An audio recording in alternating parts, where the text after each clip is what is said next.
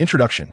This tale narrates the adventures of Nezha's son, who, in his playful spirit, ventured to steal a jug of exquisite wine from the supreme Lord Laozi. In a moment of carelessness, he inadvertently released the dark demon lord, leading to a chaotic confrontation between man and beast. Their fierce battle raged all the way to the cycle pool, disrupting the very fabric of the reincarnation path. Suddenly, a beam of golden light pierced their eyes, and in their moment of surprise, they failed to discern each other's moves, resulting in both sustaining a blow from the other. Dazed, they fell into the mortal realm for reincarnation, one wealthy and the other impoverished, engaging in a series of comical misadventures until they remembered their true identities, leading to another clash in the human world. Chapter 1. The Birth of Nezha's Son. In the heavenly court, the hall of the Li residence was eerily silent. Li Jing sat at the high seat, casually crossing his legs while lifting a teacup to his lips for a sip. On the surface, he appeared utterly composed. Yet within, tumultuous waves of excitement surged today, marked a momentous occasion of birth of a little one. He was soon to become a grandfather, and it was impossible not to feel a thrill of anticipation. Beside him, Mrs. Li wore an anxious expression, her hand tightly clutching a handkerchief, her entire body tense with worry. She fretted over her daughter-in-law, while eagerly yearning to cradle her unborn grandchild. Glancing at her husband from time to time, she grew irritated by his calm demeanor. Secretly, she chastised him countless times in her mind, lamenting the nature of men. When she bore their 3 sons, he was absent, oblivious to the hardships of childbirth, only to return as a ready-made father. Her gaze shifted to her son, who paced restlessly in the hall, concern etched on his face. She silently praised him, noting how he cared for his wife. Not only was he handsome, but he also inherited her character. Most significantly, he had quelled several calamities in the heavenly realm, earning the title of God of War from the Jade Emperor. Meanwhile, within the room, the cries of Linger grew increasingly desperate, while the medicine master gently caressed her belly, reassuring her with a smile. Every woman must endure this trial, bear with it. The child will arrive soon.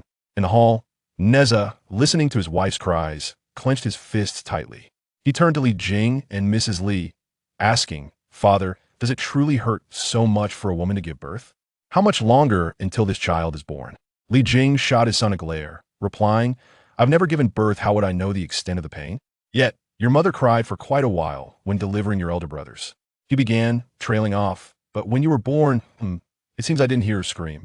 Nezha paused, questioning, "Why didn't mother cry when I was born?" Li Jing, stroking his beard, glanced at his wife with a hint of guilt.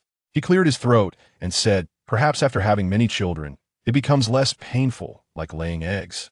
Nezha shot his father an incredulous look, retorting, "What kind of conclusion is that?" "Nonsense. I've heard that childbirth is akin to traversing the gates of hell and returning." Mrs. Li glared at Li Jing, saying, "You heartless man, have you no conscience? Were you ever present when I bore our 3 sons? You only returned to play the role of the ready-made father. And when I was pregnant with Nezha, it was even worse. For years, I faced the judgment of others, even being mistaken for a demon, barely daring to step outside. You, on the other hand, would disappear for long stretches, returning with a scowl, fixated on my belly. Your gaze was so critical, as if I were carrying a monster." At that moment, Li Jing, observing his wife's anger, glanced at his son and pretended to cough, interrupting her with a nervous laugh. "Let bygones be bygones, why bring it up now?" Mrs. Li eyed him coldly, sensing his guilt. She refrained from further comment, acknowledging that he had been quite good to their son since. Upon stepping outside, the deities praised him, lauding his valor and proclaiming he had fathered a fine son with great achievements. Li Jing, buoyed by their admiration, walked with an upright posture, his normally stoic face brightening with smiles. Nezha, fearing any discord between his parents, anxiously interjected, "Father, mother, is this really the time for arguing? I'm about to lose my mind. What is taking Linger so long to give birth?" Hearing her cries intensify, Nezha couldn't help but join in, his own cries echoing through the hall. His outburst was so embarrassing it startled Li Jing, who impatiently retorted, "What are you yelling for? Are you in pain? Do you have a toothache or a leg cramp? Others might think we're butchering a pig." Mrs. Li, unable to contain herself, burst into laughter at her son's antics, exclaiming, "Silly boy, are you trying to help me deliver a grandchild?" Nezha, embarrassed, scratched his head and replied, "Mother, it's just that I'm a bit anxious." Mrs. Li teased, "Oh, my son, who was once fearless and unruly, now shows a tender side as a warrior. I didn't see you show such concern for me when I bore you. There's a saying, once you have a wife, you forget your mother. At that moment, a loud wail of an infant filled the room, resonating throughout the heavenly realm, as if time itself had paused for a few moments. The melodious cries of the child seemed to heal the unhealed wounds in everyone's hearts. Some deities gazed towards the source of the sound, proclaiming, "This child is destined for greatness." Upon hearing the cries, the Jade Emperor and the Queen Mother emerged from the heavenly hall, gazing towards the Li residence. They exchanged a meaningful glance, each reflecting the other's thoughts and anxieties.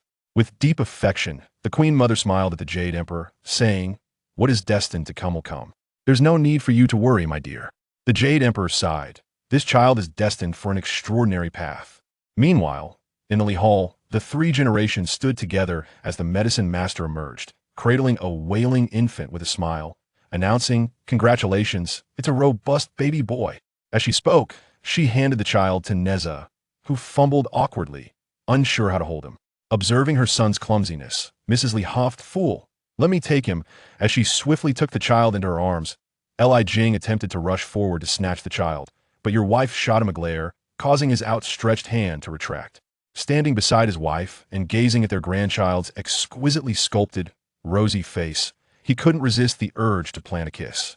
His wife, with a rather displeased tone, remarked that his beard was too coarse and might prick their grandchild. Nezha hurriedly dashed into the room, seated himself at the edge of the bed, and grasped Linger's hands, expressing his gratitude. "Thank you, my lady, for continuing the lineage of the Li family." Though Linger had just given birth and was physically drained, she mustered all her strength to respond. "Husband, this is what I ought to do." As the two exchanged tender words, a brilliant golden light suddenly illuminated the room.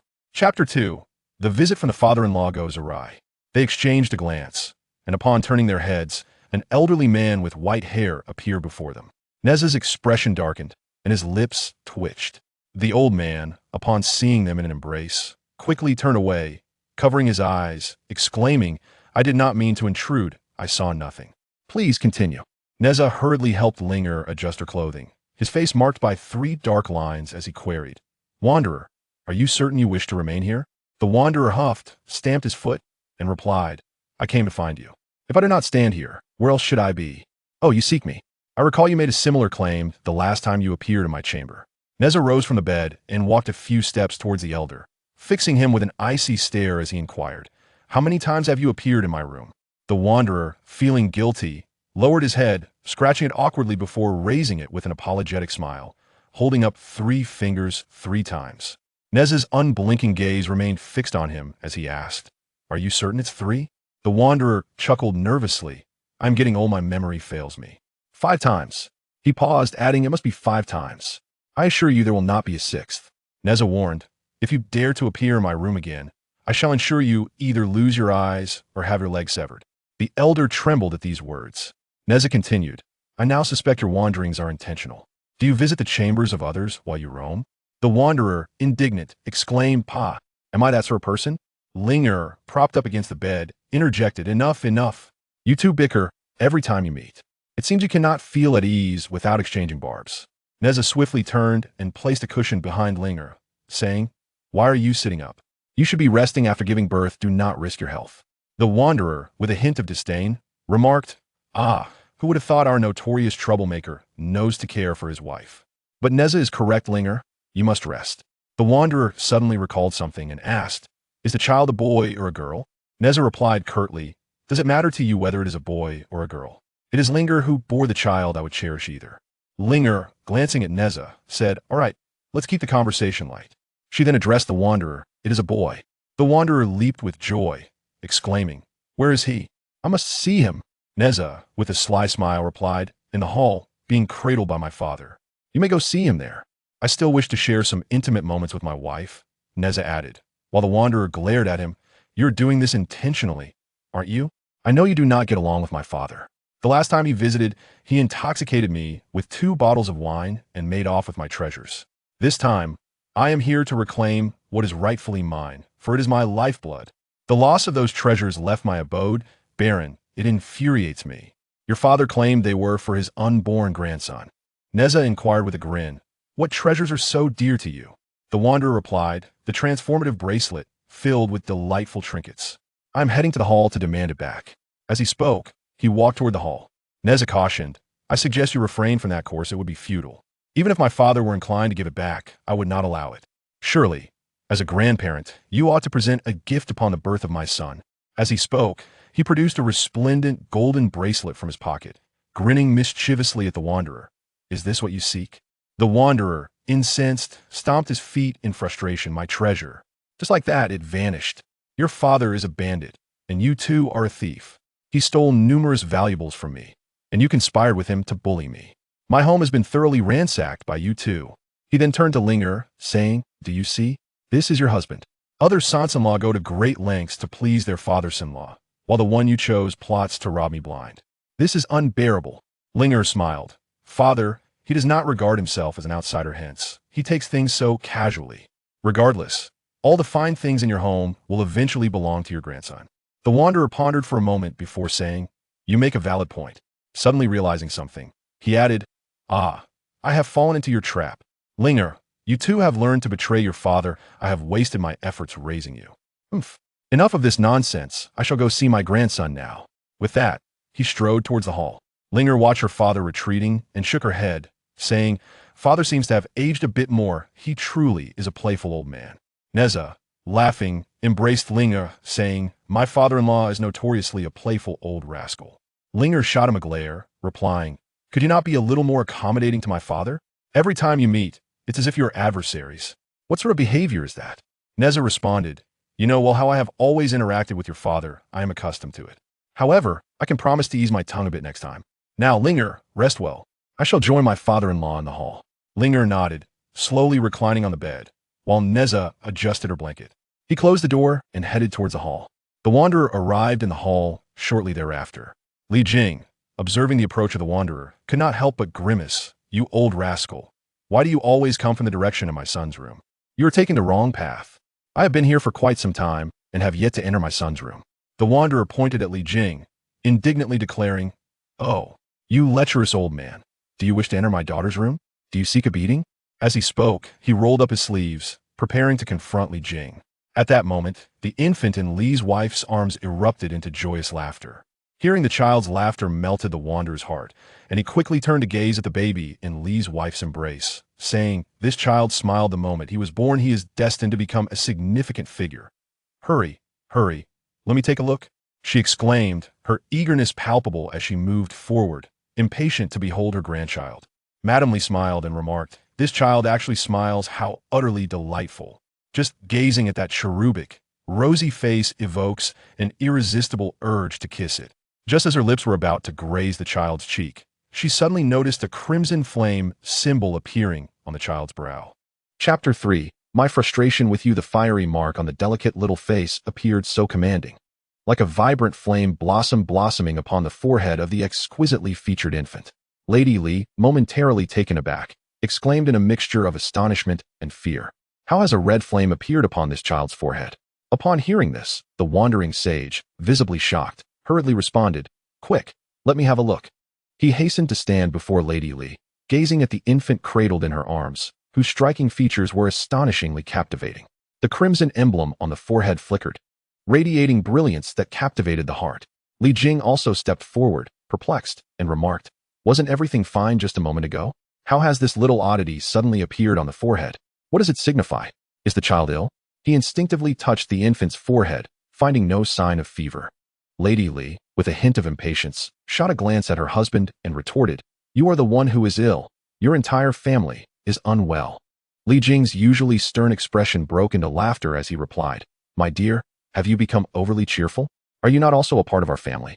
Meanwhile, the wandering sage stood contemplatively, reminiscing about the conversation he had with the Jade Emperor 5 centuries prior, where he was secretly summoned and informed of a looming catastrophe for both heaven and humanity. Anxiously, he inquired, is there no way to avert this?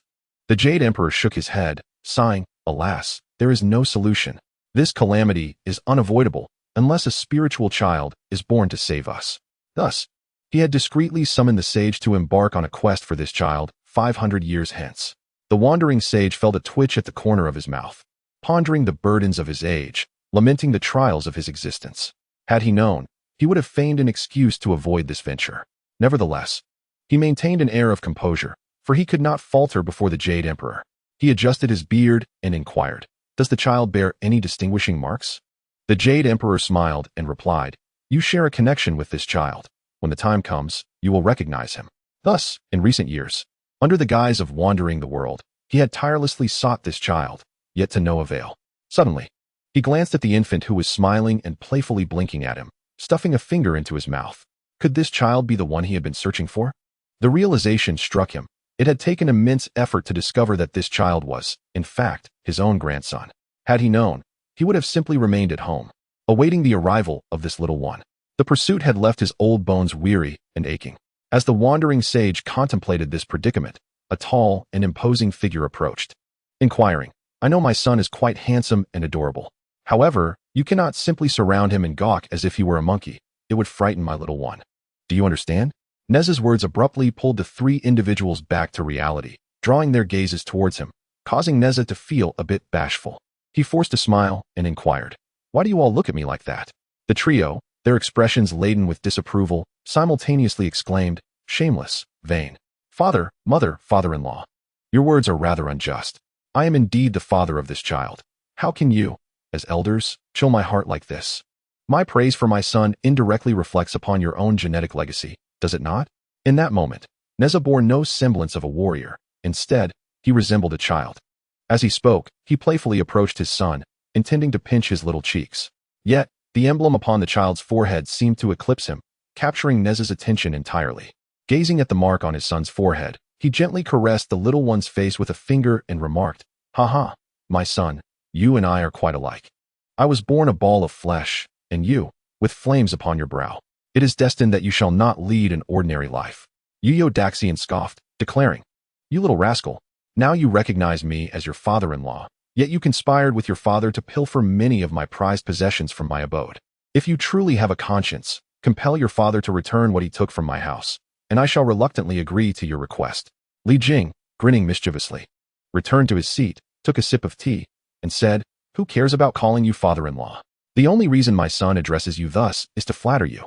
Daxian, exasperated, began pacing the hall, fuming and exclaiming, "How did I ever come to choose your family? How did I allow my precious daughter to wed your son? It infuriates me. I shall seek an audience with the Jade Emperor to address this."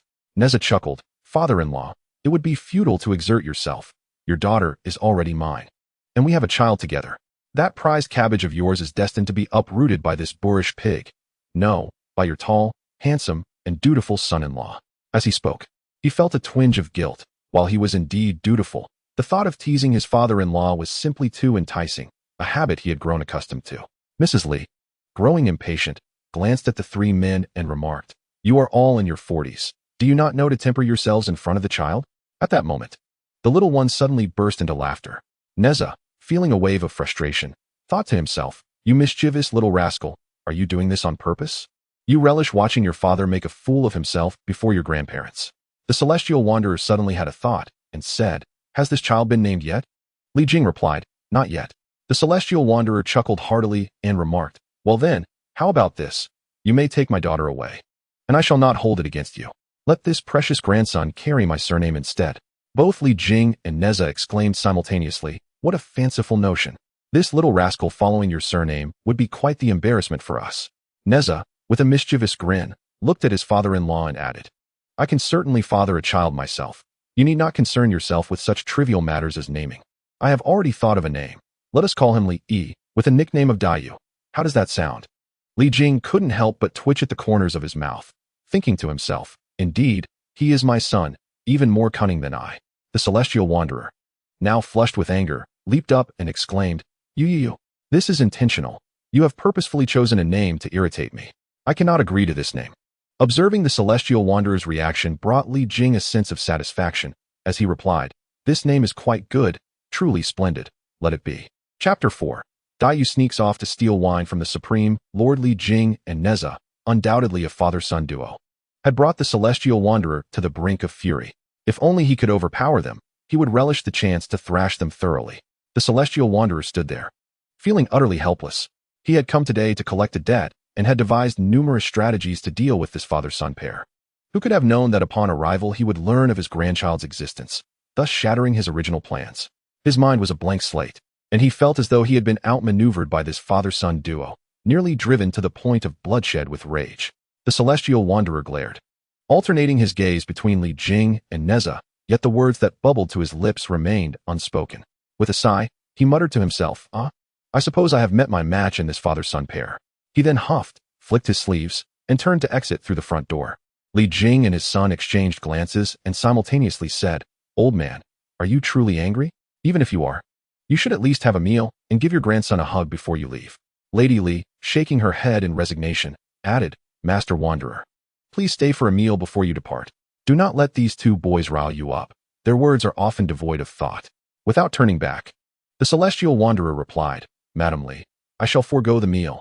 I am already full from the anger, such is a poor appetite.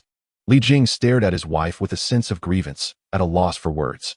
Nezha also looked at his mother, silently bemoaning, Is it not from your womb that I emerged, if I am merely a thoughtless child? Mother, how can you belittle your son in such a manner? In my heart, you are the epitome of virtue, gentle and gracious, a loving wife and mother.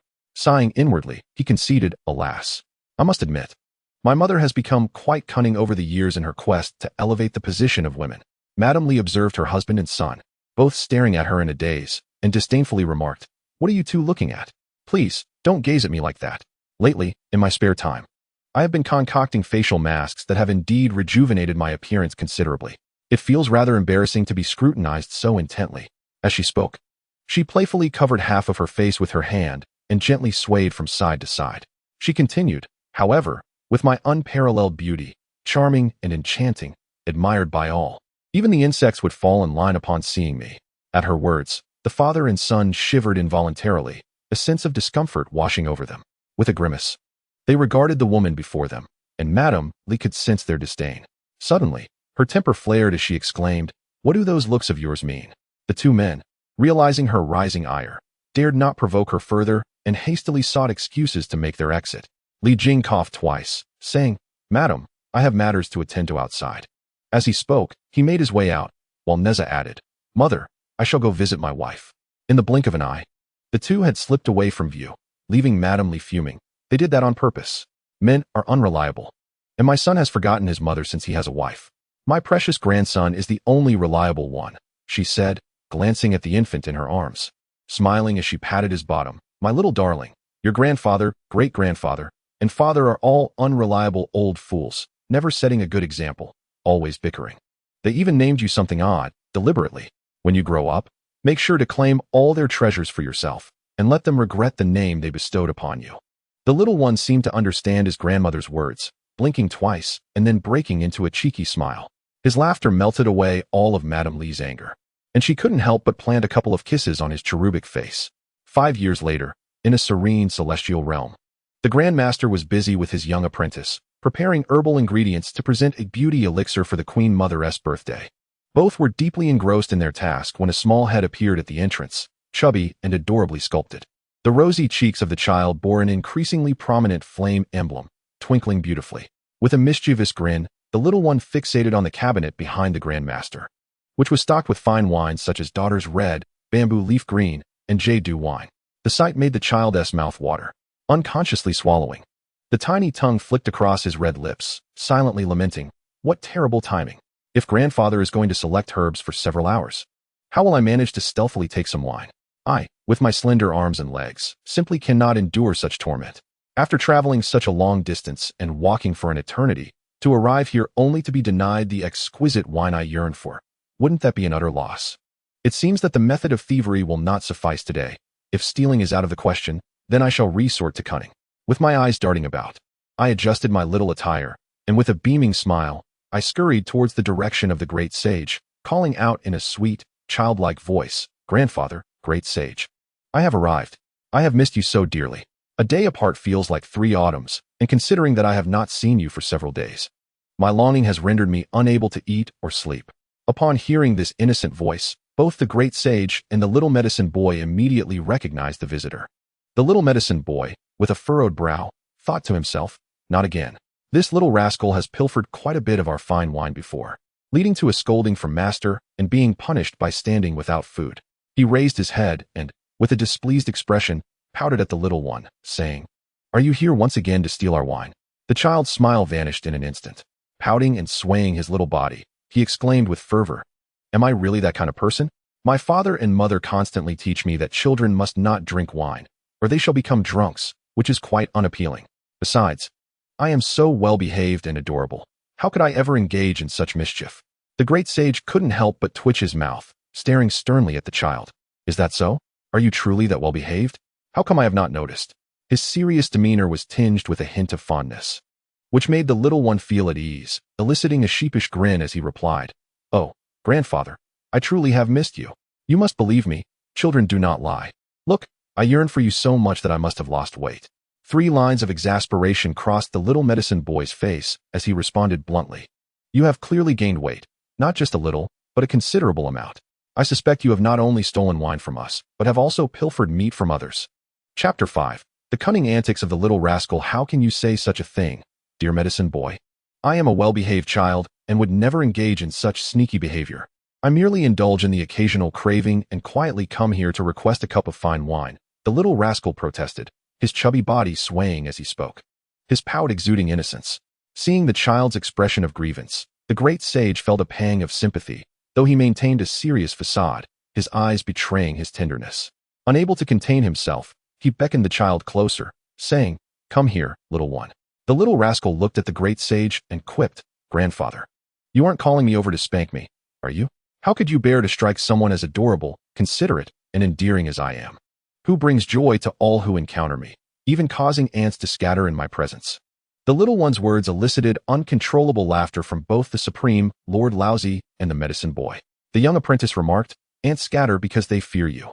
Indeed, apart from ants, there was that instance when a small mouse pilfered your belongings and you hung it upside down for 3 days and nights. I dare say, mice will think twice before seeking a meal at your abode again. Furthermore, I recall, when you were merely 2 years old, a toad ventured onto your bed, and you held it, muttering to yourself for quite some time. I assumed you had befriended the toad. When you inquired whether it was male or female, I casually replied it was female, and you used your magic to secure it in your bathing area, forcing it to witness your bath, much to its distress. A couple of days later, you took it to others, and when someone jokingly suggested it was male, you affixed it high on the wall of the bathing pool of the 7 fairies, compelling it to observe their bathing. Inevitably, the toad could not contain itself, and while the sisters bathed, it fell, sending them scattering in fright. Consequently, the iron sweeper reported the incident, and one of the sisters caught you, punishing you. Have you forgotten? You expressed disdain, pouting and staring at the medicine boy, saying, "Brother, why do you always add fuel to the fire? Is there a grudge between us from our past lives? Besides, I was just a child then. Lord Laozi, did you not see him bullying me? You did nothing to intervene. My tender heart was wounded." The supreme Lord Laozi replied, "Are you unaware of your own mischievousness? Enough, enough. We have important matters to attend to. Do you know why you are here? Is it not simply to drink?" You and the medicine boy exchanged sly grins, declaring, "Indeed. Grandfather understands my heart. It is you who cares for me the most." Laozi looked at the little one and said, "Cease your prattling. To be frank, I have a strong desire to spank you, yet I cannot bring myself to do so."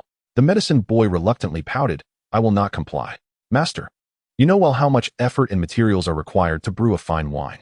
Just gathering the ingredients alone has worn my feet down. I rise before dawn to collect floral dew. It is no easy task. Moreover, he treats our place as a marketplace, coming and going as he pleases, and shows no mercy when pilfering our finest wines." The supreme Lord Laozi stroked his beard and remarked, "Look at this little one, so greedy. Very well. As the elder brother, you should indulge him a little." The young apprentice, pouting with reluctance, found himself torn between disobedience to his master and his own unwillingness. With a heavy heart, he retrieved a flask of fine wine from the back cabinet and handed it to the little one. Upon receiving the exquisite bottle, the child's eyes sparkled with delight. The fragrant aroma wafting from it seemed to awaken the very spirit of the wine within him. The moment he grasped the flask, any semblance of grievance evaporated. He quickly expressed his gratitude, saying, "Thank you, Grandpa. I shall take my leave now," and with that, his small figure darted away, vanishing from sight. Laozi, shaking his head and stroking his beard, sighed with a chuckle, remarking, "This little rascal is becoming increasingly cunning, his acting skills improving by leaps and bounds." Alas, I find myself all too easily ensnared by his ploys. As the child strolled amidst the swirling petals of peach blossoms, savoring the delightful wine, he gazed upward at the dancing blossoms and mused, why is it that every time I drink, these floating petals seem so enchanting? It's as if I inhabit a celestial realm, a paradise all to myself. The wine is exquisite, yet it is somewhat lacking. Today, I cleverly obtained this for myself. Lost in his reverie, he unknowingly arrived at the divine platform, where the iron sweeper immortal was diligently sweeping the ground. Suddenly recalling the words of his elder brother, the apprentice swiftly darted up into a nearby tree, concealing the wine bottle within his embrace. Chanting a spell, he commanded, transform. Instantly, several small stones materialized. Seizing one, he hurled it towards the iron sweeper's rear. The immortal yelped in surprise, turning around to inspect his surroundings, finding no one in sight. Could it be a ghost? He pondered, scratching his head before continuing with his sweeping. From his perch in the tree, the child stifled his laughter, inwardly mocking. This is what you get for your mischief and for reporting me. You are hardly a paragon of virtue. I believe in retribution, and that is my principle. With that, he picked up another stone and aimed it at the back of the iron sweeper's head. The iron sweeper, clutching his head, exclaimed, who dares to be so blind? Step forward and face me. Do not hide in the shadows. The child, with a huff, leaped down from the tree, declaring, oh, so you are aware of mischief now? Over the years, how many underhanded tactics have you employed against me? Not only have you reported me, but you also sneakily drank wine from Grandpa Laozi, claiming it was stolen by me to give to you. At your age, do you have no sense of shame? Your face is thicker than a city wall. With hands on his hips, he pointed accusingly at the iron sweeper, exclaiming, shameless. This infuriated the iron sweeper, turning his face crimson as he retorted, you again. You wretched child, born of parents, yet lacking proper upbringing. Did I owe you something in my previous life? Your troubles are of your own making. I was once a great general beside the heavenly marshal, but when you were just over a year old, at the Queen Mother's peach banquet, you knocked over the wine as I passed by. You, unable to speak, pointed at me, blaming me for your folly. As a consequence, he was transformed by the Jade Emperor into a mere sweeper, and he pondered who he had offended. With a nervous air, he muttered to himself, well, it was not my intention, I was merely jesting with you. Why must you take it so seriously? The little one believed his words constituted an apology to the iron sweeper, unaware that he was merely adding fuel to the fire. Enraged, the iron sweeper brandished his broom, exclaiming, are you joking about others' futures? This little brat thinks he can act with impunity because of his formidable father. Do not presume that I am one to be trifled with. The small one, with a puffed cheek, retorted, you insulted me just now, and I chose not to retaliate. Yet, you dare to call me a little bastard? No one has ever spoken to me in such a manner. You are the true bastard. Your entire family is a lineage of bastards. Looking for a fight, are we? Bring it on, for I fear no one. If I do not deal with you today, it would be a disgrace. With that, a golden whip materialized in his hand, adorned with barbs, promising no mercy upon contact. Chapter 6. The iron sweeper was sent soaring by the little one's strike. As he spoke, he swung the shimmering whip toward the iron sweeper, resembling a golden serpent poised to devour him whole. The iron sweeper, unwilling to allow such a youngling to act so brazenly, dodged the incoming attack, causing a massive crater to form in the ground. Startled, the iron sweeper trembled slightly, exclaiming, I never anticipated such strength from a mere child. Have you been consuming strength-enhancing pills? The little one, with a fierce huff, flicked the whip onto the ground and declared, enough chatter, old man. Infuriated by this insolence, the iron sweeper stamped his foot in frustration. Who do you think you are? Just because your father is Nezha, do not assume you are beyond reproach. Today, I shall teach you a lesson on behalf of your parents. With that, the two clashed, their weapons emitting brilliant golden light amidst the fiery sparks of battle. However, the little one, at merely 4 years of age, stood no chance against the seasoned iron sweeper, who boasted a history as a fierce warrior alongside the marshal of the heavenly canopy. In a matter of moments, the little one was knocked to the ground, and the iron sweeper was poised to pin him down and deliver a painful lesson. Just as he reached to restrain the child, the little one flashed a mischievous grin, causing the iron sweeper to momentarily lose focus. He thought to himself, this cannot be good. I have heard tales of this child's cunning tricks, and many have fallen victim to his schemes. Suddenly, a fan appeared in the little one's hand, vibrant green with golden edges, unmistakably a treasure. As the iron sweeping immortal regained his senses, he noticed the fan in the little one's hand, and his heart skipped a beat. How did the Princess Iron Fan's banana leaf fan end up in your possession, young one? The child, with a face full of disdain, replied. Is it not permissible for me to have it? I won this during my last visit to play with little Nyo at his home. After a wager with an iron fan, I have yet to test whether this fan possesses the legendary powers they speak of. I have heard that a single flap could send a person flying 18,000 miles away. As he spoke, he waved the fan gently, demonstrating its potential. At this, the iron-sweeping immortal felt a chill run down his spine and waved his hands dismissively, saying, "Young one, I was merely jesting. How could I possibly strike you? You are the darling cherished by everyone in the heavenly realm." He attempted to downplay his earlier words, but the child, puffed up with indignation, spat a bubble onto the ground and retorted, "Pa, with your pathetic demeanor, you dare to claim the title of my uncle? You should take a good look in the mirror to see if you even deserve it." The iron-sweeping immortal silently scoffed, thinking to himself that had it not been for the treasure fan in the child's grasp, he might have feared being flung into the far reaches of the heavens. Today, I must deal with this insolent brat. How is it that a hero of a millennium finds himself in such a predicament? What kind of day is this? I have never before surrendered to a wet-behind-the-ears boy, let alone in such a pitiful manner. Yet, maintaining an outward calm, he smiled and said, "Dear little one, your words are rather unkind. Such speech lacks civility. A child must learn some manners, for that is how one earns affection from others. Look at yourself now. You resemble an angry little bull. Anyone who sees you would wish to flee. Is there not a saying that goes, 'Only those who can charm will receive sweets'?" The child fixed his gaze upon the iron-sweeping immortal, as if attempting to see into his very soul, and declared, "You were not speaking so when you first encountered me. Do not think I am oblivious to your thoughts." As he spoke, he began to murmur an incantation. Gradually, the fan in his hand began to grow larger, causing the iron-sweeping immortal's pupils to constrict in alarm. Realizing the danger, he attempted to flee.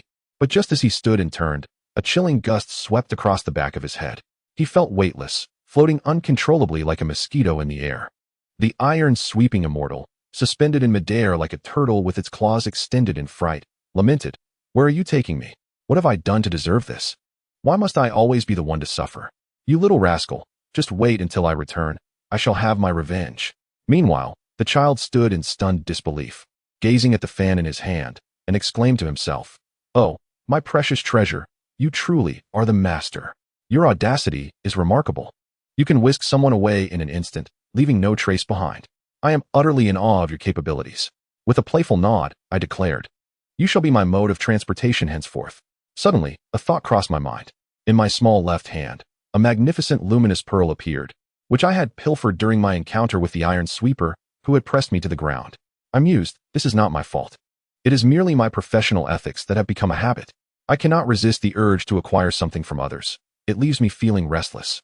I remarked to the little one, "You are unaware of the origins of this treasure." Indeed, this sizable pearl was recently stolen from the 7 fairies' abode, while the iron sweeper, in a moment of desperation, offered to help with their cleaning, seizing the opportunity during their dance rehearsals. The 7 fairies possessed numerous exquisite items, gifted by various deities as well as their royal parents. Thus, it went unnoticed for quite some time. After ensuring no one was around, I patted my small chest, feeling a sense of relief, and said, I was terrified. Thankfully, no one witnessed this. Otherwise, I would have faced repercussions. It would have been quite a disaster. Nevertheless, my spirits were lifted today. This individual has long deserved a reckoning, and today, I managed to settle the score while also acquiring a little something for myself, a fitting tribute to my name. Glancing at the fan in my hand, I pondered. As for you, I must devise a plan to ensure you remain forever within my grasp. Truly, the Iron Fan Auntie is rather stingy. Is it not just a fan? She hesitates to part with it, claiming it is her lifeline, her magical artifact. At worst, I could exchange it for another weapon next time. However, this child's thoughts are rather naive. Should the Iron Fan Princess relinquish the fan, she would be surrendering a significant part of herself. No, indeed. It would be her very essence. This notion is far too simplistic. I looked up at the sky, sensing trouble, and muttered, oh dear, if I do not return soon, I shall face dire consequences. Chapter 7. The Iron Sweeper followed the tiger spirit into the 3 caves. After finishing my thoughts, I vanished in a flash of golden light, soaring towards the Lee residence. Meanwhile, the Iron Sweeper, having flown for a quarter of an hour, plummeted from the sky, landing heavily on the ground, sprawled in disarray. Ouch! My backside is in agony, he lamented, feeling as though his bones were no longer his own. Where am I? That little rascal will pay dearly when I return. Suddenly, a realization struck him. He reached into his pocket and cried out in despair, oh no, The treasure I painstakingly acquired has been stolen by that little scoundrel. All my efforts have been in vain. You are my nemesis. Whenever I encounter you, misfortune surely follows. Iron Sweep Immortal gently stood up, cradling his rear, and mused to himself, I must devise a way to return. He glanced around, and his gaze fell upon a figure clad in a black cloak, moving purposefully in one direction while occasionally glancing back, as if to ensure he was not being followed. The demeanor was unmistakably that of a thief, causing Iron Sweep Immortal to ponder, how curious. There are no villages or inns nearby. Who could this be? Could it be a robber? However, it matters not, for my belongings have already been taken. Quietly, he trailed behind, contemplating the potential treasures he might acquire. As delightful visions of riches danced in his mind, he followed the figure for a while. Initially distant, he now discerned that the figure was none other than an incomplete tiger spirit. Good heavens! It did not even have the courtesy to announce its presence and prepare me for such a fright, he thought. Although I am a celestial being, even I am not immune to such shocks.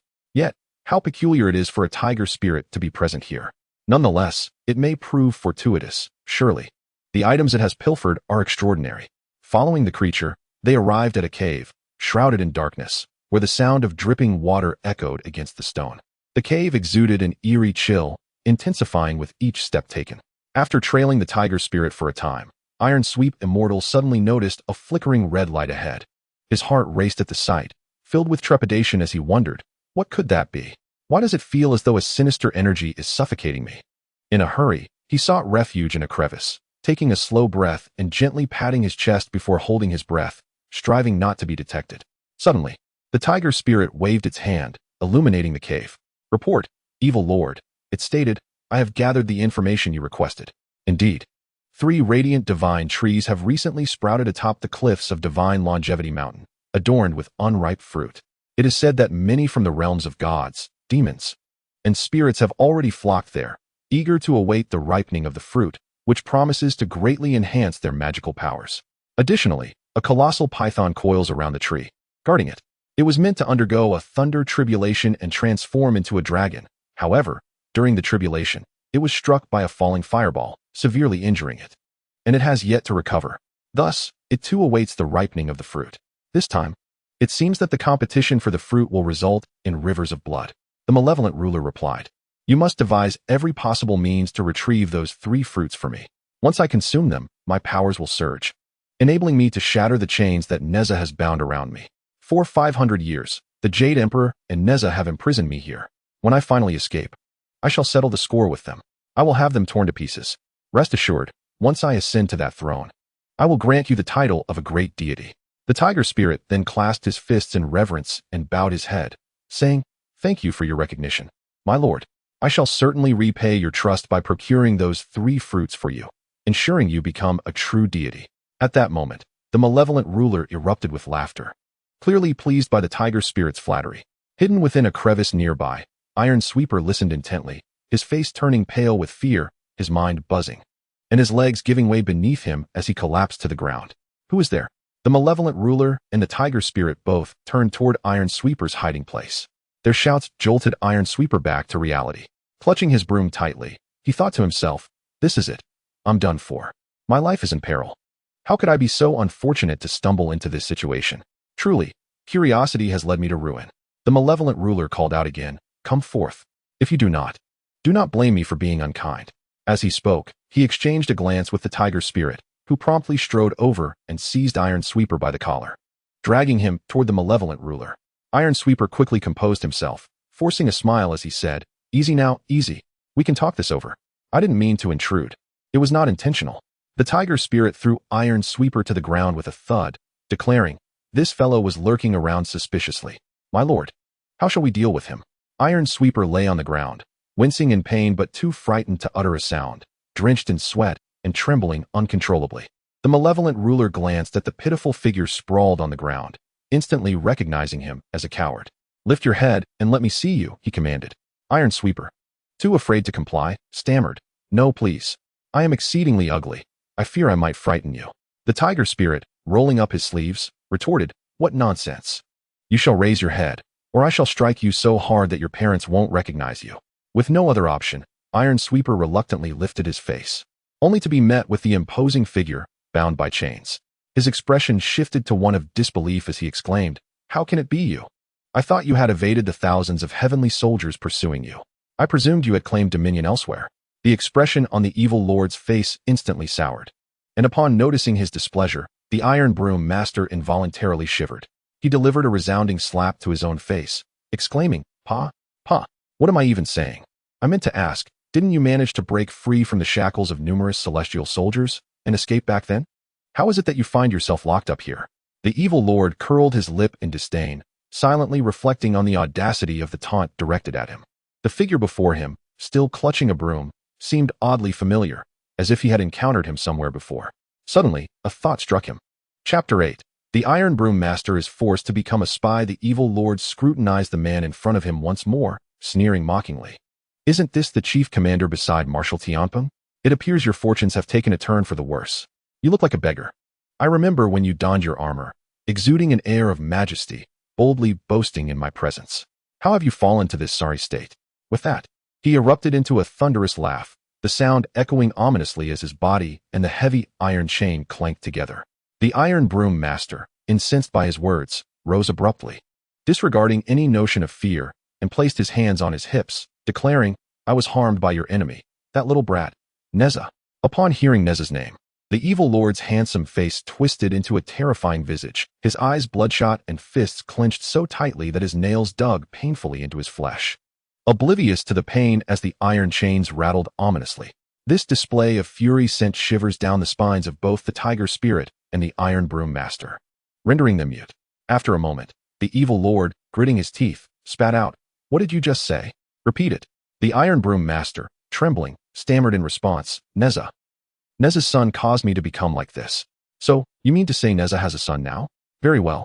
He has confined me here for countless years in darkness while he revels in a carefree existence, even having a son." The Iron Broom Master, stoking the flames of the conversation, added, "Nezha is quite formidable now, commanding respect in the divine realm. None dare provoke him. He has even been bestowed the title of War God by the Jade Emperor. His son, riding on his father's coattails, causes trouble in the heavenly court, looking down on everyone and ensnaring them in his schemes. Look at me, reduced to this state, all thanks to him." As he spoke, he slowly turned in front of the evil lord, revealing his tattered clothing, which barely concealed his modesty, while his hair stood on end, resembling a bird's nest adorned with leaves, an utterly ludicrous sight. The evil lord, witnessing this spectacle, remarked with evident disdain, "You, a valiant warrior, once unafraid of battle, now cower before a mere child? Truly a coward." Listening to the mocking words of the evil lord, the iron-sweeping immortal felt a profound bitterness in his heart. His face, contorted in grievance, resembled a wrinkled gourd. He helplessly patted his hands and said, "You have no idea that the little rascal has acquired a remarkable treasure. This treasure is extraordinary. It can manifest numerous divine artifacts and even absorb treasures from the hands of others into its own realm. It was obtained by his father from the wandering immortal through devious means. By the way, the wandering immortal is also the father-in-law of Nezha.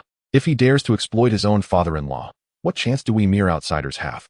The evil lord cast a glance at him, snorting disdainfully, "Incompetence is still incompetence. Do not make excuses for yourself. How did you end up in our cave?" The iron-sweeping immortal, with a face resembling a bitter melon, elongated his features and spoke in a voice devoid of confidence. "I came here solely because of that little brat. I don't know when he stole the banana leaf fan from Princess Iron Fan. When we fought, unable to defeat me, he resorted to underhanded tactics. With that fan, he sent me straight to you, and even now, I feel a shiver down my spine recalling how swiftly it happened, like lightning. It infuriates me. I truly wish to slap him to the ground, so much so that even a dung beetle wouldn't recognize him." The evil lord interrupted him with a sinister smile and inquired, "How much of our previous conversation did you hear?" The iron-sweeping immortal quickly caught on and feigned ignorance. "What were you discussing?" "I didn't hear a word." He added, digging into his ears with his fingers, "My age is catching up with me. My hearing isn't what it used to be." The evil lord chuckled coldly and said, "Tiger spirit, step aside. Attend to the matters I assigned you promptly." The tiger spirit clasped his fists in response, "Yes, evil lord," and promptly exited. With the tiger spirit gone, the cave fell silent, leaving only the iron-sweeping immortal and the evil lord. Suddenly, the evil lord emanated a formidable pressure, his gaze as cold as ice, filled with murderous intent, and asked, "Speak, how do you wish to meet your demise?" Upon hearing this, the iron-sweeping immortal's legs weakened, and he knelt on the ground, hastily pleading, "Evil Lord, spare me. I assure you, I will not divulge a single word of what I have heard today." He raised his hand, swearing to the heavens, "If I let anything slip, may I meet a most wretched end." The evil lord scrutinized him, contemplating how this individual could be of use. Considering he had been trapped here for so many years and was utterly oblivious to the current state of the heavenly court. The evil lord's penetrating gaze seemed to peer into the very depths of the iron-sweeping immortal's soul, causing him to feel a chill run down his spine. Suppressing his unease, the iron-sweeping immortal forced a smile and mumbled, "Evil Lord, please do not look at me so intently. Those unaware might think you have some peculiar fascination." The evil lord, unable to suppress a twitch at the corner of his mouth, replied, "Do you truly believe I would take an interest in you? Such a notion is ludicrous. However, I do wish for your assistance in elevating my status." Iron Sweeper, shaking his head and waving his hand, said, "I cannot dare to do this." He thought to himself, "Isn't this courting death? Why should I become the sacrificial pawn while you all aspire for power? I refuse to comply even in death. Oh heavens! This is akin to leaping into a fiery pit." Summoning a strained smile, more grotesque than tears, he declared, "I am merely a humble sweeper, a minor deity of sorts. Entrusting me with such a glorious yet formidable task will only lead to disaster. You should seek someone more capable." With that, he turned and fled towards the cave's entrance. Suddenly, a crimson light emanated from the hand of the malevolent lord, pulling Iron Sweeper towards him. Iron Sweeper felt an uncontrollable force drawing him backward, his heart racing as he tightly shut his eyes, desperate to escape the cave, yet utterly unable to command his body. "Oh no, this time, I am truly finished. Doomed to perish. I haven't even married yet. My luck has plummeted to the depths." As soon as the thought crossed his mind, he found himself beneath the palm of the evil lord, who gritted his teeth and said, "You wish to flee? What audacity! I will end you." Iron Sweeper sensed an overwhelming pressure bearing down on his chest and soon spat out a mouthful of blood. "Please, don't kill me, evil lord. I'll be your informant," he pleaded. The evil lord gradually retracted his hand and said, "Now that is more acceptable." Suddenly, with his other hand, he infused Iron Sweeper with a surge of power, causing excruciating pain to ripple through his body. Chapter 9. The little one discovered by her mother. Iron Sweeper fell to the ground in agony, beads of sweat cascading down his face as he exclaimed, "Spare me, evil lord. I have already promised to be your insider. Why must you still seek my demise?" The lord retorted fiercely, "Hush. Focus your mental energy." Drawing upon his last reserves of strength, Iron Sweeper slowly sat up, crossed his legs, and, enduring the sharp pain coursing through him, concentrated all his mental energy. A radiant red light enveloped him.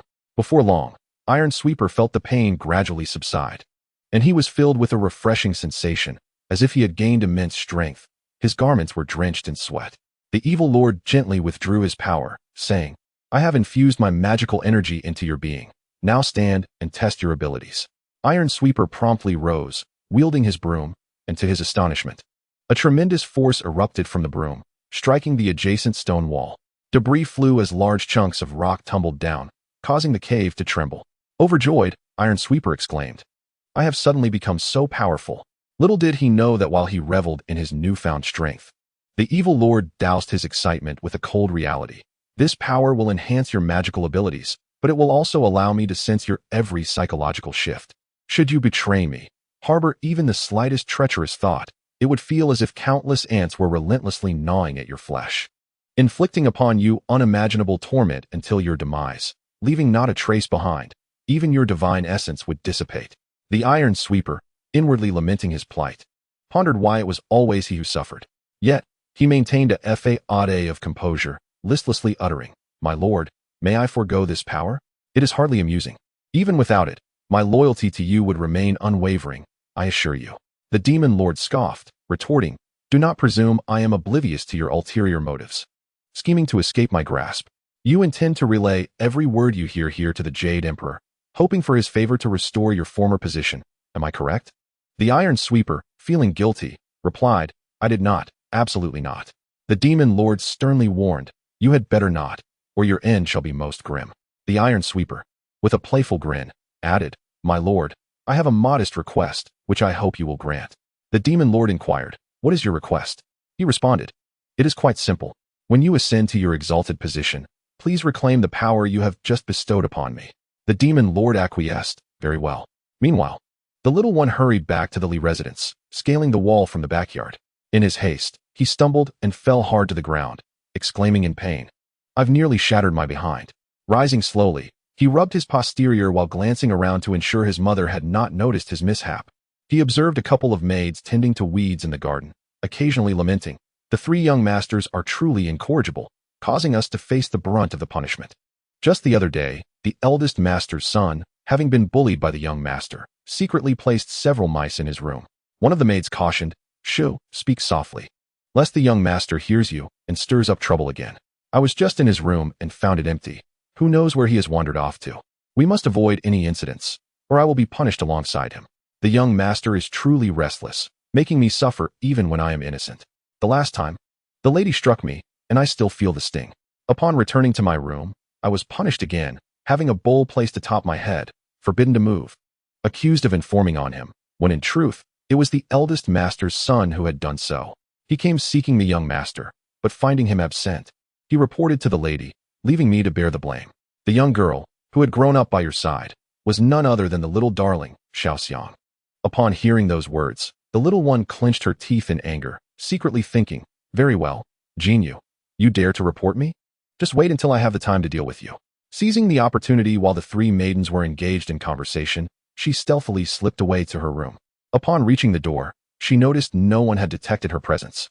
Exhaling a sigh of relief, she patted her small chest and muttered, "That scared me to death. I thought I would be discovered by my mother upon my return. I must say, I executed this secrecy rather well. I mean, with a clever child like me, how could I always be caught by my mother? Even if she did find out, I would concoct a splendid lie to placate her. After all, this woman is getting older, and with menopause upon her, a bit of grumbling is entirely normal." Inside the room sat a woman clad in a flowing white dress, her beauty transcending description. With her legs crossed and a graceful demeanor, she slowly poured herself a cup of tea. Just as the tea reached her lips, she heard the little one exclaim, "Mother is as fierce as a tigress. What sort of young lady would have a mother like hers, truly lacking in decorum?" The child then coughed twice and feigned a delicate tone, saying, "Husband, would you like some tea? Have you eaten well? Are you warm enough? Be good, my dear. If you make mistakes, you must learn to correct them. Next time, do not misbehave, or mother will spank you. But remember, mother loves you." To be fair, the little one's voice was quite convincing, and she performed her role rather well. The person inside, listening to the small figure's antics pressed against the window, felt a pang of concern for her son's future. The little one pouted, declaring, "Other mothers merely scare their children. They wouldn't truly strike them. My mother grabs me and spanks me without mercy at all. I must discuss with father about replacing this mother. If not, at least find me a stepmother, preferably one more beautiful, gentle, and virtuous, who can cook well and will speak kindly on my behalf when I make mistakes." Yes, that is the plan. Upon hearing this last remark, Ling Er, who had just taken a sip of tea, suddenly spewed it out. "Oh, you little rascal. Contemplating a stepmother for yourself. You truly care for your father." A mischievous smile crept across her face as she thought, "Let us see how I deal with you today." As she contemplated what else the little one might say, she was taken aback when he suddenly stopped speaking, gently opened the door, and just as he turned to close it, a sudden realization hit him. He quickly glanced towards the stool by the table, his eyes widened, and his hair stood on end as if in two small braids. Forgetting everything else, he covered his mouth with both hands. Silently, I thought to myself, "Oh no, this is truly disastrous." What was that saying? If one does not seek danger, one shall not perish. Chapter 10. The little one faces punishment. And father shares in the consequence. Linger leisurely sipped her tea and remarked, "You little rascal, what kind of expression is that upon seeing your mother? She is not a ghost to frighten you." The little one quickly replied with a cheeky grin, "How could that be? My mother is a celestial being, and indeed, she is the most exquisite fairy in all of the heavenly realm. My father is the most fortunate man. I do not know what means he employed to stand out among thousands, no, millions of handsome gentlemen, to win the heart of such a stunning beauty. No, I misspoke. I meant to say he married her." Upon hearing her son's flattery, Linger felt as though the choice of words was somewhat inappropriate. An image formed in her mind. Her husband donned in a diaphanous gown, dancing fervently in a brothel, his demeanor both pitiful and bashful, evoking a profound sense of sympathy. Meanwhile, she envisioned herself as a dashing, ethereal figure, radiant beyond compare, gracefully wielding a fan, approaching her husband, lifting his chin to examine his visage. Not bad at all, my dear. Is anyone present? I shall claim this top performer." Her husband, gazing at her with a delicate expression, replied, "Young master, I am grateful for your appreciation. In this lifetime, I shall serve you faithfully, without a hint of complaint." Linger was completely absorbed in her fanciful thoughts, laughing heartily, devoid of any semblance of a refined lady. The little one shook his head in resignation, observing his mother, and sighed internally. "Alas, my mother is indeed vain.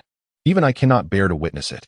While others harbor malice in their hearts, my mother's folly resides in her mind, perhaps imagining my father as a beauty, while she envisions herself as the elegant gentleman. Where is the semblance of a well-bred lady in that?" Little did he know, his father had long been standing behind him, eavesdropping on the mother and son's exchange. With a face full of exasperation, he shook his head helplessly, pondering that this mother-son duo had indeed been spoiled by his indulgence, brazenly speaking ill of him and weaving fanciful tales in their minds. As the little one watched his mother laugh heartily, he thought to make his escape. If not now, when? He decided to hurry to his grandparents, hoping to charm them into speaking favorably of him before his mother, in hopes of receiving a lighter punishment. Lost in thought, he inadvertently took 2 steps backward, colliding with a warm ankle. Turning around, he discovered it was his father.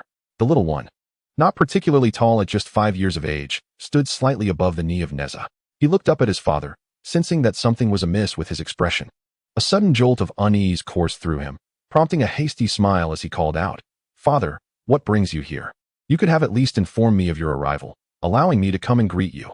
Nezha, with one hand stroking his chin, wore a mischievous grin and remarked, "Do you still hold me in your heart, dear father?" The little one, upon seeing the smile on his father's face, realized that the conversation he had just shared with his mother had not escaped his father's ears. "Alas, my father and mother are indeed a perfect match. While others may boast of pairs forged from talent and beauty, my parents resemble a tiger and a lion, a union that seems to defy familial norms. I pity myself for having been born into this life." Yet, outwardly, he maintained an adorably naive demeanor, striving to appear as charming as possible. With a feigned air of grievance, he retorted, "Father, your words are quite misguided. How could I not harbor thoughts of you? Day and night, you occupy my mind. Even during meals and nature's calls, I think of you. Isn't it said that absence makes the heart grow fonder? A single day without seeing you feels like an eternity. Just moments ago, I was discussing you with mother." The little one remained blissfully unaware that his well-rehearsed antics to garner affection from his parents had lost their charm. At that moment, Nezha fixed his gaze on the child, unwavering, and inquired, "Are you certain you spoke well of me to your mother?" Linger, overhearing the exchange between her son and husband, regained her composure, feeling a pang of guilt as she awkwardly coughed into her fist, attempting to shift the topic. "Come here, you rascal. Now tell me, where did you cause trouble today?" As she spoke, a slender vine appeared in her hand, glimmering with a golden hue, promising a painful sting upon contact. The little one, frightened, involuntarily squirmed, and in a bid to quell his mother's ire, he hurriedly knelt before her, exclaiming, "Mother, dear, I haven't caused any trouble. It was simply too stifling at home, and since you wouldn't let me play outside, I quietly slipped away for some fresh air." Suddenly, Linger caught a whiff of something peculiar emanating from her son, a distinct scent of alcohol. Her anger surged.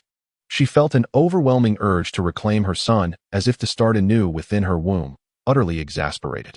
The little one, trying to conceal his misdeeds from his mother, held his breath, his cheeks reddening. Linger admonished, "Ah, so you've been sneaking away to steal wine from your grandfather, have you? You mischievous child. Learning to drink at such a tender age. What will become of you when you grow up?" With each word, she wielded the vine toward his backside. The little one, struggling to catch his breath through his tears, pleaded, "Mother, I promise I won't do it again. Please don't be angry, forgive me." Nezha, watching his son endure punishment, felt a pang of sympathy and interjected on his behalf, "Linger, the child is merely a bit mischievous. A few light taps for discipline will suffice. Don't let this trivial matter upset you, for it would pain me greatly to see you distressed." The little one listened as his father pleaded on his behalf, sensing that something was amiss in his words. Suddenly, a thought struck him, and he inwardly berated his father for such a misguided attempt. With a sigh, he remarked, "Father, you truly are rather foolish, unable to articulate your thoughts properly. Are you not merely adding fuel to the fire? Not only can you not save me, but you also drag yourself into the mire." The child's intuition proved correct. Linger, upon hearing her husband's words, was consumed with indignation. She glared at him and retorted, "Isn't it you who indulges him? You give him everything, even allowing him to drink wine." Nezha, feeling wronged, replied, "Wife, have I offended you in any way? I believe I have not spoken incorrectly. As he spoke, he scratched his head, perplexed. In her fury, Linger brandished a wrought tin stick and struck at Nezha. Nezha, not foolish enough to remain still while his wife lashed out, swiftly turned and fled to their courtyard. Linger exclaimed, "Oh, you dare to run? Just wait until I break your legs." She pursued him, wrought tin stick in hand. Chapter 11. The father and son were dragged to the ancestral hall of the Leaf family by Linger. Watching his parents retreat, the little one quickly wiped away the tears from the corners of his eyes. Slowly, he rose and approached the table. Taking a sip of the tea his mother had just drunk, he sighed, "Alas, it is truly not easy being a baby. I had been on the verge of tears for so long, nearly unable to cry, because I could not find a reason to feel sorrow. Thankfully, I suddenly remembered the iron sweeper master whom I had sent flying. Alas, this is not my fault. Who told you to bully me? At your age? You ought to be more mature and not squabble with a child. I lost control for a moment and thus sent you flying. You probably sustained injuries from the fall. I reckon you might even have perished. May you rest in peace. My ability to cry for you stems from the fact that, despite your advanced age, you have no descendants to mourn you. No need to thank me. It is simply my duty." If the distant iron sweeper master were to hear the little one's words, he would certainly be infuriated. The child continued, "After all, this is the first time I have mourned for an adversary who bullied me. Consider it an honor. Most importantly, the small animals I have bullied have all come to mind, and I have shed tears for them when I erred. Truly, I cannot think of any other reason to weep. If others were to learn that you, a fully grown person, perished without a tear from me, especially after I had bullied you, wouldn't that imply that your demise was less than that of a mere beast?" Indeed, this little one exhibited a certain dark wit, even chastising the deceased. With another sigh, he concluded, "Very well, since you have already passed, I shall not hold it against you any longer. Indeed, my tears were prompted by thoughts of you, and I suppose this can be regarded as my apology." Suddenly, a thought struck me. I whispered to myself, perhaps I should seize this opportunity to find grandmother while my dear parents are engaged in their playful banter. Otherwise, once mother realizes my absence, I might find it impossible to escape. As soon as my little foot crossed the threshold of the room, a distant cry pierced the air. Oh dear, my beloved, I acknowledge my mistakes. Release my ear, for you might twist it beyond repair." I tilted my head and beheld mother tugging at father's ear, leading him toward me as if she were guiding a pig to the slaughterhouse. Father's cries were utterly pitiful, a sight most tragic indeed. Suddenly, 3 dark lines appeared across my face. I must not allow myself to be bullied as my father is. Alas, it is truly lamentable that a wife does not instruct her husband in his failings. A grown man, after all these years, has shown no growth. What a disgrace. Should I ever find a wife, I shall ensure that she is as gentle and obedient as a beauty from the western regions. Oh no, mother and father are approaching. I hastily ruffled my hair and smoothed my clothing, striving to appear as pitiable as possible.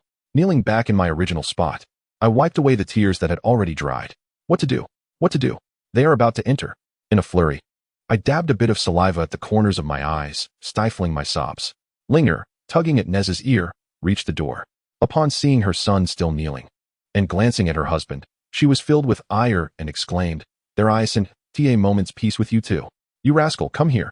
The little one shuffled over to Linger, plaintively calling out, "Mother, you too follow me," she commanded, simultaneously pulling at both their ears as they made their way to the Lee family ancestral hall.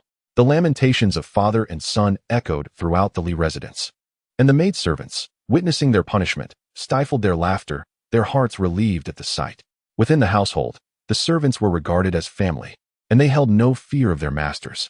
In fact, 2 little maids, passing by the little boy, made faces and whispered, "Serves you right for being so mischievous." The little one shot them a glare, secretly thinking, "Oh, you dare mock me? Just wait and see how I shall deal with you later. It seems the household has neglected to instill any discipline among you. Your audacity grows ever bolder." Yet, the maids were unperturbed by the little boy's glare. With mischievous smiles, they returned his look, as if to say, "Young master, focus on your present predicament and wish for your own fortune." Before long, Linger ushered both father and son into the Lee family ancestral hall. With a mischievous grin, he remarked, "Aren't you two putting on a display of profound father-son affection before me?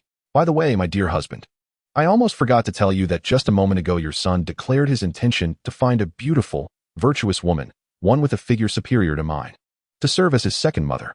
Upon hearing this, Nezha felt a surge of delight, contemplating that although his son was rather mischievous, he still thought to seek a new companion for his father. How commendable! Yet, He maintained a facade of pitiable demeanor, saying, "Perhaps. My heart belongs solely to my wife," secretly vowing to cherish her for all eternity. Linger, observing her husband's theatrical performance, felt an overwhelming joy at the thought of their son wanting to find someone more beautiful than herself, nearly bursting with glee, while he feigned deep affection before her. Suddenly, with a playful smirk, she suggested, "My dear husband, to demonstrate your unwavering love for me, how about you swear an oath in my presence? It would surely delight me." Nezha paused for a moment and replied, "My dear, that seems unnecessary. We are already an old married couple. Engaging in such antics feels quite juvenile." Linger paced back and forth, challenging, "Are you afraid? Have you secretly committed a transgression behind my back?" Nezha straightened his chest and declared, "If swearing an oath is required, so be it. Who fears whom? Women possess long hair but short sight, and their suspicions abound daily." As he spoke, he dramatically raised one hand and proclaimed, "If I ever waver in my devotion to my wife, may I be struck by lightning." No sooner had he uttered these words than a bolt of lightning descended from the roof, swirling ominously above his head. Nezha hastily dodged, hearing a loud crack as the ground beneath him instantly formed a smoking crater. With a nervous chuckle, Nezha remarked, "My dear wife, it seems our house has developed an electrical fault. We must summon someone to repair it." Linger inched closer to Nezha, their eyes and lips nearly touching, igniting an unsettling feeling within him. With a sheepish smile, he asked, "My dear, why are you drawing so close? You are so radiant and enchanting. Being this near to your husband makes it difficult for me to maintain my composure."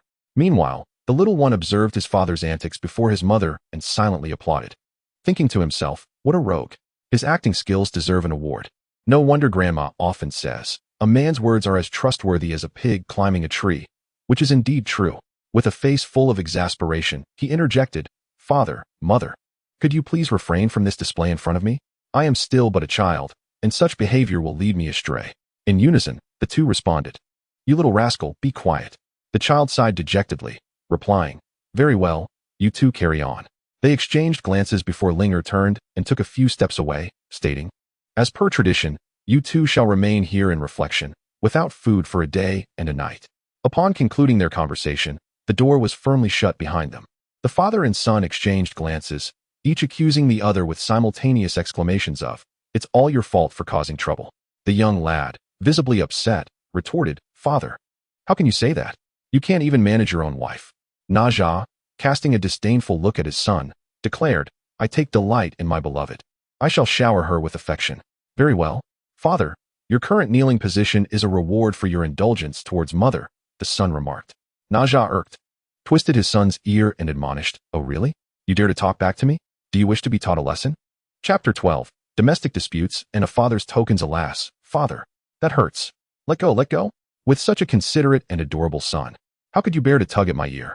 My little ear was just pinched by mother and still aches. Now you too? My fate is truly unfortunate. If you were strangers, I would have made you search for your teeth." Nezha, observing the pitiful expression on his son's face, felt a pang of sympathy in his heart, though his demeanor remained fierce. He continued, "You deserve it. You've caused me endless trouble. Since your birth, I've been burdened by you. Tell me, did I owe you in my past life? You are almost 5 and still so mischievous. Look at those holes and footprints on the ground. Can you not behave yourself, you little rascal?" The boy, with a furrowed brow, responded, "Is that truly my fault?" He then lowered his head and pointed with his tiny finger, "Father, look there, grandfather's footprints and the kneeling marks. And over there, great-grandfather's footprints and kneeling marks. And look yonder, great-great-grandfather's footprints and kneeling marks." Nezha, his brow furrowed in thought, silently pondered, "How am I to respond to this? The boy has a point. After all, since I became aware, there have been several such impressions before me. Perhaps it is hereditary. Could it be that our ancestral grave was not tended to properly? Each woman who entered the Li family was praised as virtuous and noble, yet upon crossing the threshold, they transformed. The most tragic part is that even this 5-year-old cannot be deceived." Noticing his father lost in contemplation, the boy called out several times, "Father, father, father. What are you thinking about? What is it, my son?" "I was not pondering anything," Nezha replied hastily. "Quickly, let us assume our respective positions and kneel. If we do not take our places soon, your mother will come and become furious." Upon hearing this, the boy's body went limp as he responded, "Oh, father, I understand." Thus, the father and son walked to their designated spots and knelt down, perfectly aligned. Both sighed in unison, lamenting, When will this daily ritual come to an end? At this very moment, where has the formidable presence of the god of war gone? The little one turned to his father and inquired, Father, you mentioned that other families are affluent, hiding treasures of gold and silver. Why is our family's treasure so different? Instead of gold mines, we have merely a few ancient pits that have knelt for a millennium and a couple of footprints that have stood for 1,000 years. It truly possesses a unique charm. Suddenly struck by a thought, he asked, What about the jade ruby pendant I gave you last time, father? With a fleeting moment of unease in his eyes, Nezha replied nonchalantly, How could I want back something I have already gifted to you?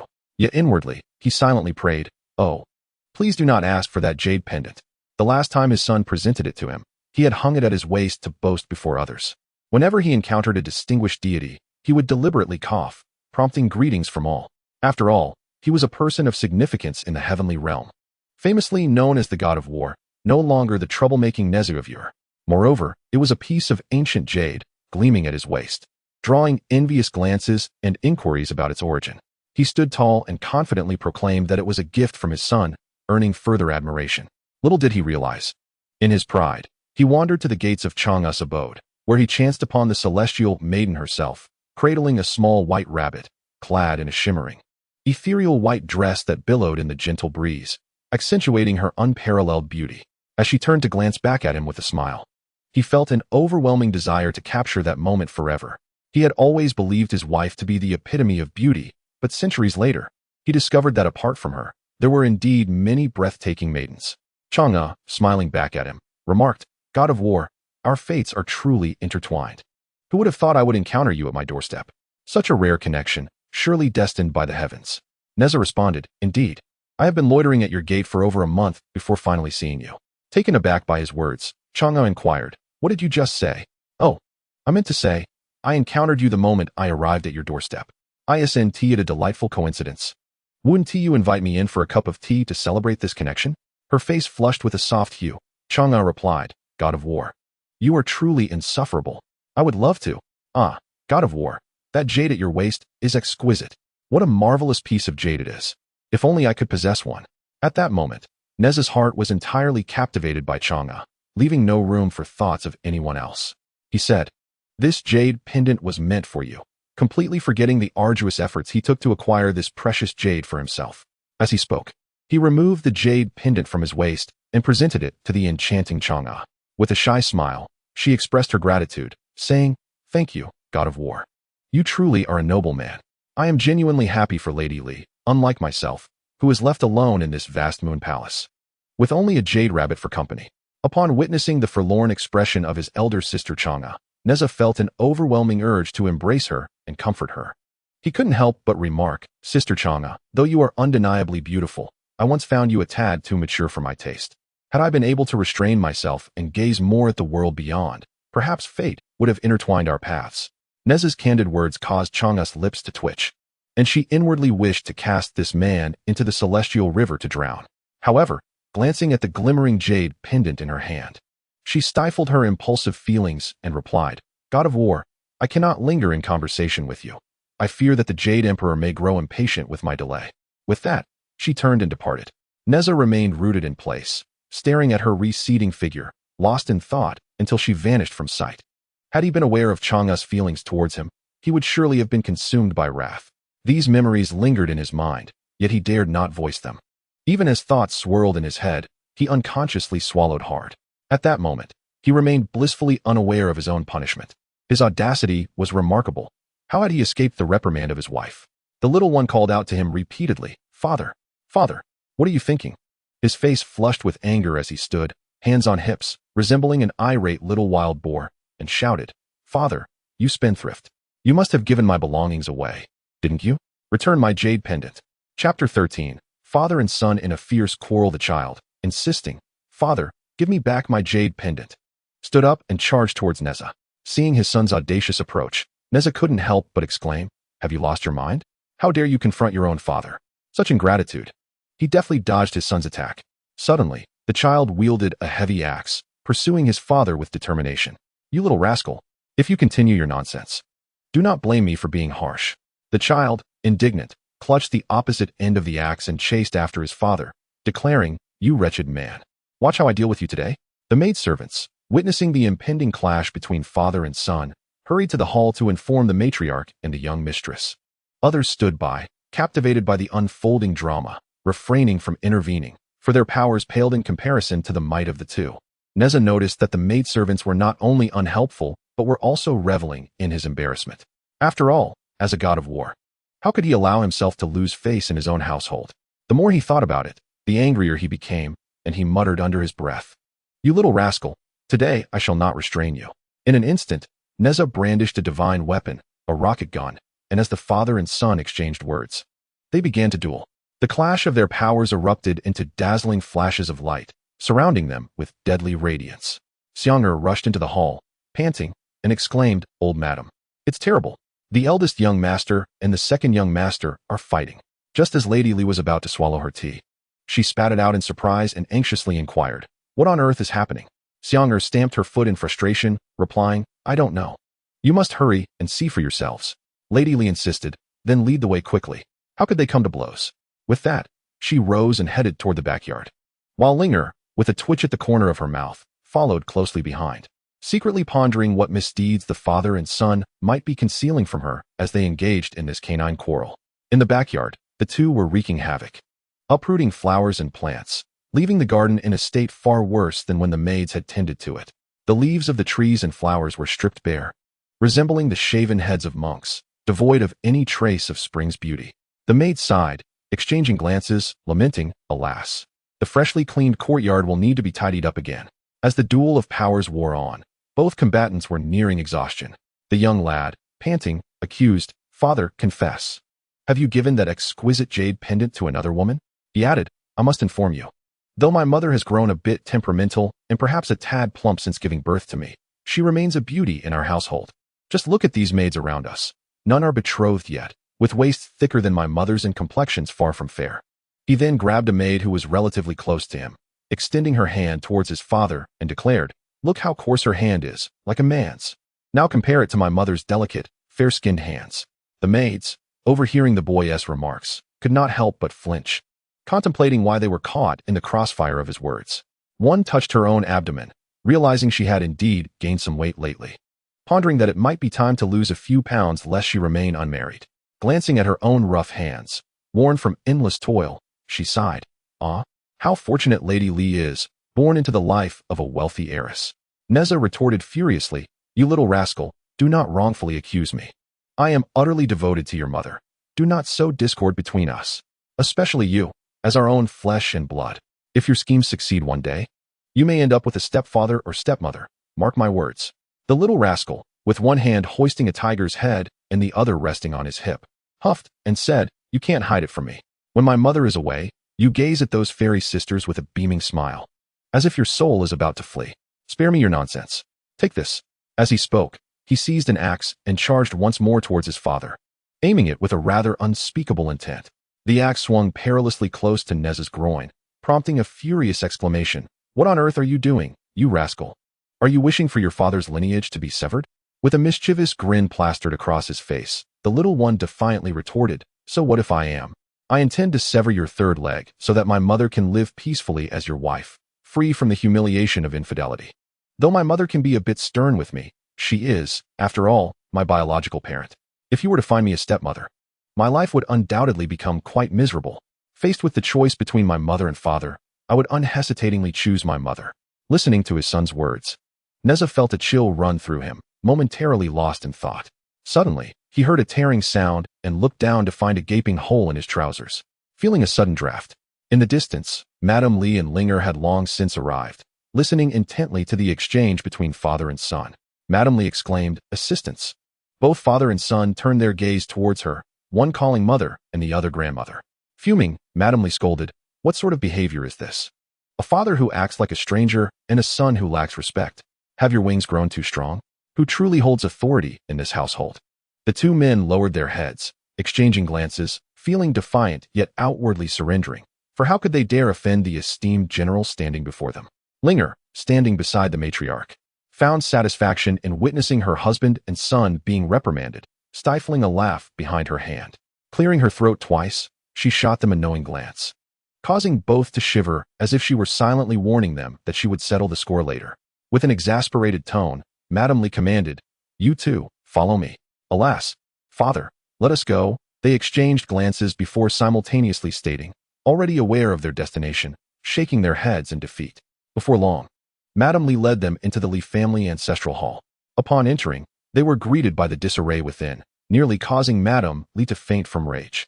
Linger quickly supported her mother-in-law, saying, "Please, don't be upset. I shall handle them." As she spoke, she called for Cui Xiang to assist Madame Li to a room for rest. At that moment, Madame Li had no time for respite. She summoned 2 individuals to set up a long bench in the hall, ready to administer 20 strikes with a heavy paddle and 10 with a lighter one, declaring, "Anyone who dares to use their powers will face severe consequences." Chapter 14. The contest for the sacred spirit fruits on the other side, beneath the divine Shoshan mountain. A multitude of formidable practitioners had gathered, each harboring ulterior motives in their quest for the 3 sacred spirit fruits. Dark schemes were afoot, resulting in numerous fatalities. As these were cultivators, upon death, they transformed into streams of golden light ascending to the heavens, leaving the ground devoid of any corpses, which remained pristine and unblemished. The tiger spirit had assembled over 300 demons and monsters, yet upon reaching the mountain gate, they were intercepted by several highly skilled practitioners. To these cultivators, demons and spirits were inconsequential, perceived as inferior beings. Consequently, many seasoned practitioners seized the opportunity to eradicate these monsters under the guise of purification, extracting their spiritual roots for cultivation, some ascending to immortality, while others fell into the path of darkness. Seeing such a plethora of prey before them, the practitioners could hardly let the opportunity slip away. An elder clad in a white robe stepped forward, exclaiming, "What audacity! You dare to approach Shoshan Mountain, you vile creatures!" The tiger spirit retorted, "By what right do you claim this place? The road is broad, let each pursue their own path. The sacred spirit fruits do not belong to you. Let us contend based on our abilities." The elder laughed heartily, stroking his beard, and replied, "With such shallow cultivation, how dare you speak so boldly?" The tiger spirit's entourage, watching the derision from the practitioners, could not restrain themselves. "Do not waste words on these self-righteous fools," they exclaimed. "They believe themselves superior simply because they are cultivators, yet they are no different from us, mere novices. What is their prowess worth if they cannot even ascend to the heavenly realm, yet they have the audacity to flaunt their power here?" These words struck a chord with the practitioners, many of whom had devoted over a century to their cultivation. Although they had achieved a state of immortality, their aspirations of transcending to the celestial realm remained precarious. Each had come prepared for a life-or-death struggle for the sacred spirit fruits. For consuming these fruits would not only grant them passage within the celestial realm, but also elevate their status. As tensions escalated, neither side yielded, and a fierce confrontation ensued. Fiery sparks flew as combatants clashed, but due to their relatively low levels of cultivation, many fell to the ground, the numbers dwindling amidst a pungent scent of blood. After a quarter of an hour, the ranks of both factions had significantly diminished. One practitioner, sensing the dire situation, urgently grasped the arm of a more advanced cultivator, saying, "If this persists, it will spell doom for us both. We risk allowing those within to reap the benefits." The elder contemplated this for a moment and recognized the soundness of the argument. He called out loudly, "Cease the fighting. Since we all seek the 3 sacred spirit fruits, let us enter together and compete based on our individual abilities." Upon hearing this, the combatants halted, grumbling in discontent, and gradually retreated to their respective groups at the mountain's base, where throngs of people crowded the shores on either side. Here lies a place known as Divine Longevity Mountain, also referred to as the Sea of Forgotten Emotions. It is said that long ago, a celestial maiden from the realm of immortals fell in love with a king from the demon world, violating the heavenly decree, and was subsequently cast into the depths of the sea. Now, thousands of years have passed, and seldom does anyone venture here. Looking nearby, amidst a towering cliff, stands a solitary fruit tree that gleams with an ethereal light, bearing only 3 unripe green fruits, yet emanating an alluring fragrance imbued with spiritual essence. Cultivators of profound mastery from various regions gather, seated in meditation, inhaling the tantalizing aroma that fills the air with celestial energy. Among these practitioners, one individual begins to sow discord, for his own cultivation is relatively shallow. Gaining entry to this sacred place required considerable expenditure, as he had to accompany a more accomplished master. How could he possibly let the opportunity to obtain the 3 sacred fruits slip away? Seizing a moment of distraction, he resorts to poisoning those around him. Initially, amidst the throng, and in the depths of their meditation, few noticed the nefarious act. However, as the number of casualties rose, one adept, acutely sensitive to toxins, sensed the foul play. Alarmed, he opened his eyes and sprang to his feet, urgently urging those nearby to cover their ears and noses, declaring that someone had poisoned the air to claim the 3 sacred fruits. Amidst the commotion, another individual rose in indignation, covering his ears and nose, holding his breath as he demanded that the culprit reveal themselves, deriding the cowardice of hiding in the shadows. Yet, amidst his fervent cries, no one stepped forward. Seizing this opportunity, a man clad in flowing white robes proposed a challenge to eliminate his rivals for the sacred fruits. He suggested that since the perpetrator remained concealed, they should engage in combat to determine who would claim the coveted fruits. It was agreed that any accidental harm or death during the duel would bear no consequences. With the proposition laid forth, the participants exchanged glances, and each nodded in agreement. Despite the presence of some with lesser powers, none wished to forfeit the chance for ascension, as becoming an immortal is a dream cherished by all. In unison, they voiced their approval. Thus, each cultivator retrieved their finest weapons from their spatial storage. For these practitioners had been here for over a month, uncertain of who would ultimately possess the 3 fruits. Engaging in battle seemed a fitting resolution, as it would at least thin the ranks of those vying for the sacred fruits. Before long, the clash of divine weaponry erupted, creating a cacophony of sound along the shores, where golden light flickered amidst the chaos, accompanied by cries of distress and the clashing of arms. Even many individuals of profound magical prowess, amidst their fierce battles, found themselves unwittingly soaring to the heart of the ocean's expanse. As they wielded their enchanted artifacts, the sea surged with towering waves, splashing high into the air, startling the sovereign of the underwater demon realm and the colossal serpent lurking nearby. The serpent, observing their skirmish, erupted into hearty laughter, remarking on the folly of these foolish humans who dared to covet 3 sacred spirit fruits in my presence. They truly lack awareness of their own insignificance. However, should they continue to slay one another, few will remain alive, thus alleviating my burdens and conserving my strength. The demon king, bound by chains to a stone pillar, suddenly opened his eyes, raising his hands, the heavy iron shackles creaking ominously. With a booming voice, he proclaimed, "It is truly fate." Concentrating his mental energy, a formidable power surged within him, emanating a potent pressure as he inhaled the essence of these combatants, drawing in their spiritual energy. Chapter 15. The Serpent's Descent into the Abyss. At this moment, those engaged in battle on the shore remained oblivious to the fact that their spiritual energy was being gradually siphoned away. The Demon King, Wu Haoyan, felt invigorated as streams of brilliance slithered into his being. His form became enveloped in a golden radiance, causing the creatures of the deep to scatter in terror at his overwhelming presence. Meanwhile, the fighters on the shore sensed an unexpected fatigue, their magical energy uncontrollably fleeing towards the depths of the sea. Those of lesser cultivation were struck by an oppressive force, gasping for breath, and some even coughed up blood, momentarily forgetting their conflict. Their bodies bore severe internal injuries, and their magical power continued to wane. They were perplexed, unable to comprehend why their spiritual energy was escaping uncontrollably in a singular direction, but at that moment, they had no time for reflection. If they did not regain control over their magical essence, they risked becoming mere mortals, facing imminent demise. Thus, they hastily discarded their weapons, sitting cross-legged to focus intently on reclaiming their leaking energy. The tiger spirit, utilizing his mental prowess, summoned those he had brought along, counting them covertly. From a battalion of 300, fewer than 50 remained. Suddenly, he spat blood, feeling as if his very organs were being shredded by blades. With traces of crimson staining his lips, the deer spirit rushed to support him, inquiring, "My king, are you unwell?" The tiger spirit pressed his hand to his chest. Eyes closed, he took a slow breath and replied, "I am fine, but I have endangered these brothers." Reflecting on their plight, he lamented that from over 300 comrades, scarcely 50 survived. Overwhelmed by despair, he cradled his head in his hands, crouching down, his once lustrous fur now marred by his own grasp, feeling no pain in his sorrow.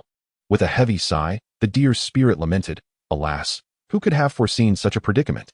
My brethren have devoted these years to tranquil cultivation in the mountains, and yet today we find ourselves bowing in defeat. Such is fate, we cannot lay blame upon anyone. My lord, there is no need for you to reproach yourself.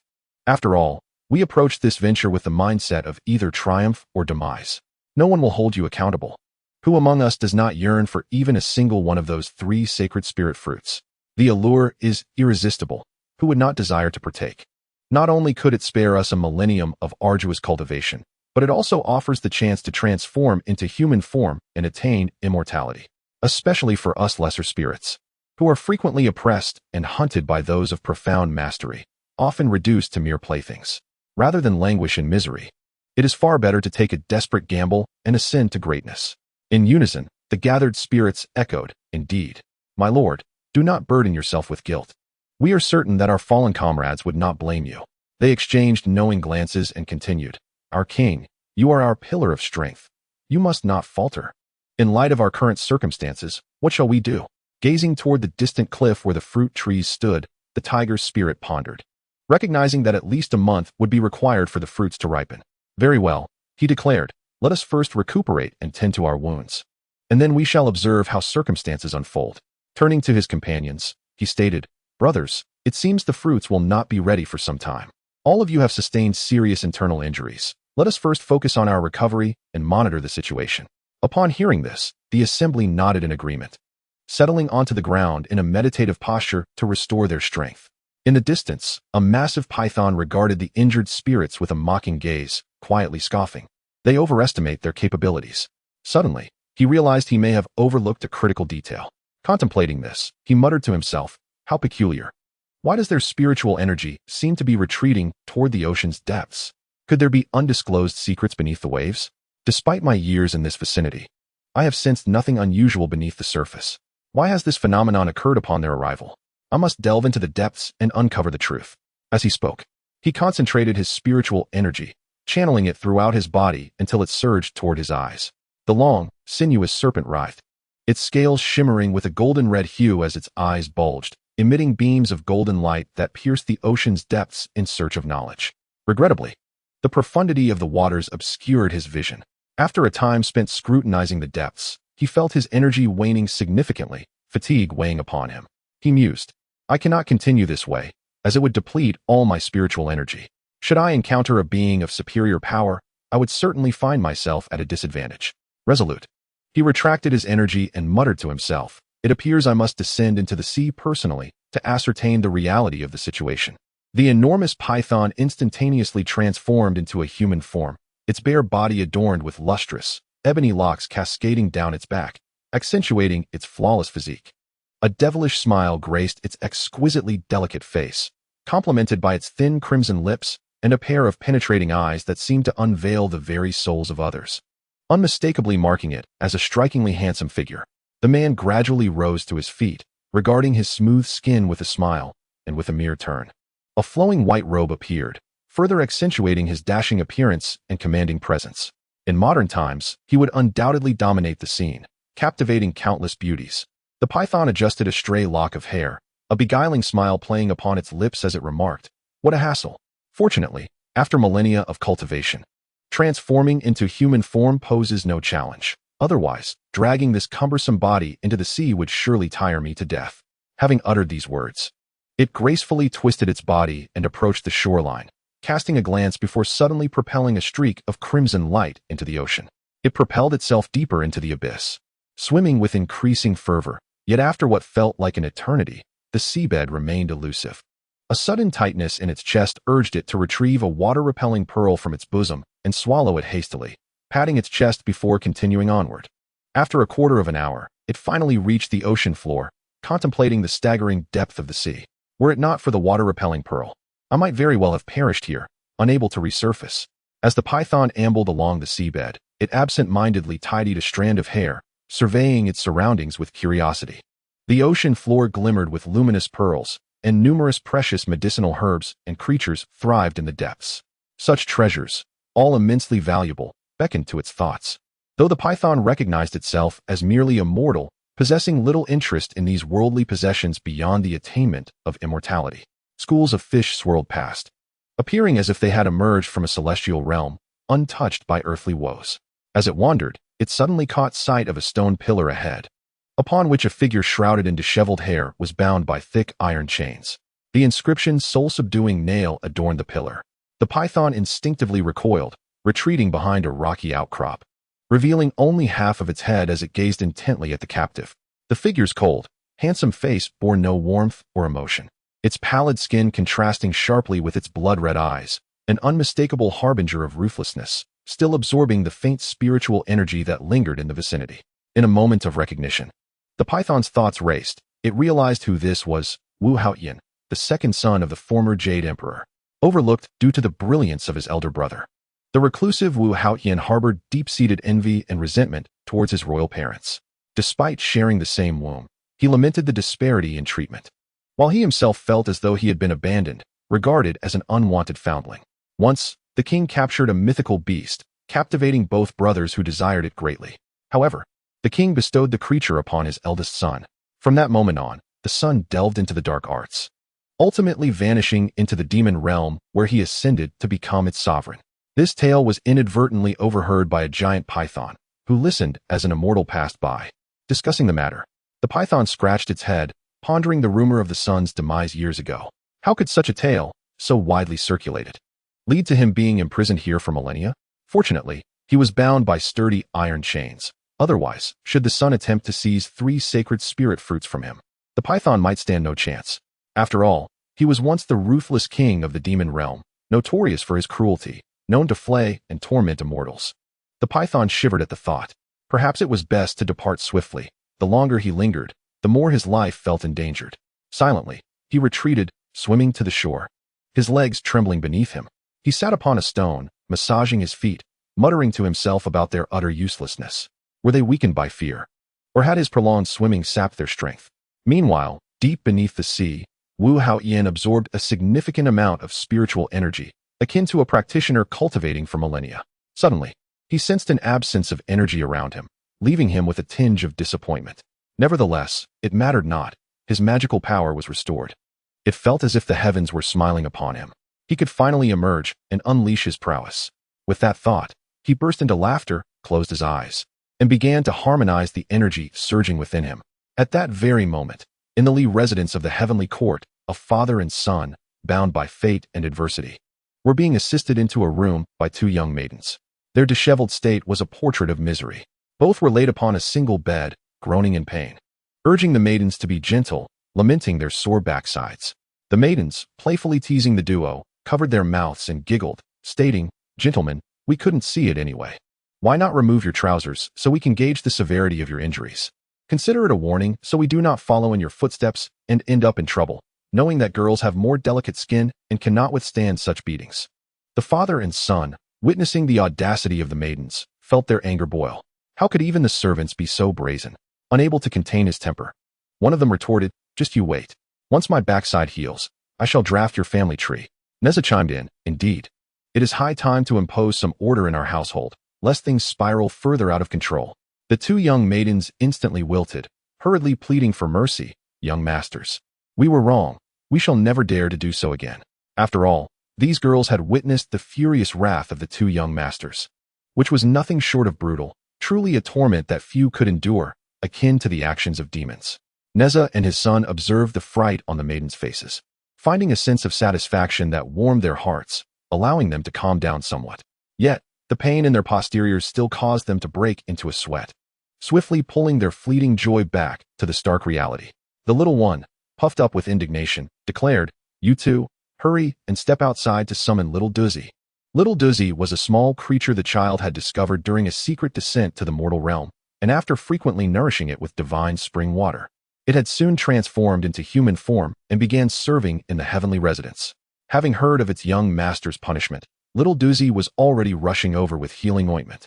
Just as the maidens exited the room, they collided with Little Duzzy, causing all 3 to tumble to the ground. Little Duzzy quickly apologized, "I'm sorry. I didn't mean to. I was just hurrying to bring the healing ointment for my young master." The 2 maidens, fully aware of his earnestness and loyalty, brushed off the incident, saying, "It's all right. Both young masters are waiting for you in the room. You should hurry inside." Nodding in acknowledgement, Little Duzzy stood up, opened the door, and upon seeing the 2 young masters lying on the bed, promptly closed the door behind him. He approached the bedside and inquired, "Masters, does it hurt? I've brought the healing ointment. Please bear with me as I loosen your trousers to apply it." The little one, pouting in grievance, replied, "Of course it hurts. Why don't you try it yourself?" Little Duzzy chuckled, "I wish I could take your punishment for you, but alas, I arrived too late. By the time I got here, you had already been assisted to the room." As he spoke, he began to remove their trousers and applied the healing ointment to their wounds. The father and son felt a refreshing coolness on their sore backsides, alleviating their pain considerably. At that moment, the door swung open with a sudden creak, revealing none other than the young mistress. The little one, fuming, exclaimed, "Mother, don't you know to knock before entering? Here lie two grown men, and not just any men, but two without trousers. How can you, as a woman, not feel any shame? Hurry and leave, and shut the door behind you." Linger, with a mischievous grin, fixed her gaze upon her son and replied, "Oh, you little rascal. How dare you speak to your mother in such a manner? You are my flesh and blood. Tell me, which part of your body have I not seen?" As she spoke, she calmly closed the door, sauntered over to the table, poured herself a cup of tea, and sat down to enjoy some sunflower seeds. "Do you think you can defy me while lying in bed? That is a punishment from your grandmother. I have yet to pass my own trial. Now tell me, what good deeds have you two done behind my back?" The father and son exchanged glances, both recognizing the helplessness in each other's eyes. They sighed in unison and shook their heads, muttering, "Truly, just as one wave recedes, another rises." Remarkably, this time, the father and son exhibited a striking harmony. Linger, growing impatient, glanced at the two lying on the bed and inquired, "Who among you will speak first this time? Do not feign innocence before me. It is of no use." Nezha, with a grin, replied, "My lady, how could I ever hide anything from you? You are my heaven, my earth, the jackfruit in my heart. Rest assured, my good wife, there is nothing, truly nothing. If I were to hide something from you, I would deserve 20 lashes. Linger scoffed. "Oh, I never realized. When did you become so sweet-tongued, my husband? Who would believe your words? You are all talk. Just moments ago, in the ancestral hall. Who was struck by lightning?" Nezha, displeased by her words, retorted, "Who was struck by lightning? It was not lightning. Our roof was leaking electricity." Infuriated, Linger set down the seeds she had been holding, stood up, and marched to the bedside, twisting his ear. "Are you still a man who dares to act, but not to face the consequences?" The little one beside them stifled giggles, occasionally swinging his short legs in delight. Nezha exclaimed, "My dear, that hurts. I am speaking the truth. If you don't believe me, ask our son. Children do not lie." Linger remained unconvinced, her gaze fixed intently on their son. The little one quickly responded, "Father has made no mistake. I was merely playing with him. Do not worry, mother. If he dares to betray you, I will help you punish him." Then, while Linger was distracted, he shot his father a warning glance, those triumphant little eyes conveying a message. "See, do not let me catch you. Otherwise, I will have mother deal with you. As for your secretive gazes at those fairy sisters, I will help you keep that hidden this time. But you owe me a significant favor." Seeing his son's smug demeanor, Nezha sighed inwardly, lamenting, "Alas, I truly chose the wrong name. How could I have been so foolish as to name him annoying you to vex my father-in-law? Only to now find myself ensnared by him." Linger, with a look of disdain, remarked, "You two deserve each other. I am even inclined to punish you further. Do not think for a moment that I am unaware of your collusion. Do not let me catch you. Otherwise, I shall deal with both of you." The little one, hearing this, protested, "Mother, that is utterly unreasonable. Why should I be punished for my father's mistakes? Moreover, I am merely a child, lacking both the desire and the courage, and my capabilities are quite limited. However, my father is an entirely different matter. His abilities have matured significantly. Just consider, if I can be created, what does that imply?" Nezha promptly gave his son a couple of gentle taps on the head and exclaimed, "What are you saying? Are you intent on fanning the flames?" The little one immediately retorted, "Father, please don't hit me. My behind still aches, and now my head is throbbing too. Truly, it feels as though both ends are suffering. Is there any hope for me to survive? I was merely making an analogy for my mother. Do you understand?" Linger couldn't help but twitch the corner of her mouth, secretly pondering how this father-son duo seemed to be growing in their understanding of one another. Clearly, there were matters they were concealing from me, yet they were unwilling to divulge. Given the circumstances of both their behinds being sore, I shall let this go for today. With a huff, she added, "You two better behave yourselves, or you shall see how I deal with you." Having said that, she turned away, instructing, "You both stay here." Nezha quickly interjected, "My dear Linger, do you not intend to assist your husband back to our room?" Linger turned her head and huffed once more, leaving Nezha feeling a sudden chill on his head, his pupils involuntarily contracting, and an unsettling feeling creeping into his heart. "Are you certain you want me to help you back to the room?" Nezha regretted his words, responding impulsively, "My dear wife, perhaps it would be best to forego that. I suddenly feel an even sharper pain in my behind." Linger, reveling in his misfortune, remarked, "There is a saying that goes, a wise man knows how to adapt to circumstances. just like you at this moment. Very well then. I shall close the door for you too, allowing you to enjoy your time together. I must return to my room to apply a facial mask. At the moment the door was shut, she deliberately assumed a teasing and mischievous demeanor. Meanwhile, upon hearing the demon lord's arrangements, the Iron Broom immortal exited the cave and was greeted by the blinding sunlight. Am I truly the unluckiest of all? He lamented, pouting in grievance, shaking his head helplessly as he sat on his broom and returned to the heavenly realm. On his way, he encountered two familiar figures, the Barefoot Immortal and the Venus Star. The two were engaged in conversation as they soared in a particular direction. He hurried forward, smiling, and inquired, "Where are you two headed?" Upon seeing Iron Broom, the Barefoot Immortal and the Venus Star exchanged glances and burst into laughter, saying, "We heard that the divine Longevity Mountain has revealed the sacred spirit fruit, and we wish to see it for ourselves." Iron Broom's eyes widened in surprise as he asked, "When did this occur? How come I was not informed?" The Barefoot Immortal laughed heartily, responding, "Iron Broom, it seems you have become so accustomed to sweeping that you have managed to remain oblivious to the world outside. Such a feat is commendable." The little immortal admired him, while Iron Broom felt a twitch in his mouth, inwardly contemplating, "Who do you two look down upon? Just wait until I regain my identity. I will settle the score with you both." Humph. Yet on the surface, he remained unperturbed, responding with a smile, "Indeed, indeed. I have been reduced to a mere sweeping spirit. Lofty ideals are no longer within my grasp." With that, he mounted his broom and soared back to the heavenly realm. The illustrious Tai-Bai Jinxing called out, "Iron Sweeper, won't you join us for a glance?" Without turning his head, Iron Sweeper waved his hand dismissively, saying, "I shall not accompany you. You two go ahead." The Barefoot Immortal interjected, "Humph, pay him no mind. Each has their own thoughts. He is merely a coward, lacking ambition. Otherwise, he would not have been banished to sweep the floors."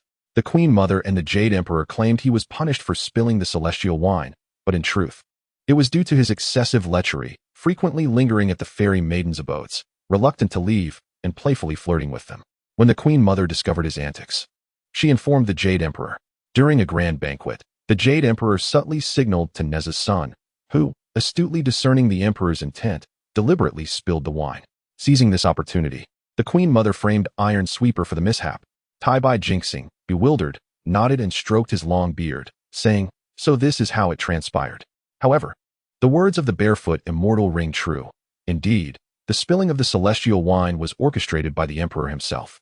As Iron Sweeper sat upon his divine broom, he mused, "The Holy Spirit fruit. I had thought the tales I heard in the cave were mere rumors, yet it appears they are indeed true. If I were to obtain those 3 Holy Spirit fruits, my powers would greatly increase. No, I must return and devise a plan to acquire them." With this thought in mind, he began to chant incantations, urging his broom to fly swifter. Chapter 18. Iron Sweeper's scheme to entangle Nezha's son upon returning to his abode. Iron Sweeper caught a whiff of his own unpleasant odor and disdainfully shook his head, exclaiming, "How foul! This stench is unbearable. I must take a bath first." Just then, the little spirit boy, having just finished tidying up the various celestial abodes, returned. Seeing Iron Sweeper in such disarray, he scratched his head in confusion and asked, "Master, where have you been? What happened to you? I haven't seen you in days. I was quite worried. These past few days, after cleaning, I searched everywhere for you. Even at the 7 fairies' abode, and they too said they hadn't seen you in quite some time." Iron Sweeper, growing impatient, gave the boy's head a couple of light pats and twisted his ear, saying, "How could you have gone to the 7 fairies' abode in search of me? At your tender age, you should not be learning such mischief.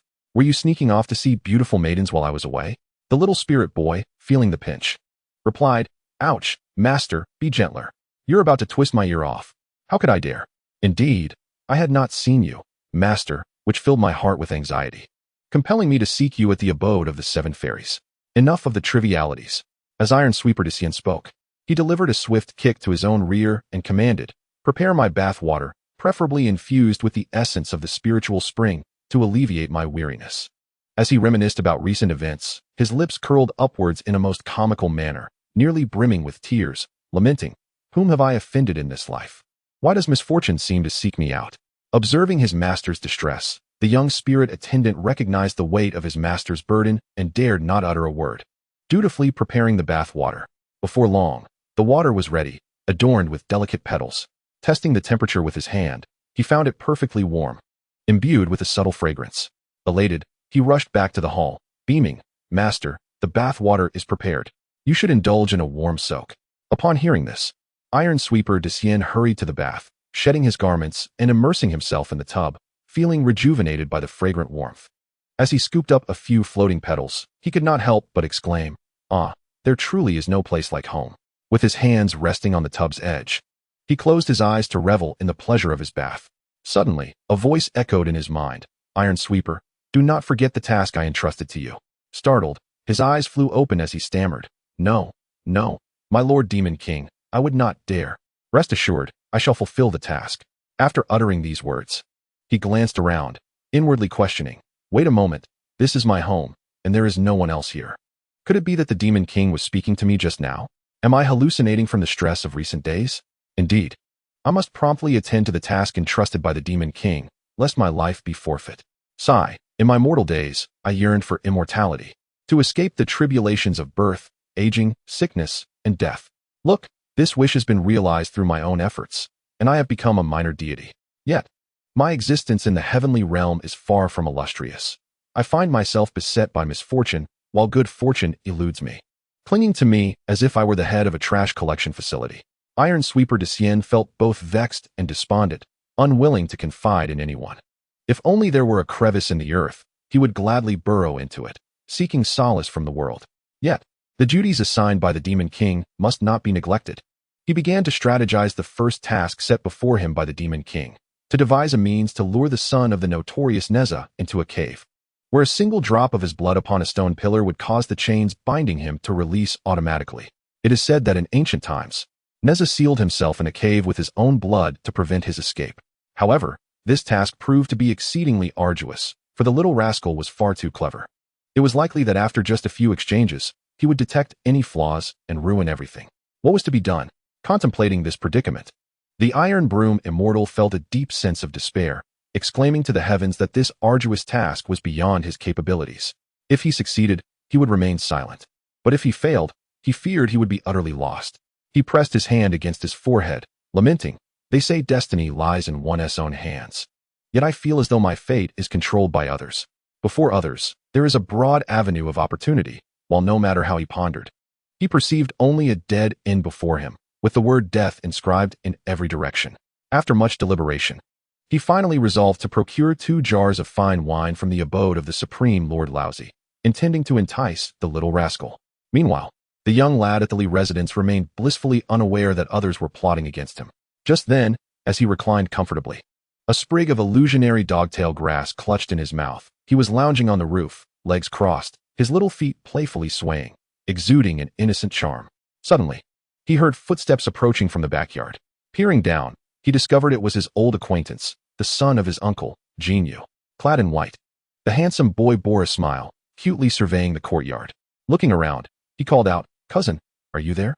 The little rascal, who had been enjoying himself moments ago, now scowled upon seeing his cousin Jinyu, huffing indignantly, "How dare you come looking for me when I even sought you out to settle our score? Let us see how I deal with you today." Jinyu searched the entire courtyard, but found no sign of his cousin. Scratching his head in confusion, he muttered, "How strange, Grandpa and Grandma said he was at home just a while ago. Why can't I find him anywhere in the house or yard?" Just as the bewildered Jinyu pondered this, a small figure suddenly swooped down from the roof, clad in a light blue robe. Grinning wickedly as he gazed at Jinyu, a chill ran down his spine, and he felt a sudden wave of unease wash over him. Quickly regaining his composure, he forced a smile that felt quite unnatural and said, "Cousin, it's been several days since I last saw you. I've come to visit you today." Chapter 19. The little rascal takes his cousin out to play. The little rascal fixed a mischievous gaze upon his cousin, causing Jinyu to feel a shiver of apprehension. He lowered his head, nervously fidgeting with his fingers. His mind drifted back to the last time he had played a prank on his cousin, releasing a mouse into his room. But he couldn't entirely blame himself for that. Throughout my upbringing, every time I engaged in playful antics with my cousin, I invariably found myself at a disadvantage, subjected to his whims and caprices. Though he is merely 2 years my junior, his intellect far surpasses my own. Alas, I cannot help but blame my own impulsiveness, unable to restrain my competitive spirit. If my cousin were to discover my little mischief of releasing mice, I shudder to think of the consequences. After all, he is known for his penchant for revenge and his unwavering sense of loyalty, never leaving debts unpaid. This is a trait I am all too aware of. Reflecting on this, I concluded that it would be prudent to nurture a stronger bond with my cousin. If our relationship deepens, perhaps when the day comes that he learns of my teasing, he might show me mercy, given our fraternal ties. Thus, with my head lowered, I cautiously implored, "Cousin, please do not regard me with such intensity. It makes me feel quite embarrassed. I am not a girl, and you need not look at me so earnestly." The little rascal shot me a disdainful glance and retorted, "Cousin, while I am aware of your vanity, there is no need to liken yourself to a girl. If you truly were one, I fear I would lose all hope of ever finding a wife, dooming your uncles to a life without grandchildren." I, incensed, clenched my fists and stomped my foot, puffing my chest with pride like a little rooster. Am I really that unattractive? If I were a girl, I would surely grow to be the fairest in all the heavens. Just look at my complexion. It is not only fair, but also so tender that it seems to glisten with moisture. The little imp countered, "Cousin, I have encountered many who are vain, but none so shameless as you." Suddenly, a mischievous thought crossed my mind, and a sly grin appeared on my face. "Cousin, this residence is dreadfully dull. Come, let me take you to a more exciting place, where the mountains are lush and the waters clear, and where a host of friends will join us in merriment." Upon hearing this, I sensed something amiss in my cousin's proposal, though I could not quite articulate it. Yet, my uncontrollable desire to accompany him to this intriguing destination surged within me, compelling me to ask, "Where is this place, dear cousin?" He, fully aware that I was falling into his trap, reveled in his cunning, thinking to himself, "Of course, who could escape the clutches of someone as clever and charming as I? Just wait until I lead you to that place. I shall have my fun with you." At that moment, Linger approached, carrying a platter of fruits, and cheerfully inquired, "What are you two scheming about behind my back?" The little rascal rushed to Ling, his short legs scurrying forth, and exclaimed with a grin, "Mother, we were discussing nothing of consequence, merely planning where to play, as it is far too stuffy in the house." Little Jinyu nodded in agreement. "Yes, Auntie, I am discussing with my cousin where to have some fun." Linger, upon hearing this, affectionately patted the heads of the two little ones and said, "All right, my dear son, considering your cousin, I shall allow you to go out to play today. However, do not cause any trouble for me, otherwise. Just wait and see how I shall deal with you when you return." The little one smiled joyfully, tugging at Linger's skirt, and playfully exclaimed, "Mother, how could I ever cause you trouble? With a son as well-behaved and understanding as me, there exists no other." Yet his thoughts diverged, contemplating that while he would not cause trouble within the estate, it did not imply that he would refrain from stirring up mischief afar. With that, he grasped Jinyu's hand and dashed towards the gate. Linger watched the retreating figures of the two little ones, shaking her head and reflecting, "Ah, the innocence of childhood. Devoid of worries, where the only concern is how to play and find joy." As the little ones exited the estate, they marveled at their surroundings. Little Jinyu playfully pinched at the fluffy clouds that surrounded them, soft as cotton. In the distance, melodious birds chirped around the trees, their sounds akin to a delightful symphony gracing the ears. Taking a deep breath of the refreshing air, the little one retrieved a banana leaf fan from the magical bracelet, continuously muttering incantations. Before long, the verdant fan, shimmering with golden light, gradually expanded, resembling a small bed of 1.5 meters. Little Jinyu, upon witnessing this treasure, couldn't help but widen his eyes, jumping with excitement as he clapped his hands, exclaiming, "How wonderful! Where did you find such a magical item, cousin?" The little one, casting a dismissive glance, remarked, "You truly are a frog at the bottom of the well, unaware of the world." As he spoke, he approached and took Jinyu's hand, leading him towards the fan. Little Jinyu, feeling wronged, protested, "What is so strange about it? We have played together for so long, and yet, I have never seen you take out such a treasure." The little one replied, "Cousin, sit tight. If you fall after I start this, I shall not take responsibility." With those words, he began to chant the incantation. The soft banana leaf fan lifted the two little ones into the air, soaring into the distance. Little Jinyu marvelously exclaimed, "This treasure is astonishingly swift." The little one, unperturbed, reclined on the banana leaf, crossing his legs and swinging his little feet, producing 2 chicken legs and offering one to his cousin. "Here," he said, upon catching a whiff of the enticing aroma. Little Jinyu turned to see the chicken leg in his cousin's hand, salivating involuntarily. He hurriedly accepted the chicken leg, inquiring, "Cousin, where did you get this chicken leg? It smells so delightful." The little one huffed, "I won't tell you." Yet, secretly contemplating, he thought to purchase more during their next visit to the mortal realm, knowing that the space could preserve them with ice.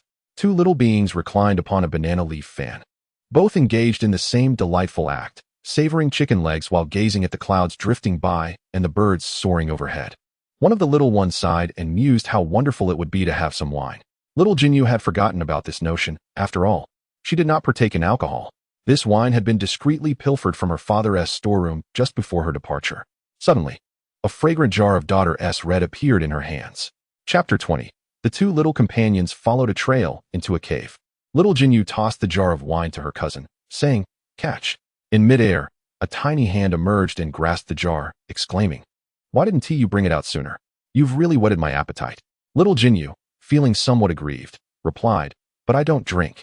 I only thought of you wanting some wine just as I was leaving, and I stealthily took it from my father's storeroom. If he finds out, I shall surely receive a sound spanking. I risked the peril of punishment to bring this to you." The little creature, slightly impatient, responded, I know.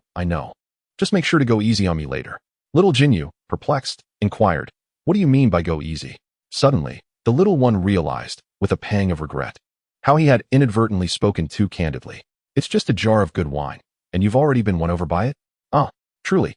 One cannot help but be soft-hearted when indulging in the generosity of others." Thus, he hastily took a sip, grinning as he added, "I meant that when we fight in the future, I shall remember your favor of stealing this wine for me, and will go easy on you." Upon hearing this, Little Jinyu was struck by a sudden thought. "All right then, when I come to visit you next time, I shall find a way to bring you some fine wine." She sighed inwardly, adding, "I hope by then you will understand that the mice in your room were set loose by me, and you won't punish me too harshly." At that moment, Little Jinyu had no inkling that the little one was leading her to face consequences. After flying for a little over a quarter of an hour, they arrived at a picturesque mountain range. The scenery was enchanting, with lush trees providing ample shade. The little one chanted a spell, and the banana leaf fan gently descended to the ground, surrounded by a hillside adorned with splendid wildflowers. The blooms, caressed by the gentle breeze, appeared exceptionally vibrant and alluring, while swarms of butterflies and bees danced among them, adding an extra layer of color to the exquisite blossoms. Suddenly, Little Jinyu spotted two beautiful fairy sisters carrying a bucket of water and heading off into the distance. Tugging at the little one's clothing, she exclaimed, "Cousin, look over there on the hillside. There are people, and they are two lovely young ladies." The little one followed Little Jinyu's pointing finger, pondering in silence. How curious. Why would there be anyone here? I heard from Little Nyo that apart from him, no one else resides in this area, for this mountain range is under his dominion, and even the land spirits must defer to him. Upon this realization, he suddenly grasped the hand of the little golden jade and whispered, "Let us quietly follow and ascertain what is transpiring." Thus, the two young ones stealthily trailed behind. After a short distance, they unexpectedly encountered a cave ahead, where two young ladies were carrying water inside. The cave bore the inscription Pan U Cave in large characters. As the two children approached the entrance, they noticed two guards stationed there. The little golden jade tugged at the small hand of her cousin, anxiously exclaiming, "Cousin, what should we do now? How can we enter with guards at the entrance?" The little one chuckled softly and produced two talismans from his bracelet. Indeed, these were the invisibility talismans bestowed upon him by the Grand Master Taishang not long ago. He whispered, "Cousin, quickly place it on your forehead." He also affixed one to his own forehead. The little golden jade, filled with skepticism, remarked, "Cousin, will this truly work?" The little one tilted his head, pondering for a moment, then replied, "I am uncertain, but let us give it a try. The Grand Master told me that once the talisman is affixed, others will be unable to see me." With the talismans applied, the two boldly strode into the cave, unfazed by the guards, who exhibited no reaction. They exchanged glances of relief, shared a silent understanding, and continued hand in hand deeper within. Not long after, they beheld the opulent furnishings inside. Apart from the stone table and benches, everything else was of immense value. The little golden jade gazed at her cousin and whispered in his ear, "Wow, cousin, this place is quite lavish, surpassing even the treasures of our home. Such ancient artifacts are rare and invaluable." At that moment, however, the little one hardly paid heed to her words, as he cradled a priceless vase, intending to place it into his own space. The little golden jade quickly pulled him back, exclaiming, "What are you doing? You act as if you do not consider yourself an outsider. Strutting about with someone else's belongings into your own space will surely lead to our discovery." The little one sheepishly scratched his head and replied, "Please do not take offense. It is a professional habit. After all, when I see treasures in someone else's abode, I cannot help but covet them." Suddenly, they heard voices of women in the room. The two stealthily approached and concealed themselves behind a beaded curtain, witnessing two maidservants, one bearing tea and the other a fruit platter, standing beside a beautiful lady. The woman appeared exceedingly enchanting, reclining on the bed in revealing attire, and languidly said, "Waner, I wish to eat grapes." "Yes, madam," replied the maid, as she moved the fruit platter closer to her mistress. The lady plucked a grape, placed it in her mouth, and slowly chewed and swallowed. The little golden jade, captivated by the beauty of the woman, could not help but swallow hard, exclaiming, "Cousin, this woman is breathtaking." The little one cast a sidelong glance at her and quietly remarked, "You are merely a simpleton in the demon realm, as long as one diligently cultivates. Who among them does not transform into a splendid figure? Are they not all stunningly beautiful?" A sudden thought crossed her mind as she whispered a few words into the ear of the little golden jade, expressing her desire to glimpse his transformation. From her bracelet, she retrieved an ancient mirror, indeed the legendary demon-revealing mirror from antiquity. As she held it up to him, a white fox materialized within its depths. The little creature, beholding the alluring form reflected back, remarked, "No wonder she appears so seductive. It turns out she is a fox spirit." At that moment, little golden jade gazed at the mirror in his hands, his eyes brimming with envy, rendered speechless by the sight. He pondered silently why such marvelous treasures always seemed to end up in his cousin's possession. How wonderful it would be to possess even one such item.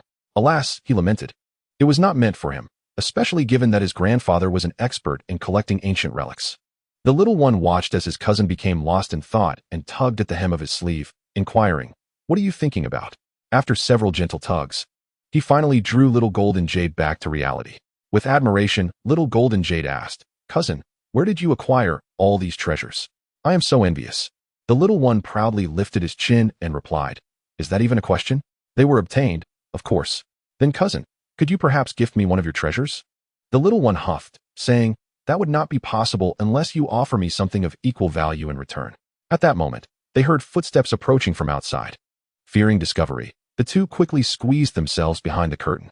Chapter 21. The Bull Demon King seeks the fox spirit. The footsteps grew increasingly audible, accompanied by a voice calling, "My beautiful one, I have arrived." As the little one listened intently to the man's voice, he thought to himself, "Why does that voice sound so familiar?" The man drew nearer until he stepped into the room, and it was then that the little one recognized him, his eyes widening in disbelief as he covered his mouth.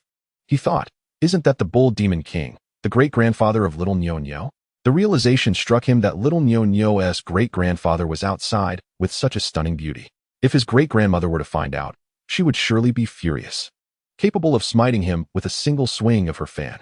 Suddenly, the little one recalled, "The fan is in my possession." His heart became conflicted. Should he return the fan to his great-grandmother or keep it for himself? It was such a precious item, one he was reluctant to part with. Yet, if he did not return it, how would she manage to discipline her husband? After all, little Nyo-Nyo's great-grandmother was also his own, a kind-hearted woman who always treated him well, preparing delicious meals whenever he visited. While speaking, she tilted her head to glance at the figure on the bed, thoughtfully stroking her chin. In her mind, she silently compared the elderly lady with the woman before her, realizing that the former lacked the youthfulness and allure of the latter. However, the older woman's grace and depth of character far surpassed that of the woman in front of her, whose beauty, while striking, seemed somewhat superficial. This woman appeared to be adept at captivating the attention of men, skillfully playing to their desires. The young child was completely absorbed in her own world, oblivious to the commotion around her. Meanwhile, the Bull Demon King entered the room and was taken aback by the sight of the alluring woman at the head of the bed. His heart raced, and his gaze fixated on her, resembling a bashful child as he nervously toyed with the nearby curtain. His demeanor was quite comical. Little Golden Jade, tugging at his sleeve, whispered in his ear with a hint of confusion, "Hey, cousin, do you think that curtain is made of candy?" The elder gentleman was savoring the curtain with great delight, and this sight made her wish to taste it as well. Just as the child was pulled back to reality by her cousin's antics, she caught sight of the Bull Demon King's expression and couldn't help but scoff. Ugh, how nauseating. It's utterly ridiculous. The man's countenance seemed thoroughly embarrassed. She mused that her father had never behaved in such a manner upon encountering a beauty, as though he had never laid eyes on a woman before. Suddenly, the Bull Demon King, with hands busily kneading the curtain, coyly inquired of the woman on the bed, "My dear, have you missed me? These past few days without you have been unbearable. I couldn't eat or sleep, and I even stumbled while walking." The maidservants present couldn't contain their amusement at the Bull Demon King's antics, stifling their laughter as they lowered their heads. They thought to themselves how remarkable their mistress was. Not only was she beautiful, but she also had the power to render men utterly spellbound, behaving like children in her presence. It appeared that she would soon replace the elder matron in the household. The child, upon hearing the Bull Demon King's words, felt a wave of disapproval wash over her. Contemplating, men truly are adept at fabricating falsehoods, as exemplified by this one before me. When comparing him to her father, she concluded that her father was far more steadfast. At least he possessed desire without the audacity to indulge it openly. Listening to the Bull Demon King's declarations and observing his demeanor, the temptress felt increasingly confident that if she could charm him, her ascendance to the position of the primary consort was merely a matter of time. The more she pondered this, the happier she became. With a flick of her sleeve, she signaled to the maidservants, instructing them to take their leave. They responded in unison, "Yes, madam," and, after a slight bow, they slowly exited the room, gently closing the door behind them. On the bed, the woman assumed a seductive and alluring posture, her smile radiant and enchanting. With a playful flick of her fingers, she beckoned, "Come here, my king, come and seize me." The heart of the Bull Demon King, robust and unyielding, found itself utterly defenseless against such temptation. His brawny form rushed forward, eager to embrace the beauty, yet the enchanting vixen effortlessly slipped aside, standing not far away. The Bull Demon King found himself grasping at thin air, and upon glancing back, he saw the maiden standing at a distance, her delicate laughter teasing him. The more he gazed, the more he felt insatiable, his eyes wide with desire, nearly drooling as he swallowed hard and exclaimed, "My dear, your smile is truly breathtaking." The vixen, with a delicate shiver of her slender and fair waist, inquired, "My king, are your words sincere? Am I being deceived? It has been several days since you last visited. I thought you had forgotten me." As she spoke, she adopted a pitiful demeanor, evoking sympathy. How could the Bull Demon King bear to witness such a sorrowful sight? He stepped closer, yearning to embrace her once more. But the enchanting figure darted away like a fleeting autumn breeze, pouting, "Unless you provide me with a satisfactory explanation, I shall ignore you." Faced with her defiant stance, the Bull Demon King found himself at a loss. Indeed, these past few days, he had been occupied with appeasing his wife at home, rendering him hesitant to venture out. With a sheepish smile, he confessed, "My dear, I have been quite busy these last few days, which is why I have not come to see you. I just finished my tasks and came to find you. Please, do not be angry." The vixen huffed, swaying her alluring figure as she approached the tea table, slamming her hand down in frustration. With her back turned to him, she declared, "You were busy fawning over that yellow-faced hag at home, weren't you?" The sound of her hand striking the table startled the Bull Demon King, causing him to tremble slightly. He thought to himself how swiftly her mood shifted, faster than lightning. Particularly with beautiful women, when angered, they transformed into fierce creatures, lacking any semblance of gentleness. His wife, a veritable tigress, had driven him to seek out a gentle and understanding companion outside, only to discover that all women could be tempestuous. Growing increasingly agitated, he scoffed, "Since you do not wish to see me, then so be it. I shall take my leave." With that, he turned to depart. Meanwhile, two little onlookers hid nearby, thoroughly entertained by the unfolding drama. Just as the Bull Demon King had taken a few steps, he heard the sound of weeping behind him. Suddenly, my heart softened. I turned around and saw the beautiful one in tears, which made me feel increasingly distressed. After all, it was I who, despite having a family, pursued her. Coupled with the fact that I had been intoxicated and lost control, we ended up entangled in a relationship that lasted for years. Who could resist such a captivating beauty? Every man who laid eyes upon her would surely make the same mistake as I did. I slowly approached her, wrapping my arms around the delicate beauty from behind, my tone softening considerably as I spoke. "My dear, please don't cry. It is all my fault. I promise to make more time for you in the future, all right?" The enchanting temptress understood.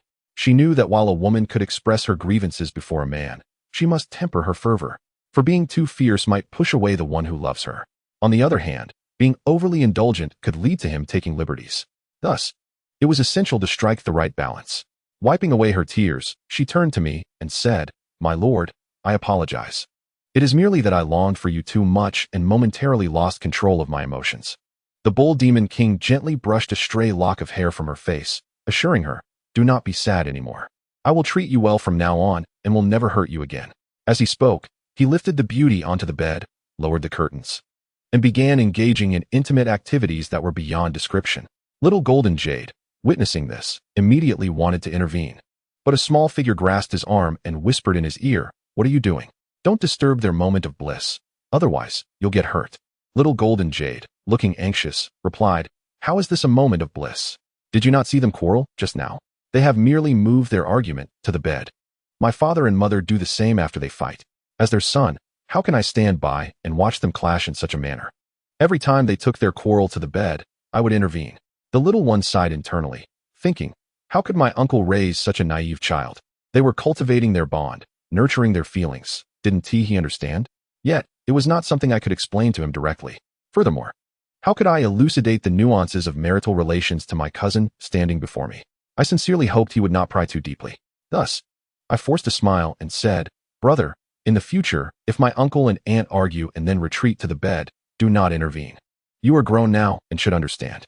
Haven't you heard the saying, fights at the head of the bed lead to reconciliation at the foot?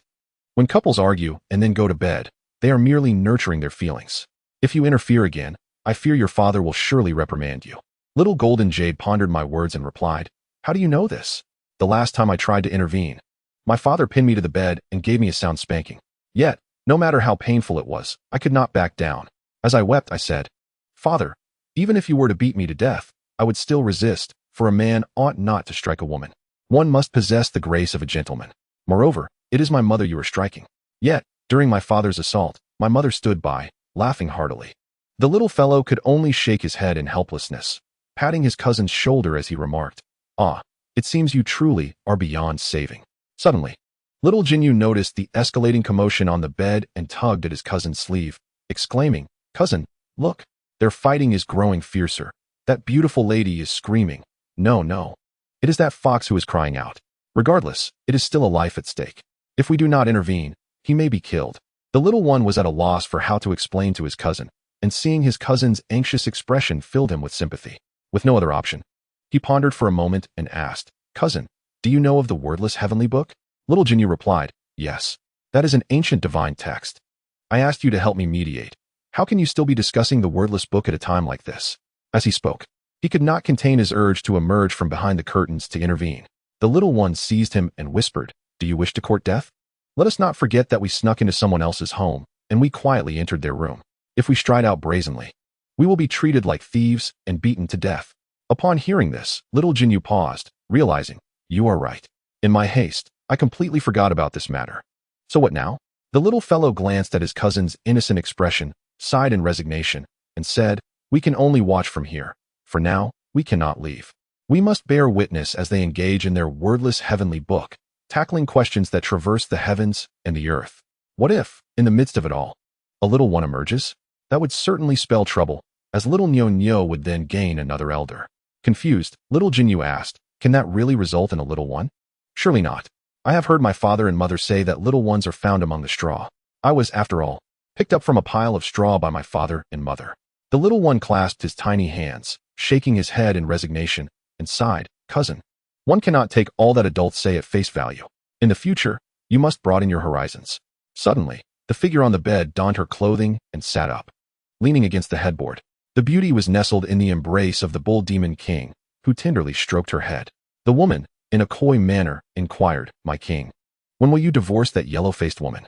The bull demon king, upon hearing this, felt a wave of panic wash over him and replied, my dear, it is not yet time for that. After all, she is Princess Iron Fan, from a prominent family, and she is the mother of my child. Upon hearing this, the woman became displeased, huffing in response, my king, have you never considered being openly with me? What is this clandestine existence? Is there any difference between this and being a mouse? If discovered, it would incite universal condemnation. I have heard whispers of your wife, the one with the sallow complexion, possessing a remarkable treasure known as the banana fan. Its power is formidable. With a mere flick, it can transport a living being to their grandmother's abode. Should one provoke her anger, the fan's gentle swat could effortlessly crush a mosquito, leaving no trace. I dread the thought of meeting an untimely demise beneath the might of that fan. The bull demon king, upon hearing these words, concurred, expressing his own trepidation regarding the banana fan. Though my magical prowess surpasses hers, in the presence of that fan, I would be as inconsequential as a mosquito. My own reservations lie with her fan. Otherwise, I would have long since cast her aside and elevated you to a position of prominence. Chapter 23. Wu Hao Ian emerges from the abyss. The alluring fox spirit recognized that the man before her was merely fabricating excuses to avoid dismissing his sallow-faced wife. Indeed, It seems no man is worthy of trust, always coveting what lies beyond their grasp. As these thoughts festered within her, her delicate visage paled, and her slender hands clenched into fists, her nails digging into her flesh, oblivious to the crimson that seeped through her fingertips.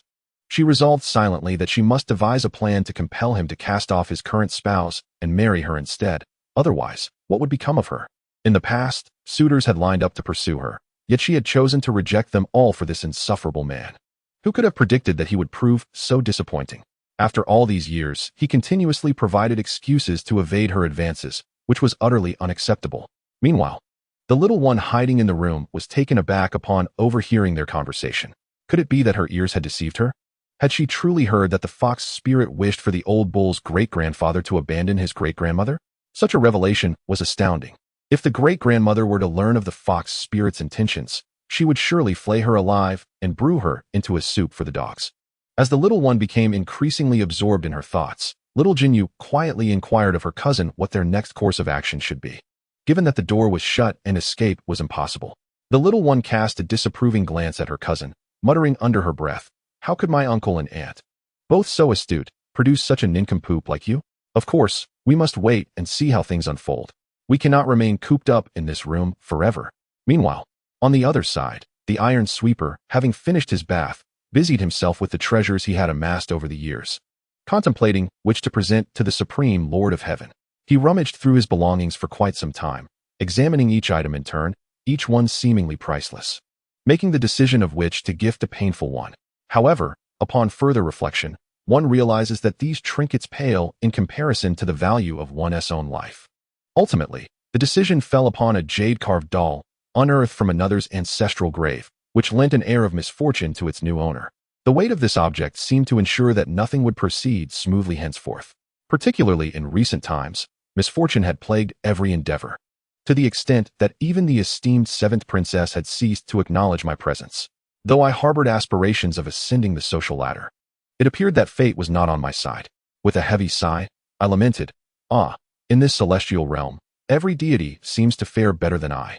I am the most unfortunate of all. Is it possible that our ancestral grave was not properly tended to? It seemed that, when time allowed, I must exhume my ancestors and relocate them to a site of auspicious feng shui. Yet, a sudden thought struck me. But where are my ancestors currently buried? I am at a loss. The iron-sweeping immortal shook his head in resignation and stated, "Let it be. I must hasten to the abode of the Supreme Lord Laozi and exchange this treasure for a couple of fine wines." As he spoke, he meticulously stowed away his other valuables in a concealed compartment beneath his bed, then took the jade doll and set forth towards the residence of the Supreme Lord Laozi. Meanwhile, beneath the divine show mountain, everyone was intently recuperating. Deep within the ocean, Wu Haoyan slowly opened his eyes, drawing upon the surrounding spiritual energy to tug at the chains binding him. The chains clanked ominously, causing several stone pillars to tremble. As the seabed quaked, the once tranquil sea began to roil, waves surging higher and higher, splashing up to 100 feet. Those seated upon the shore, engaged in their meditative practices, suddenly opened their eyes, startled by the unfolding spectacle. One anxious cultivator exclaimed, "Everyone, rise. The sea is about to surge over us." Observing this alarming situation, the others quickly stood and retreated hundreds of steps, gathering in a huddle, exchanging wary glances. A younger practitioner remarked, "With the water rising so high, we could be submerged in an instant. Should we not turn back?" Upon hearing his words, the other cultivators remained silent, rooted in place, their gazes fixed upon the sacred spirit fruit atop the cliff. None were willing to leave empty-handed. The young man, witnessing their gluttonous demeanor, shook his head in dismay, recognizing that he could not sway them. Thus, he gathered his belongings and cast one last look at the sacred spirit fruit, murmuring, "Alas, it seems that fate has deemed us incompatible." With that, he departed. Meanwhile, deep beneath the ocean, Wu Haoyan continued to tug at the iron chains affixed to the stone wall. The chains tightened around his joints, drawing blood from his flesh. At that moment, Wu Haoyan felt no pain. Rather, an exhilarating thrill coursed through him. The pillars swayed more violently, and it seemed the chains might snap at any moment. He erupted into a maniacal laugh, his eyes a terrifying shade of crimson, his once handsome visage now exuding an aura of dread. In the grand hall of the celestial realm, Nezha was sipping tea when a sudden pang of anguish pierced his heart. Alarmed, he swiftly rose to his feet and soared towards the direction of the sealed divine longevity mountain. Meanwhile, Wu Haoyan concentrated his magical energy, exerting tremendous force to wrench the iron chains apart. With a resounding crack, the chain snapped, causing the stone pillars beneath the sea to collapse chaotically, creating several large gaping holes in the ocean floor. With a powerful leap, Wu Haoyan ascended towards the shore. The practitioners standing on the coast beheld a figure emerging from the tumultuous waves, clad in tattered garments, with long dark hair cascading down his back. The heavy iron chains binding his hands and feet swayed perilously in the air. His striking face, adorned with fiery red eyes, cast an imposing aura that struck fear into the hearts of the onlookers, causing them to instinctively retreat. At that moment, the colossal python nearby also felt a shiver of trepidation, exclaiming in panic, "It's over. He has released. What chance do I have at the sacred spirit fruits now? Let alone those practitioners? None of them will survive." No sooner had he uttered these words than Wu Haoyan extended his claw-like hands, absorbing the spiritual energy from the practitioners on the shore, who gradually transformed into lifeless husks. The tiger spirit, sensing the dire situation, hastily urged his companions to retreat quietly. However, mid-escape, they all perished, leaving none behind. This brazen exposure left them vulnerable, and they were gripped by terror, their souls nearly fleeing. Yet they feigned composure in a last-ditch effort to resist. Wu Haoyan erupted into laughter, declaring, "You are but remnants of your former selves, still yearning to struggle against me. How utterly delusional." As he spoke, he unleashed a swirling black mist akin to a tornado, rendering his captives completely defenseless. One deer spirit was ensnared, and Wu Haoyan voraciously siphoned the energy and essence from its being until only a mere skin remained. Another deer spirit, witnessing the death of his brother before his eyes, felt a heart-wrenching pain akin to being cut by daggers. He cried out, "Brother," and, fueled by rage, declared, "You monster. I shall confront you today." Chapter 24. The celestial elders injured by Wu Haoyan in a fit of fury, the other deer spirit charged forward, unaware that at that moment, he was merely a tempting morsel in Wu Haoyan's grasp. Just as he began to channel his own magic, Wu Haoyan seized him by the throat and laughed maniacally, saying, "With such meager power, you dare to challenge me? What audacity you possess." The brothers on the shore felt a chill of apprehension for him. The tiger spirit, initially intending to restrain the deer spirit, regrettably acted too late. Stepping forward, he proclaimed, "Brothers, rather than living in desperate fear under his control, let us unite and rescue our kin." As everyone contemplated rushing forward to rescue their ailing comrade, Wu Haoyan prepared to crush the diminutive deer spirit in his grasp, eagerly anticipating a grand feast.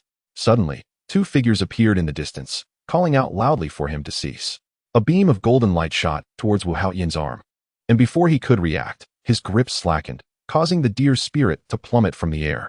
In that moment, the tiger spirit and his companions rushed forward to catch their fallen brother. Although they managed to secure the little deer, he was severely injured internally, spitting out blood almost immediately. Concerned, they hurriedly inquired about his condition. The deer spirit slowly opened his eyes, a trace of blood staining his lips, feeling as though a heavy stone had been dropped onto his chest, causing excruciating pain and dizziness. With a helpless smile, he looked at his comrades encircling him and reassured them, "Brothers, do not worry, I am fine. I merely thought I was on the brink of death at the hands of that demon, fearing I would never see you again." The tiger spirit, filled with urgency, interjected, "What nonsense are you speaking? You will not perish." Just then, a mocking voice rang out from Wu Haoyan. I wondered who it was. "Oh, it is the barefoot immortal and the silver star of Venus. Who would have thought, after all these years, your powers remain as feeble as ever, just as they were in the past?" Indeed, Wu Haoyan was not mistaken. The celestial realm had been remarkably tranquil over the years, with only the war god intervening during any disturbances, leaving little room for the likes of them. However, the barefoot immortal and the silver star would not allow Wu Haoyan to tarnish their reputations. The barefoot immortal immediately retorted, "Wu Haoyan, cease your reckless arrogance. Look at your current state. Even if you were thrown into a cesspool, no one would bother to retrieve you. Why forsake your position as the esteemed second prince to languish as a prisoner? After being confined for so many years, your wickedness is evident. No wonder the Jade Emperor refused to pass the throne to you. This is all you're doing." Upon hearing these words, fury ignited in Wu Haoyan's striking features, his eyes blazing with rage as he glared at the two figures hovering before him. His long hair billowed in the wind, and his tattered garments fluttered dramatically, further enhancing his demonic aura. In an instant, an ancient artifact, the soul-splitting blade, materialized in his hand, a weapon capable of severing a person's soul with ease. With the soul-splitting blade in hand, Wu Haoyan charged menacingly toward the two figures. The barefoot immortal and the silver star swiftly evaded, separating and exchanging knowing glances, each drawing forth their own magical instruments, engaging in a fierce battle with Wu Haoyan. Meanwhile, the onlookers remained momentarily stunned until the tiger's spirit rallied them, saying, "Brothers, while they are occupied with their fight, let us make our escape. We are but a humble tribe of spirits. Both the celestial and demonic realms wish to eradicate us." The group observed the fierce battle among the three combatants suspended in midair, nodding knowingly before discreetly assisting the deer spirit in retreating.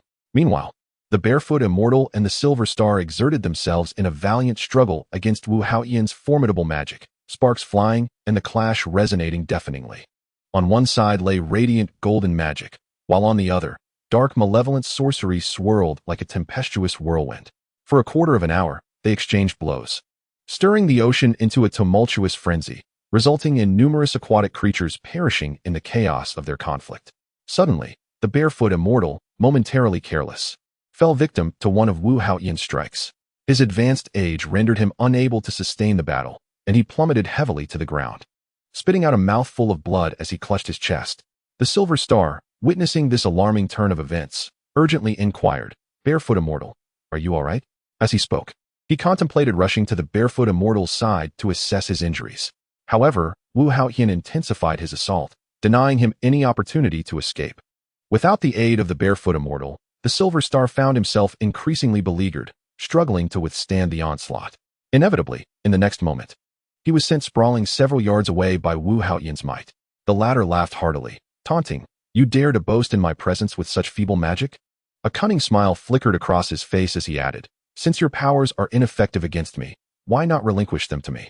Upon hearing those words, the barefoot immortal and the silver star felt their hearts sink, their pupils constricting in fear, causing them to instinctively retreat several paces. Just as Wu Haoyan prepared to claim their powers for himself, a voice resonated from a distance, none other than the god of war, Nezha. He soared on his wind fire wheels, brandishing a fiery spear, clad in armor and a flowing red cape, with his long hair casually tied into a high ponytail, exuding an air of gallantry and authority that could quell the entire scene. He bore no resemblance to the man often bullied at home by those closest to him. At that moment, Wu Haoyan's expression turned icy upon seeing his nemesis arrive, the chill emanating from him capable of freezing the very air around. With a sardonic smirk, he remarked, "Nezha, you have finally arrived. For so many years, I have been trapped here because of you. If I do not slay you today, I shall not be called Wu Haoyan." Nezha, gripping his fiery spear, scoffed, "You are still too inexperienced to challenge me." Wu Haoyan summoned forth his black dragon, a colossal creature of imposing presence, hurtling towards them. Its scales gleamed like dark ink as it roared at the heavens, summoning ominous clouds and thunderous lightning. In that moment, both adversaries radiated murderous intent, while the barefoot immortal and the silver star, witnessing the arrival of the god of war, breathed a sigh of relief. Chapter 25. The clash between Nezha and Wu Haoyan disturbs the Jade Emperor. Nezha declared that the long-standing enmity between them must come to an end. His eyes were filled with fury, and an aura of lethal intent surrounded him as he gripped the soul-slaying blade, directing it toward Nezha's vital points with unwavering determination. A massive beam of crimson light surged toward Nezha's waist, resembling a ferocious red beast poised to obliterate him in an instant. Upon witnessing this formidable force barreling toward him, Nezha instinctively arched his back, allowing the energy to graze past his forehead, hurtling toward a nearby stone cliff. In the blink of an eye, the entire rocky formation crumbled, sending debris flying into the air. Tai-Bai Jinxing widened his eyes and tugged at the sleeve of the barefoot immortal, exclaiming, "Did you see that? This creature has been submerged beneath the sea for countless years, yet its powers have not waned. In fact, they have intensified. It appears that during our earlier confrontation, it showed restraint, merely toying with us." The barefoot immortal remained in a state of shock, gazing at the direction of the fallen stone mountain, feeling as though a blade had passed chillingly over his head. He was oblivious to Tai-Bai Jinxing's words, muttering to himself about how terrifying Wu Haoyan truly was. In the next moment, Nezha brandished his fire rocket lance and, with the wind and fire wheels beneath his feet, charged majestically toward Wu Haoyan. Wu Haoyan sensed an overwhelming pressure descending upon him like Mount Tai, compelling him to summon his spiritual energy. He mounted his black dragon and soared toward Nezha. Soon, the two were locked in fierce combat, their formidable energies radiating through the air, shaking the very ground beneath them. The black dragon, undeterred, opened its massive jaws and lunged at the two fire phoenixes, which retaliated by unleashing torrents of flame from their beaks. The flames transformed instantaneously into fireballs, hurtling toward the black dragon. As ancient divine beasts, their battle was nothing short of cataclysmic. The black dragon spiraled upward, deftly evading the incoming fireballs as it ascended toward the heavens. With a series of resounding roars, the sky darkened, lightning flashed, and a torrential downpour ensued, shrouding the light in dense clouds. From a distance, one could only catch fleeting glimpses of the two warriors clashing and the thunderous cries of the mythical beasts. Fireballs rained down from above, prompting the barefoot immortal and Tai-Bai Jinxing to seek refuge in a nearby cave, terrified that they might become roasted victims in the blink of an eye. The two combatants were indeed evenly matched, their fierce struggle evoking awe and despair. Meanwhile, the Jade Emperor was preoccupied with cultivating his relationship with the Queen Mother, attempting to appease her after a recent discord, striving to win her favor in every possible way. At that moment, the Jade Emperor's palace trembled slightly. The Queen Mother hastily supported the Jade Emperor, who, preoccupied with pleasing his wife, was momentarily disturbed, causing his temper to flare. Angrily, he called out for assistance. Shortly after, a figure clad in armor, wielding a long blade and adorned with a golden helmet, approached. An eye was singularly positioned on his forehead, and a formidable black dog stood beside him, panting and surveying its surroundings. This individual clasped his fists and inquired what command the Jade Emperor had. With a sudden flourish of his sleeve, the Jade Emperor, seated on the dragon throne in his magnificent golden robe, which shimmered with brilliance and was edged in vibrant red and gold threads, commanded attention. His long, dark hair was elegantly tied within a golden crown, and his deep, dark eyes and strikingly handsome visage exuded an innate imperial aura, captivating those who beheld him with his regal charm. Erlang Shun, you must immediately investigate this matter. How could my divine palace experience such tremors? Yes, your majesty. I shall go at once, replied Erlang Shun, taking to the skies with his divine hound. With 2 fingers, he touched the eye on his forehead, and a stream of golden light surged into it, causing the eye to emit a radiant glow that pierced the mortal realm. Is it not said that when celestial beings clash, mortals suffer? The scene below was one of chaos, as floods collapsed homes, livestock floated in the waters, and the cries of the people echoed, lamenting their misfortunes. Many lives were lost, and even in the areas spared from drowning, small fireballs flickered ominously. Erlang Shun's heart jolted with alarm. Is that not the true fire of the war goddess Fire Phoenix? He pondered. Could something dire have transpired? He focused his mental energy on the eye once more to investigate. In the distance, 2 figures were engaged in battle, with 2 fire phoenixes encircling a black dragon. Was that not Wu Haoyan's black dragon? His eyes widened as he scrutinized the combatants, confirming that it was indeed Nezha and Wu Haoyan locked in conflict. This is dire. Wu Haoyan's seal has been broken. I must hasten back to report to the Jade Emperor. With a leap, he soared through the clouds, arriving at the Jade Emperor's palace swiftly. He reported, Your Majesty, the seal on Wu Haoyan has been lifted. He is currently battling the war god, and the mortal realm is suffering from floods and fires as a result of this conflict. The Jade Emperor's heart sank as he realized that this was his half-brother. He recalled his father's admonition to spare his brother's life. Hence the war god had merely sealed him away rather than ending his life, as was also the dying wish of their mother. Erlang Shun, you must swiftly go to Mount Shou and assist the war god Nezha in subduing Wu Haoyan. We must conclude this battle rapidly. Otherwise, it will unleash untold disasters upon the mortal realm, resulting in heavy casualties and repercussions for the divine realm. Erlang Shun clasped his fists in a gesture of respect before soaring towards the direction of Mount Shinshu with his divine hound. The fierce combat between the 2 distant figures atop the mountain escalated, lasting for a full 2 hours, yet their strengths remained indistinguishable. Radiant light and flames surged skyward. The prolonged battle began to take its toll, with the black dragon's scales charred a deep black by the fire phoenix's relentless assault. Had it not been for its ancient scales, aged over millennia, it would have long since been reduced to a roasted dragon by the blazing true fire. Both firebirds, having unleashed an overwhelming amount of flames, found their power waning, the flames they expelled diminishing in size as they gasped for breath. Suddenly, as they clashed, they brushed past each other, each sustaining a wound from the other's blade. A fissure appeared on their shoulders, blood soaking their sleeves as they regarded their injuries. Nezha's lips curled in a sardonic smile as he coldly remarked, I never expected that after all these years, despite being sealed beneath the ocean's depths, you have continued your training. You indeed make for a formidable opponent. Is that so? Wu Haoyan retorted, his tone dripping with arrogance. Yet I see you remain as proud and shameless as ever, just as you were in the past. Unmatched, it seems. Why did Linger choose you back then? What is it about you that appeals to her? In terms of looks, you fall short. In terms of ability, you are no match for me. We grew up together. Yet she inexplicably favored you, while even those who consider themselves benevolent, like our father and mother, did not capture her affection. Recalling his childhood kindness towards Linger, when he would save the best treats and toys for her, he lamented how she had once told him she would be his bride when they grew up. Little did he know, as she blossomed into a stunning young woman, she would only become more enchanting. When he joyfully approached her with a token of his affection, she revealed that she had always regarded him as an older brother, confessing that the one she loved was Wu Haoyan. Do you know how profoundly disheartened I felt at that moment? I wished nothing more than to rend you limb from limb for stealing my most cherished woman. You imprisoned me beneath the ocean depths, depriving me of my right to vie for the throne beside my brother.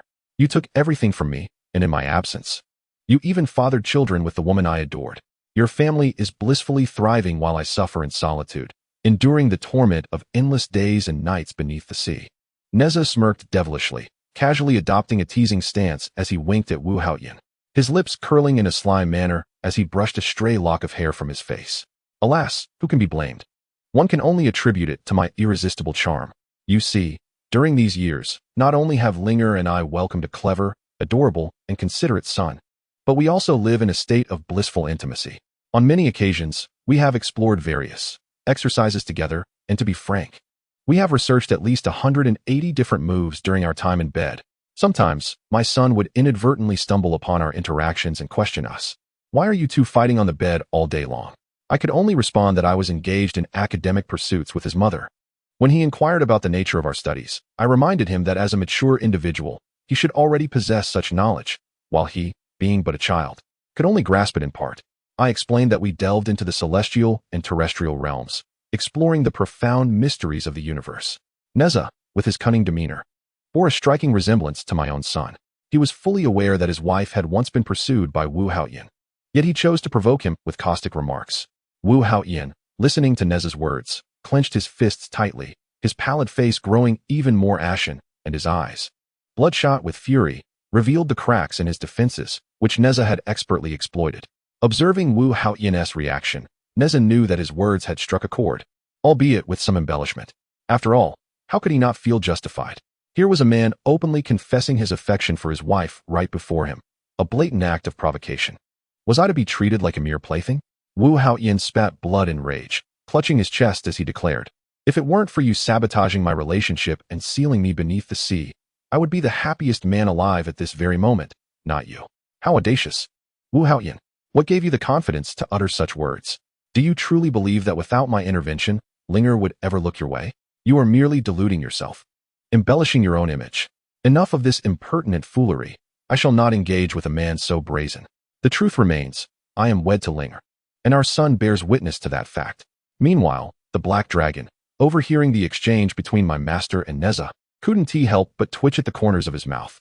The words of this war god were laced with malice, clearly intended to incite my master. Yet my master continued to fall for it. The two fiery phoenixes, observing their master's playful taunts directed at Wu Haoyan, were nearly bursting with joy, their wings fluttering in delight as they proudly raised their heads and emitted a series of triumphant cries and applause for their master. Communicating telepathically, they expressed their admiration, saying, Master, you are truly formidable. Not only do you possess great magical prowess, but your words are sharp enough to make your adversary bleed. Nezha replied, it is essential. How else could I claim the title of your master? The Black Dragon, witnessing Wu Haoyan's furious reaction, felt a surge of concern and focused his energy to communicate, urging, Master, he is deliberately provoking you. Do not fall for his tricks. At that moment, Wu Haoyan was beyond reason. After all, those ensnared by love often find their intellect diminished. That is a well-known truth. Nezha, reveling in the admiration of the two phoenixes, felt his confidence swell. He boisterously taunted, Wu Haoyan, will you surrender willingly, or shall I render you so thoroughly defeated that you fail to recognize even your own parents? Wu Haoyan's lips curled into a sly smile as he remarked, War God, do not rejoice too soon. Cast your gaze below, and you shall understand. Nezha was momentarily taken aback, contemplating something significant. Lowering his head to observe the realm beneath, he beheld the once beautiful homeland utterly ravaged. The cries of the suffering echoed through the mortal world, where a frail little girl, clad in tattered and thin garments, wept mournfully over 8 lifeless bodies, a sight of sheer desolation. Nezha's countenance turned ashen, his fists clenched tightly, his earlier elation extinguished. It was his lack of foresight that had led to such calamity, resulting in the suffering of countless souls and his own impending doom. Had he not acted impulsively by luring Wu Haoyin to this desolate place, perhaps such a tragic fate could have been averted. Suddenly, an overwhelming force descended from the heavens, bearing down upon him, a backlash of his own making. Nezha felt as if his very insides were on the verge of rupture, his body swaying precariously, threatening to collapse. The 2 fire phoenixes, sensing their master's peril, swiftly transformed into fiery wheels to support him. Meanwhile, Wu Haoyin erupted into boisterous laughter, taunting, "How does it feel? Is it not exhilarating? As a deity, you have brought misfortune upon mortals, and not only will you face retribution, but your powers shall be diminished by centuries. Truly, heaven has opened its eyes to assist me in this endeavor. If I do not vanquish you today, I shall not be called Wu Haoyin." With that, he charged towards Nezha once more, and the battle resumed. Nezha could distinctly feel his powers waning, each strike becoming increasingly arduous. Wu Haoyin, too, sensed the weakening of his adversary's abilities. Seizing the opportunity, he delivered a fierce blow to Nezha's dantian, sending him hurtling away. At that moment, the war god was engulfed in dizziness and pain, his body aching as if it might shatter. Were it not for the fire phoenixes beneath his feet, he would surely have been reduced to fragments. Suddenly, he felt a pair of hands catch him from behind. Turning to see who it was, he discovered Erling Shun. "How fares the war god? Are you unharmed?" "I am well." "Erling Shun, what brings you here?" "The Jade Emperor dispatched me to assist you in capturing Wu Haoyin." "Rest for a moment. I shall confront him." Erling Shun positioned himself protectively behind the war god and bellowed, "Wu Haoyin, you dare to emerge and sow discord once more. I thought it was someone formidable. Turns out it is merely you, the 3-eyed howling hound. Spare me your prattle. Witness how I shall deal with you today." With his 3-pronged blade in hand, Erlang Shun launched a formidable attack towards Wu Haoyin's vital points, a tempest accompanying his strike, the sound of rushing winds filling the air. Wu Haoyin narrowly evaded the assault, a wave of cold surging within him, as black mist enveloped the surroundings, swiftly expanding to ensnare the 3 beings within its grasp. Nezha expressed his concern, stating that this was a formation devised by Erlang Shun, known as a mystical array. It was a dark sorcery designed to amalgamate the souls of beasts and malevolent spirits, capable of conjuring vivid illusions. The most terrifying aspect was that these malevolent entities could swiftly ravage a person's soul, rendering them utterly defenseless. Erlang Shun beheld the emergence of monstrous heads from the surrounding mist, each one larger than the last, with eyes as large as lanterns. Their roars were deafening, and Erlang Shun felt as if his head were being torn apart by these beasts, causing excruciating pain. In an instant, his mind became chaotic, and grasping his 3-pointed, double-edged blade, he began to slash wildly. Perceiving the dire situation, Nezha assumed a cross-legged position, attempting to break the formation. He recalled what his grandmother had mentioned about such arrays, likening it to the Bagua and 5 elements formation, noting that the creator would deplete their own cultivation. He concentrated all his spiritual energy, reciting the incantation, "Heavenly spirits, earthly spirits, the laws of the cosmos grant me passage." His body whirled like a fan, and soon, multiple figures emerged, positioned in the 4 cardinal directions, while he continued to chant the spell to dismantle the array. Heaven and earth resonate. All things revive. The wondrous gates of escape break through the mystical barrier. Suddenly, a deafening explosion echoed in the air, and a beam of golden light shot skyward, fracturing the formation into disarray. Wu Haoyin suffered significant internal injuries, his dantian damaged, and he coughed up a mouthful of blood, his face turning ashen, clutching his chest, unable to rise. The black dragon, witnessing its master's dire state, swiftly coiled around his waist and lifted him onto its back, fleeing in haste. Wu Haoyin's lips twitched, his aura filled with a chilling intent. At that moment, if he could vanquish his foes with mere gaze, he would spare no hesitation. The black dragon communicated telepathically, advising, "A gentleman avenges, but the time may not yet be ripe. Master, your injuries are severe. It is best to prioritize your healing." Wu Haoyin transmitted his thoughts to Nezha, saying, "With the 3-eyed beings, our accounts are far from settled. The day I return shall be your day of reckoning." Erlang Shun sought to pursue, but Nezha suddenly fainted, plummeting from the sky, his descent accelerating. Even the fire phoenix could not keep pace with its master. Shun, witnessing the god of war's collapse, hastened towards Nezha with all speed. Alas, he was too late, as the barefoot immortal and the star of Venus caught Nezha mid-fall. At that moment, Nezha's breath was faint, his countenance pale, unconscious, with blood oozing from his lips, and the wounds on his arms deep enough to reveal bone. The star of Venus exclaimed in urgency, "God of war, awaken! Please, come to." Shun rushed to Nezha's side, stating, "There is no need to call. His injuries are grave, and the effort to break the formation has only exacerbated his condition." Suddenly, the barefoot immortal recalled something significant. Immediately, he took out a gleaming pill from his bosom, the life-saving elixir he had obtained from the elderly apothecary. Hastily, he placed it into Nezha's mouth, giving a gentle pat on his back. The pill dissolved instantly, and he noticed Nezha's complexion improving slightly, with no more blood spilling from his lips. The three exchanged glances and together assisted Nezha as they soared towards the apothecary's residence. From a distance, the colossal python observed the battle, unperturbed by the collateral damage, occasionally offering commentary on the clash between the two combatants. At that moment, the sacred show mountain appeared as if nothing had transpired, maintaining its usual tranquility. The python's heart brimmed with delight, exclaiming with a grin, "Am I not akin to a sudden hero emerging from the fray? What a stroke of fortune!" Calculating astutely, "These sacred spirit fruits shall soon be mine. Ha! After a few days, once I consume these 3 fruits, I shall become invincible in the celestial realm." Suddenly, Linger from the Lee residence felt a sharp pain in her chest. Upon a moment's calculation, her face turned pale, and she exclaimed in alarm, "Something has happened to my husband." Lady Lee shared the same ominous premonition and rushed toward Linger's direction. In their haste, they collided with each other and, disregarding their aches, simultaneously declared, "Nezha is in trouble." At that very instant, the Jade Star rushed to the Lee residence, encountering Lady Lee and Linger, breathless as he reported, "This is dire. The war god has sustained grave injuries, and we have already taken him to the apothecary." Without hesitation, Lady Lee and Linger vanished in an instant. The hall fell silent, leaving only the Jade Star, who paused momentarily and remarked, "Must you both rush so? At least one of you could pour me a cup of tea." As he pouted and ambled to the table, he slowly poured himself a glass of water, sighing, "What a situation this is. Never mind, I shall return home." With that, he turned and departed.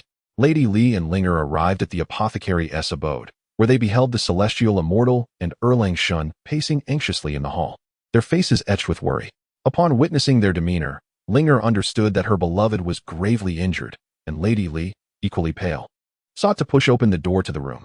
Just then, the apothecary's voice rang out, "I am currently treating him. Do not disturb me, or all efforts will be in vain, and his life will be forfeit." The two women exchanged a glance, and Linger gently approached the apothecary, saying, "Do not fret, mother. We must trust in your medical expertise." As she spoke, she assisted Lady Lee in sitting down at the table and poured her a glass of water. The celestial immortal and Shun offered their reassurances. "Indeed, Lady Lee, do not be overly anxious. Those favored by destiny will surely receive divine protection. We believe the war god will be all right." As Lady Lee wiped away her tears, she inquired, "What exactly has transpired? How could the injury be so severe?" The barefoot immortal and the white emperor exchanged glances before the latter smiled and remarked, "My lady, it would be best to wait until the war god awakens to inform you." At that moment, Shun looked around, realizing his presence was no longer required. He quickly clasped his fists in a gesture of respect towards Lady Lee and the barefoot immortal, stating, "I shall return to the Jade Emperor's palace at once to relay the entire sequence of events to the Heavenly Sovereign." Chapter 28. You died from being stolen by the fox spirit's favorite vase. Meanwhile, the bull demon king cradled a beautiful maiden in his arms. Reveling in the grapes, he fed her, occasionally planting kisses on her tender cheeks. "You are quite the scoundrel, my lord. If you keep this up, I shall ignore you," she playfully teased. "My dear, please don't disregard me. They say it's the wickedness of men that women adore. You should love me even more." As the bull demon king spoke, he gently pressed the maiden onto the bed. In a corner of the room, two little ones were eavesdropping on the bull demon king and the fox spirit's sweet nothings, their skin crawling in response. One child felt a pang in his heart, as if it were being twisted by a knife, suddenly becoming restless. Meanwhile, the little golden jade whispered, "Cousin, this is the 5th time now. Their stamina is remarkable. After a fight, they can still indulge in their feast." Observing their meal made his own stomach rumble. Just as he uttered this thought, he noticed his cousin's face turn pale, clutching his chest and collapsing. In a panic, he rushed to support him, asking, "Cousin, what has happened to you?" "I am fine. he replied, but I felt a sudden pain in my chest, a sense of unease, as if something were amiss. The little golden jade comforted him. What could possibly happen? It's surely just hunger, much like me. Perhaps, he answered. Let us hope nothing untoward occurs. Suddenly, there was a knock at the door. Young master, young mistress. Dinner is ready. Shall we serve it in your room, or will you dine in the hall? The bull demon king boomed. No need. Simply set the dishes on the table. We shall come out shortly. Yes, young master, the maid replied. My dear, I shall let you off this time. Come, allow me to assist you in dressing for dinner. My lord, you are too mischievous. I can dress myself. Before long, they were both attired and made their way to the hall. At that moment, the two little ones sighed in relief, seizing the opportunity when the bull demon king opened the door to slip out. The bull demon king paused, sensing something was amiss. My darling, did you not feel someone pass by us just now? The fox spirit, with her enchanting grace, intertwined her arm with his and replied, No, dear. Who else could there be besides you? Are you imagining things? Besides, our lair is so well guarded. How could anyone enter? After some contemplation, the bull demon king conceded that perhaps he was indeed overthinking. Two little rascals arrived at the hall first, and while the maids were momentarily distracted, they stealthily concealed a vase into their spatial realm, also pilfering 2 chicken legs. Although their movements were swift, they were nonetheless spotted by a maid entering from outside. The maid merely caught sight of the vase and chicken legs soaring toward her, vanishing in an instant. Terrified, she collapsed onto the ground, her heart racing, stammering as she pointed ahead, urging, Hurry, someone come. The commotion drew the attention of the others, who turned to the direction she indicated, only to discover that the beloved vase of their mistress had vanished, along with the 2 chicken legs from the table. Realizing the gravity of the situation, the little ones grasped the hand of their companion, Jinyu, and dashed toward the exit. The bull demon king and the fox spirit, alerted by the maid's cries, hurried into the hall, anxiously inquiring about the matter. The maids, trembling in fear, knelt on the ground, heads bowed, too frightened to speak. For the vase was the cherished possession of their lady. The fox spirit pointed at one maid, demanding, You, explain what happened. The maid stood, too fearful to lift her gaze, and replied, Mistress, your vase has gone missing. The fox spirit, incensed, bellowed, What did you just say? Turning around, she noticed the empty display stand where her beloved vase once resided. How dare you? Who has stolen my vase? Who has dared to take my belongings? Return it at once, or I shall see you all perish. The maids were left pale with fear, pleading in unison, Mistress, spare us. We did not steal it. Another maid, overcome with terror, began to weep, recounting, I saw the vase and the 2 chicken legs flying toward the door when I returned from outside. But they vanished before exiting the hall. Exchanging glances, the bull demon king and the fox spirit rushed toward the cave's entrance, only to find everything as tranquil as ever, with the guards standing upright. Recognizing their masters had emerged, the guards promptly bowed, greeting, Young master, mistress, did either of you see anyone leave this place? The bull demon king inquired. The horse spirit replied, Mistress, I did not, while the other paused, recalling, I felt a gust of wind rush past just moments ago. Fuming, the bull demon king clenched his fists, declaring, Who dares to trespass in our lair and steal our possessions? I sense someone leaving our room. Once I find them, I shall rend them limb from limb. The fox spirit, feigning tears, lamented, You see, when you are away, others bully me. Now, they have the audacity to invade my cave and steal from me. How shall I endure this life henceforth? The vase was a gift you bestowed upon me on my birthday, and it remains my most cherished possession. I have placed it in the hall, where I gaze upon it daily. Seeing the vase brings me comfort akin to your presence. Yet now, it has inexplicably vanished. If it were merely a common thief, it would be one matter, but what if it were a flower thief? What then shall I do? As he spoke, he playfully shook the hand of the bull demon king, who promptly reassured him, Fear not, my dear. I shall assign additional guardians to protect you. As for that vase, I shall procure one even more exquisite for you next time. Is that truly so? The young one replied, For I find solace only when you are by my side. Rest assured, I vow to remain frequently at your side from now on, all right? My lord, you must keep your promise, no turning back. The little one, tugging on the hand of Xiao Jinyu, dashed off, breathless from their sprint. Xiao Jinyu, panting, said, Cousin, I can hardly run any longer. Let us pause for a moment. The little one glanced back and, seeing no pursuers, observed the waning daylight. Very well, as the hour grows late, let us rest a while before visiting Xiaoyu. With that, he retrieved the chicken leg he had pilfered earlier, handing it to Xiao Jinyu. Here, enjoy. You mentioned you were hungry. Xiao Jinyu caught the chicken leg and asked, Cousin, who is Xiaoyu? Chapter 29. The little one led his cousin to Xiao's abode.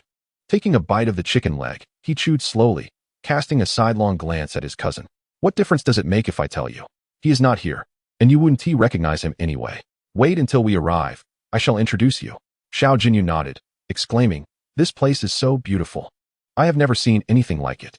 The little one beamed proudly at his cousin, saying, Isn't it splendid? I brought you here to admire the scenery.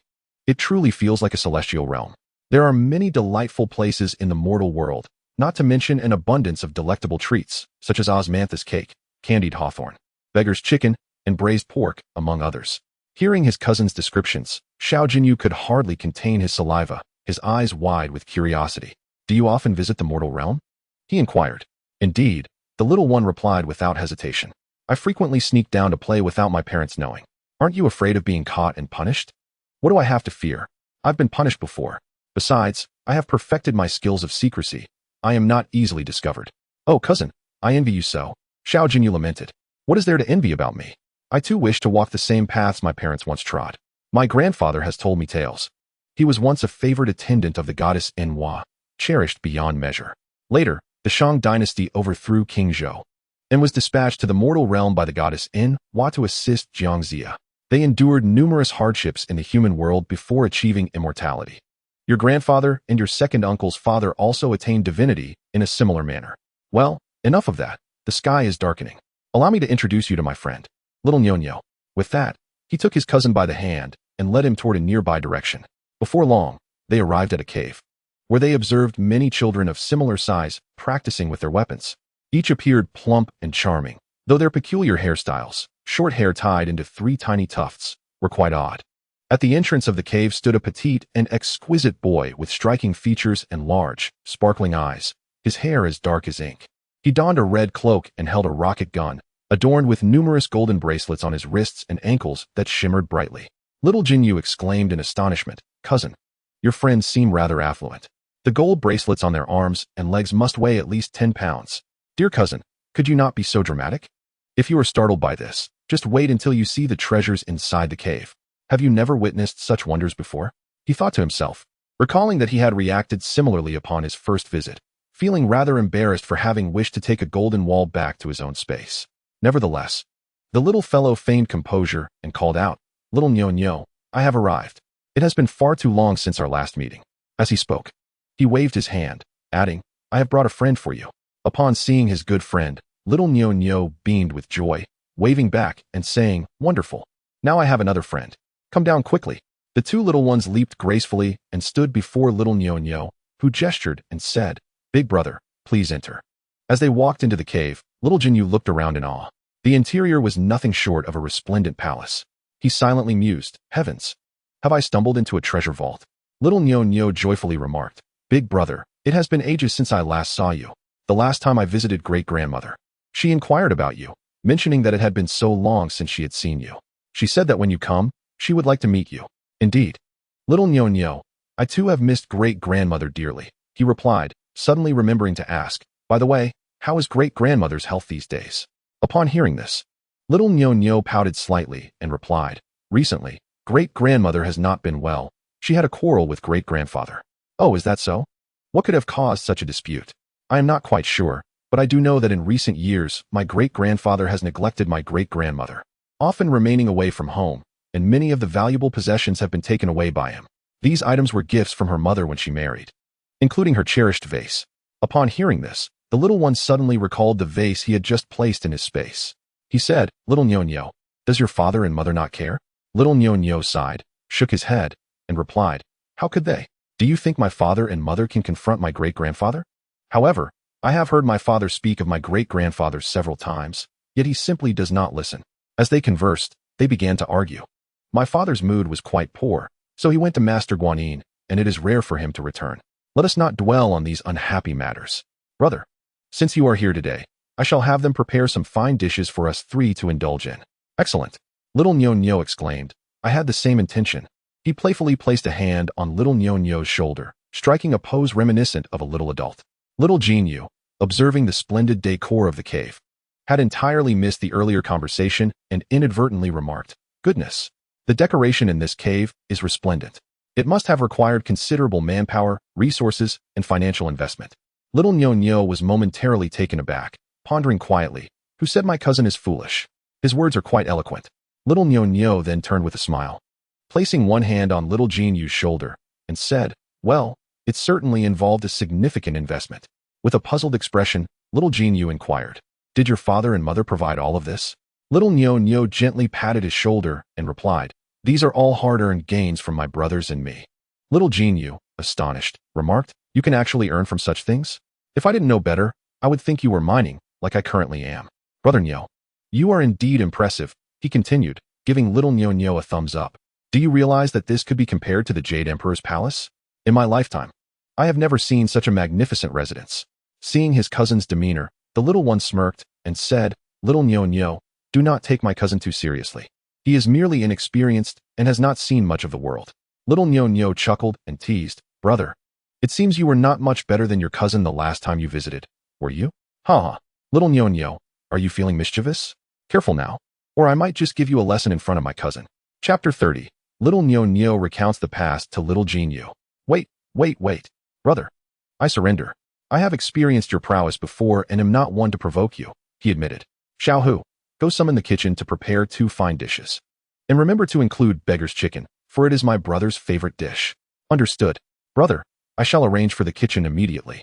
After our meal, I will take you to the mines, the little rascal said with a mischievous grin. I never realized your enterprise has flourished so significantly. Younger brother, this is rather unfair. With all the riches, you must allow your elder brother a share of the fortune, wouldn't you agree? As brothers, we should share both hardships and blessings, right? Little Nyo stood up, let out a resigned sigh, and poured them some tea, exclaiming, I knew you, as the elder brother, would not let me off easily. You must be feeling somewhat uneasy about it. Oh, that cannot be said. I merely wish to help alleviate your burdens, he replied. Very well, after we have dined. We shall go take a look.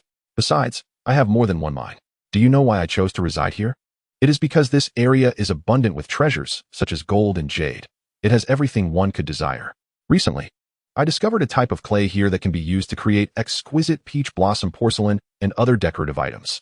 I mentioned that several nearby cities boast my establishments. A mere trifle, really. Splendid. Then I shall share in your good fortune and partake in some of your success. No problem. Whatever is yours is also mine. Little Yu remarked, observing their camaraderie, feeling rather like an invisible presence. After sipping his tea, he curiously inquired, how did you two come to know each other? Little Nyo, pouting slightly in grievance, replied, that is a long story. My encounter with your cousin can be aptly described as a fateful clash. We would not have known each other had we not fought. Half a year ago, I procured a vase in the city. Having acquired it from the hands of a bully, I was overjoyed, carrying it along the road, intending to gift it to old Granny on her birthday. Little did I know, your cousin, while munching on a skewer of candied hawthorn, carelessly collided with me, shattering my precious vase. I was furious at that moment. Hey, little Nyo, you are mistaken. It was not my oversight. It was you who bumped into me. All right, I shall not argue with you. Regardless of who collided with whom, the fact remains that you are responsible for breaking my vase. The little rascal grew indignant, stating, that is not true. We both broke it together. How can you lay all the blame on me? Very well, as you say, little Nyo conceded, continuing, after the vase was shattered. I was quite unwilling to accept it, for that vase was a rare treasure. It shimmered with a faint golden glow, and I insisted that your cousin compensate me. However, he refused, claiming I had collided with him and called me insane. Angered, he threatened to beat me and stormed off. I was not one to back down. I confronted him, shouting, did you not say you wanted to fight? Come, follow me. You truly have no fear of death. You wish to engage in battle with me. Without even inquiring about my identity. Regardless of who you are, it was you who shattered the vase I cherished.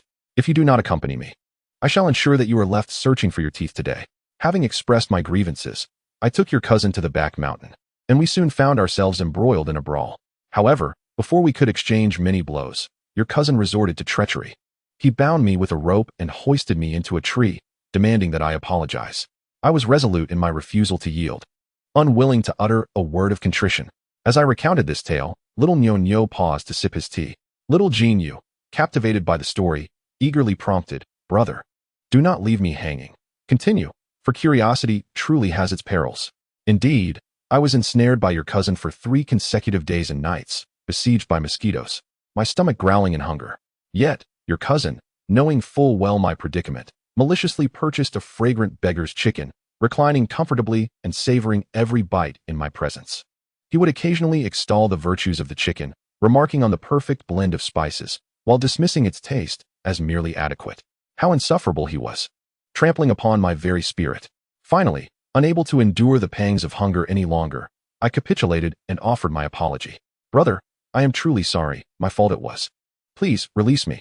I might release you, he replied, but from this day forth, you must address me as Big Brother, and provide me with a written agreement. How could you be so unreasonable? I have already apologized, yet you demand more, seeking to inflate your own stature. Little Nyo lamented. Never in my life have I endured such humiliation. You must be dreaming. Very well, he taunted. You may continue to dangle there. After all, I have ample time. What shall I eat tonight, I wonder? I believe I have had my fill of beggar's chicken. Little Nyo was on the verge of exploding with rage. Unbeknownst to him, your cousin was relentless, proclaiming that he would guard me until I became a mere desiccated corpse. I thought to myself, if only I had pen and paper to formalize this agreement. Lost in my musings, I finally conceded. All right, I shall draft an agreement, but lacking paper and ink. Do not hold it against me if it becomes void with time. Perhaps I could inscribe it upon the ground. Have you overthought this? I shall come prepared. Do you think I am as foolish as you? Fine, you have bested me. Thus, I begrudgingly agreed to his terms and penned our fraternal agreement. Yet, this was not the end. I truly found myself entangled with a scoundrel. The little rascal grew indignant, exclaiming, Who is the scoundrel? Little Nyo, feeling somewhat guilty, sheepishly replied, I spoke too hastily, a momentary lapse. Once I had completed the written agreement, he finally released me from the tree. Now that I have written the agreement, may I take my leave? Henceforth, let us each go our separate ways, parting as brothers, never to cross paths again. Little Nyo, do you wish for me to hoist you back into the tree? Upon hearing your cousin utter those words, I instantly realized that he was once again entertaining mischievous thoughts. Reluctantly, I capitulated, saying, Brother, I must take my leave, until we meet again. Little did I know, as I walked ahead, he trailed closely behind. I had barely settled into my seat in the cave when he appeared right before me, causing me to lose my footing and fall to the ground in shock. Someone, apprehend this individual. I called out, but to no avail. My cries went unanswered. Cease your shouting. The outside world has succumbed to my slumber-inducing spell and is now asleep. You. How shameless. Depart at once. I wish not to see you again. Oh, little brother, have you so quickly changed your mind? That is hardly the conduct of a true man. Have you forgotten that I possess your agreement? Should you dare to renege, I shall post it all over the streets for everyone to see. And that is not all. I shall take it to the heavenly court and seek the Emperor of Heaven's judgment. Where shall you hide your face then? Chapter 31. The mischievous little bull's mishap. What did you just say? You know the Jade Emperor? You have access to the heavenly court? Who exactly are you? You little rascal?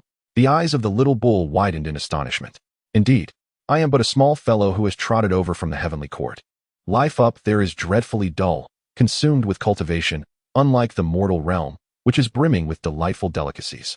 Upon hearing your cousin's proclamation, I initially dismissed it as mere boasting, casting him a disdainful glance and asking, Very well. Pray tell, which celestial deity's abode do you hail from? I fear not to shock you. I am none other than the son of Nezha from the esteemed Li Jing's household. At that moment, I was incensed, believing he spoke such a name merely to provoke me. It was only after he recounted tales of his grandfather, father, and maternal grandfather that I understood he had chosen that name to deliberately irritate his grandfather. Thus, we forged a bond of brotherhood. Jinyu nodded in understanding, saying, Ah, so that is the case. The little one glanced at his cousin with disdain, retorting, Is that truly how it is? Or is it something else entirely? It is destiny. The fate of brothers, do you not comprehend? Oh, little bull, do hasten to instruct someone to check if the meal is ready. I am on the verge of starvation. What? You cannot be suggesting you have gone days without sustenance, merely to con me. Little Jinyu innocently replied, How could that be? We departed from the heavenly court early this morning to come here, and on the way, we encountered two lovely sisters, following them to their cave.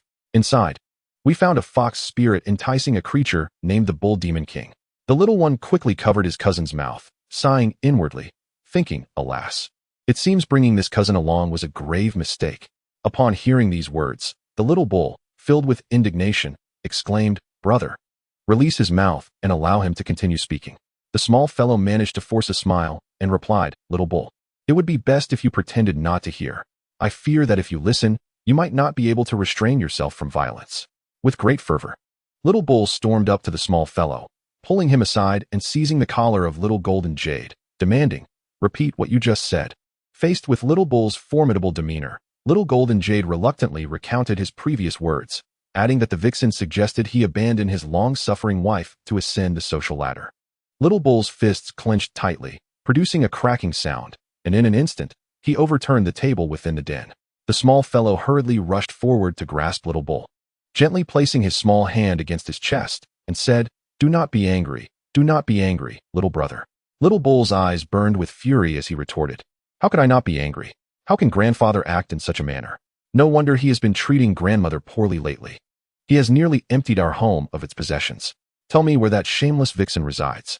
I must go and overturn her dwelling. Little brother, please do not be hasty." "How could I not be hasty? If it were your grandfather acting thus, would you not be incensed?" Upon hearing this, the small fellow immediately clenched his fists, his resolve intensifying.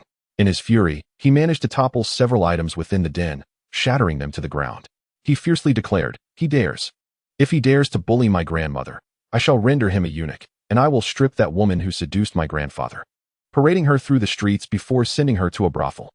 In that moment, both Little Bull and Little Golden Jade were taken aback. Little Golden Jade involuntarily blurted out, "Whose grandfather has committed such a transgression? Why does it feel as though the roles are reversed?" At that instant, Little Bull completely disregarded the matter of his grandfather seeking women outside, his eyes fixated on the shattered remnants strewn across the ground. It was not merely a loss of material value, but a loss that pierced his heart. The broken items were all his cherished possessions, painstakingly acquired from others. With a sudden pout, he sank to the ground, weeping loudly, exclaiming, "What have I done to deserve this? My treasures, all gone." The small fellow, still clutching an object in his hands, was about to smash it when he heard Little Bull's cries. Looking down at the ground, he suddenly realized, "I am still in someone else's home. How could I lose control upon hearing Little Bull say that my grandfather is seeking women?" Gazing at the precious items he had shattered, he recognized their immense worth, particularly as they were Little Bull's favorites. A wave of embarrassment washed over him. His face flushed with shame. Ruffling his hair sheepishly, he chuckled awkwardly and quickly helped Little Bull to his feet, apologizing, "I am truly sorry, little brother. I was overly impulsive just now. After all, your great-grandmother is also my great-grandmother. How could I possibly remain indifferent if she were to suffer?" Little Neo wiped his tears and cautiously asked, "Brother, are you speaking the truth? Why do I feel that you are upset because I mentioned your great-grandfather seeking companionship outside? The issue is that so many of my most cherished possessions have been broken. Do you not realize that my heart aches, not just for the loss of material things? My heart feels cold and heavy. I even suspect you may have come to my dwelling with the intention of causing trouble." With that, he became even more sorrowful and began to cry loudly. The little one could no longer bear to watch and interjected, all right. Men do not shed tears easily. Why should a grown man cry? If there are matters to resolve, let us resolve them." As he spoke, he hurried to a nearby stool, seated himself, and poured himself a cup of tea. "Stop crying. I promise you, after our meal, we shall confront that vixen." Little Neo quickly dried his tears, his little legs scampering with joy as he approached the little one, exclaiming, "Brother, you said it yourself." At that moment, everyone else stood in stunned silence. They had never witnessed the king in such a state after being by his side for so long. How could such a fierce and imposing figure transform into a timid one before this little being? While confusion filled their minds, they also felt a newfound respect for the one referred to as brother by the king. The little one noticed how quickly Little Neo's demeanor had changed and began to suspect this was all a ploy, a trap to draw him into mischief. Meanwhile, Little Jinyu stood by, utterly dumbfounded, thinking to himself, "His acting is astonishingly convincing. He can cry on cue and laugh just as easily. He truly rivals my own cousin."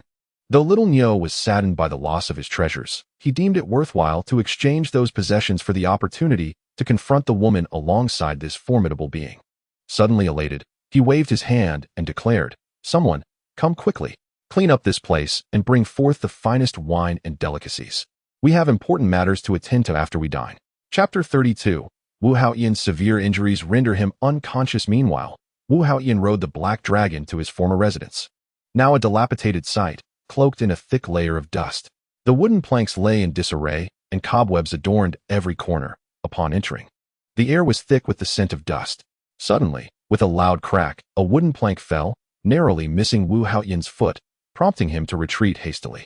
The black dragon immediately transformed into human form, supporting his master, who appeared pale as a ghost.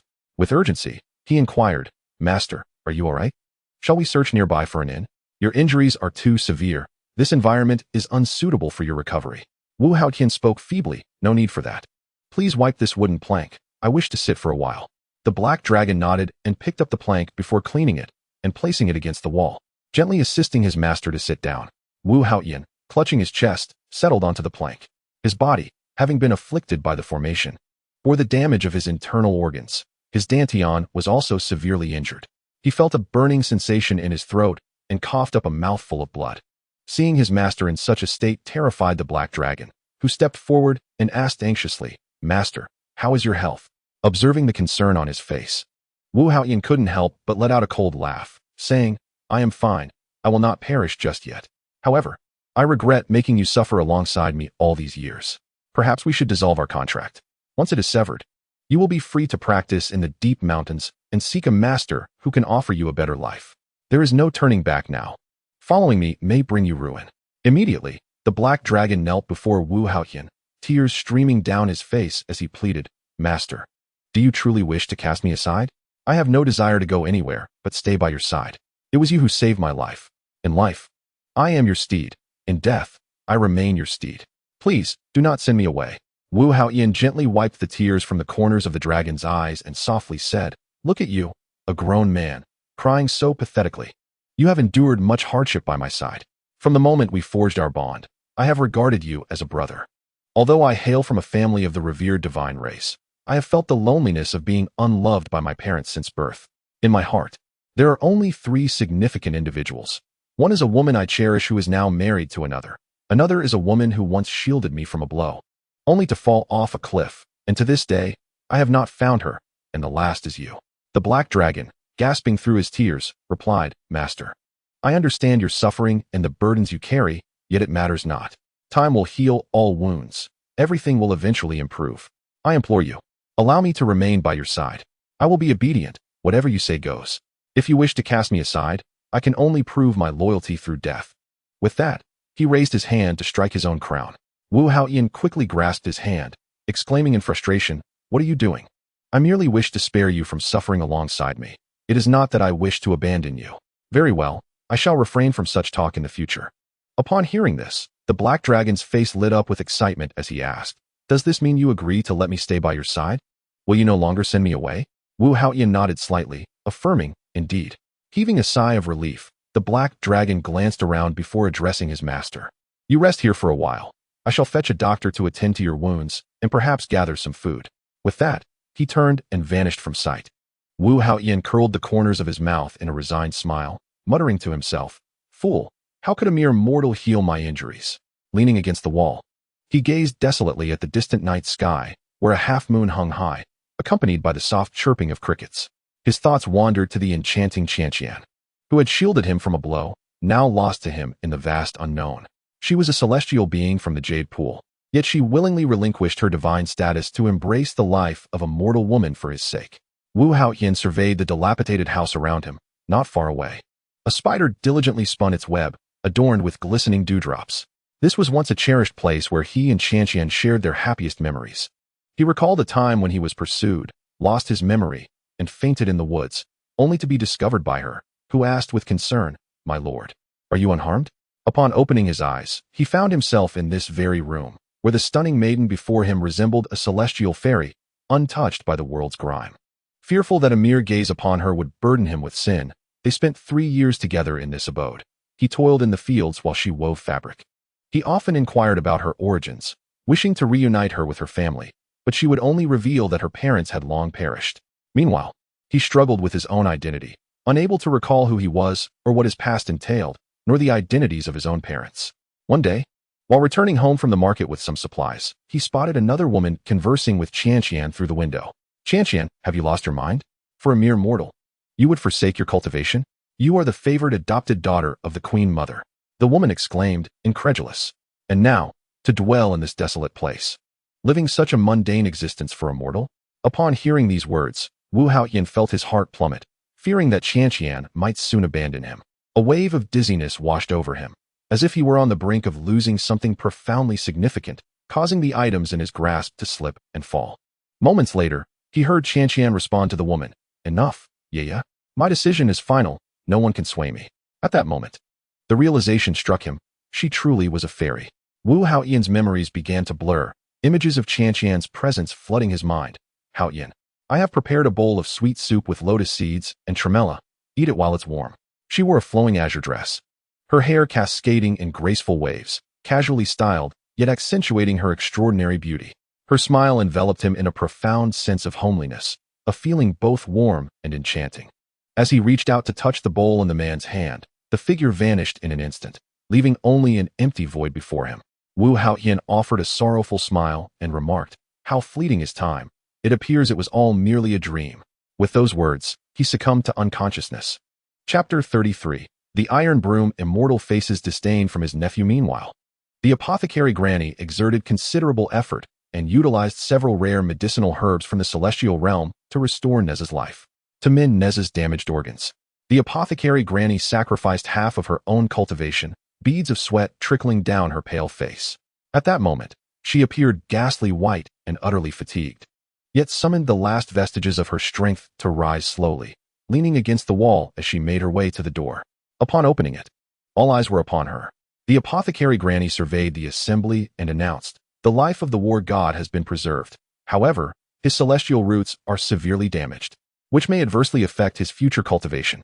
Linger, noticing the Granny's frail appearance, hurriedly approached to support her, inquiring, "Granny, are you all right? Why does your complexion seem so dreadful?"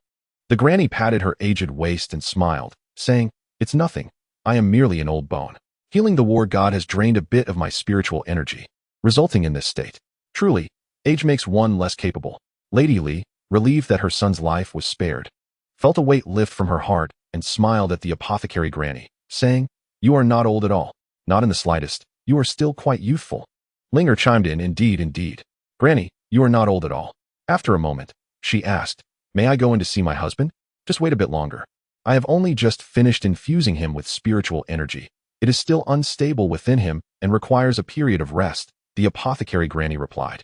Upon hearing that the war god was safe, the barefoot immortal and Erlang Shun could not contain their joy, exclaiming, "What a relief! What a relief! Since the war god needs to recuperate, we shall take our leave," Lady Li said with a smile. "I feel quite embarrassed for having troubled you all." The barefoot immortal replied with a grin, "Not at all. If it weren't for the war god, we might have lost our lives. We owe our gratitude to him." The barefoot immortal concurred, "Indeed, had it not been for the war goddess' intervention, we might not have returned. We shall take our leave now and visit him again when he is fully recovered." Linger and Lady Li simultaneously said, "Safe travels, and do visit us again."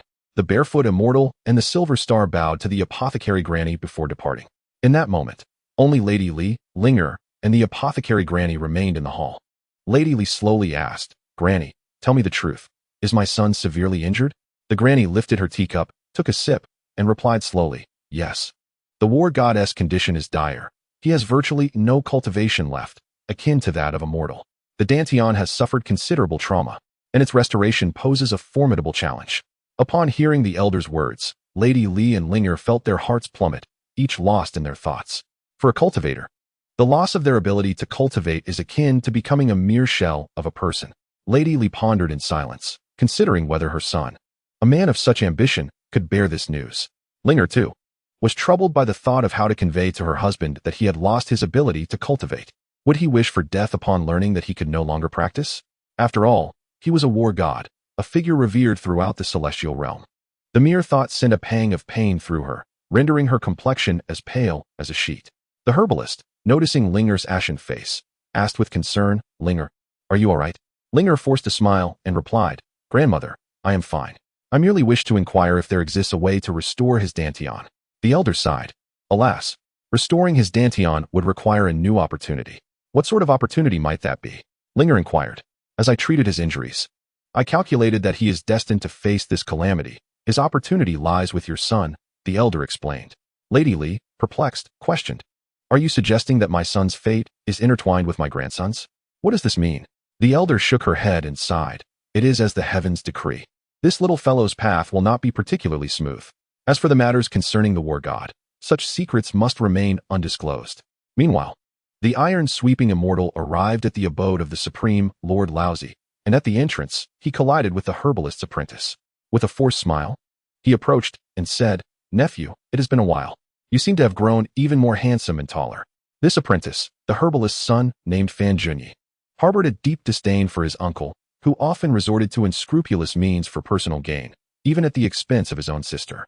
Years ago, his mother had a suitor of noble character and high standing, but this irresponsible uncle had ruined everything, marrying her off to a man who did not love her. This man mistreated his mother and, being a gambler, squandered the family's wealth, ultimately leading to her untimely demise from distress. With nowhere else to turn, he sought refuge under the tutelage of the supreme Lord Laozi, who, seeing his plight, took him in and treated him with kindness, to the extent that he sometimes felt like the master's own son. Upon spotting his uncle, the young apprentice greeted him with a frosty demeanor, saying, "Humph. What brings you here? You are not welcome." The iron-sweeping immortal, taken aback by the disdain directed at him, retorted, pointing an accusatory finger. "How dare you speak to me in such a manner? What are you trying to prove with that attitude? Have I spoiled you with my indulgence? Humph. You still acknowledge me as your uncle, yet you are unafraid of undermining your own credibility. Have you fulfilled the responsibilities of an uncle over the years? As you speak, you turn away, intending to shut the door behind you." The iron broom immortal hurriedly rushes forward, pushing against the door, and remarks, "Are you intending to lock your uncle outside, you disrespectful child? How utterly disrespectful to elders. Pah, you dare to call yourself an elder? Truly shameless. I can only wonder what devious schemes you are concocting." The Supreme Lord Laozi was in the midst of refining an elixir, and every hour he needed to infuse spiritual energy into the alchemical furnace.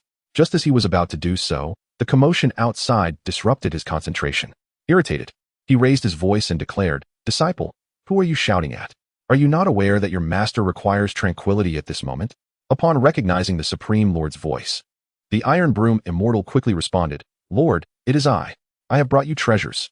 As soon as Laozi heard this familiar tone, he instructed, "Disciple, let him in and have him wait for me in the hall." "Yes, master." The Iron Broom Immortal entered the hall, seated himself at the table, and called out, "Nephew, pour me a cup of water. I am parched." The young medicine boy retorted, "If you want water, go home and drink it." "Hey, you insolent child. Do you not understand the principles of respect and hierarchy?" The young medicine boy disdainfully rolled his eyes and crossed his arms, saying, "That depends on whom we're speaking of. For you, it's unnecessary. After all, you're not even human. Do you seek a beating? How dare you show such impoliteness to your uncle?" As he spoke, he rolled up his sleeves, ready to strike this nephew. Chapter 34. The Iron Broom Immortal reveals the circumstances surrounding his sister to his nephew. The young medicine boy pondered, thinking that should he strike this uncle, the rationale would be rendered unreasonable. Suddenly, an idea struck him, and he pretended to weep, exclaiming, "Mother, how I miss you. Ever since you departed, I have become a child neglected by father and unloved by my uncle." The Iron Broom Immortal, poised to strike, abruptly withdrew his hand, saying, "You infuriate me." Observing his uncle's flustered demeanor, the young medicine boy realized he had struck a chord. It was evident that his uncle felt guilty. The Iron Broom Immortal, fuming as he sat upon the stool, puffed and glared. "Will you truly not forgive your uncle? I introduced your mother to the Dragon King's son because I wished for her happiness. After all, she was my only sister. How could I bear to see her suffer?" The young medicine boy glared fiercely at the Iron Broom Immortal, his fists clenched tightly as he retorted, "How dare you claim it was for my mother's benefit? Do you have any idea how she perished? Do you not keep track of your own conscience? I wish to know how much benefit you received from that wicked man. To so readily push your own sister into the flames of despair. Do you even possess a heart made of flesh? Has it ever ached? When our grandparents passed, they entrusted you with the care of my mother. And how did you fulfill that duty? Now that she is gone, are you satisfied? If you are a man of any conscience, you ought to recount the events of that year in their entirety. Perhaps I might still find it within me to forgive you." The Iron Broom Master lowered his head, feeling guilty, and said, "But you promised. You must not go back on your word." The young apprentice, growing increasingly impatient, interjected, "Well, are you going to speak or not? If you're not, I have no desire to listen any longer." All right, I shall speak. Is that not sufficient?" Many years ago, upon returning from a victorious battle alongside Marshal Tianpeng, I found myself drinking with another subordinate of his, Qin Yu, for 3 consecutive days and nights. You see, my uncle, once inebriated, often lost all sense of self.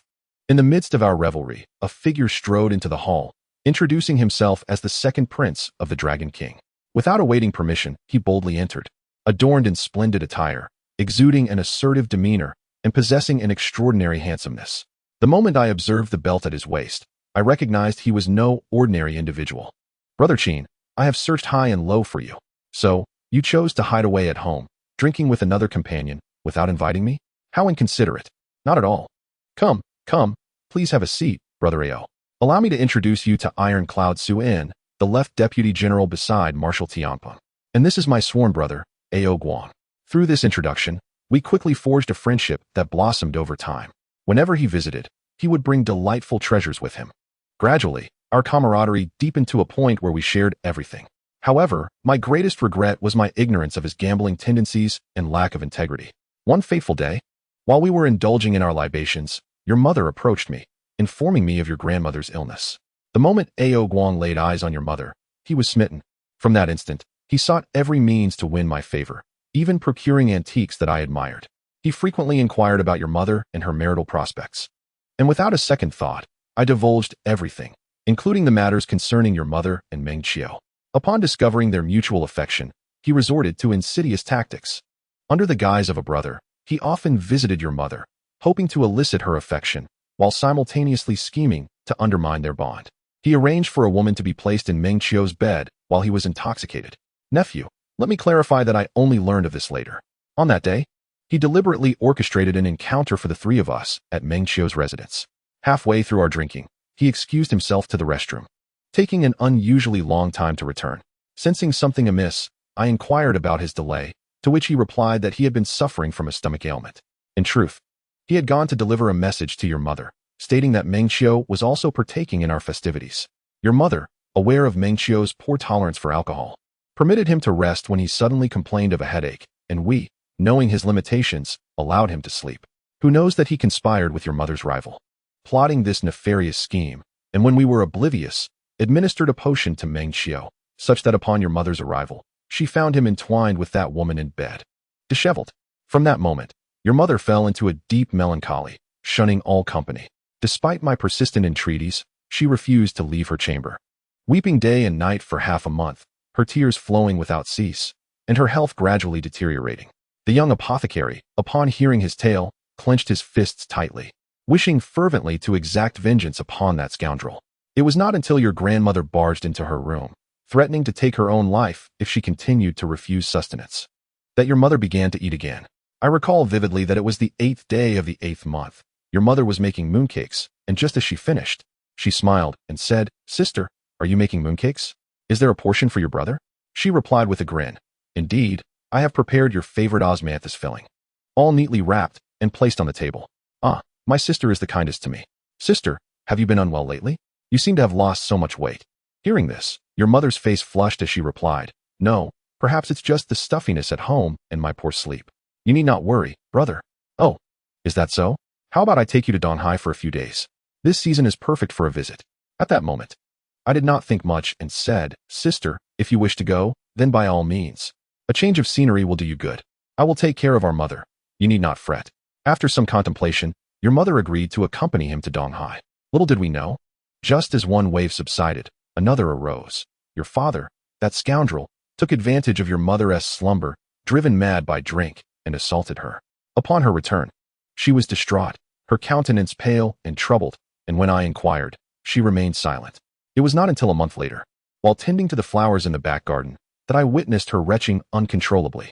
Concerned for her health, I offered to fetch the village healer. To my astonishment, she knelt before me, pleading that I refrain from seeking help, for she was with child.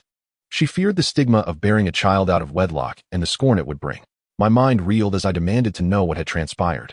Finally, she recounted the entire harrowing ordeal, igniting my fury, and I resolved to confront that scoundrel. Thus, after calming your mother, I rushed to Donghai, calling out for you. "Come out, you coward. If you have the courage, do not hide in your dragon palace. I regarded you as a brother. Yet you dare to mistreat your brother's sister, planning to take advantage of her without consequence. If you do not emerge, I shall turn Donghai upside down today." Two shrimp soldiers and crab generals, upon hearing a commotion on the shore, rushed to investigate, only to find it was a familiar face, causing them to hesitate. One remained on guard while the other returned to the dragon palace to inform the dragon prince. "Your Highness, there is a person on the surface who is causing a ruckus and even insulting you. Who dares to speak so boldly?" What are you all doing? Do I need to explain this again? Your Highness, the problem is that this visitor is different. It is your sworn brother. Ah, so it is him. Very well. You may withdraw for now. Meanwhile, the Iron Sweep Master continued to rage. You insolent wretch. Are you still not coming out? You are nothing but a scoundrel. I must have been blind to have made you my brother, trampling on my brother's dignity. Suddenly, the sea began to churn, and Ao Guang soared from beneath the waves. Haha, my dear brother-in-law has arrived. Do not be angry. Let us speak amicably. Bah, who is your brother-in-law? How dare you act so shamelessly, taking advantage of my sister? Leaving her with child. What will she do now? What? Your sister is pregnant? This is wonderful news. I was just preparing a betrothal gift, intending to propose. Who cares for your betrothal gift? You have sullied my sister before marriage. This is nothing short of forced sale. With your character, how could my sister possibly lead a good life? Begone. Do not try to connect with me. Today, I will not spare you. When I first laid eyes on Ao Guang, my anger flared, and I was poised to strike when the old Dragon King arrived, saying, Ah, it seems my future son-in-law has come. Ao Guang, how thoughtless of you. Since your future brother-in-law is here, why did you not invite him to the Dragon Palace? The old Dragon King said, casting a knowing glance. How could he not understand his father's unspoken message? After all, Ao Guang had acted impulsively while intoxicated, a fact his father was aware of, and had even slapped him in anger. Humph, a fine young lady has been wronged by you. Where am I to hide my shame? Father, I was wrong. I genuinely care for her and hope for your approval. You cannot seem to avoid trouble, can you? However, I must admit, this girl is quite admirable, cultured and graceful. Very well. Go prepare the betrothal gifts and present your proposal. Remember, make the gifts substantial. Hopefully, she will forgive you for your misdeeds. The Dragon Prince, contemplating this, quickly placed a hand on his shoulder and said, Indeed, brother, let us discuss matters further in the Dragon Palace. The Dragon King smiled and gestured for us to proceed. I perceived that the old Dragon King was not one to indulge his son, thus I granted him the courtesy of accompanying them to the Dragon Palace. Seeking an explanation from the Dragon King. Upon arriving at the Dragon Palace, Ao Guang immediately led me to his storeroom, where he unveiled an array of treasure-filled boxes, brimming with exquisite jewelry and precious artifacts. The moment I laid eyes upon their wealth and the contents of those bridal gift boxes, my heart fluttered. After all, your mother had already entwined her fate with his. Who else could she possibly marry? A woman bearing an unknown child would find no suitors. After much deliberation, I ultimately acquiesced. Brother-in-law, these are all gifts I have prepared for your sister. I hope she will appreciate them and forgive the transgression I committed that day. You speak the truth. You have not deceived me. These items are indeed intended for my sister, Ao Guang affirmed. Just then, the Dragon King strode in, laughing heartily as he declared, Of course, these treasures are for my daughter-in-law. Father, that's not all. My brother-in-law mentioned that his sister is with child. I am to become a father. Is this true? The old Dragon King asked, his eyes gleaming with joy as he adjusted his beard. Does this mean I am soon to cradle a grandchild? Indeed. Father, you are correct. Soon, you shall hold your grandchild. Excellent. This is wonderful news. Our family shall continue. Quickly, take your brother-in-law to select some fine items. They must be the very best, for we shall soon be one family. Whatever your brother-in-law desires, he shall have it. Old Dragon King, you speak truly. Whatever I wish, you shall grant. That is a certainty. My words are never retracted. Go and choose what pleases you. I must inform my wife of this joyous occasion. While the old Dragon King held sway over the household, it was evident that we were quite affluent. There was no lack of anything. Coupled with tributes from various regions and offerings from deities, as well as the splendid gifts received on his birthdays, the wealth was beyond counting. Ao Guang then led me into another storeroom, a veritable treasure trove that was astonishingly vast. Iron Sweeping Immortal, recalling the sight, could hardly contain his drool, while the little apprentice physician observed his uncle's eagerness with concern for his mother. It was lamentable to witness such a brother who had sold himself for gain, doing so with such nonchalance. To call him shameless would be an understatement. Later, I returned to the estate with an abundance of treasures alongside Ao Guang, only to find your mother in the hall, crafting a small garment for you. Upon seeing Ao Guang, she brandished a pair of scissors, charging at him in fury. You shameless, vile, despicable man. How dare you return to our home? Before I could even react, her scissors struck towards Ao Guang's heart. He did not flinch, instead responding, As long as you are appeased, even if it means my life, I accept it willingly. Blood poured from his chest, and your mother, taken aback, dropped the scissors in shock, collapsing to the ground. Sister, please awaken. At that moment, my mind was a blank canvas, devoid of any idea on how to proceed. In a state of urgency, Aogu anxiously urged, "You must hurry and find a doctor." After uttering those words, he collapsed to the ground. I had no choice but to summon the servants to assist both of them to the bed, and then I called for the herbalist to examine them. Upon her arrival, the herbalist informed me that my sister was merely suffering from excessive fright, compounded by her pregnancy, which had caused her to faint. As for Prince Long, his condition was more serious. He had narrowly escaped a critical injury to his heart. I prescribed several remedies for him, advising that he must remain bedridden for at least a month. Chapter 36. The young apothecary's disdain for his uncle. Thus, the two of them slept for an entire day before awakening. Upon regaining consciousness, your mother immediately inquired about your father's condition. I informed her that the herbalist had stated he would need at least a month of bed rest. Upon hearing this, your mother clutched her head and wept on the bed, and I was at a loss for how to console her, ultimately asking how we should proceed. Your mother replied, "What can I do? My life is ruined." In this manner, your father remained in our household for a month, during which your mother cared for him. As her belly grew, she reluctantly acquiesced to marrying him. This is how the events unfolded. Dear nephew, I too was compelled by circumstances. Your mother was already with child. What else could I do? The young apothecary, upon hearing these words, felt his face flush with anger, his eyes brimming with fury, and he clenched his small fists, declaring, "You are utterly shameless. You befriended unsavory characters, causing harm to your own sister, and for the sake of your coveted treasures, you sold her to another. Are you even human?" At that moment, the iron sweeper, filled with regret for his actions, lamented the loss of his only sister, whom he cherished. Why had he succumbed to temptation? He had caused her untimely demise, leaving behind not only his grief, but also a nephew. Meanwhile, in the room, the Grand Master was nearing the completion of the youth-renewing elixir he had been concocting for the Queen Mother. He gently lifted the lid and beheld a radiant pearl at the bottom of the furnace, releasing a fragrant aroma that invigorated the senses. Wiping the sweat from his brow with a towel draped over his shoulder, he joyfully proclaimed, It is done." He promptly placed the elixir into an exquisite box and exited the room, only to find the two in a solemn silence. With a quiet sigh, he mused, alas, after all these years, the knot in their hearts remains untied. This child has truly suffered. Just as the iron sweeper contemplated speaking to his nephew, he noticed the Grand Master emerging from the room. He immediately rose, smiling, and said, "Oh, Grand Master, you are indeed a busy man. I have been waiting for you here for quite some time." The great Supreme Laozi approached the table, seated himself on a stool, and raised a teacup. Slowly savoring a sip of tea, he remarked, "Iron Sweeper, what a rare visitor. Have you come to see me today for a particular reason?" To which the Iron Sweeper replied, "What business could a mere sweeper have?" Laozi chuckled, "Your words are amusing. I merely wish to see you, and also my nephew."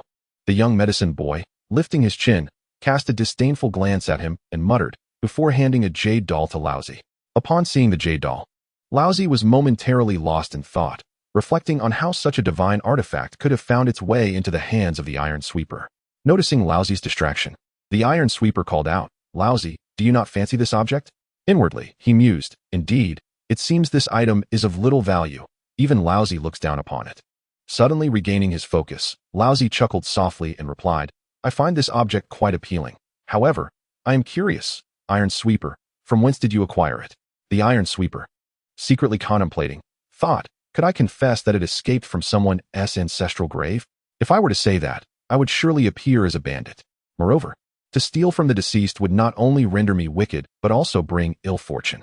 To offer him something I myself deem worthless as a gift would surely lead to my expulsion, perhaps even by force." With a sudden spark of wit, he smiled and replied, "I received it from a wandering sage during my travels in the mortal realm. He claimed I had a destiny intertwined with this object." Observing his uncle's demeanor, the young medicine boy noted that he spoke without batting an eye, clearly concocting some mischief, which unsettled him deeply.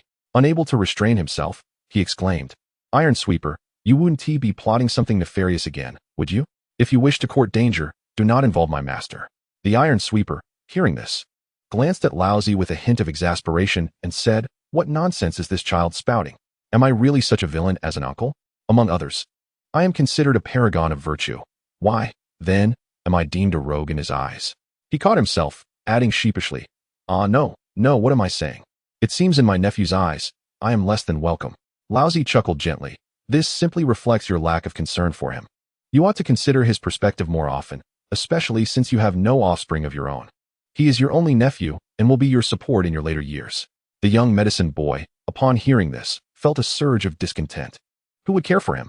He could only wish for his uncle to meet his end soon, perhaps offering him to the wolves. You insolent brat! Do you dare to believe I won't discipline you before your master today? The iron sweeper retorted, feigning disbelief at his inability to manage the boy. Observing their interaction with bemusement, Laozi interjected, Disciple, your uncle has made a rare visit. Please fetch 2 bottles of fine wine from the cellar for him. The iron sweeper immortal, upon hearing these words, felt a surge of delight within, as if a drowsy head had met its pillow. No need for him to shamelessly demand anything. The young medicine boy, genuinely reluctant to fetch the wine for the person before him, found himself unable to defy his master's orders. With a heavy heart, he trudged to the room and returned with 2 bottles of wine, placing them on the tea table, his lips pouting like a teapot. The iron sweeper immortal, maintaining his courteous demeanor, smiled and remarked, How could I possibly accept this? You have already gone to such lengths, my dear Lao Jun. The supreme Lao Jun chuckled in response, Not at all. You have brought me such a delightful treasure. This is but a mere trifle. Should you wish for more wine in the future, feel free to come by any time.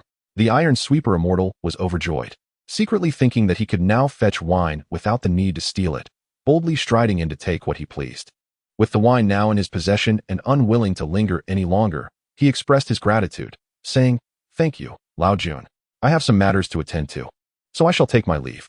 With that, he exited, carrying the 2 bottles of wine. The young medicine boy watched the retreating figure of the iron sweeper immortal, finding everything about him irksome. Gradually, he edged closer to his master and muttered, Master, I wish he would visit less often, yet you insist on having him come around frequently. At that moment, Lao Jun remained engrossed in examining a jade doll, seemingly oblivious to the young boy's words. The young medicine boy observed his master's gaze upon the doll, as if he had stumbled upon a rare treasure. Feeling somewhat aggrieved, he thought to himself, Was this mere ornament truly more significant than him? With his lips pursed in frustration, he spoke with a hint of reproach, Master, is this trinket truly more important than I? At last, the supreme Lao Jun returned to the present, inquiring, My disciple, what did you just say? The young medicine boy was astonished, his eyes wide. Had his master truly overlooked his existence entirely? Not a single word had been registered from his lips. Grabbing the sleeve of Lao Jun, he shook it playfully, pouting in jest, Master, have you become enchanted by this jade doll? You are ignoring your disciple, and I might just feel jealous. Lao Jun glanced at the young lad, his heart instantly softened by the boy's adorable demeanor. His tone became gentler as he replied, Yes, yes, my disciple is the most important. He is a true treasure. Upon hearing this, the young medicine boy felt a sense of balance restored within him. With one hand clutching a wine jug, the iron sweeper immortal exited the supreme Lao Jun's abode, making his way towards Li Jing's residence. As he walked, he fixated on the wine jug, yearning to take a sip. Had it not been for his errands, he would not have hesitated to indulge. Lost in his thoughts, he unexpectedly collided with the silver star of Venus. Ouch! Who lacks awareness?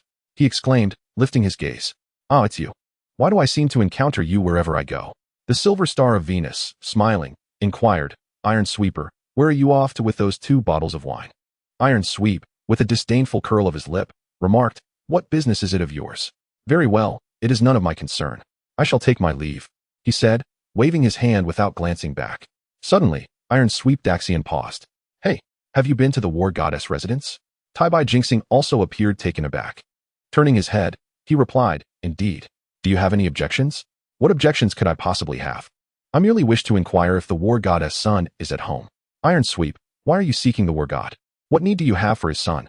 Have you reverted to childhood, longing to play with youngsters? Iron Sweep Daxian, growing somewhat impatient, cast him a glance and pressed. Will you speak or not? Fine, I shall speak. Is that not acceptable? Tai-Bai Jinxing conceded. The war god has sustained severe injuries. We assisted him to the apothecary granny, yet his son was nowhere to be seen. Upon hearing this, Iron Sweep Daxian was taken aback, astonished at the news of the war god's injuries, which seemed utterly ludicrous. He possesses such formidable power, ranking among the elite in the heavenly court. Who could possibly injure him? After Tai-Bai Jinxing finished speaking, he attempted to depart, but Iron Sweep Daxian hastily grasped his arm, inquiring, what exactly transpired? The war god is not only injured but grievously so, Tai-Bai Jinxing sighed. Iron Sweep Daxian was further bewildered. Who could have inflicted such harm upon the war god? It was Wu Haoyan who struck him down, Tai-Bai Jinxing answered. How is that possible? Was it not said that he perished? In truth, he never truly died. The Jade Emperor, in his benevolence, granted him a chance to survive, allowing the war god to secretly seal him beneath the depths of divine longevity mountain. Iron Sweep Daxian pondered for a moment and asked, if he was sealed away, how could he have escaped? Tai-Bai Jinxing replied, it was all due to the sacred spirit fruit. Many cultivators ventured to divine longevity mountain to harvest the fruit, but instead of reaping rewards, they lost their lives. While Wu Haoyan seized the opportunity amidst their attempts to gather the sacred spirit fruit, he absorbed their spiritual energy, growing immensely powerful, and broke free of his chains. When I and the barefoot Daxian arrived, we stumbled upon this scene and engaged in battle with Wu Haoyan. Had it not been for the timely arrival of the war god, we likely would not have returned. The mere thought sent chills down his spine. Enough of this conversation. I must return to find some tranquility to soothe my current turmoil. The emotional turmoil of straddling the threshold between the underworld and paradise was truly overwhelming. With that, he turned to leave. Iron Sweep Daxian, observing his retreating figure, mused, I had intended to seek out those 3 sacred spirit fruits. Thankfully, I did not go, otherwise, my life might have been forfeit. Contemplating that scenario, a tremor coursed through his resilient body. But wait, the war god is gravely injured, and knowing that insufferable brat, he must be frantic. How could he not be by the war goddess' side? At this very moment, could it be that he is not at home? What purpose would my visit serve, then? It would be a fruitless endeavor. Perhaps I should return and observe the unfolding circumstances. The wise Iron Sweeper was correct. The little one remains blissfully unaware of his father's injury, merrily drinking with the young bull on Bull Demon Mountain, plotting how to deal with the vixen. The 3 youngsters have indulged to their fill, with the young bull, in a stupor, declaring his intention to cleave that woman in 2 for daring to disrupt the bond between his great-grandparents. The other, nearly as inebriated, concurred, asserting that such a woman must be dealt with thoroughly, as she is utterly audacious, foolishly dreaming that the vixen could transform into a phoenix, beauty befalling her. As the 2 little ones spoke, they clumsily reached for their weapons, swaying as they attempted to stride towards the door, appearing as if they were engaging in drunken martial arts. At this moment, they seemed entirely devoid of lethality, instead exuding a certain charm. The little golden jade, possessing lesser drinking capacity than the 2, hastily stood up and took hold of them, saying, even if a brawl is inevitable, it should wait until we are sober. Moreover, wandering out at this late hour, we might lose our way. What if we happen upon your great-grandfather? That would be troublesome. To confront him, we must do so when he is absent. The little one pondered for a moment and replied, brother is right. Should we venture out now and encounter great-grandfather? He would surely defend himself, and that would complicate matters. The young bull, also reflecting, suggested, let us first rest a while. When dawn breaks and great-grandfather departs, we shall proceed. The 3 youngsters then aligned their shoulders and retreated to their room to sleep. Meanwhile, the black dragon discovered a small town, modest in size yet replete with all necessities. As he traversed the streets, intent on finding a doctor, he overheard a passerby exclaiming, that young lady's medical skills are extraordinary. She can revive even those on the brink of death. The black dragon was momentarily taken aback, quickly seizing the individual and inquiring, where is the young lady you speak of? The person, startled, exclaimed, what are you doing? You're nearly dislocating my hand. The black dragon, recalling his non-mortal nature, loosened his grip. My apologies, I was anxious and grasped a bit too firmly. I wish to inquire about the lady doctor you mentioned. My family has sustained severe internal injuries, and I have come to seek her aid. The individual replied, she is just ahead, not far from here. But her consultation fee is quite steep, 100 taels of silver per patient. Chapter 38. The Black Dragon seeks a doctor for his master. Understood. Thank you, my friend. Following the direction indicated by the man, the Black Dragon proceeded and soon encountered a pharmacy with a sign reading Bowen Hall. He entered the establishment and beheld a shopkeeper in his 50s, meticulously weighing herbal ingredients with a small scale, dressed simply yet possessing a familiar air. After glancing around, he noticed that only the shopkeeper was present, with no one else in sight. He pondered the words of the 2 passers-by he had encountered earlier, who spoke of a highly skilled female physician. How could this be an old man instead? Had he made a mistake in his search? Nevertheless, he resolved to inquire about the young lady first. His master's injuries were grave, and he was anxious to find a doctor for treatment. Uncertain of his master's current state, given that this was a pharmacy, he surmised there must be some connection to the young lady.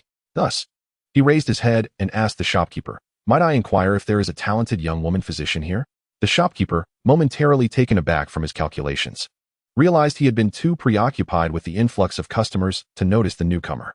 Slowly lifting his gaze, he scrutinized the individual before him and asked, young sir, You are not from around here, are you? The traveler nodded and replied, Indeed, I am merely passing through.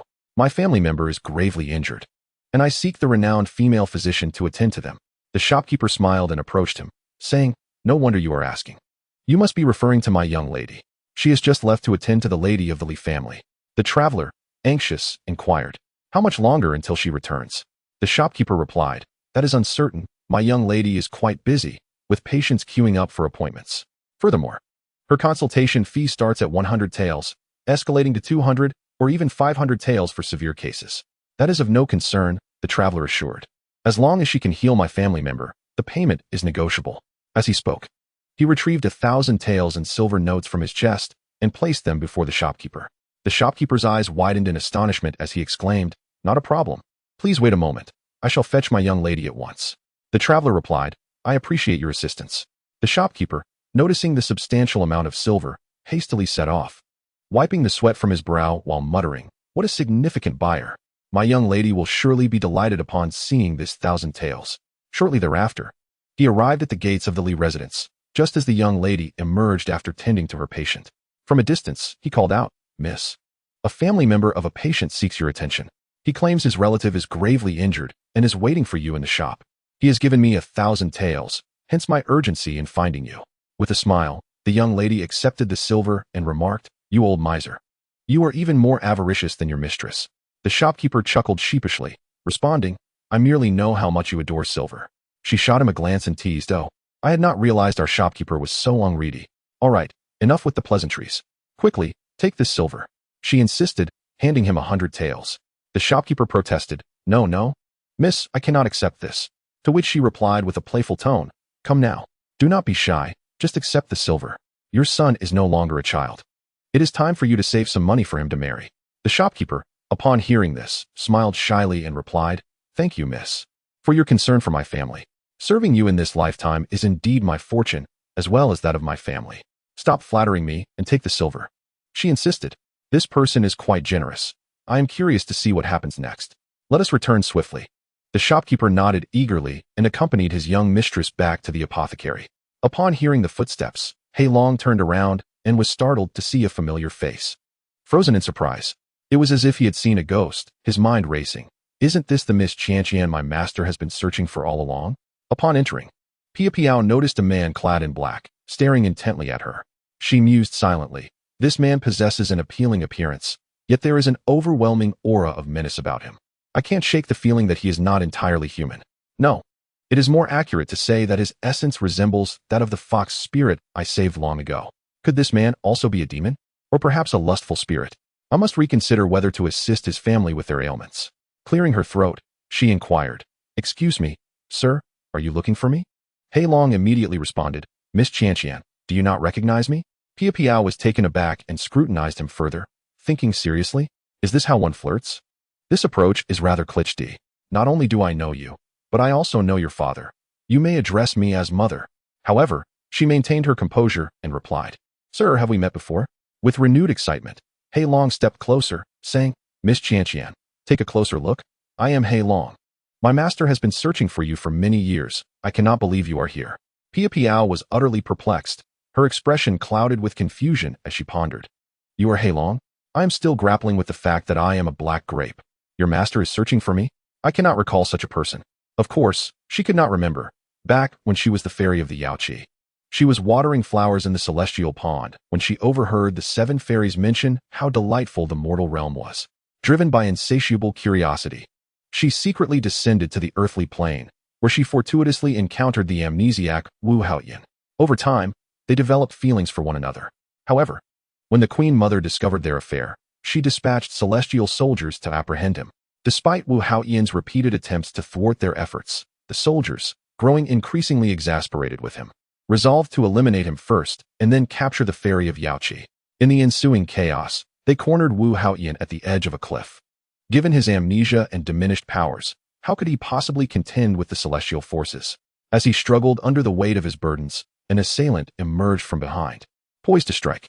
In an instant, the enchanting Yaoqi fairy dashed to his side, intercepting the blow meant for him, and was cast down the cliff, only to be rescued by a farmer, which resulted in her amnesia.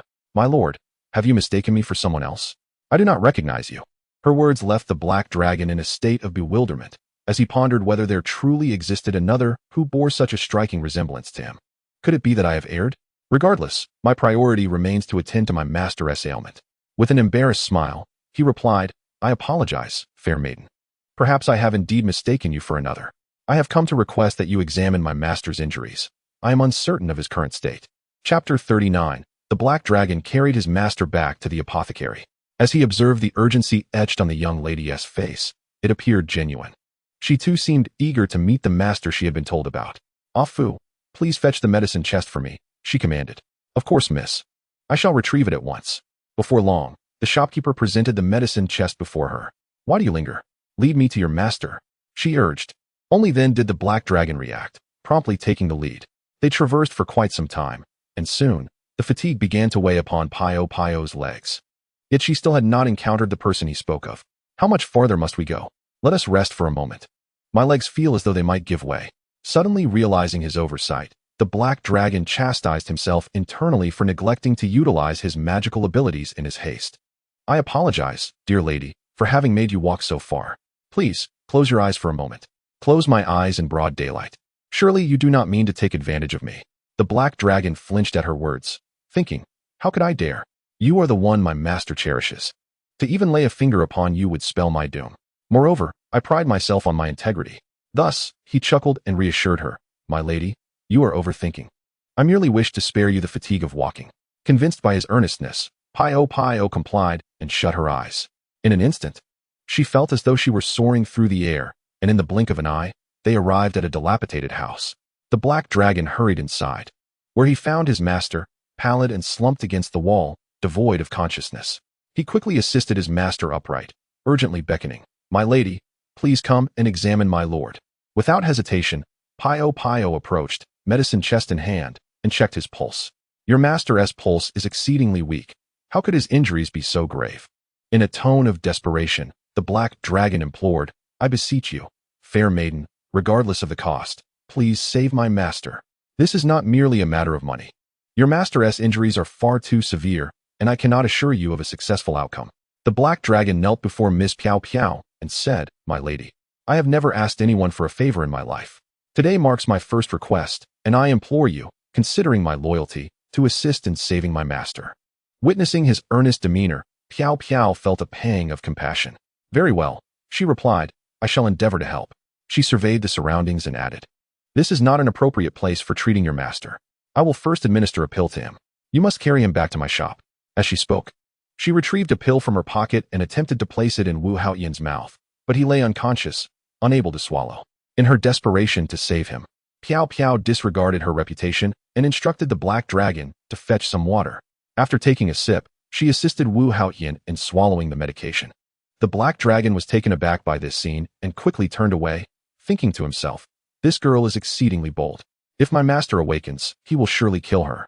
No, it is impossible for him to harm her, for she bears a striking resemblance to Qian. After administering the pill, Piao turned to him and said, why do you linger there? Carry your master and follow me. If we delay any longer, he may not survive. Upon hearing this, the black dragon's face paled in fear, and he hurriedly lifted his master onto his back, saying, I beg your pardon, my lady, but you must close your eyes. Piao responded, why must you be so troublesome? I know you are not an ordinary person. You possess magical abilities. The black dragon was startled and asked, how do you know? With impatience, Piao replied, not long ago, I saved a fox that had sustained severe internal injuries, though not as grave as your master's. Now, let us proceed to the apothecary. The black dragon nodded, and, with a wave of his hand, the three of them soared into the air. Though Piao had experienced such phenomena before, her heart raced with trepidation, fearing they might plummet and shatter into pieces. She thought it would be a cruel fate if she failed to save him and perished alongside him. Before she could gather her thoughts, she felt her toes touch the ground, and they found themselves in the apothecary. The proprietor turned around, startled to see three figures before him, and rubbed his eyes, questioning whether he was hallucinating. Piao glanced at him and gently remarked, you are not seeing things. We have encountered an extraordinary individual. The proprietor remained in a daze, unable to comprehend the meaning behind her words. Then Piao instructed, Ah Fu, please escort this young man to the room in the back. I will prepare myself and join you shortly. With that, She busied herself with the medicinal herbs and medical supplies. Once everything was ready, she entered the room and said, "You two may step outside for a moment, and kindly close the door behind you." The black dragon glanced at his master lying on the bed, still feeling uneasy, and asked, "My lady, may I stay here with him?" With a disdainful glance, Piao Piao remarked, "Am I to devour your master instead? Do you truly wish for me to rescue him? Get out." The black dragon trembled in fear, obediently exiting with the shopkeeper, who closed the door behind them. The shopkeeper, with a resigned pat on the dragon's shoulder, said, "Ah, my friend, if you wish to live, refrain from courting disaster. You must have faith in my lady's medical skills. Should you choose to engage in futile resistance, I fear that by then, no amount of money will persuade her to save your distinguished master." Suddenly, a thought struck the shopkeeper, and he adjusted his beard, adding, "Next time one of your kin is injured, remember not to seek assistance in the wrong place. This is a medical establishment." The black dragon inwardly cursed, affirming that this was indeed a clinic, not a den of bandits. While pondering if his master could still engage in coherent conversation after such an injury, just once had his heart nearly faltered. Should there be another incident, it would surely send him into a panic. Thus, he said, "Shopkeeper, you may return to your duties. I will guard this place well. If you remain here to keep watch with me, I shall not be parting with any silver." Upon hearing this, the shopkeeper was displeased and retorted, "What do you take us for? Look around you. This is a clinic." The black dragon wore a mischievous smile, cold and mocking. "Pray, do not vocalize it. If you keep silent, others will not dare to label your establishment as a bandit lair. After all, in light of Miss Piao Piao's exceptional skills, they will remain discreet." The shopkeeper huffed in annoyance, "I shall not waste my breath on you, you lunatic." With that, he strode toward the entrance. While the black dragon chuckled at his retreating figure, suddenly, a thought crossed his mind, and he scratched his head, muttering to himself, "Why did I just have the bizarre illusion of being compliant with that young lady? I actually left obediently, and she dared to tell me to leave. What audacity! If it were anyone else, I would have sent them flying with a kick." Chapter 40. The three little ones seek the fox spirit. The room was eerily silent, occupied only by Piao Piao and the young gentleman upon the bed. Approaching him, Piao Piao beheld his handsome visage, unable to suppress the urge to plant a kiss upon his lips. "What are you thinking? He is your patient," she reminded herself, slowly removing his garments to reveal a robust physique, particularly the well-defined pectorals and abdomen, evoking thoughts of desire. However, the sight of a gruesome scar marred his left shoulder, a stark reminder of his perilous encounter. Swiftly, Piao Piao wielded a scalpel to excise the necrotic tissue from his shoulder, meticulously cleaning the wound before applying medicinal dressings. Despite the exertion, the young man remained drenched in sweat, still unconscious and burning with fever. Piao Piao administered a pill and fetched water to cool his fever with physical means. It was not until dusk approached that Wu Haoyan finally stirred from his slumber, gradually opening his eyes to behold the familiar face before him. Without a second thought, he grasped Piao Piao's hand and exclaimed, "Surely, I am not dreaming. Qianqian, where have you been these years? It has been quite a challenge for me to locate you." Piao Piao quickly withdrew her hand and said, "Young master, you have finally awakened. You must be mistaken, for I am not Qianqian. I am Piao Piao." Wu Haoyan, filled with urgency, insisted, "I would not mistake you. You are indeed Qianqian." As he spoke, he attempted to rise, yet his body was so enervated that every movement felt as though his flesh were being sliced by a blade. The pain compelled Wu Haoyan to cry out, "Piao Piao?" She swiftly assisted him back down, saying, "Young master, you are gravely injured. It is not the time for movement. Please rest well. I shall step outside." Just as Wu Haoyan wished to inquire further, Piao Piao exited the room, denying him the opportunity. At that moment, Wu Haoyan's heart was heavy with bitterness. Why did Qianqian not remember him? Could it be that she was still upset with him, intentionally pretending not to recognize him? Upon leaving the room, Piao Piao encountered Heilong, who was standing guard at the door. Approaching him, she informed, "Your young master is now safe and has passed the critical period, but he needs to rest in bed for a while." Hearing this, Heilong felt a weight lift from his heart and asked, "May I go in to see him now?" Piao Piao nodded, responding, "You may enter. After all, he is injured and needs assistance. Please take good care of him." "Thank you, young lady. I appreciate your efforts," Heilong said before making his way into the room. Upon reaching the bedside, he found his master, wide awake and lost in thought. Heilong inquired, "You have finally awakened. How do you feel?" "You have no idea how frightened I was just now." Wu Haoyan turned to Heilong and asked, "What was the name of that lady who was here earlier? She bears an uncanny resemblance to Qianqian." Heilong chuckled and replied, "I too found it strange, at first. I mistook her for Qian. Yet, she adamantly insisted that her name is Pia Piao. From her demeanor, I do not believe she was deceiving us. Say, Master, could it be that there are truly individuals in this world who are identical, or perhaps twins? Wu Haotian shot a disapproving glance at He Long, remarking, your imagination is quite vivid, but alas, Qian once confided in me that she is an only child. Then, Master, could it be that Qian has lost her memory and cannot recall us? This notion struck a chord with Wu Haotian, prompting him to recall the events by the cliff that day. Indeed, it was a possibility. After all, the cliff was perilously high, and he had searched for her afterward. Yet her body was never found. Very well. He Long, you may leave for now. I wish to rest for a while. He Long, feeling somewhat aggrieved, murmured in acknowledgement and exited the room. He sat quietly at the door, pondering why he seemed so unwelcomed, having been dismissed by his master upon entry. Perhaps I shall remain here patiently until my master requires my assistance. On the other side, the three little ones awakened simultaneously, opening their eyes to find their small heads still slightly dizzy. Little Golden Jade inquired about the current hour.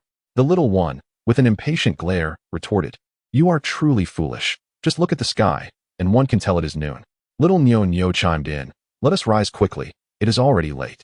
Today, we shall forego the wine at noon, have a bite, and seek out that vixen. Once we have dealt with her, we shall return to our revelry. The two nodded in agreement, exclaiming, indeed. At that moment, a voice called from outside, Your Majesty, it is already noon. Please rise and have something to eat. Little Nyo replied, understood. Please prepare the meal. There is no need to arrange wine for us today. We shall tidy ourselves and join you shortly. The three little ones hurriedly got out of bed, dressed, washed their faces, and made their way to the hall, where they beheld a sumptuous feast laid out before them. Though their appetites were lacking, they nibbled on a few morsels merely to satisfy their stomachs, then took the banana fan and proceeded to the spider cave. The little one pointed towards the cave entrance, saying, it is right here. Without a second thought, little Nyo rushed forward, only to be halted by the little one, who exclaimed, what are you doing? Little Nyo, puffed with frustration, retorted, I am going to confront that vixen. The little one cautioned, do not be hasty. If you stride in boldly, what if you encounter your great-grandfather? Scratching his head in contemplation, little Nyo pondered, what should we do then? How about this? You two wait here while I go in alone to scout. Too many of us might attract their attention. As he spoke, he produced an invisibility talisman and affixed it to his forehead. Striding confidently into the cave, he found it nearly deserted. Secretly contemplating where everyone had gone, he decided to investigate a nearby room. There, he discovered the vixen sleeping alone, without even a maid in sight, which struck him as peculiar, for there had been many when they last visited. Deciding it best to confer with little Nyo, he scampered back to the two little ones, sharing the situation within the cave. Little Nyo remarked, what does it matter? The absence of others is advantageous. We shall expend less effort dealing with her. The three then nodded in unison and ventured into the cave together. Upon seeing the arrangements inside, little Nyo, incensed, jumped and exclaimed, so, my great-grandmother's belongings have all been moved here by my great-grandfather. What a wastrel he is, depleting his entire fortune for a woman.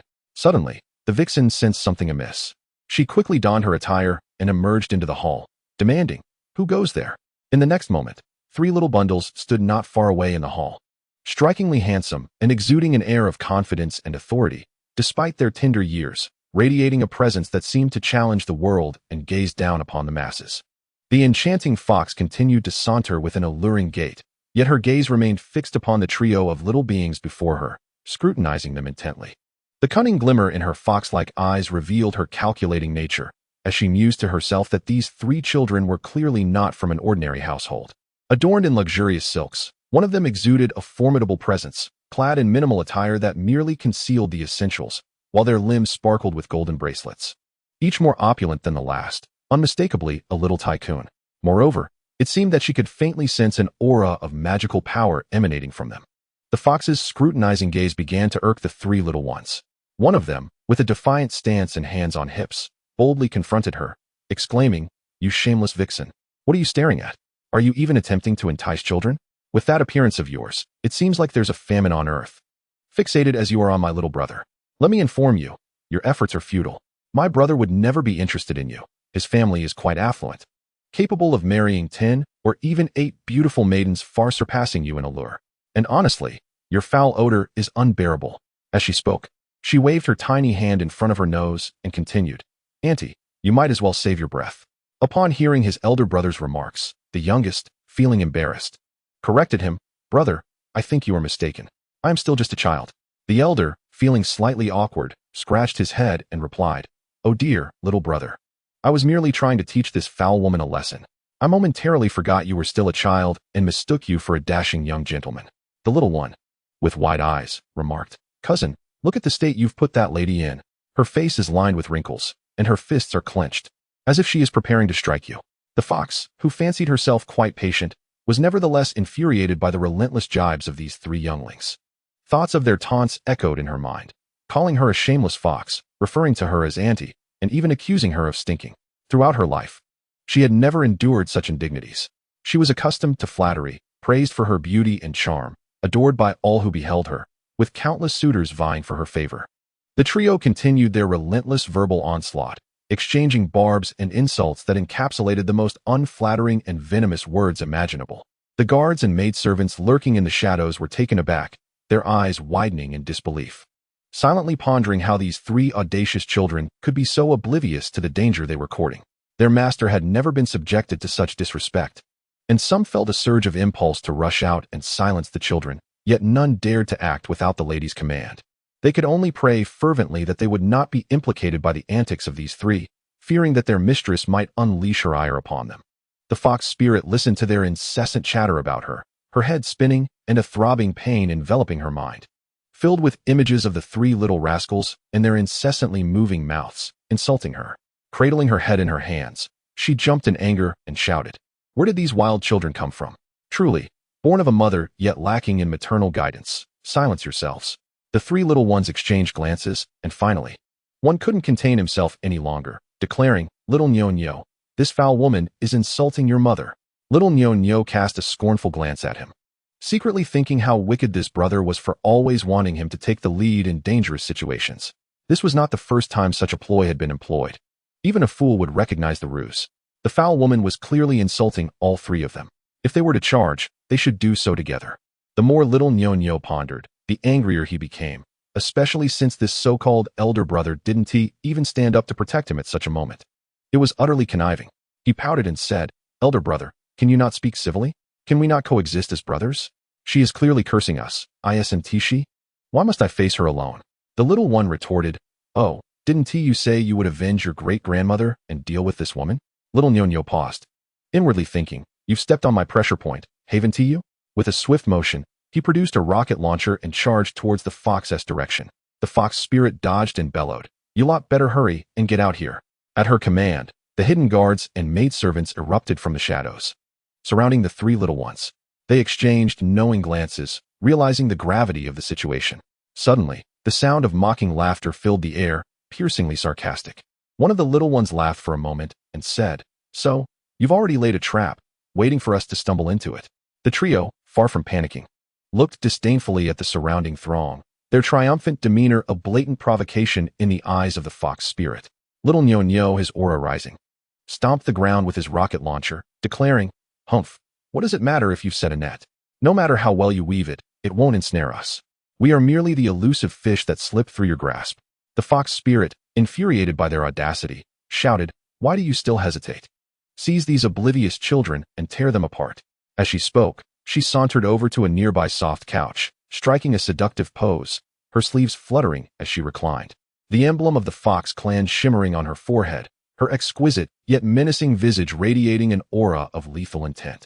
Extract their cultivation cores and toss them into the wilderness to feed the wolves. Upon hearing these words, Xiaojinyu was instantly devoid of the scholarly demeanor, exclaiming, "You are truly a vile woman, displaying such cruelty even towards mere children." As soon as the command was issued, the individuals sprang forth, weapons in hand.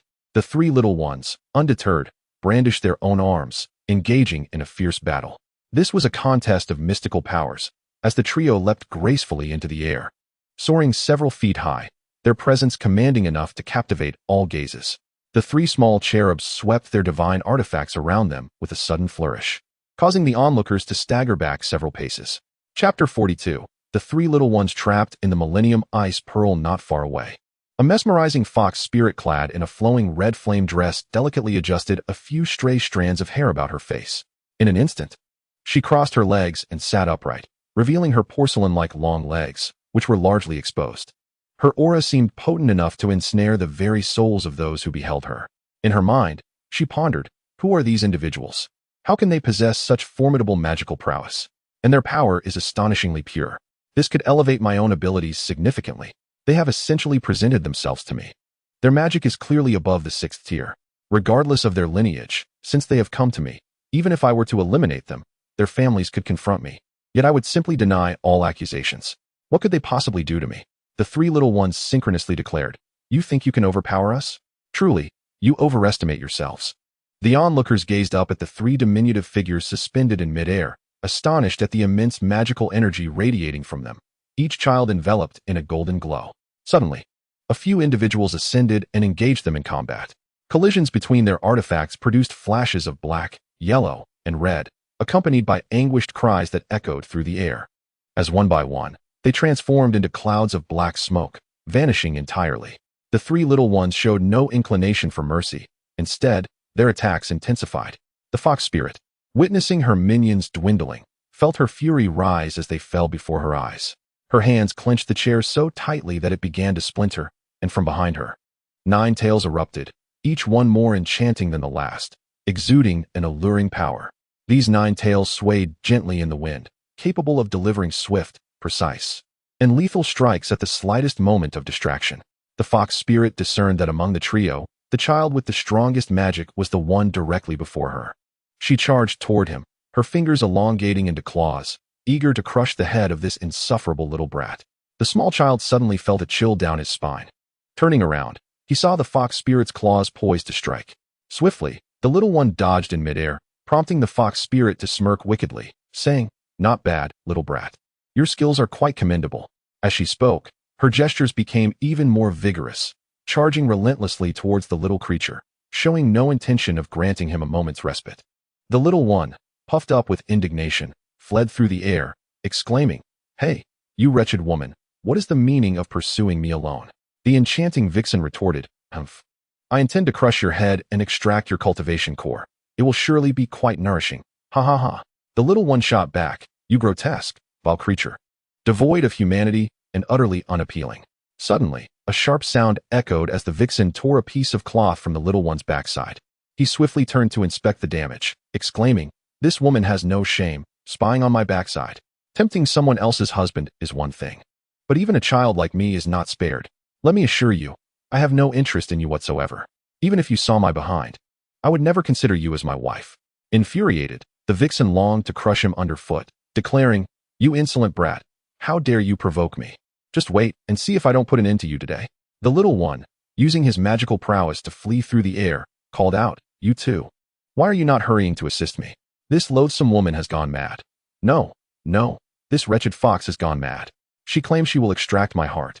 Observing his usually boastful older brother in distress, the stout little bull chuckled, "Brother, I never expected to see you in such a predicament. Where has that bravado gone?" The little one retorted, "Who is being cowardly? I merely requested your assistance to train you. Why do you prattle on so?" Seeing her cousin bullied, the little golden jade rushed forward to join in the fray alongside him.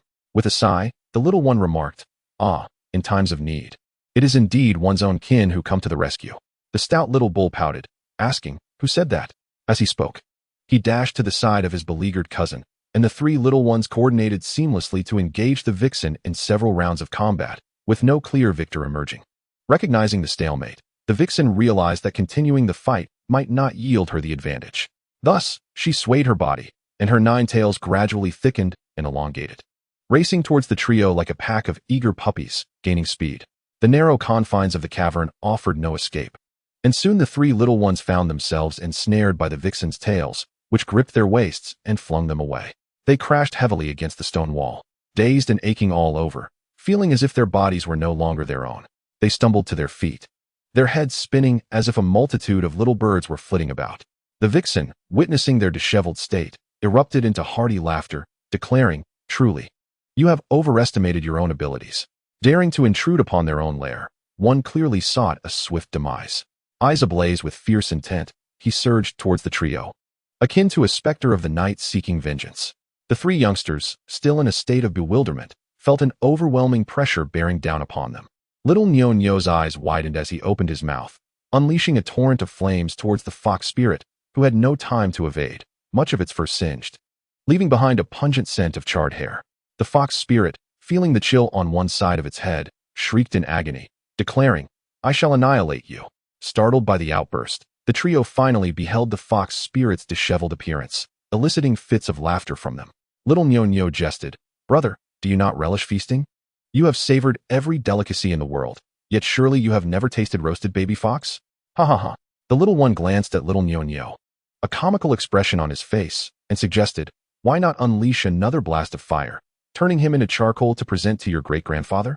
The fox spirit, from within its sleeve, produced a radiant red orb, shimmering with an ethereal glow. After a couple of incantations, the three youngsters found themselves transported to a boundless expanse of snow. Little Nyo queried, "Brother, were we not just in a cave? How have we arrived in this snowy realm?" Little Jean, you surveyed the surroundings, noting the white vastness and the plummeting temperatures, while heavy snowflakes cascaded from the sky. The little one exclaimed, "What on earth is this place? It's freezing." As he spoke, he hopped up and down to ward off the chill.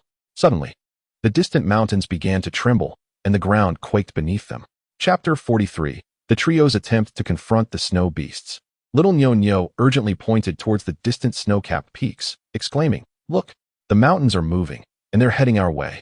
The others followed his gaze, witnessing the snow-laden mountains seemingly sprouting legs and advancing towards them. "Oh no, we sense the presence of the snow beasts." One exclaimed, "We must flee. The snow beasts are upon us." The three youngsters raced forward, yet the snow-covered terrain seemed interminable. The cacophony of howls resonated behind them, filling their heads with a deafening buzz. As they turned to glance back, they saw the mountains transform into fearsome creatures clad in white fur, with 200 or 300 of them charging towards them, their gaping maws agape. As they fled, little Nyo lamented, "Brothers, it appears we are destined to perish here. With so many snow beasts in pursuit, there won't be enough of us left to satisfy their hunger. What shall we do now?" The enchanting fox spirit gazed at the ice snowball in her hand, where 3 tiny figures were sprinting with frantic desperation. Their disheveled appearances brought her a peculiar sense of delight. After all, within this snowball was a carefully laid array, nurturing the ferocious beasts she had captured over the years. Occasionally, she administered a scent-enhancing potion, inciting them to slaughter one another, with the victor consuming the flesh of the vanquished to augment its monstrous powers. Among the 300 beasts were the mightiest of the strong, and witnessing their gradual approach towards the 3 impudent youths who had singed her hair and marred her smooth fur, causing her magical prowess to wane, filled her heart with satisfaction. The corners of her mouth curled into a sly smile, her cunning expression barely concealed as she murmured, "Enjoy yourselves, my little playthings. If you do not perish, I shall not be known as Fox Yume." At that moment, the sound of hurried footsteps broke her reverie. Instantly, she recognized the visitor. Hastily, she concealed her treasured possession into the ample folds of her sleeve, just as an anxious voice called from outside, "My beautiful one, are you there? What has happened? Why is this abode in such disarray?" As the bull demon king approached, his heart raced with concern upon finding no one. He quickened his pace. The fox spirit swiftly employed her magic, conjuring a wig to obscure half her head.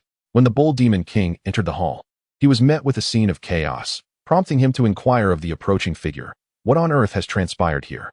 How could it come to this? Are you injured?" As he spoke, he scrutinized the fox spirit, relieved to find no visible wounds upon her. "I am quite well, my lord. There is no need for concern," she replied with a smile. Nearby, a young maid tearfully approached the bull demon king, exclaiming, "My lord, you have finally arrived. Just moments ago, 3 formidable children invaded our lair, slaying many of our brethren. Now, scarcely a few remain." The bull demon king, witnessing her battered state, felt a pang of sorrow. "You are gravely injured. Quickly, apply some medicine. Tend to your wounds first, then we shall discuss matters." The fox spirit discreetly signaled the maid to withdraw. "You should return. I have matters to discuss with the king." The young maid, noticing her mistress's silent decree, bit her lip and retreated. The bull demon king took the fox spirit's hands in his, sitting beside her on a platform, and asked, "What has transpired in our abode?" Seizing the opportunity to win his heart and secure her position, the fox spirit feigned distress, weeping softly, shedding the previous ferocity she had displayed. "My dear, please do not cry. Your tears rend my heart," the bull demon king implored, his anxiety deepening as he watched her weep. A reaction swiftly noted by the cunning fox spirit. Inwardly, I felt a surge of delight, yet I maintained a fa of pitiable sorrow as I addressed the king. lamenting, "It is all your fault. You are absent from my side, and even the most insignificant beings dare to bully me. Today, you nearly missed witnessing me." Upon hearing these words, the bull demon king erupted in anger, rising to his feet, clenching his fists, and bellowing a furious moo, exclaiming, "Who, pray tell, has dared to vex my enchanting maiden?" The fox spirit stoked the flames further, declaring it was merely 3 young children, still wet behind the ears. The bull demon king paused momentarily, incredulous. "How can 3 mere children pose a threat to you, my dear? With your current powers, they are no match for you. My king, you do not understand. These 3 children possess considerable abilities," she replied, and the bull demon king pressed on. "Then where are they now?" "I have helped my beauty capture them and toss them into the cauldron," she said. The fox spirit, eager to present herself as virtuous before the bull demon king, wished to conceal her own ruthless nature, not wanting him to realize that at this very moment, she was imprisoning the 3 children within the icy orb, awaiting the beasts she had nurtured to deal with them. Thus, she sweetly remarked, "My king, I just chased them away. I wonder when they will return to trouble me again." The bull demon king embraced her, reassuringly stating, "Do not fret. I shall remain here to protect you, ensuring you suffer no harm." Meanwhile, the young girl, who had been tending to her wounds, overheard the bull demon king's words and felt a surge of joy for her master, silently thinking, "At last, my master shall have her desires fulfilled." Yet, the memory of her longtime companions brought a pang of sorrow to her heart. At that very moment, within the icy orb, the 3 little ones were gasping for breath.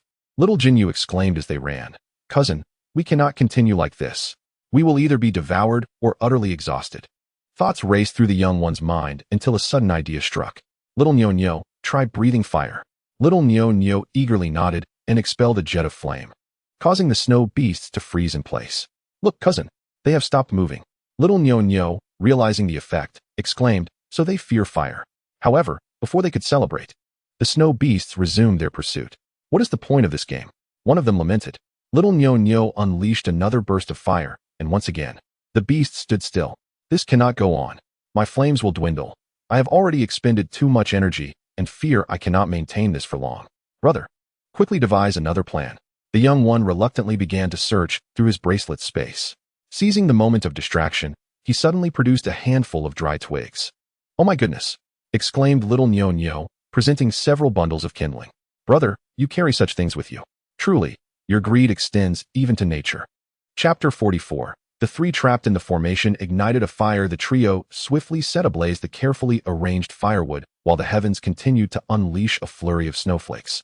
Showing no signs of abating, the flames roared, casting warmth into the surrounding air, alleviating the chill that had enveloped their small bodies. However, their stomachs rumbled audibly, echoing the growls of hunger among them. Little Jinyu pouted and turned to his cousin. "What shall we do now? It appears endless here, and we cannot find an exit. Not to mention our growing hunger." Little Nyo Nyo, feeling a tinge of embarrassment, lamented, "It's my fault that you two are in this predicament." A fellow companion, reassuring him, replied, "Do not fret. Brothers share both joy and hardship. Moreover, we were unaware that Cunning Fox possessed such a trick. This miscalculation is ours."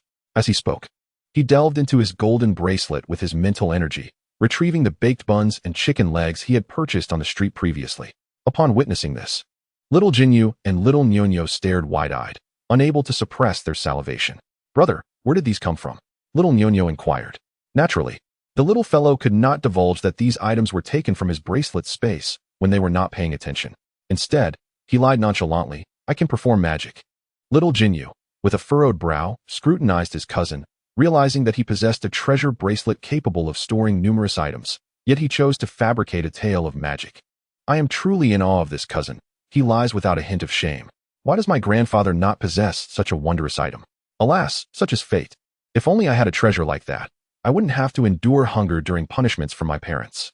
The trio gathered around the fire, consuming their food. While in the distance, the snow beasts watched hungrily, their eyes fixated on the meal, yet they dared not approach. Their tongues hung long, drooling incessantly, with a crimson glint in their eyes, yearning for the 3 plump morsels before them. As they ate, the trio turned to observe the snow beasts.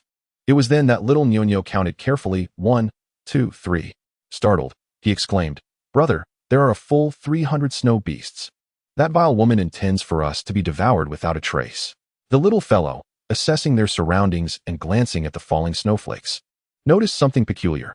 Although it was snowing, the layer of snow on the ground showed no signs of thickening. Suddenly, a thought struck him. He addressed little Jinyu and little Nyonyo. We are within someone else's formation. Upon hearing this, little Nyonyo and little Jinyu stared at him in shock, questioning. You say this is a formation? How do you know it is a formation, brother? The little fellow cast a disdainful glance at him and remarked, I have encountered foolishness before, but never have I witnessed such utter stupidity as yours. From the moment we stepped into this place, the surroundings have remained unchanged. We have been running for an eternity, yet we find ourselves going in circles. Although the sky is blanketed in heavy snowfall, the layer of snow on the ground shows no signs of thickening. Do you not find this peculiar in the slightest? Upon hearing this, Xiao Jinyu was momentarily taken aback. He surveyed his surroundings, then glanced at the ground, and indeed, it mirrored precisely what his cousin had said.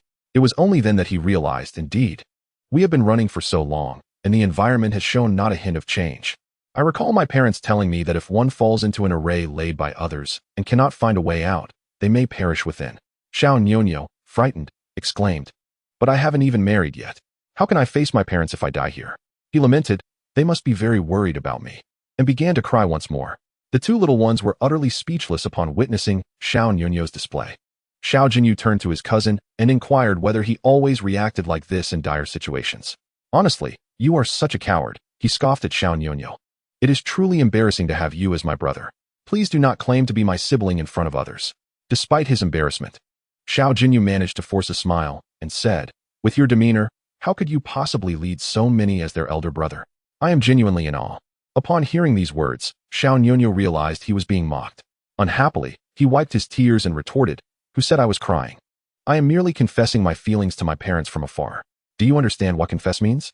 Xiao Jinyu, feeling exasperated, replied, Bah, you truly have a mouth of ill fortune. Who says we will perish here? Besides, we came along to teach that wretched woman a lesson. Even if the three of us were to meet our end here, you would not die in vain, as you would have two companions to accompany you. What a bargain. Xiao Nyonyo bashfully scratched his head and chuckled, Big brother. I knew I could count on you. There is no danger with you around. Otherwise, why would I have acknowledged you as my elder brother? I would never accept someone weaker than myself as my superior. His words held truth. Although his initial acknowledgement of this elder brother had been coerced, over time, he had come to realize that it was indeed a wise choice. The little fellow poked the pile of firewood on the ground with a twig and said, Enough of your flattery. Who was it that was crying for their parents just moments ago? However, we must devise a plan to break this array swiftly. It is far too cold in here, and if this continues, we will surely perish. Since it is an array, it must possess weaknesses. No array can be entirely flawless. Even if it is a death trap, I shall shatter it and lead you all to safety. Little Jinyu and little Nyonyo, for reasons unknown, found their hearts suddenly at ease as they listened to his words, dispelling any lingering fear. As they observed the firewood on the ground nearly consumed, little Jinyu remarked to his cousin, Even if we are to breach the formation, we must first rid ourselves of these nuisances behind us. A shiver coursed through them at the sight. Cousin, look at these snow beasts. Each one possesses a more potent malevolence than the last, and I sense as though their very souls have been extracted by another. Suddenly, the little one gazed at his cousin, frozen in place, causing little Jinyu to feel a chill. Stammering, he said, See cousin, please do not look at me with such eyes. It sends a shiver down my spine. Then tell me, how did you discern that they lack souls? Little Jinyu pointed to a nearby snow beast, saying, Look at its eyes. The light within its pupils is scattered, leaving them hollow. Chapter 45. The little one's desire to incite the snow demon beasts. I have heard from my parents that when a person's soul is extracted, they become like a walking corpse, their minds consumed by negativity and hatred. The thoughts and animosities within their heads gradually amplify their malevolence, leading them to believe they are still alive, with their sole conviction being vengeance. Little Nyonyo, gazing at the snow demon beasts, inquired, Who could have extracted the souls of these creatures? Foolishness, the little one retorted, smacking little Nyonyo on the head with his chubby hand. Did your mother injure your brain when she bore you? You are truly dim-witted. The extraction of their souls is, of course, to exert control over them. I once heard my parents speak of this, but I did not heed their words. If that is indeed the case, then the one controlling these bloodthirsty beasts is. At this moment, the three of them simultaneously recalled a certain individual and, in unison, declared, It is that wretched fox. Little Nyonyo, indignant, exclaimed, How could my great-grandfather take a liking to such a venomous-hearted creature? I wonder if he would still dote on her if he knew her true nature. Little Jinyu then said, Alas, the fire is nearly extinguished. What shall we do now, cousin? The little one's mind raced, and suddenly, an idea struck him. He began scanning the snow demon beasts from afar, and, to his delight, spotted one in the center. Though its fur was as white as snow, a small patch of fiery red adorned its head. At last, I have found you, he exclaimed joyfully. Little Jinyu and little Nyonyo drooped their heads, puzzled by his meaning, and tilted their heads in inquiry. What have you found?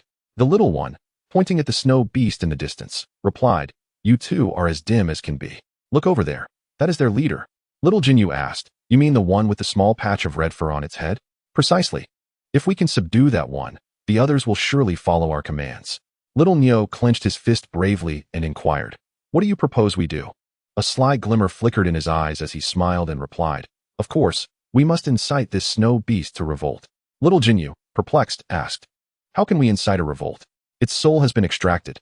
Cousin, you are unaware, he explained.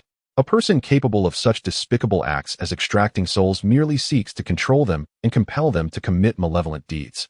Although their souls have been taken, they may not always comply when ordered to do wrong. Rather, they might resist fiercely. Such resistance provokes the one who controls them, leading to a powerful oppressive force being unleashed upon these snow monsters, followed by various forms of torment until they submit. Consequently, in the minds of these snow beasts, their hatred is directed towards their captor. Therefore, we three must take the initiative. Here is the plan. Little Nyo, you possess fire, whilst we hold our breath. You will divert their attention and, if necessary, use your flames against them. My brother and I will confront the leader among the snow beasts. Little Nyo nodded, urging, You must be quick. Taking a deep breath, the trio concealed the flames beneath the snow, just as a throng of snow beasts charged towards them. Little Nyo began to sprint ahead, while Little Jinyu and EC held their breaths, witnessing a large group of snow beasts rushing in Little Nyo's direction. As the leading snow beast brushed past the two little ones, it abruptly halted, sensing an indistinct presence. The little one thought to himself, No wonder it leads the pack, and exchanged a knowing glance with his cousin. Suddenly, he leaped into the air, brandishing their weapons, and launched a flurry of strikes at the snow beast. However, the creature evaded their assault, lifting its gaze at the airborne figures, preparing to pounce on them with the intent to shred them apart. Its eyes were filled with a murderous rage as it lunged towards Jinyu, seemingly intent on pinning him to the ground, ready to claim him as its prize. For a hunter, the prey is a testament to success, and the snow beast was no exception. As little Jinyu watched the massive snow beast about to overpower him, fear washed over him, turning his face pale. He tightly closed his eyes, silently bidding farewell to his parents. Father, mother, I am an unfilial child and shall no longer be able to honor you. Please take care of yourselves. Just as he braced for the inevitable, a hoarse scream pierced the air. Opening his eyes, he saw his cousin ensnaring the snow beast's neck with a golden rope. With determination, he gripped the rope tightly and urged, Cousin, quickly move aside. Little Jinyu abruptly turned, evading the impending danger, and patted his chest, exclaiming, You nearly frightened me to death. The little fellow released the rope and swung it towards the snow beast, leaving a gruesome gash across its back. The creature grimaced in pain, baring its teeth as it glared at the diminutive figure wielding the golden whip, preparing to charge forward and rend him to shreds. In an instant, the image of its master, clad in armor and brandishing the golden whip, flashed through its mind, riding atop its back and repelling all adversaries. This was the deity it revered, its one and only master. The little fellow noticed the snow beast standing there, dazed and motionless, and said in a childish voice, Hey there, big brother, I mean you no harm. But what do you mean by stubbornly following me around? Let me tell you, you're quite unsightly, and I have no affection for you whatsoever. Moreover, I am surely the one you find detestable and cannot subdue. The thought of consuming me is utterly impossible, so you might as well abandon that idea. Besides, I haven't bathed in centuries, and I assure you, I smell worse than a cesspit. Little Jinyu, witnessing his cousin's embarrassing display, wished to avert his gaze and quickly interjected, Are you certain he can comprehend your words? Did you not say his soul has been extracted, leaving him only capable of obeying his master's commands? The little fellow paid no heed to his cousin's words, continuing his discourse with the snow beast.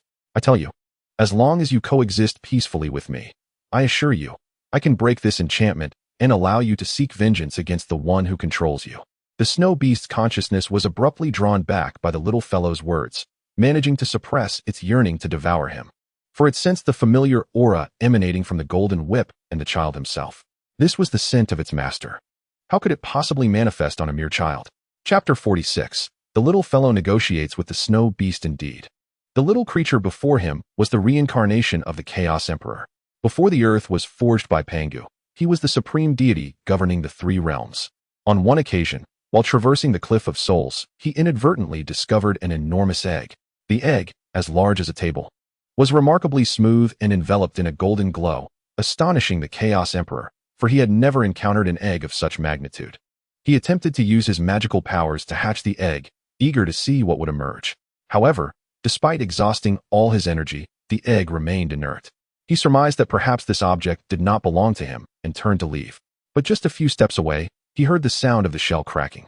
Turning back, he beheld the layers of the shell peeling away, revealing a small head. The Chaos Emperor exclaimed in astonishment, "It is a divine beast." Yet this little creature appeared rather peculiar, covered in fur. Though one might liken it to a dog, it resembled more a fluffy little bear. "Enough," said the Chaos Emperor, as he moved forward to embrace the little creature.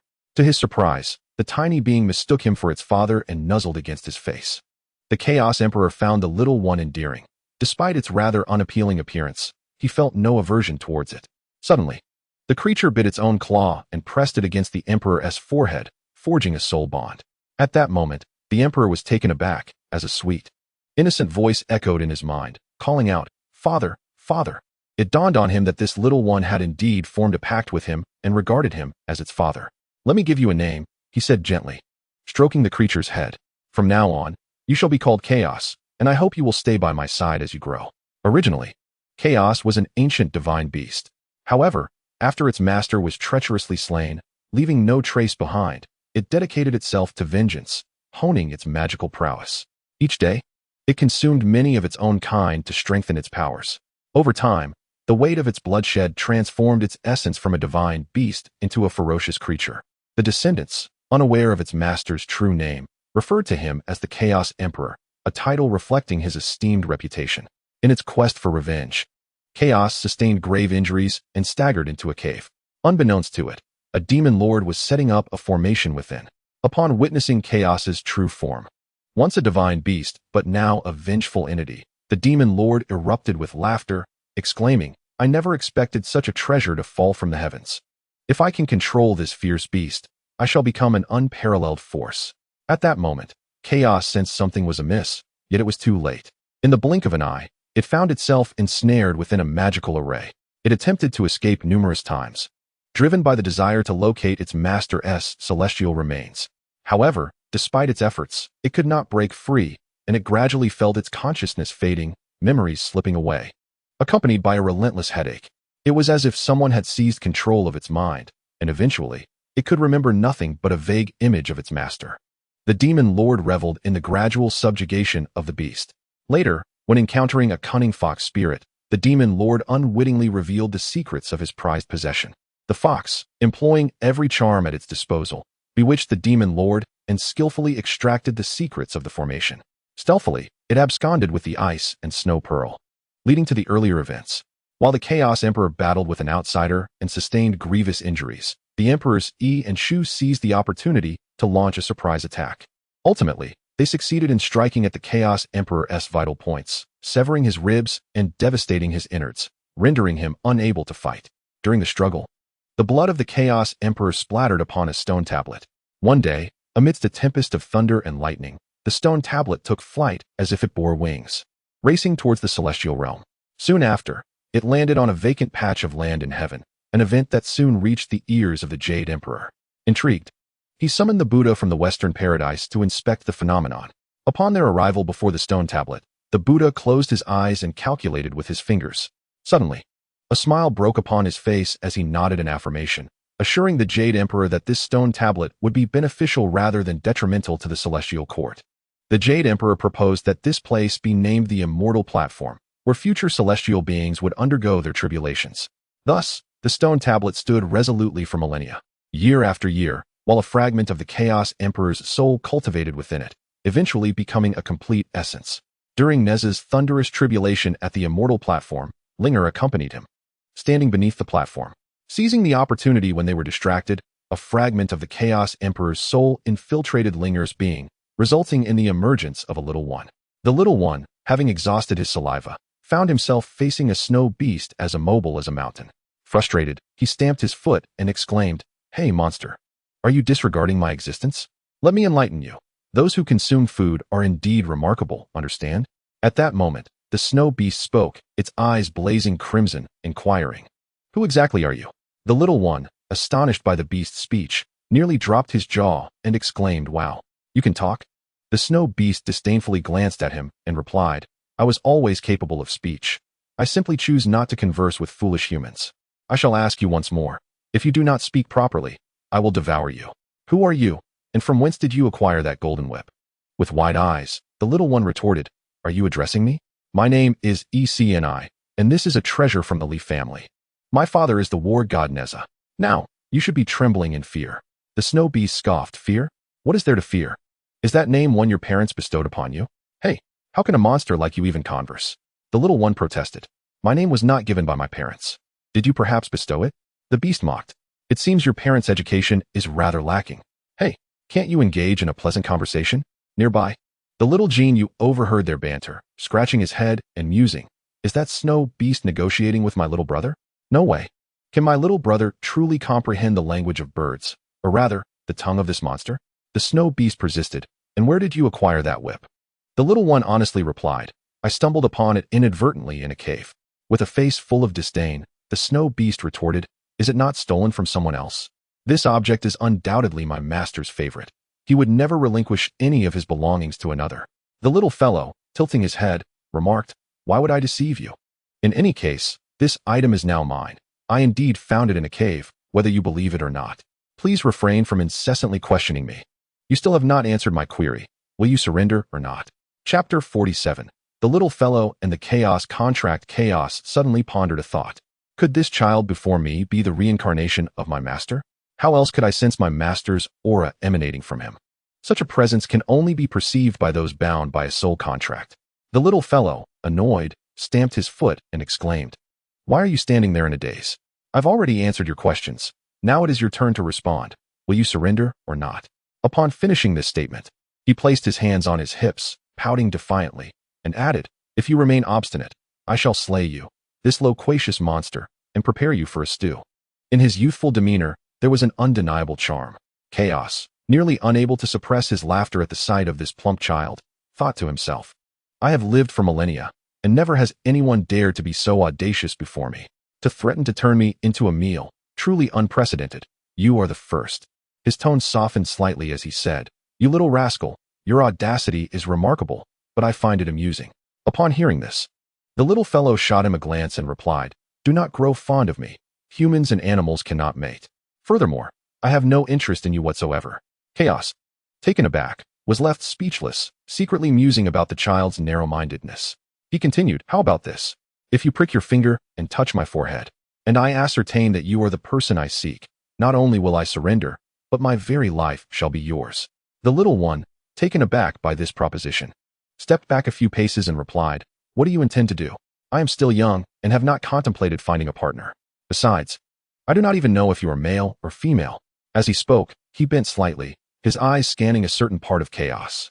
An inexplicable sense of unease washed over Chaos as he inquired, "What are you searching for on me, you little rascal?" After a prolonged examination, the child finally said, "Too much fur. I cannot see." It was at this moment that Chaos realized, "You little rogue." Just then, a distant voice of a young bull echoed, panting heavily, "Hey, brother, are you done? I am nearly exhausted, and my flames are almost spent. Could you hasten your pace?" As he spoke, he ran towards the little fellow, while Zaijinyu, upon seeing the multitude of magical beasts approaching, also dashed toward him, shivering with trepidation. Silently, he contemplated, "Perhaps I should hold my breath for now? Brother Nyo, give it your all." A horde of snow beasts pursued the little calf, momentarily pausing beside Chaos and the child, contemplating a feast. Yet, their fear of Chaos's temper dissuaded them. Better to let it be. Chaos turned its head, letting out an enraged roar that caused the beasts to shrink back, too terrified to approach. "Little one, will you bite your finger or not? If you refrain, I shall summon them to devour you three," Chaos warned. With a resigned sigh, the child shook his head and replied, "Alas, why is it always I who gets hurt?"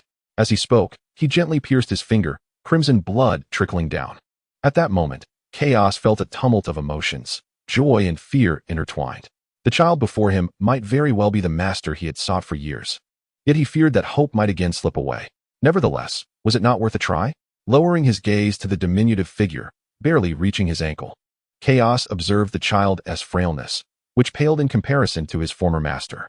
With a silent sigh, he slowly crouched his towering form, bringing his head down before the child. In the distance, little Jinyu witnessed this scene, his heart racing with trepidation. "Cousin, be careful," he cried, aghast at the sight of the beast's enormous mouth, which could easily devour him whole. As he spoke, he brandished his weapon and rushed toward the child. "I will protect you." Hearing his cousin's hurried footsteps, the child exclaimed, "Cousin, stay back and wait for me." Little Jinyu, on the verge of tears, stammered, "But what will you do? Will it not consume you?" The child, without turning, reassured him, "Fear not, it will not." Chaos, having overheard this exchange, retorted, "You are so sure I won't devour you, yet I am one of the 4 great beasts." Surprisingly, the child felt no fear at that moment. With a mischievous grin, he replied, "My fortune has always been splendid. I sense you will heed my words." Enough with the idle chatter, Chaos commanded. "Hasten and let your blood drip upon my forehead. If you are indeed the one I seek, you will comply. If not, I shall consume you." The child pondered briefly before retracting his hand. "Should I comply and you prove not to be the one, we can still become partners, as I can lead you all from here, enabling you to seek vengeance against your captor." Chaos scrutinized the child before him. "You may be young, yet you possess a cunning wit. I shall concede to your terms, but know this, should you fail to lead us out, we shall feast upon you 3. The little one, upon hearing this, retrieved a piece of paper and a pen from his space, tilting his head as he began to write. Chaos, observing the child's incessant chatter, expressed his impatience, inquiring, "What are you still doing?" The little one, unhurried, replied, "I'm drafting a contract." "What will you do if you regret it later?" While speaking, he presented the contract to Chaos, urging, "Hurry up and sign it." "Child, are you jesting with me? Are you merely stalling? My appendage is a claw, not a hand. How can I sign?" The little one retorted, "Oh, you really are quite foolish. Do you not know that you can simply leave a footprint? Do not attempt to deceive me. The paper and pen I possess are from the heavenly court. If you renege on this, you shall face divine retribution." Chaos conceded, "Fine, I will sign. Is that satisfactory?" The child truly was a nuisance. Upon seeing him place his footprint, the little one gently pressed his own bitten finger against Chaos's forehead. A surge of golden light spread into Chaos's being, and the child felt as though a powerful force had latched onto his finger, rendering it immovable. Meanwhile, Chaos experienced a warm current flowing into his body, a sensation most comforting, reminiscent of the moment years ago when he signed a soul contract with his master. Indeed, the child before him was his master, and tears streamed uncontrollably down his face, splattering onto the ground. At that moment, however, the child felt a wave of dizziness and pain in his head. Chapter 48. The little one's soul transcends to another realm. The child instantly paled in agony, beads of sweat rolling down his small face. His soul detached and re-entered, flitting back and forth. Not far away, little Jinyu observed her cousin in distress and was alarmed, disregarding everything to rush to his side. She sat cross-legged, using her magical power to stabilize his soul while infusing him with spiritual energy, saying, "Cousin, what is happening to you? You must endure. Do not let your soul wander, or it will be lost forever." At that moment, Chaos also witnessed the distress of his little master, questioning whether he was on the verge of ascension. Yet, he felt utterly helpless. A pang of sorrow struck him, for he was infused with dark energy, in direct conflict with the magical power surrounding the child, rendering him incapable of assistance. He could only remain still, controlling the soul manipulated by others, vigilantly guarding his little master to prevent any harm. Just then, little Nyonyo began to pant heavily, exclaiming, "Elder brother, second brother, I can't hold on much longer. You must help me. These snow beasts show no signs of fatigue and are relentlessly pursuing me." Upon hearing little Nyonyo's voice, little Jinyu felt a sense of foreboding. At this pivotal moment, my cousin must not be disturbed, otherwise he may lose his very essence. Chaos is acutely aware that the little master cannot be interrupted during such a crucial time. In an instant, he shifted his form, and little Nyonyo felt a colossal shadow glide past him with astonishing speed. Chaos intercepted the group of snow beasts, communicating with them in a beast language they could comprehend. In the blink of an eye, little Nyonyo observed the snow beasts motionless, engaging in conversation with the creature adorned with fiery fur atop its head. They were utterly taken aback, and upon turning his head, he noticed little Jinyu was infusing energy into his elder brother. A thought crossed his mind. Could it be that his brother is on the verge of a breakthrough? It is truly incredible to witness such an achievement amidst overwhelming challenges, an unparalleled prodigy. During this critical juncture, his brother must not be disturbed. Thus, he resolved to sacrifice himself to divert the wretched beasts. Taking a deep breath, he sprinted before the group of snow beasts, sticking out his tongue and pulling a face, urging them to chase him. With a flick of his hand, he darted forward. After a few strides, he was astonished to find no sound behind him. Turning around, he saw the beast sprawled on the snow, completely disregarding his presence. With hands on his hips, little Nyo laughed heartily, exclaiming, "Huh? Who would have thought you could tire? Did you not wish to feast upon me? Come on, I am right here. Why are you lying down? You were so eager just moments ago. Don't stop now." Chaos shot him a glance, a frown etched across his face, then turned to observe the little master from a distance, silently pondering. "Oh dear, what kind of friends have you made? One who invites his own consumption.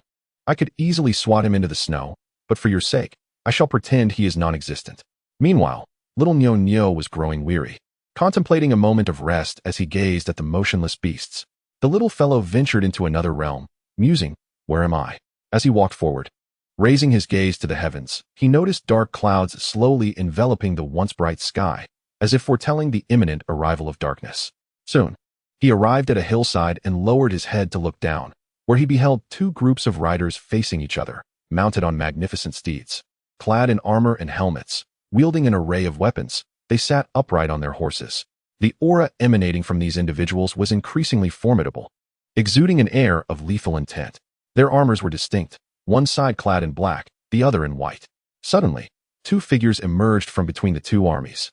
One was astride a three-headed beast, sporting a long beard that marked him as a cunning old fox, while the other was a youthful man riding a golden-furred bear, strikingly handsome and exuding the aura of a sovereign. The bearded man spoke, declaring, "Chaos Emperor, today we shall finally settle our score." The young lad's eyes widened in astonishment, covering his mouth in disbelief, pondering, "What? Did I mishear?" He addressed this handsome figure as the Chaos Emperor, the very leader my mother recounted tales of since my childhood. He was the sovereign before the creation of the heavens by Pangu. The man regarded him with the indifference one might reserve for a corpse, retorting, "What do we have to compare? In what aspect could you possibly rival me? In magical prowess, the disparity between us is insurmountable. In terms of status, you are utterly unreachable. I am the ruler of the vast earth and the three realms, while you are merely a leader of a few insignificant cities. What do you have to contest against me?" Suddenly recalling something, he added, "Ah, I almost forgot. You seem to have quite a number of women. I've heard that every beautiful woman from your cities has been taken as your concubine." The surrounding generals burst into laughter, with a few chiming in. "Is your only skill in womanizing?" Infuriated, the bearded man clenched his weapon tightly, his fists trembling as he declared, "Enough of your trivial jests. Today, I shall demonstrate my might." As he spoke, he charged forward, and the handsome man gestured, leading to a fierce clash between the two armies. With roars and cries echoing incessantly, the rhythmic pounding of hooves resonated, as if the horses were rallying for their masters. Dust billowed from the earth, enveloping the battlefield like a thick fog, while the air grew heavy with the acrid sense of dust and blood, inducing waves of nausea in those who inhaled it. Before long, the cacophony of screams and clashing weapons mingled with the thunderous hoofbeats, creating a deafening symphony that sent shivers through the hearts of listeners. Suddenly, the sky echoed with thunder, dark clouds gathered, and a torrential downpour descended, cleansing the air of dust. After the rain had washed over the battlefield, the scene became clearer. Those mounted were being felled by their adversaries, while some horses, having lost their riders, charged into the enemy ranks, seeking vengeance. The cries of the fallen and the chaos of combat blended into a haunting chorus, blurring the line between friend and foe. The ground lay strewn with lifeless bodies, the rain washing away their bloodstains. Chapter 49. The soul of the little one has yet to awaken. In every era, there exist sovereigns who, in their relentless pursuit of maintaining their exalted positions, resort to unscrupulous means, sparing not even their own flesh and blood. Should their power be threatened, they can ruthlessly extinguish life without a moment's hesitation. Although being born into a royal lineage is deemed a prestigious honor, it is also a harbinger of death. From the moment of birth, one must navigate a treacherous world filled with deceit and clandestine confrontations. A single misstep could lead to one's demise, endangering the lives of all beloved ones nearby. Thus, the royal families are characterized by their ruthlessness and coldness. Yet they are often surrounded by loyal souls who would risk their lives for their masters, sometimes even at the cost of their own families. This reflects the ancient mindset. Loyalty to one brings loyalty from all. Consequently, when recruiting soldiers, they seek valiant warriors willing to dedicate themselves, training them as death warriors to safeguard their own lives in critical moments. They may even enlist capable individuals from the underworld as trusted aides, each harboring their own ulterior motives, some seeking wealth, others power. From antiquity to the present, society has been a realm where the strong prey upon the weak, with the powerful growing ever mightier while the downtrodden remain mere pawns in the game. The little one, contemplating this, suddenly cast a glance towards the striking figure of the Chaos Emperor, a deity renowned throughout the ages. In the midst of battle, he spotted a shadow flashing behind the emperor. A momentary flicker of cunning and malice crossed the assailant's face, and a sardonic smile could hardly be concealed. The little one could not help but shout, "Chaos Emperor, beware! There is someone behind you." Alas, at that moment, the Chaos Emperor was oblivious, as he was merely a soul traversing realms. With a swift sound, a sharp blade pierced through his back, blood gushing forth from the wound, and the Chaos Emperor felt a sudden, searing pain in his chest. The little one experienced a similar pang, bewildered by the sensation. How could he feel the pain of the Chaos Emperor? This was perplexing. The timelines were disparate. He recalled his mother's tales of events that transpired before the creation of the world by Pangu. As the Chaos Emperor glanced down, he realized he had indeed been struck. After months of relentless combat, his weary body was nearing its limit, sustained only by sheer willpower and the burdens of responsibility upon his shoulders. Suddenly, he coughed up a mouthful of blood, hastily propping himself up with the axe of creation. From behind, the assailant taunted, "Chaos Emperor, you are but a shadow of your reputation. I neglected to mention, my sword is poisoned. You despicable wretch. I have treated you with kindness." The Chaos Emperor retorted, aghast. The assailant, with a mocking grin, replied, "Kindness? What does that amount to? I was never one of your camp, merely a spy infiltrating your ranks during this conflict. It is your folly for not recognizing me, mistaking me for a trusted confidant. Who can you blame for your blindness?" The figure withdrew the long sword from his body once more, piercing him anew. Blood stained the entire blade. Trickling down from the tip, the young one felt a sharp pain in his abdomen, exclaiming, "Do you have no sense of professional ethics? This hurts terribly." Clenching his fists tightly, he dashed down the slope, eager to grasp the hem of that person's garment, only to find nothing but air. What on earth is happening? Why can't I grasp that individual? Am I dreaming? If that were the case, I would feel at ease. Wiping the sweat from his forehead, he suddenly recalled something. Wait a moment. If I were dreaming, how could I feel pain in my body? Is it possible that my soul has traversed dimensions? Goodness, how unbelievable. Who would believe such a tale? Suddenly, he witnessed that figure sever the right arm of the Chaos Emperor, hearing his anguished scream as he clutched his wounded limb. Blood pouring forth incessantly, the young one felt as though he had also been struck in the arm, unable to lift it. In a fit of rage, he flailed wildly at that person, yet again, grasped nothing. The soldiers engaged in battle in the distance, upon seeing the Chaos Emperor's arm severed, cried out in alarm. "Chaos War God, are you all right?" Indeed, the Chaos Emperor was not only a ruler, but also a god of war. At that moment, due to prolonged battle, fatigue, and poisoning, he resembled a piece of meat on a chopping block, ready for slaughter. The figure, with swift and decisive movements, struck again at the Chaos Emperor's left arm.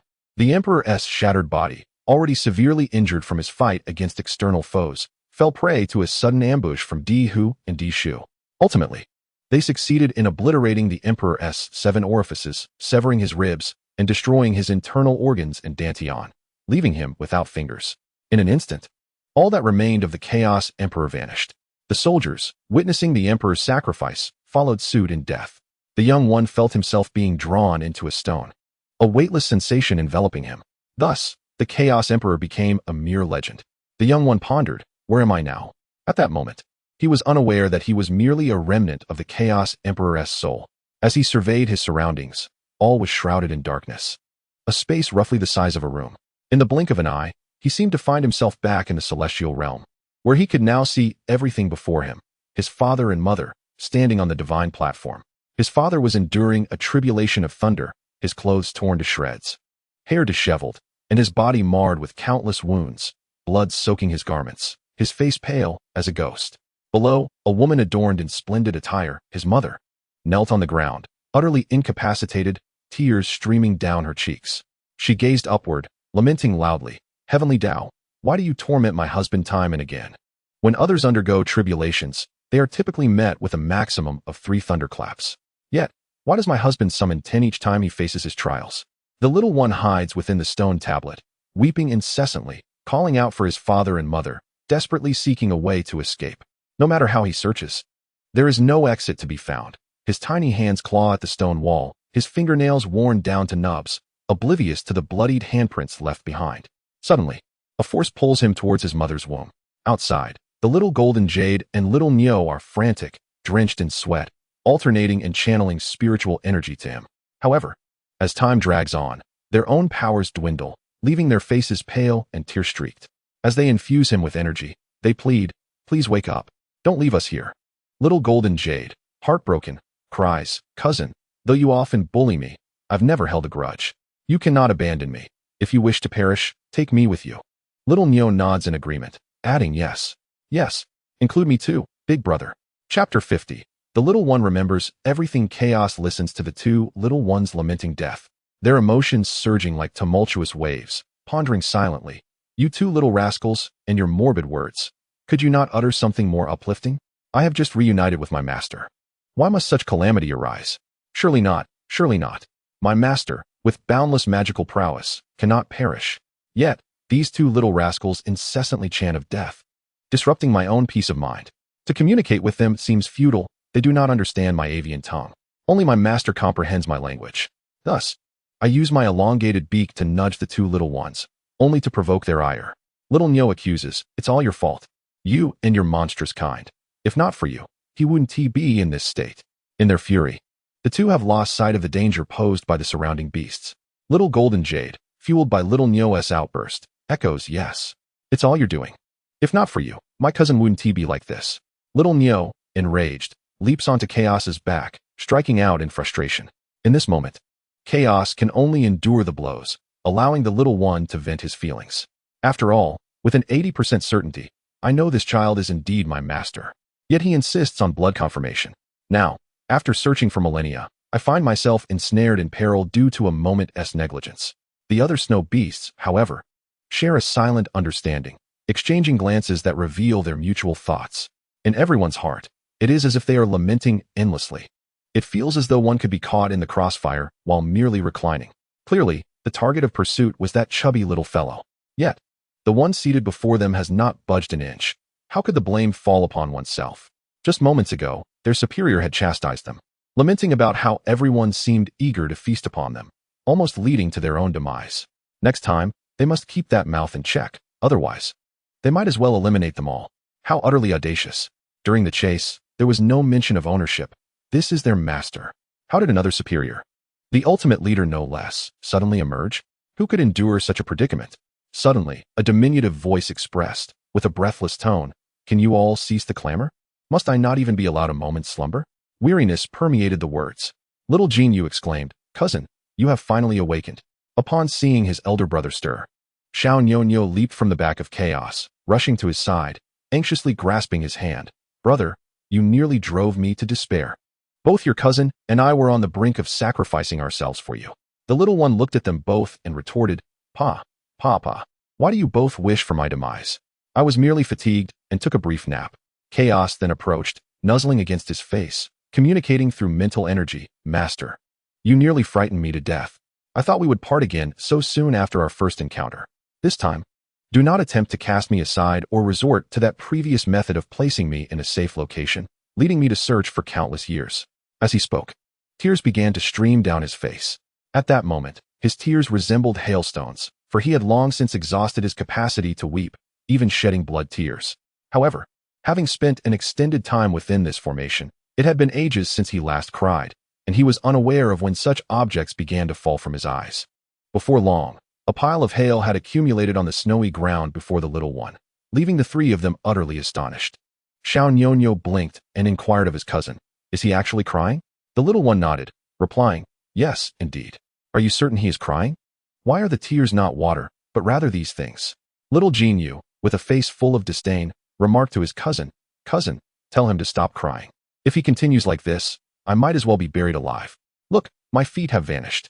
Xiao Niu suddenly looked down, initially filled with sorrow. He was soon amused by the sight, erupting into laughter. The little one, lifting his head to gaze at Chaos, said, all right, be good, do not be sad. Then, using his tiny hands to gently stroke Chaos's head, he added, I know I have caused you much distress over the years. Chaos responded without resentment, these years. My sole aspiration has been to find you, for without you, I would have long ceased to exist. What do you mean by not wanting to live? One must cherish life. I have recalled everything from the past. However, in your endeavor to save me, you delved into the dark arts, practicing sorcery. This will undoubtedly harm your own body and significantly impede your cultivation. Look at you. I can hardly recognize you.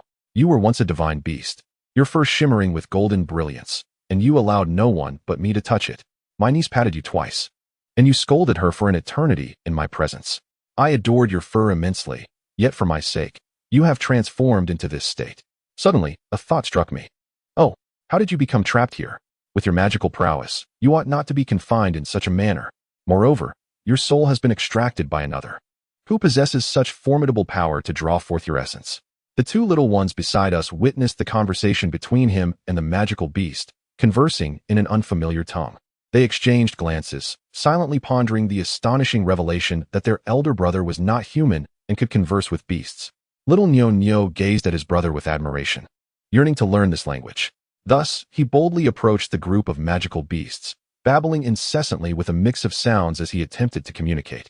The magical beasts, utterly bewildered, failed to comprehend his words, their expressions reflecting a profound confusion. Seeing their perplexity, the little one grew anxious, gesticulating with his tiny hands while speaking. The magical beasts regarded him with innocent faces, their brows furrowed, sweat dampening their smooth pelts. As little Nyo continued, he became breathless and collapsed onto the ground, lamenting his lack of capability to be a worthy elder brother. For instance, here I am, and it is no wonder that despite being younger, he has assumed the role of my elder brother. Chaos sighed deeply and recounted the events of the past. The little one, upon hearing the tale, clenched his tiny fists in fury, his pale face suffused with rage, his eyes ablaze with vengeance.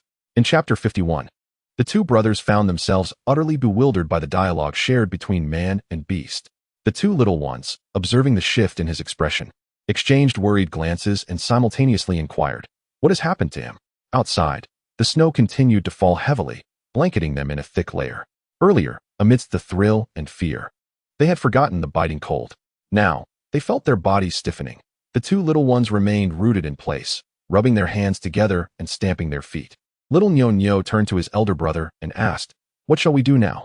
It is far too cold here. If this continues, we shall freeze into blocks of ice. The little one calmly turned to look at them and said, do not worry. I will find a way for us to escape from here.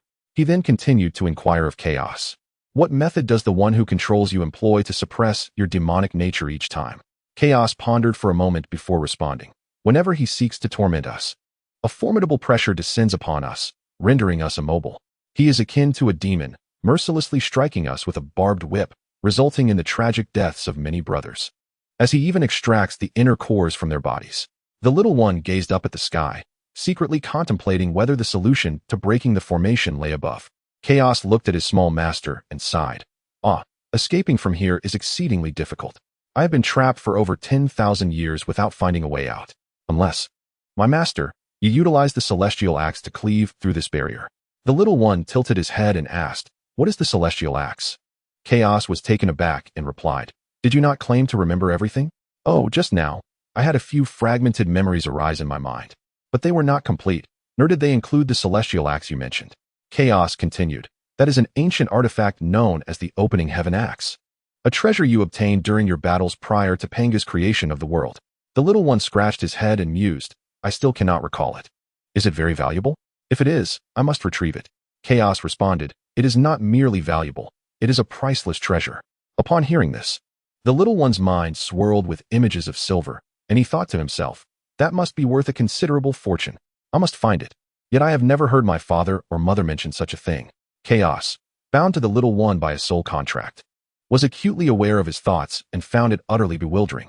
How could this reincarnated master appear so avaricious? In his previous life, he had regarded wealth with disdain. Had he truly been impoverished in his past existence? Nevertheless, it was true that his former life had been somewhat meager, and at times, he had gone without food while waging wars. Thus, he said, my young master, there is no need for you to search for it. Simply call for it with your mental energy, and it will return. The little one, astonished, covered his mouth with his small hands and exclaimed, "Is there truly such a fortuitous occurrence? Is it not akin to a pie falling from the sky?" Chaos, feeling utterly exasperated, replied, "Can we not engage in a pleasant conversation? That is inherently your possession. It does not qualify as a pie from the heavens. Even if it were, it would be the pie that fell upon you when you were a war god before Pangu created the world." Curiously, the little one asked, "You say that I was a war god then? I thought only my father could be a war god. It seems that being a war god is hereditary." At that moment, he completely overlooked the fact that he was still ensnared in the formation, with two brothers nearby watching him in disarray. Jin Yu and Xiao Niu could hardly contain themselves upon witnessing this scene. Despite the frigid temperatures, he was engaged in conversation with a magical beast, speaking in an incomprehensible tongue while entirely disregarding their presence. It was utterly disheartening. Even the most placid temperament was stirred to irritation. Clenching his small fists, he jumped a few times in place and exclaimed, "Hey, are you done playing? You've left your two companions in the lurch." Only then did the little one snap back to reality, apologizing, "I'm truly sorry, but I'm trying to find a way for all of us to escape. Please don't take offense." He then closed his eyes, concentrating his energy to summon the sky-cleaving axe, but after a long while, there was still no sign of it. Opening his eyes, he looked bewildered and asked, "Chaos, did you not say that if I focused my energy, it would fly into my hand? Why has there been not even the slightest response?" Chaos contemplated for a moment, scrutinizing him before replying, "Perhaps your magical power is insufficient to summon it. Hey, big brother, could you please speak to me more kindly? I've been diligently training. I'm only 5 years old and already a 6th-tier cultivator. Such an achievement is unprecedented. Just moments ago, did you not see me break through another tier? My master, your magical prowess once soared above the 6 realms. You have only just entered the 6th tier, and your aura remains unstable." The man and the beast were engrossed in their conversation, entirely oblivious to their companions nearby, who were shivering with lips turning purple and snow piled thickly upon them. The surrounding magical beasts, due to their massive size, resembled snow-capped mountains, with only their eyes visible. Little Jin Yu, shivering, inquired, "Cousin, do you have any firewood left? Please, let us ignite it." The little one nodded, searching with his mind through the bracelet to retrieve 2 bundles of firewood, saying, "This is all that remains." Xiao Niu quickly exhaled a breath of fire, igniting the kindling, and gradually warmth began to envelop them, while the nearby magical beasts retreated. Being practitioners of dark magic and under control, they harbored an innate fear of fire, a secret known only to them. As for the 3 little ones, they had stumbled upon this knowledge by chance. Looking at Chaos, the little one teased, "Are you afraid of fire?" Chaos nodded, stating, "Ever since I embraced the path of darkness and became controlled, fire has become my Achilles heel. The moment flames appear, we are rendered powerless, both physically and magically." Understanding dawned on the little one as he replied, "I see. In that case, you and your companions should keep your distance from us. I will confer with my 2 brothers to determine how we might escape from here." With that, he made his way toward the fire. The 2 little ones, warming themselves by the fire, huffed dismissively, turning their heads away, muttering about the folly of prioritizing romantic pursuits over friendship. "How amusing," he remarked, observing the discontent of his 2 brothers, who were clearly envious and irritated. With a playful grin, he retrieved 2 savory pancakes from his bracelet space, teasingly inhaling their delightful aroma and exclaiming, "These pancakes smell absolutely divine." Chapter 52. The Iron Fan Princess chased into the fox spirit's lair. The 2 little fellows, upon catching a whiff of the enticing fragrance, realized their stomachs had been growling, having been too preoccupied with their annoyance moments before. Slowly, they turned their heads to gaze at the pancakes in the little one's hands, their eyes widening with anticipation as they swallowed their saliva. Little Nyo huffed, "Who cares about the pancakes in your hands?" However, upon spotting the pancakes, little Jin Yu exhibited a complete lack of resolve, snatching one from his cousin's grasp and devouring it eagerly, exclaiming, "These pancakes are simply delectable." Nyo shot him a glare, murmuring, "You truly lack backbone." Yet despite his words, he felt a pang of longing, resembling a stubborn duck refusing to yield. As little Jin Yu continued to munch, he retorted, "My stomach's growling, and my back's practically touching my front. What good is pride?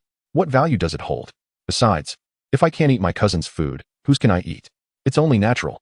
When faced with the choice between survival and pride, one certainly opts for life over mere appearances." "How amusing," he chuckled. "Since you possess such resolve, I shall consume this pancake myself." Nyo, disregarding any semblance of pride, pouted and snatched the pancake from his hands, declaring, "This is mine." Suddenly, little Jean Yu inquired, "Oh, cousin, how did you manage to communicate with that beast? It seemed as if you were conversing with an old friend." The little one silently commended his cousin, thinking, "Isn't that true? I have indeed been apart from it for thousands of years." However, he decided against divulging this information, reasoning that even if he did, they would not believe him. It was better left unsaid. Regaining his composure, he fabricated a lie without batting an eye, saying, "It's because I'm formidable. Otherwise, how could I be your elder brother?" Nyonyo scoffed, "Oh please, you just love to show off. But I truly don't understand how you comprehend its language.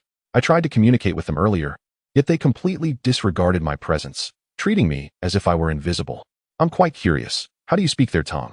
Perhaps you could teach me?" As he spoke, Nyonyo playfully approached, tugging at his brother's clothing with a cheeky grin. "Good brother, I implore you, please agree to teach me," the little one teased. "Are you certain you wish to learn? Are you not afraid they will consume you?" The little bull turned his head to glance at them, recalling how they had chased him moments ago, and a wave of panic surged within him. Releasing his grip, he declared, "Perhaps it is best if I cease my studies." Little Golden Jade observed the two and suggested, "Let us devise a plan to find our way out." Outside, the enchanting vixen, having finished attending to the bull demon king, began to coo at him, "My lord, when will you marry me?" The king, embracing her, replied, "Am I not making it to your bed whenever I find the time? My lord, you are incorrigible. I am discussing serious matters, and you divert the conversation. Do you intend to forsake me?" The bull demon king, his eyes darting, responded, "Who claims I do not wish to marry you? Have I not been striving for it? I have quarreled with him several times in recent days. He has clung to me, preventing my escape. I have only found excuses to seek you out. If you believe I do not wish to marry you, why would I go to such lengths to deceive him before you?" The vixen, with a cunning glint in her eye, proposed, "How about this?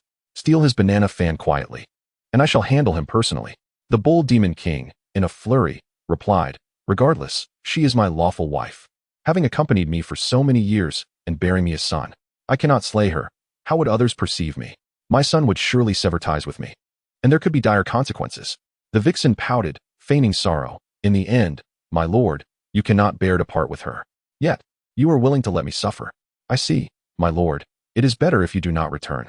Let us part amicably. I do not wish to disrupt your family nor squander my youth." As she spoke, she pushed away from the bull demon king. Hearing this, he felt a pang of anxiety and pulled her back tightly into his embrace, exclaiming, "My beautiful one, do you disdain me? Do you no longer desire me?" The vixen, in a delicate tone, responded, "My lord, how could I ever wish to be without you? It is you who wish to cast me aside. Very well. I shall heed your words. I will steal his banana fan today for you, but you must promise me to spare his life." A glint of treachery flickered in the vixen's eyes as she secretly mused, "Umph. I shall not refrain from killing him. Who desires to share a husband? I will eliminate him and then placate you, claiming it was an accident. Then, your heart will belong solely to me." Suddenly, urgent footsteps were heard outside. "My lord. My lord. Trouble approaches. The lady is coming." Startled, the bull demon king tumbled from the bed, frantically searching for a hiding spot. However, the room was too small, and with his imposing stature, there was nowhere to conceal himself. As the footsteps drew nearer, he anxiously implored, "My beautiful one, quickly find a place for me to hide. The lady is about to enter." The situation had turned dire. The enchanting vixen glanced around and hurriedly opened the wardrobe, urging him to conceal himself within. The wardrobe was quite small, and the bull demon king had to exert considerable effort to squeeze himself inside. Princess Iron Fan approached the doorway and loudly called out to the bull demon king, "You scoundrel, come out at once. How dare you seek a concubine behind my back? If I do not flay your skin and peel your tendons today, I shall no longer be known as Princess Iron Fan."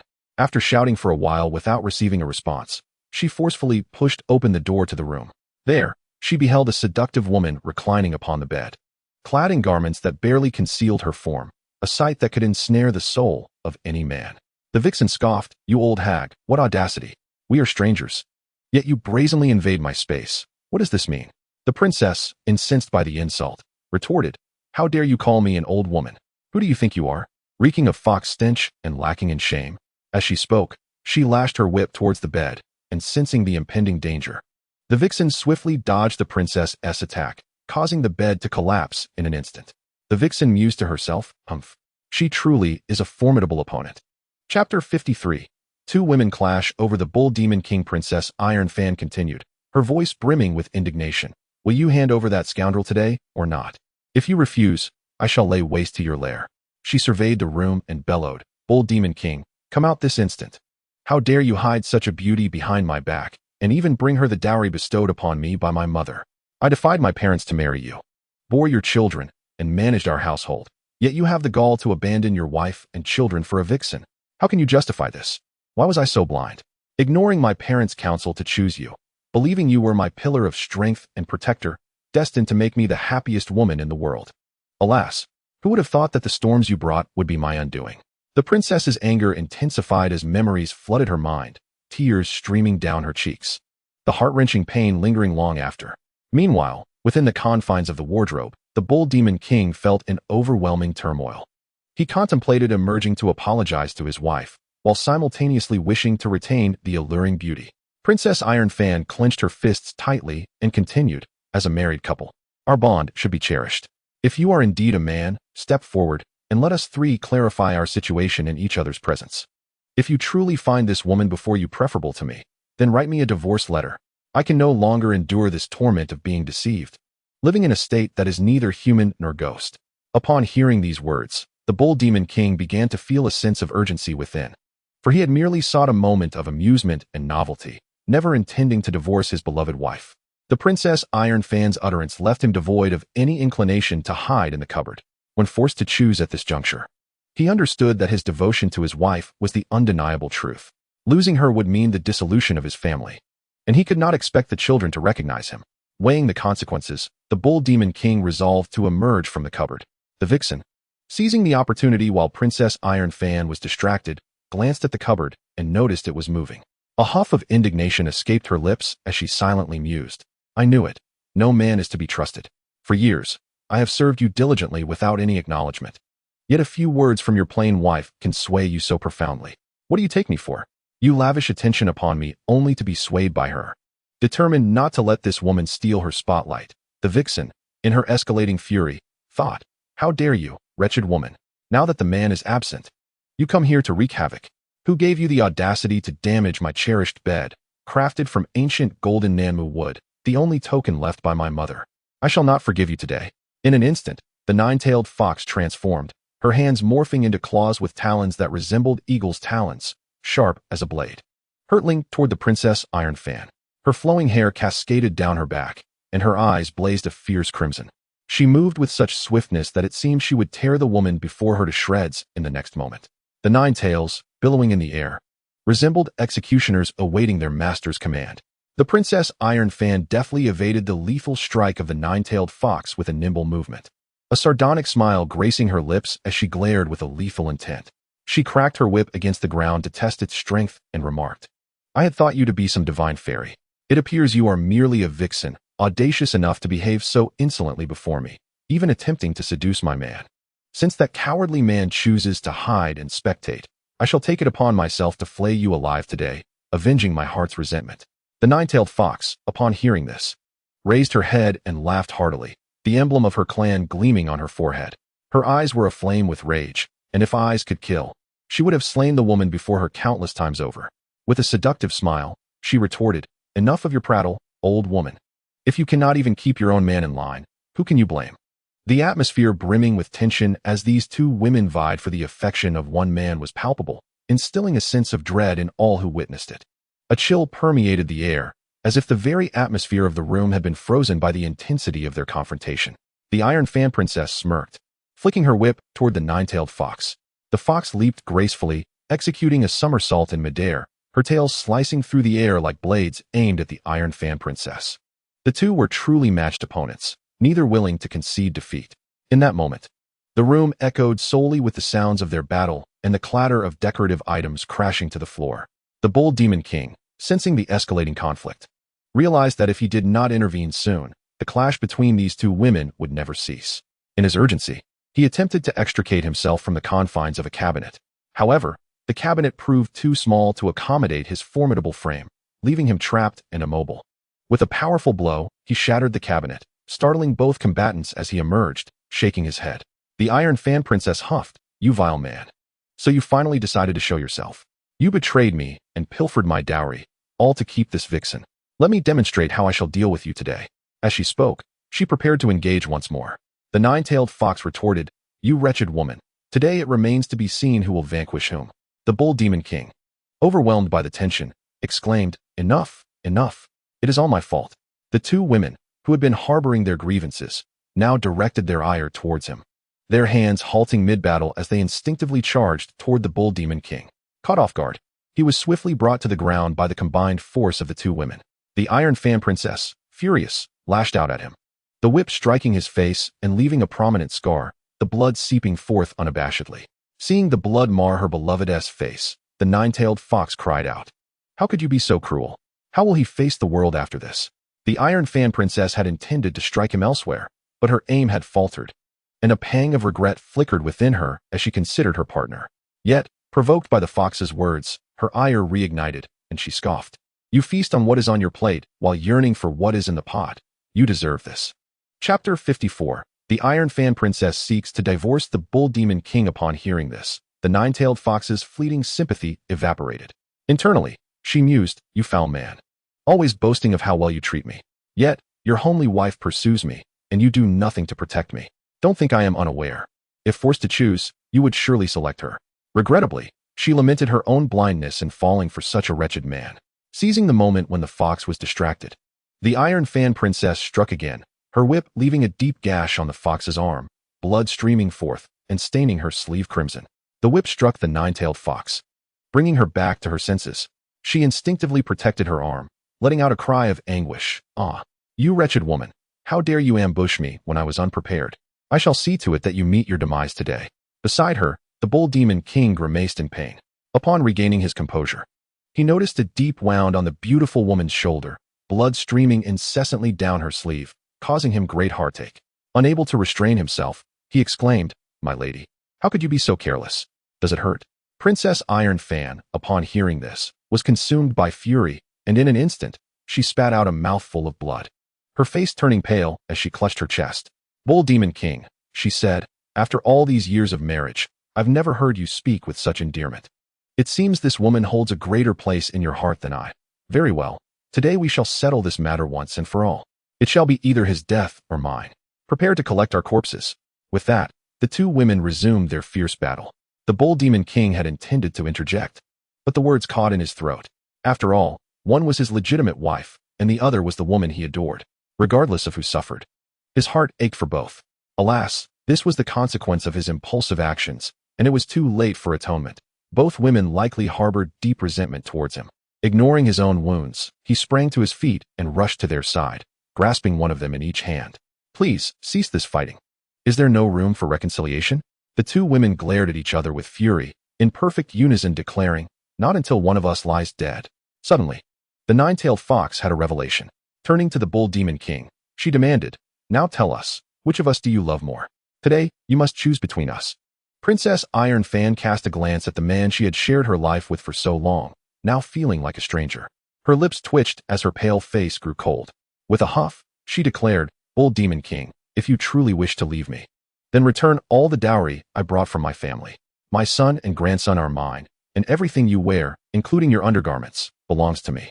Even if I have love for you, it is unreasonable for me to raise a child and prepare a dowry for you. Do you not love her? Then, before my very eyes, strip off all your clothing, including your undergarments. Oh, and those decorations in this cave, none of them are yours."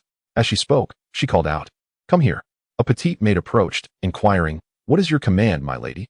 This maid was one whom Princess Iron Fan had brought from her family home. "Have all these items in the cave moved back to my residence." Upon hearing this, the nine-tailed fox grew indignant. On what grounds? Having accompanied the bull demon king for so many years, the treasures within the cave are invaluable and dear to me. To have them vanish into thin air, leaving me with nothing, is simply inconceivable. The young girl summoned others, and just as they were about to move the items, the nine-tailed fox exclaimed loudly, "Bring me my assistant. Today, I shall see who dares to touch my possessions." How audacious for a thief to speak so defiantly, even more so than the master. Who has indulged you in such arrogance? The bull demon king, confronted by these two women, wore an expression of embarrassment, unsure of what words to utter. Yet, mustering his courage, he forced a rather unattractive smile, and, softening his tone, addressed Princess Iron Fan, "My lady, why must you act in such a manner? How can you expect your husband to maintain his dignity? As he spoke, he approached Princess Iron Fan, playfully tugging at her sleeve. The nine-tailed fox, taken aback by the sight of the man she adored, found herself lost in thought. Is this truly the man I cherish? How has he transformed into this? For so many years, he had presented himself as strong and virile, traits that captivated me and compelled me to endure alongside him. Yet now, he seems a stranger, akin to a kept man, whose discontent leads him to lose even his undergarments. Is this the illustrious Bull Demon King?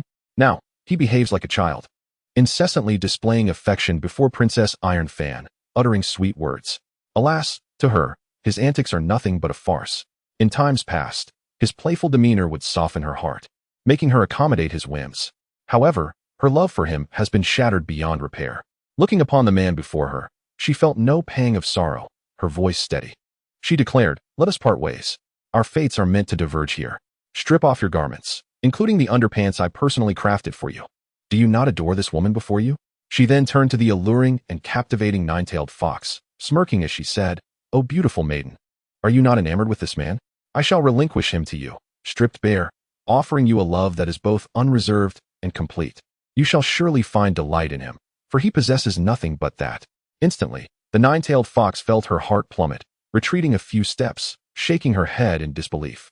No, no, no. How can this be?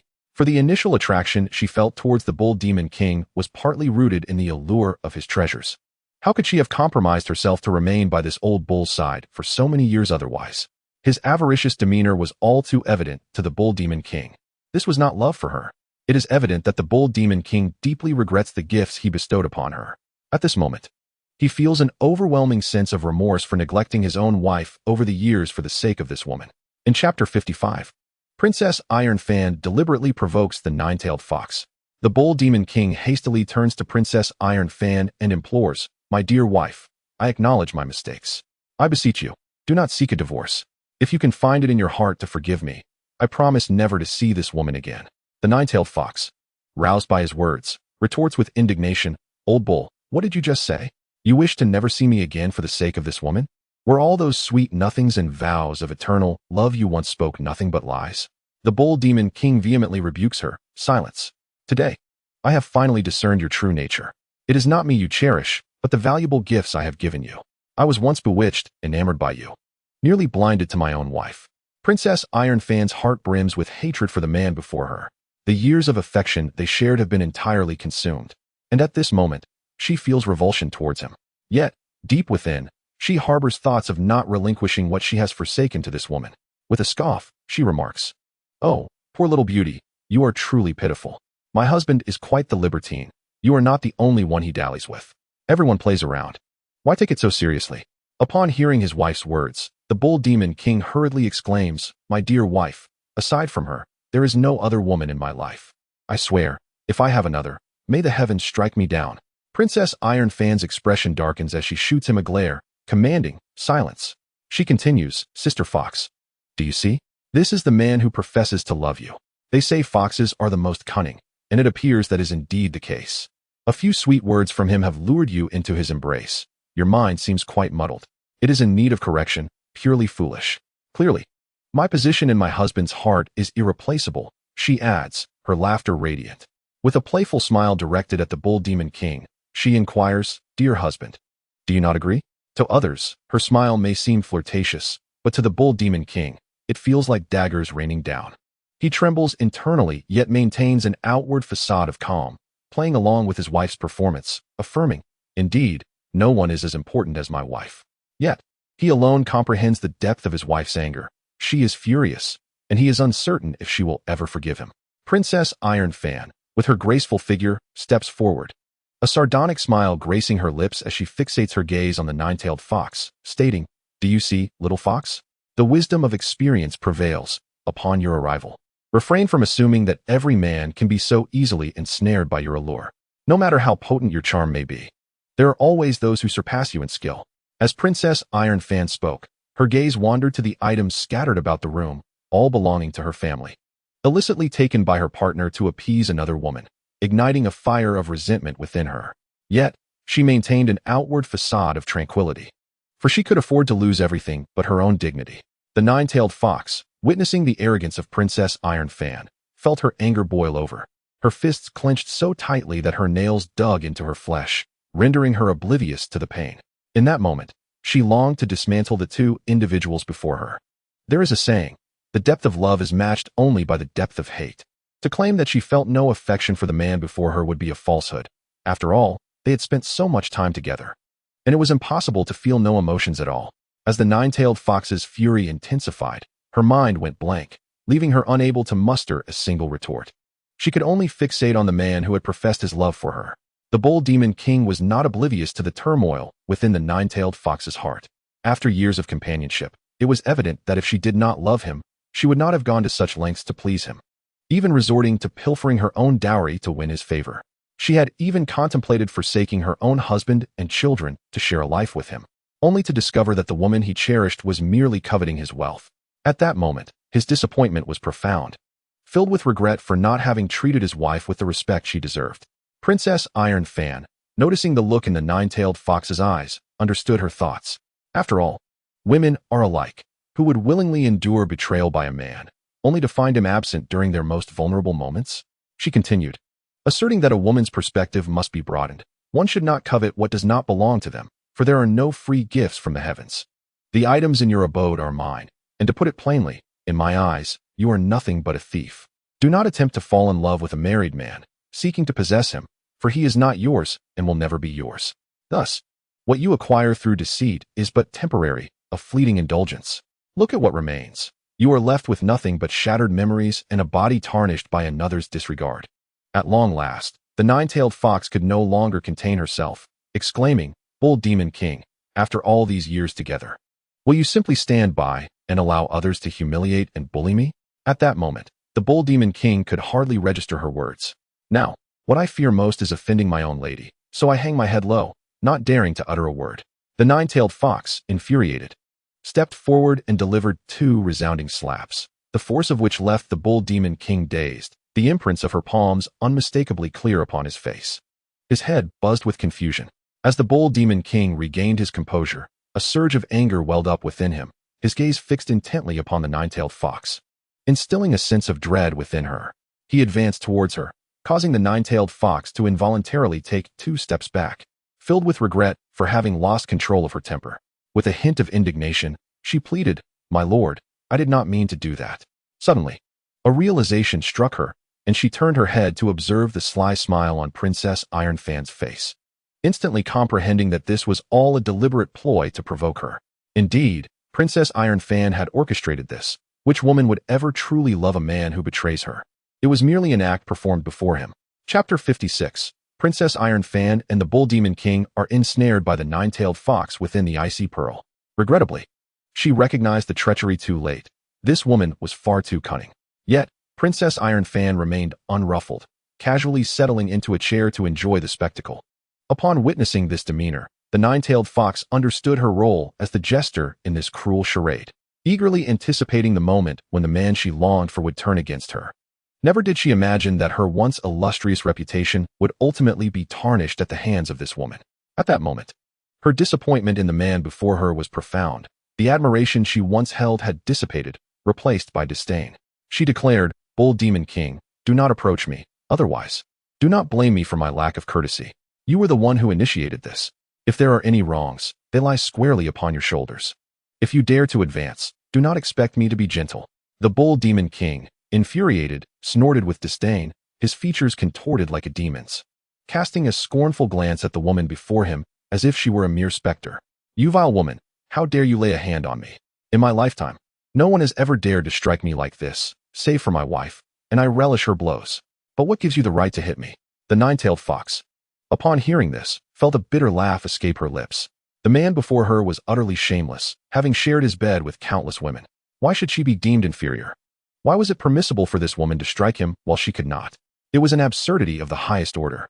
Comparing looks and abilities, she found herself equal, if not superior, to the woman before her. Unable to contain her emotions any longer, tears welled in her eyes as she glared at the man, gritting her teeth in indignation. What gives her the right? Why can she strike you while I cannot? Why do you treat me with such unfairness when all are yours? The Bull Demon King snorted disdainfully, saying, What are you even? How can you compare to my lady? I am merely toying with you.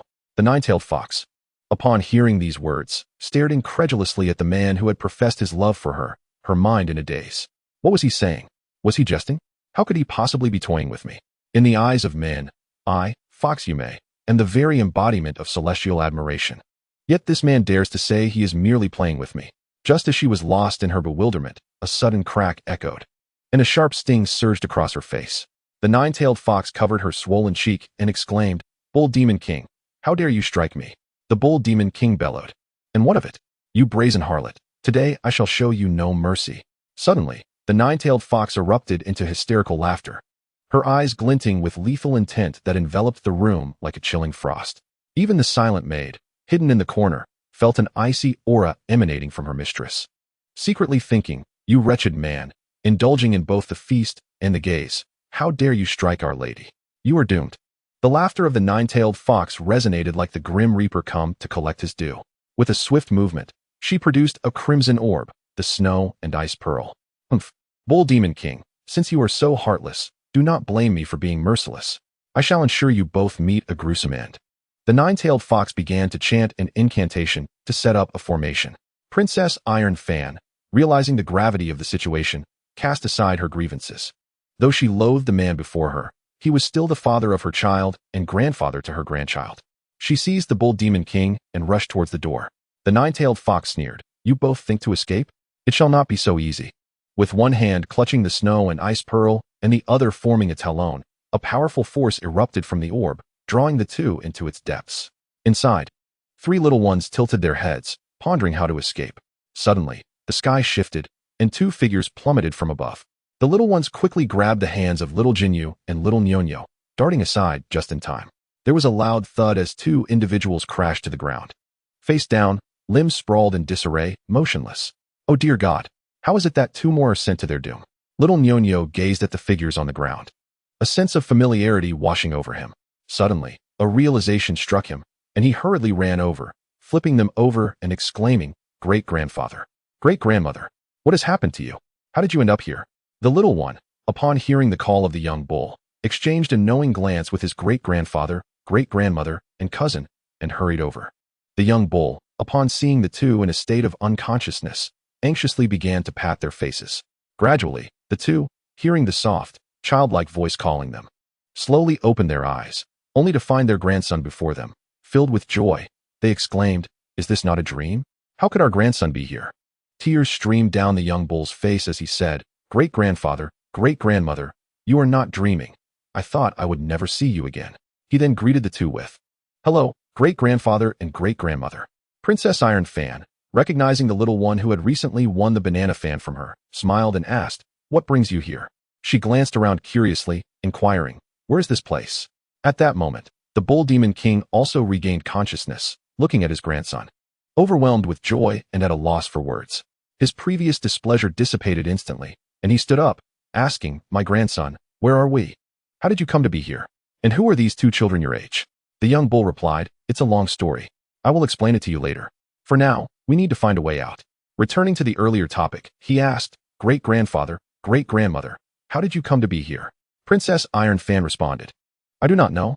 Just a moment ago, I was in the cave, dealing with that vixen," casting a glance at the Bull Demon King. The little one noticed the way his great-grandmother looked at his great-grandfather, clearly aware of her displeasure towards him. Princess Iron Fan smiled at the little one and asked, "Why didn't you come to play with me?" The little one chuckled softly and ran to her, saying, "Great-grandmother, I missed you. I wanted to come, but I had to accompany the young bull on some errands, so I planned to visit you afterward." "Oh, what could be more important than seeing your great-grandmother?" she said gently, stroking his head. Chapter 57. The Bull Demon King seeks his grandson's advocacy. The little one's mind raced as he pondered. Surely, great-grandmother must be aware of the vixen's existence by now. Thus, with a cheerful laugh, he said, "I came to help great-grandmother eliminate her rival." "Oh, great-grandmother, you cannot imagine how wicked that vixen truly is. She actually tried to trap us three in this formation to be devoured by the snow beasts." Upon hearing this, Princess Iron Fan was taken aback, her nurturing demeanor vanishing as she turned her gaze to the ground, where numerous snow beasts lay. She quickly stood up, shielding the three children behind her, her eyes fixed intently on the 300 or so beasts before them, unwavering. Watching the snow beast with vigilance, the elder reassured, "Children, do not be afraid. With great-grandmother here, You shall not be harmed. The Bull Demon King swiftly responded, positioning himself beside Princess Iron Fan, proclaiming, Children, fear not. Great-grandfather and great-grandmother shall protect you together. Princess Iron Fan cast him a sidelong glance, silently contemplating the man's audacity. How shameless of him to stand beside her. Were it not for the troubles he had stirred with his philandering, the children would not find themselves ensnared in such perilous circumstances. With a huff, she retorted, If it weren't for you, would we be trapped here? And you, how could you fall for a woman who sought to harm your grandson? Your fervent affection nearly led to our ruin, leaving us without descendants. I wonder how you will justify this to your son and ancestors. Truly, you are a disgraceful man. Keep your distance from me. Your presence sickens me. Instantly, the Bull Demon King's face flushed crimson, wishing he could vanish into the earth. With a sheepish grin, he addressed his wife, My dear, I acknowledge my faults. Could you not spare me some dignity in front of the children? Rest assured, I shall not err again. Once we are free, I shall deal with that vixen and vent my frustrations on her. How does that sound? At this moment, Princess Iron Fan was seething with anger, barely inclined to acknowledge him. Were it not for the children, she wouldn't even wish to converse. Casting him a glance, she declared, Keep your distance. Have I ever acknowledged you as my husband? Furthermore, I am currently unavailable for conversation. Your antics have driven my company to ruin. You would do well to silence yourself. Otherwise, in front of the children, I shall bring you to the ground, leaving even your parents unrecognizable. The Bull Demon King appeared as a forsaken child, embodying the epitome of grievance. The three little ones observed this spectacle, secretly applauding their great-grandmother. Indeed, she was correct. A woman must assert her presence. Otherwise, men would surely run amok. The more they reflected on it, the more delighted they became, believing that this great-grandfather deserved a proper reprimand. 3 days without a beating would lead to the roof falling in. They stifled their laughter, unable to contain it any longer, bursting into joyous giggles. That's right. One exclaimed amidst laughter, Great-grandmother, you should act this way. When grandfather errs, grandmother is far fiercer. She sends him to kneel before our ancestors in the ancestral hall to atone. Little Golden Jade chimed in, Yes, indeed, great-grandmother. The ancestral hall has been excavated by my grandfather, father, uncles, and cousins kneeling there. One of the cousins playfully nudged his sibling, leaping forward to tap him on the head and teasingly said, Cousin, don't you know that family disgrace should not be aired? How can you say such things? I cannot bear to chat anymore. Humph, to think you would embarrass me before great-grandmother. From now on, do not let others know you are my cousin. I shall not recognize you. Princess Iron Fan burst into laughter upon hearing the tales told by the little one, and in an instant, all the discontent lingering in her heart vanished. The Bull Demon King gazed at his wife's enchanting smile, realizing how breathtakingly beautiful she was, a revelation he had somehow overlooked all these years. It seemed that he had been blinded by foolishness, forsaking the splendid for the worthless. As Princess Iron Fan chuckled, she remarked, Who would have thought that the illustrious Li Tian Wang, a hero of great renown, is but a submissive husband at home? Suddenly, a thought struck her, and her mood dipped slightly as she sighed. Ah, how I envy Lady Li. Why was I not favored with such fortune? She lamented, in this lifetime. I defied my parents' wishes, choosing a man I believed I could rely on for eternity, bearing him children and managing our home, only to find myself in such dire straits. I truly encountered the wrong person. Hearing her words, the Bull Demon King felt a twinge of guilt as he gently soothed his wife's back, saying, all right. Let us not dwell on my shortcomings. I promise to treat you well from now on and shall never stray again. However, Princess Iron Fan's anger flared anew at his promise of from now on, retorting, Do you truly think there will be a future for us? You have already ruined what we had. Once we leave this place, we shall part ways. Upon hearing this, the little bull let out a heart-wrenching cry, drawing everyone's attention to him. Princess Iron Fan rushed to her grandson and asked, My dear, what troubles you? Are you unwell? The little bull sobbed, Great-grandmother. Are you going to part with great-grandfather? Does that mean I will lose my father and you too? Will I no longer have a great-grandmother? Princess Iron Fan quickly embraced her grandson, wiping away his tears as she reassured him, Do not cry, my dear. How could I ever abandon you? You are far too precious for me to let go. Rest assured, even if I part ways with your great-grandfather, I will never forsake you, your father, or your mother.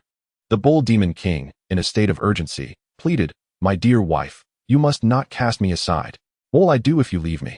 She replied with a scoff, What will you do? Do you not have plenty of women outside? Let them take care of you. You would be much happier without me. Wouldn't you?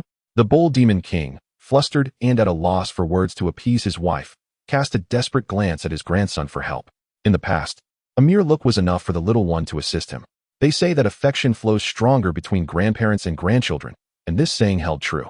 Yet this time, the little bull was equally upset, and seeing his great-grandfather treat his grandmother so poorly, he had no intention of helping him. He simply waited, allowing his great-grandfather to stew in his own anxiety, insisting that it was his responsibility to soothe his own wife. Thus, he returned to the Bull Demon King, casting a glance, his petite shoulders shrugging slightly. The Bull Demon King was well aware of the implication behind this gesture. He inwardly mused, "You little rascal. Why do you forsake your own at such a crucial moment? Rest assured, I shall find an opportunity to give this impudent child a proper thrashing." Chapter 58. The beasts are once more manipulated. Princess Iron Fan suddenly had a revelation. Observing the blood beasts sprawled on the ground, they appeared to lack any intention to attack her. This left her perplexed, pondering, strange, these beasts should be inclined to attack humans. Yet why do they lie there so obediently at this moment?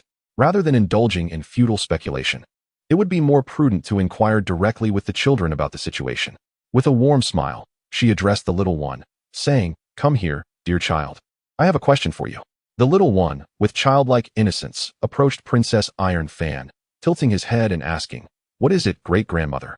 Princess Iron Fan placed her hands on the child's shoulders, smiling as she inquired, "Could you explain the situation with these beasts? They do not seem inclined to attack us." The child scratched his head, grinning widely as he replied, "Oh, great-grandmother, I forgot to tell you. Before you arrived, I had already sent them back. Their souls are under the control of that vile fox, and whenever they erupt, it causes them great suffering. Moreover, we are within a formation laid out by that fox spirit. These beasts are quite pitiable, trapped here for many years. We were just trying to find a way out. And to our surprise, you and great-grandfather have also come." Upon hearing this, Princess Iron Fan's fists clenched in fury, wishing to deliver a fierce beating to the man before her. How could such a lecherous fox not spare even the children? She glanced around, contemplating the intricately arranged formation, and asked the little one, "Do you have any thoughts on how we might escape?" The child pondered for a moment before responding, "I suspect the exit lies directly above us. However, escaping is no simple task. The formation is exceedingly intricate. I recall my parents mentioning that the one who sets the formation either replenishes it with their own blood or utilizes the vitality of others. Either method is detrimental to one's health." As the child spoke, he remembered the words of Chaos from earlier, suggesting that the celestial axe could sever this formation. But he could not divulge such information to his great-grandmother. Thus, he fabricated a tale, saying, "Great-grandmother, I have heard my parents mention that this formation can be broken with the celestial axe." Princess Iron Fan gasped, "The celestial axe? Is that not an ancient artifact? Yet it vanished eons ago, along with the Emperor of Chaos. If that is the case, without the celestial axe, we may remain trapped here indefinitely." The nine-tailed fox outside gazed at the ice and snow pearl in her hand, her teeth gritted in frustration. Why must fate conspire against her? In the past, anyone captured would perish within a quarter of an hour of being cast into the formation. Yet the scene before her now utterly shattered her worldview. These three insufferable brats had not yet met their demise. The magical beasts lay docile, refraining from any aggressive intent. What could possibly be the reason for this? Had these creatures betrayed her? The nine-tailed fox's anger intensified, causing her to collapse onto the soft couch, sending a vase crashing to the ground in a cacophony of shattered porcelain. "This is impossible. Their souls have been under my control for so many years. How could they dare to betray me?" The young maid, intimidated by her mistress's fury, approached cautiously and inquired, "Miss, what troubles you? Why are you so enraged?" She continued, "That loathsome scoundrel deserves his fate. He should never have toyed with you. You are so beautiful and gentle. Losing you would be his misfortune.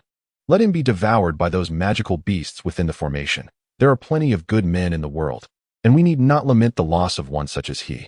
Unbeknownst to the maid, her words only stoked the flames of the nine-tailed fox's wrath, prompting a swift slap to her face. "You wretched girl, how dare you mention him? If you ever speak of that scoundrel again, I shall cast you into the demon realm, where those fiends will trample you." The young maid's face turned pale with fear, shrinking back as she knelt on the ground, pleading for mercy. "Please, miss, spare me. I shall never mention him again. I beg you, do not cast me into the demon realm. I will serve you faithfully." The nine-tailed fox shot her a disdainful glance, snapping, "Get out of my sight. Miss, please do not be angry with me. I shall leave at once." The maid dared not breathe a word further, hastily exiting the room and shutting the door behind her. The nine-tailed fox observed the harmonious interactions of those within the formation, suddenly realizing that she recognized them. Could it be that among those children, one was? A thought struck her, and she erupted into laughter.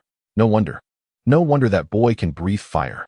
I once heard that scoundrel boast about his son being able to do so. Hence, the one who breathes flames in the formation must surely be his grandson. She laughed heartily, her enchanting form gliding gracefully across the room, her steps echoing with purpose. At that moment, all traces of her former gentleness vanished, replaced by a fierce resolve. Very well, Bull Demon King, you who have shown me no loyalty, today, I shall ensure that both you and your grandson meet your end here. As for that contemptible woman and those two insufferable brats, they can only blame their ill fortune. Initially, I only intended to extract the cultivation pearls from your bodies and render you living corpses to serve my will. However, it is now utterly impossible. I shall ensure your complete annihilation. As she spoke, the nine-tailed fox flicked her sleeve with force, her presence imposing like a demon, seemingly dictating the fate of those ensnared in the formation. She began to bite her finger, allowing a drop of blood to fall onto the ice snow pearl, and then silently recited an incantation.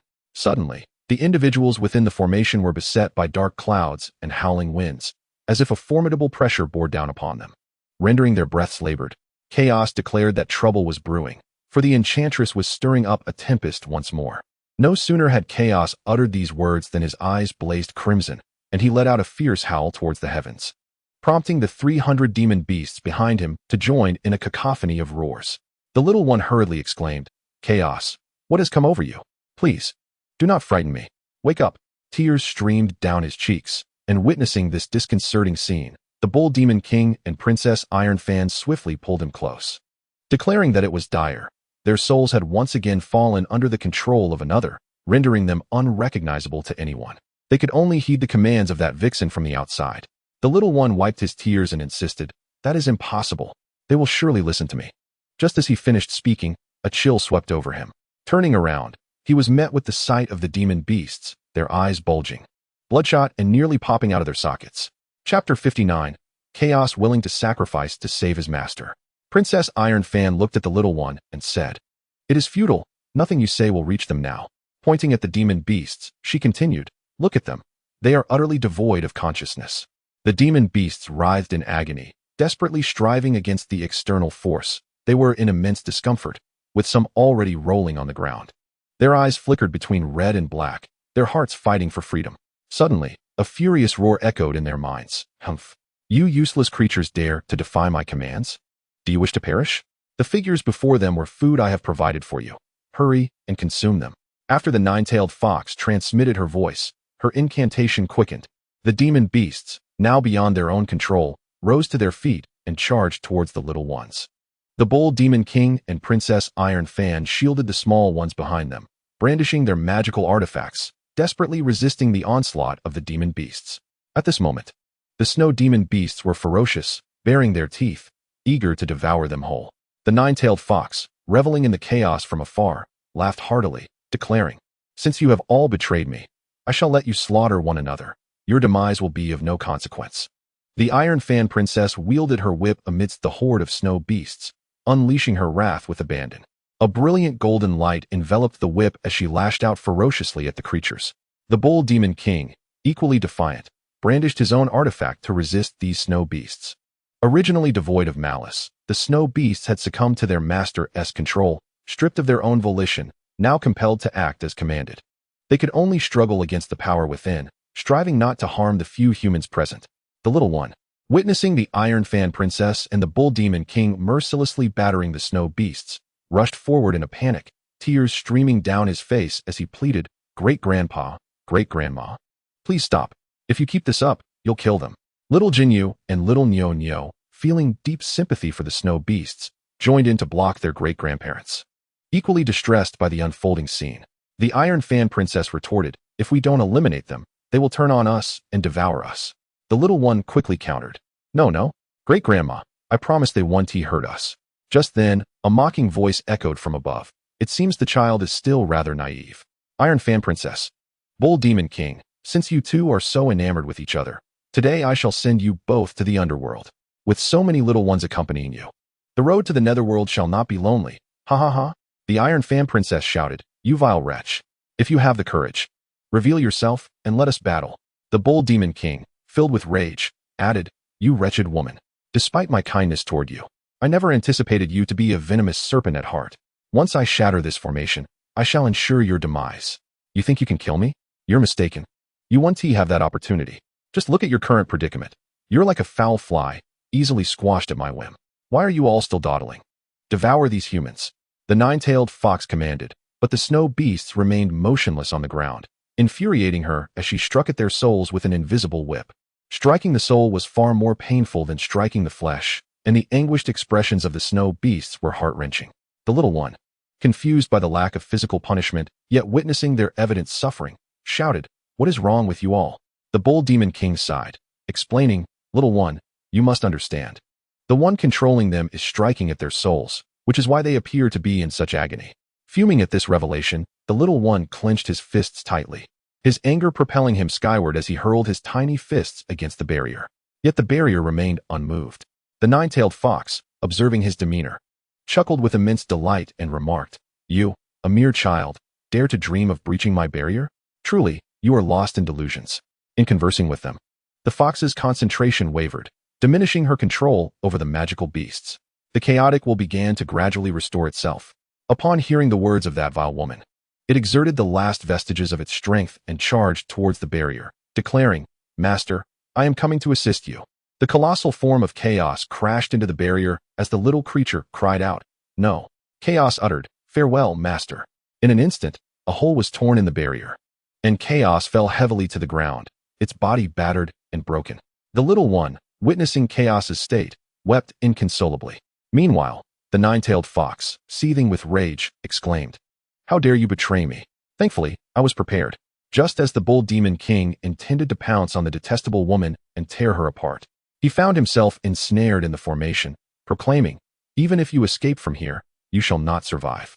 Princess Iron Fan rushed forward, intent on delivering a fierce blow to the woman before her, but was unexpectedly repelled by a tremendous force just as her hand was about to make contact with the nine-tailed fox. The bull demon king swiftly flew forward to catch his beloved wife, while the nine-tailed fox, eyes blazing with fury, remarked, Such profound affection. She then turned her gaze to the snow beasts and said, You dare to betray me? Yet I bear no anger, for you have been under my control for years, committing numerous misdeeds. Even if you escape, you shall perish. Your bodies are but shattered remnants. Your souls are nearly extinguished. Unless you willingly infuse your souls into a corporeal form, perhaps you might live on as a beast. To humans, you shall forever remain in the shadows. The magical beasts, seething with rage, longed to shred the woman before them, yet their bodies were utterly powerless. In unison, they shared a silent thought, exchanging glances before closing their eyes. And countless remnants of souls surged towards chaos. The three little ones, witnessing this scene, were pained beyond breath, crying out, No, why are you so foolish? There must be another way to escape. The bull demon king and Princess Iron Fan, witnessing their despair, could not help but shed tears, for in their hearts, magical beasts only slaughtered one another. They would never sacrifice their lives for another. Chapter 60. The nine-tailed fox escapes the nine-tailed fox. Astonished to see them willing to expend their last remnants of vitality to save a magical beast, found it unbelievable. She had thought her words would shatter their final flicker of hope. Yet, they not only remained unbroken, but were also willing to exchange their lives for the existence of another. This utterly upended her worldview. In order to preserve my life, it is best to depart from this place for now. I shall return to seek vengeance when the opportunity arises. With a beguiling smile, the nine-tailed fox declared, I shall not play with you any longer. I will take my leave for the time being. Until we meet again. The Princess Iron Fan and the bull demon king hastened after her, but the cunning fox managed to elude capture once more. Meanwhile, the three little ones remained rooted in place, observing the chaos around them. They witnessed the flesh of the primordial creature gradually restoring itself, and its eyes slowly fluttering open. One of the little ones shook the creature's massive head gently and inquired, Are you all right? The primordial being surveyed its surroundings and responded, Did I not perish just moments ago? Have you, my young master, also met your demise? It then glanced at the little golden jade and the young bull, asking, What brings you two here as well? The little one retorted, No. None of us have died. We are all very much alive. Upon hearing this, the primordial creature joyfully rose to its feet, shaking its form and exclaiming, As long as we live, that is what matters. Suddenly, a thought struck it. and it turned its head to find the snowy landscape had vanished, along with the brothers who had accompanied it for many years. Bewildered, it asked, "What has become of my brethren?" The three little ones hung their heads, at a loss for how to respond. Seeing their demeanor, the primordial being realized something was amiss and urgently pressed, "What has transpired? Please, tell me. I can bear it." At that moment, two figures descended from the sky, stating, "Your brethren have perished, their souls reside within you." Indeed, it was the Bull Demon King and Princess Iron Fan, who, despite having pursued the sly fox, had allowed her to escape. Having lived for over 10,000 years, they easily comprehended the words of the beast. Though not every detail was clear, they could discern its inquiries from its cries and gestures. However, this understanding paled in comparison to that of a soul contract. Upon hearing this revelation, the primordial being staggered and fell backward, as countless images of its brothers flooded its mind. In unison, they comforted, "Do not grieve, dear leader. As long as you live, our souls shall remain with you, never to part. Whatever may come, joyous or sorrowful, we shall stand by your side. We know you have a significant mission to fulfill. Although we do not know its nature, from the moment you encountered your master, we understood. Thus, we willingly offer our souls to aid in your rebirth, hoping you may follow your master without sorrow or worry, helping him grow in strength and breaking free from the control of others." In its heart, the primordial being silently expressed gratitude to its brothers, considering it the greatest honor of its life to have met them. "Rest assured, my friends, I will undoubtedly live my life to the fullest. Even for your sakes, I shall strive to live well, not to disappoint your high hopes for me." Gathering all my strength, I stood up and inquired, "Now that the barrier has been broken, where shall we go next?" Princess Iron Fan smiled at the little one and said, "If you are not too busy, why not visit your great-grandmother for a couple of days? She wishes to have a good conversation with you, and it has been quite a while since we last met."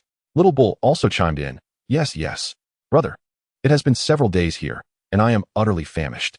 Let us go to great-grandmother's place and have her prepare some delicious food for us." Princess Iron Fan smiled gently at them, ruffling her grandson's hair, remarking, "You are such a little glutton, always thinking about food." Little Bull quickly clarified, "No, great-grandmother. The glutton is my elder brother. I have truly been very hungry these days while being trapped here." All right. Great-grandmother agreed. "When you return, I will personally prepare something tasty for you." Little Golden Jade and Ear C and I exchanged glances and said, "Then we shall humbly accept your kind offer, great-grandmother." After taking a couple of steps, Princess Iron Fan suddenly remembered something and asked, "Little one, where is my banana fan?" Ear C and I quickly covered his sleeve and said, "Great-grandmother, you are being rather stingy. I merely borrowed your banana fan for a few days. I have not yet had my fill of play." Upon hearing this, the Bull Demon King was taken aback and asked, "My lady, in all these years, I have never seen you lend this treasure to anyone. It is always by your side." Princess Iron Fan shot him a glance and replied, "I do as I please. It is none of your concern." Turning back to the little one, she continued, "You have had great-grandmother's treasured fan for 3 years now." The little one scratched his head and then recalled, "In the heavenly realm, 3 days pass, while in the mortal world, it has been 3 years. I am truly sorry, great-grandmother. I became so busy that I forgot about time. However, this fan is simply too delightful. I adore it. Could I perhaps exchange it for another treasure?" "Rest assured, great-grandmother. I can procure anything you can name." Princess Iron Fan smiled at him and said, "Little one, this treasured fan cannot be given away, for I have a bond with it, sealed by a soul contract. However, I can lend it to you for a few more days." The little one's eyes widened in joy, and he exclaimed, "Great-grandmother, you speak the truth. Do not go back on your word." Princess Iron Fan assured him, "As a princess of noble stature, my word is my bond, and I shall not waver. You can rest easy. Yet for now, I require the banana fan to transport us to Bull Demon Mountain." The little one nodded and produced the fan. Under Princess Iron Fan's spell, the fan gradually expanded, and they ascended onto it. Just as they were about to take off, Princess Iron Fan suddenly kicked the Bull Demon King off the fan. He sighed and remarked, "This is the consequence of offending one's own wife. Alas, I shall summon my water-repelling golden-eyed beast to ride back." In the distance, the nine-tailed fox clenched her teeth in fury and exclaimed, "Wretched woman, Bull Demon King, you have overturned my abode, leaving me with nowhere to dwell. This shall not go unpunished. You shall wait for my return, for I shall exact my vengeance." Before long, Princess Iron Fan escorted the 3 little ones back to her domain. Chapter 61. The little ones flatter Princess Iron Fan, having grown up in a sheltered environment. The little Golden Jade had never set foot in the mortal realm, and thus was filled with curiosity at every turn. The trio of small bundles trailed behind Princess Iron Fan, with little Golden Jade exclaiming, "Wow, great-grandmother, the place you reside in is utterly exquisite." One of the youngsters chuckled and patted his cousin on the shoulder, saying, "How could great-grandmother's dwelling be anything ordinary? It must be a paradise on earth. Just look at her unparalleled beauty, and you'll understand." Perplexed, little Golden Jade tilted his head and inquired, "What saying is that? Beautiful landscapes nurture beautiful people. Great-grandmother's allure is cultivated by this enchanting scenery," came the reply. Little Bull, overhearing his brother's flattery, was at a loss for words. Yet, there was nothing he could do. Their great-grandmother relished such praise. He was merely a sycophant, consistently hitting the mark with his compliments, bringing her immense joy. Whenever he was with his brother, great-grandmother seemed to forget about him entirely. One might think he was her true grandson. Upon hearing these words, Princess Iron Fan burst into laughter, pinching the soft, delicate cheek of the little one. "Ah, great-grandmother adores your words." As she spoke, she also touched her own face and remarked, "Say, little one, do you think my skin has improved recently?" "Absolutely. Every time I see you, great-grandmother, you seem more beautiful than before. You flatter me," he teased, scratching his head, and added, "Great-grandmother, you are so stunning that you could surpass Aunt Chang'e. The last time I passed by her abode, I thought she was not as lovely as you." Princess Iron Fan laughed even harder at this, saying, "You must not deceive me, dear child. They say Chang'e is a renowned beauty in the heavenly court, admired even by the Jade Emperor. Great-grandmother, if you do not believe me, at least have faith in yourself. It is merely a matter of poor judgment on their part. They must not have been wearing their glasses. Besides, children do not lie. I am very honest. Indeed, great-grandmother enjoys hearing your words, especially your candid truths." As they engaged in their delightful conversation, they completely forgot about little Golden Jade and the true grandson. The two little ones were left utterly speechless, thinking, "Great-grandmother is beautiful, but surely not to the extent that this fellow exaggerates." As the little calf pondered, he heard his great-grandmother say, "Nyo, you ought to learn more from your brother. It is not enough to remain a silent, brooding child. As a young one, you must cultivate the habit of speaking and practice your eloquence, expressing genuine truths." Little Nyo pouted, a cloud of discontent shadowing his face, feeling a deep sense of injustice. He was, after all, a loquacious child. How had he been labeled a taciturn dullard in his great-grandmother's eyes? Perhaps he had failed to flatter her correctly. It seems women prefer to be told sweet lies. Even this venerable great-grandmother, who had lived for eons, relished compliments about her beauty. Little Jinyu stealthily approached his cousin and inquired, "Cousin, are you certain that what you just said to great-grandmother was not fabricated? It felt as though you were merely flattering her, and somewhat inaccurately at that. I have met Aunt Chang'e several times. While great-grandmother is indeed beautiful, she pales in comparison to Aunt Chang'e." The little one cast a disparaging glance at his cousin and whispered, "What do you know about true appreciation? The beauty of great-grandmother emanates from within, whereas Aunt Chang'e's beauty is merely superficial, designed to captivate those celestial beings, and she is quite greedy. Don't think I am unaware. That jade pendant I gifted to father was surely coaxed away by Aunt Chang'e." Upon hearing his cousin's words, little Jinyu realized that his cousin harbored resentment towards Aunt Chang'e, fearing she would usurp their father's affection. No wonder he belittled her. It was rooted in jealousy. As they conversed, they soon arrived at the residence of Princess Iron Fan. Little Jinyu was taken aback, secretly marveling at the grandeur of the estate.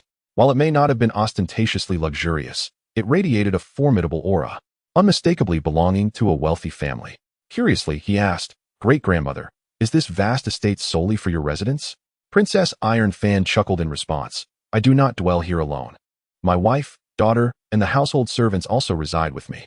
Occasionally, my son and grandchildren return to share a meal." Hearing the sound of their mistress's footsteps, the maid promptly opened the door, beaming as she exclaimed, "Madam, you have returned." She then noticed the three young ones trailing behind and continued, "Gentlemen, do come inside." Indeed, it was a sight to behold. Little Jinyu's eyes widened in astonishment. This estate was replete with an abundance of wonders. As far as the eye could see, vibrant flowers bloomed in profusion, their fragrant scents wafting through the gentle breeze, attracting numerous butterflies. In the midst of the scene flows a small stream, teeming with a myriad of fish frolicking within its waters. Surrounding this tranquil waterway are artificial hills and the melodious larks, evoking a sense of ethereal energy still lingering in the air. Strolling through this enchanting locale refreshes the spirit immensely, and suddenly, a peculiar sight catches the eye, a bench suspended in midair. Little Jinyu tugged at her cousin's sleeve, inquiring, What is that dangling over there? The young lad turned to follow her pointing finger, and a sudden thought crossed his mind. Cousin, that's a plaything. Would you like to try it? It's quite fun. Come, let me take you to play. As she grasped his hand, she called out, Great-grandma, we will play here for a while before we find you. Before Jinyu could fully comprehend the situation, she was already leading him forward. Princess Iron Fan shook her head with a smile, remarking on the child's mischievousness. But a touch of mischief is delightful. Children ought to embody that innocence of youth. Beside them, a young maid chimed in, Indeed. Madam, childhood is carefree, free from worries and burdens. As Princess Iron Fan continued walking, she said, If they wish to play, let them enjoy themselves here. By the way, could you ask the kitchen to prepare some dishes that children adore? Braised pork, sweet and sour fish, and sweet and sour ribs. I shall personally cook for them shortly. The young maid nodded brightly. Yes, madam. These children are truly fortunate. It has been a while since you last graced the kitchen. Chapter 62. The tiger spirit ascends to the heavenly court. Elsewhere, in the abode of the medicine master, Linger stood by the bedside, holding a basin of water to cleanse Nezha. Gently, she wiped the sweat from his forehead, pleading, My dear, please awaken. You have been unconscious for so long. Why do you not stir? Do you know how deeply I worry for you? And mother, she has been in tears, unable to eat or sleep, her health visibly declining. I fear you may remain in this slumber forever. Just as the medicine master intended to enter the room and assess the warrior's injuries, she overheard Linger's heartfelt words, prompting her to sigh quietly. She thought it best to allow the couple to remain together a while longer. Perhaps it would aid in his awakening. Turning away, she made her way to the hall, where she found Li Jing and Madame Li anxiously awaiting news. Medicine master, how is our son? Has he awakened? They inquired urgently. Shaking her head, the medicine master replied, Please, take a seat. The warrior's condition is indeed grave, and he has not yet regained consciousness. Linger is attending to him in the room. Perhaps some tender words from you will hasten his return to us. He has survived the immediate danger, but there is concern that he may never be able to cultivate again. As for when he will awaken, that lies in his own fate. Upon hearing these words, Li Jing's expression darkened slightly, his emotions a tumultuous blend of concern and apprehension. He was all too aware of his son's temper. Should his son awaken to discover that he could never cultivate again, one could only imagine the trouble he might cause. Meanwhile, Lady Li's face was etched with anxiety. Her son lay gravely injured and still unconscious, leaving her to wonder when he might awaken. The herbalist, observing the couple, clearly discerned their unvoiced thoughts. She reassured them. There is no need for such worry. Each generation has its own fortune. I have consulted the fates regarding the war god. His powers will eventually be restored. Though not immediately. Everyone must face their own tribulations, which cannot be evaded. While I possess the ability to mend lives, I do not have the power to alter destiny. The secrets of heaven are not to be divulged, and out of respect for our long-standing relationship, I shall say no more. To heal the injured is the duty of a healer. I will do my utmost to treat the war god. Upon hearing this, the weight in Li Jing and his wife's hearts finally began to lift. They understood that no further inquiries would yield answers from the herbalist. They expressed their gratitude with a nod. The herbalist returned the gesture, stating, There is no need for thanks. It is my responsibility. Oh, where has that mischievous boy of yours run off to? It has been ages since I last saw him. That sweet little mouth of his always brings me such joy, she remarked. Lady Li chuckled and replied, Indeed. My grandson has a penchant for flattery and often keeps me in stitches at home. I haven't seen him either. I only heard from Linger that he went off to play with my other grandson. Lady Li, you are truly fortunate. A house full of children and grandchildren. The herbalist commented. Lady Li humbly responded, You honor me with your words. At that moment, the tiger spirit, dragging his battered form, returned to the cave. He saw the evil lord meditating and, not daring to interrupt, stood by waiting. After a quarter of an hour, the evil lord slowly opened his eyes. Upon seeing the disheveled state of the tiger spirit, he immediately sensed that trouble had arisen. Taking a deep breath, he inquired, Speak. What has happened? Why are you back? The tiger spirit quickly knelt before him and said, Evil lord, we are in grave peril. It seems our quest for the sacred spirit fruit will be exceedingly difficult. Wu Haoyan, somehow, has emerged from the depths of the sea and has devoured our two brothers. Were it not for the timely arrival of the barefoot immortal and the silver star, I fear I would not be here to report to you. The evil lord pondered for a moment and replied, Was it not said that he was dead? How can he possibly reappear? The tiger spirit responded, We do not know. A multitude of those who ventured to the divine longevity mountain have had their souls and powers siphoned away by him. We barely escaped with our lives. Those 3 sacred spirit fruits are imperative for my ascension in power. Otherwise, I shall be unable to return to the demon realm. Thus, we must devise a plan. Tiger Spirit, I shall elevate your magical prowess by 1 level. You must find a way to reach the celestial realm and oversee Master Iron Sweeper in luring that troublesome young scion of the Lee family into the cave. Master Iron Sweeper, that individual is rather cunning, and I harbor some distrust towards him. He has returned for several days without sending word. As the malevolent sovereign spoke, he infused Tiger Spirit with magical energy. Before long, both were drenched in sweat. Tiger Spirit felt a newfound lightness in his body, as though an inexhaustible strength surged within him. Gradually opening his eyes, he stood and clasped his fists, declaring, I shall take my leave, O malevolent sovereign. The sovereign closed his eyes and replied, Go forth. However, remember, once you reach the celestial realm, you must not act recklessly. Exercise restraint. Tiger Spirit nodded in acknowledgement, understood. O sovereign. He turned and exited the cavern, transforming in an instant, a burst of light propelling him towards the celestial realm. Upon arrival, Tiger Spirit beheld the splendor of the celestial realm and mused, Truly, this is a magnificent place. Were it not for the malevolent sovereign granting me this power, I doubt I would ever have set foot here in my lifetime. No wonder so many aspire to cultivate their craft and become deities. Residing in the celestial realm bestows a sense of superiority. Yet, with such vastness, how shall I locate Master Iron Sweeper? Suddenly, he heard footsteps and swiftly sought refuge. Erlang Shun, accompanied by his beloved hound, paused mid-stride, detecting a peculiar scent. How could there be a trace of a demon in the celestial realm? He wondered, causing Tiger Spirit, hidden nearby, to turn pale with fear.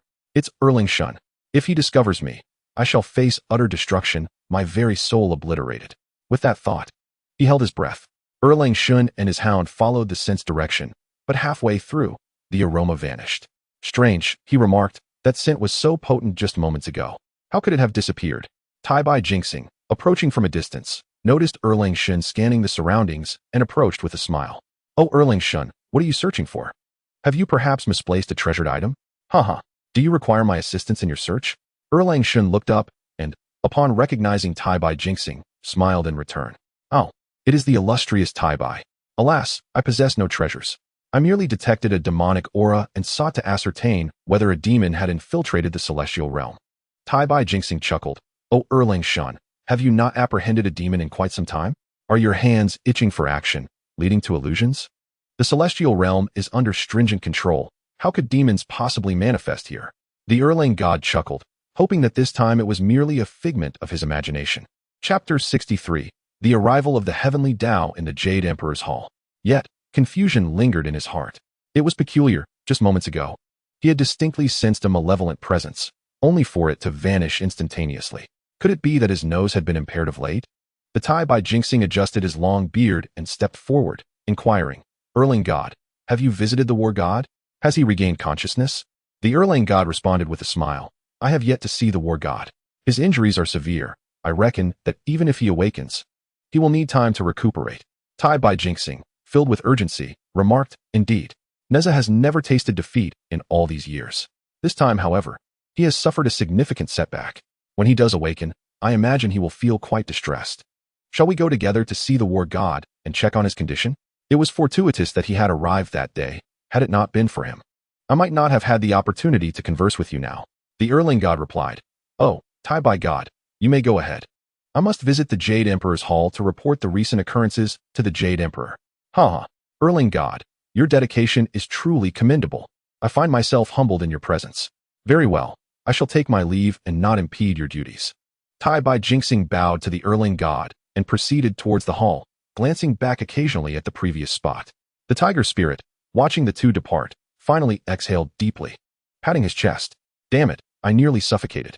Why must I be so unfortunate, always encountering opponents stronger than myself? They had just mentioned the war goddess injuries. Could it be that the war god also ventured to the Shinsho mountain that day? It appears that Wu Hao Ian is indeed formidable, capable of confounding even the likes of the barefooted immortal and Tai Bai Jinxing. Fortunately, we fled quickly that day, truly. It was a blessing from the Bodhisattva. Wait a moment. They just said that the war god is Nezha, the one who once imprisoned the evil monarch. Never mind. I shan't ponder this further. It gives me a headache. I should hasten to locate the residence of the iron sweeping immortal instead. The Tiger Spirit muttered to himself while scanning the surroundings. The heavenly realm is vast, Searching for iron sweeping is akin to finding a needle in a haystack. What a laborious task my master has assigned me. It feels as though I have been thrust into a fiery pit. Needing to avoid those deities who seek my demise, especially that Erlang plague god. Encountering him upon my arrival surely bodes ill. As the Erlang god entered the hall, he observed the Jade Emperor, who was anxiously rifling through various scrolls, a look of distress upon his face. The Erlang god inquired, "What troubles you, Jade Emperor?" The Jade Emperor sighed deeply, saying, "Do not even mention it. The Lord of the land presented a memorial to me, stating that calamities have befallen the mortal realm incessantly.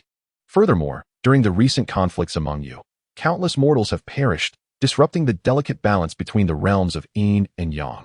The King of Hell conveyed to me that the realm of the underworld is now filled with lamentations, as many souls are crying out in grievance, claiming they have died unjustly. Since these souls have not yet reached the end of their natural lifespans, their names cannot be erased from the ledger of life and death. Currently, the number of vengeful spirits in the underworld surpasses even that of ants in migration. The King of Hell inquired how this matter should be handled. Additionally, spies from both the demon and monster realms have discreetly sent me letters indicating that there have been some unusual occurrences in their domains, as if they are conspiring something. I find myself utterly overwhelmed, my head spinning with these troubles. Oh, by the way, has the war god Erlang returned? It seems the affairs of the demon and monster realms must be entrusted to him entirely. I am grateful for his presence over the years."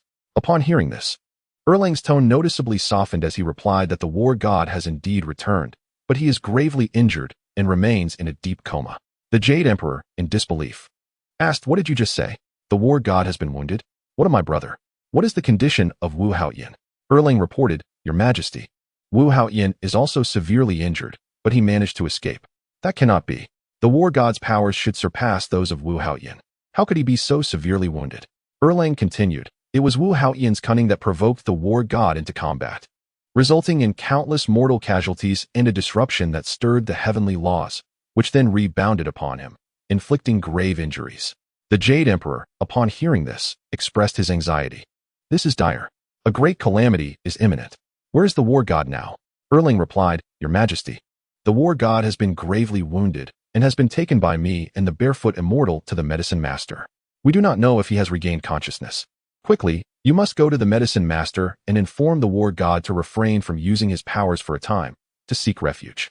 Just as the Jade Emperor finished speaking, a sudden burst of golden light erupted within the hall, its immense power nearly suffocating those present. The Jade Emperor and Erlang exchanged a glance, both feeling a sense of foreboding, when an elder's voice resonated from afar, declaring, "Jade Emperor, how audacious you are to attempt to conceal a transgressor against heavenly laws from me. Where have you placed the rules of the heavenly court? Do the lives of mortals not hold value? When I chose you for this position, I made it clear that all inhabitants of the mortal realm and the heavenly court are your subjects and must be treated equally. Yet, now you dismiss my words, sacrificing mortal lives to secure your own position. Is this your compassion and kindness? You have truly disappointed me." The Jade Emperor hastily knelt in the hall, bowing his head and acknowledging, "Master, I realize my mistakes." Erlang also knelt, attempting to intercede on behalf of the Jade Emperor. The Celestial Path Master declared that the Jade Emperor was not at fault for the recent occurrences. Upon hearing these words from the Erlang god, a beam of golden light shot towards him like a dagger, propelling him backward and causing him to crash heavily into the great hall, spitting blood. The Jade Emperor hurriedly implored his master not to do so. The Celestial Path continued, reprimanding fiercely, "How dare you speak here? Were it not for his years of devoted service, he would now merely be a lifeless corpse before me." Seeing his master gravely injured, the Celestial Hound rushed forward, bowing repeatedly to the Celestial Path. The latter continued, "Where is that Nezha, the one who disrupts the order of the mortal realm? I demand to take him away. He must face the consequences for violating celestial laws. This has been an unchanging rule throughout history." The Jade Emperor bowed his head to the Celestial Path and pleaded, "Master, he is gravely wounded and still in a coma. I beseech you to grant him a few days' grace to recover before he receives punishment." Chapter 64. Nezha finally awakens. "Humph. Your audacity grows bolder. You dare to defy my wishes now. Do you no longer desire this position?" The Jade Emperor replied, "If you believe someone else is more suited for this role, I would gladly step aside. You are driving me to the brink of exasperation." "Father," Nezha interjected, "I have never asked anything of you before. This time, I implore you." "Ah, you have never called me father throughout your life. Yet now, for him you—" "Very well. In light of your calling me father, I shall grant him a few more days. The Erling god, listening in astonishment, thought to himself, did I hear correctly? What did the Jade Emperor just call the celestial path? Father? Indeed. It appears the Jade Emperor has a formidable protector behind him. Surely my ears do not deceive me. What was I thinking, attempting to plead on the Jade Emperor's behalf? That slap nearly cost me my life. Had I known he was the son of the celestial path, I would have merely observed the spectacle. My earlier impulses were foolish. I must avoid such reckless actions in the future. Nearby, the celestial hound sighed inwardly. Oh, my master. How unjust this is. The celestial path continued. This matter has escalated beyond measure, and you are not blameless. Should you fail to handle it properly, I shall hold you accountable. The Jade Emperor replied, Understood, master. I shall manage this affair diligently. I hope your resolution meets my satisfaction. Very well. I have matters to attend to, so I shall take my leave. I will return in a few days. With that, he vanished in the blink of an eye, and the golden light in the hall dissipated. The Jade Emperor reflected on past events, sighing deeply. He longed to be an ordinary mortal once more. Yudi slowly rose to his feet and approached Erlang Shun, inquiring, My lord, are you unscathed? Erlang Shun nodded and replied, I am well, but as he attempted to rise, he found that even the slightest movement sent a jolt of pain through his body, causing him to spit out a mouthful of blood. Observing his pale complexion, the Jade Emperor placed his hand upon Erlang Shun's back, infusing him with a surge of spiritual energy. In that instant, the sharp pain in Erlang Shun's chest dissipated, and he felt a considerable lightness throughout his body. Gradually regaining his composure, he expressed his gratitude, saying, Thank you, Jade Emperor, for your timely assistance. At that moment, the Jade Emperor's visage appeared markedly aged. He inhaled deeply and said, It was only right.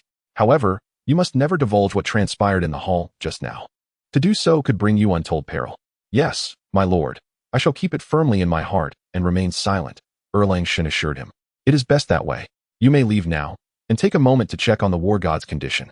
After uttering these words, the Jade Emperor transformed into a beam of golden light and soared into the distance. In the grand hall, only Erlang Shun and the Hound of Heaven remained. He gently patted the hound's head and said, Let us depart. The Hound of Heaven, panting with its tongue out, nodded and followed closely behind him. Together, the duo made their way to the residence of the medicine master. As Li Jing and Lady Li were about to return home, they were startled by the sound of footsteps outside. Looking up towards the entrance, they beheld the ever-smiling Tai-Bai Jinxing, clad in pure white robes, approaching them with a cheerful greeting. Towering King, it has been ages. How fares your health? Li Jing responded with a smile. Thanks to the blessings of Lord Tai-Bai, I remain hardy, though age has rendered me less capable. Compared to the younger generation, I feel like a mere shadow of my former self. Ah, do not speak so. Towering King, you are an invaluable asset to our divine realm, unmatched by any. Your lineage has produced heroes throughout the ages.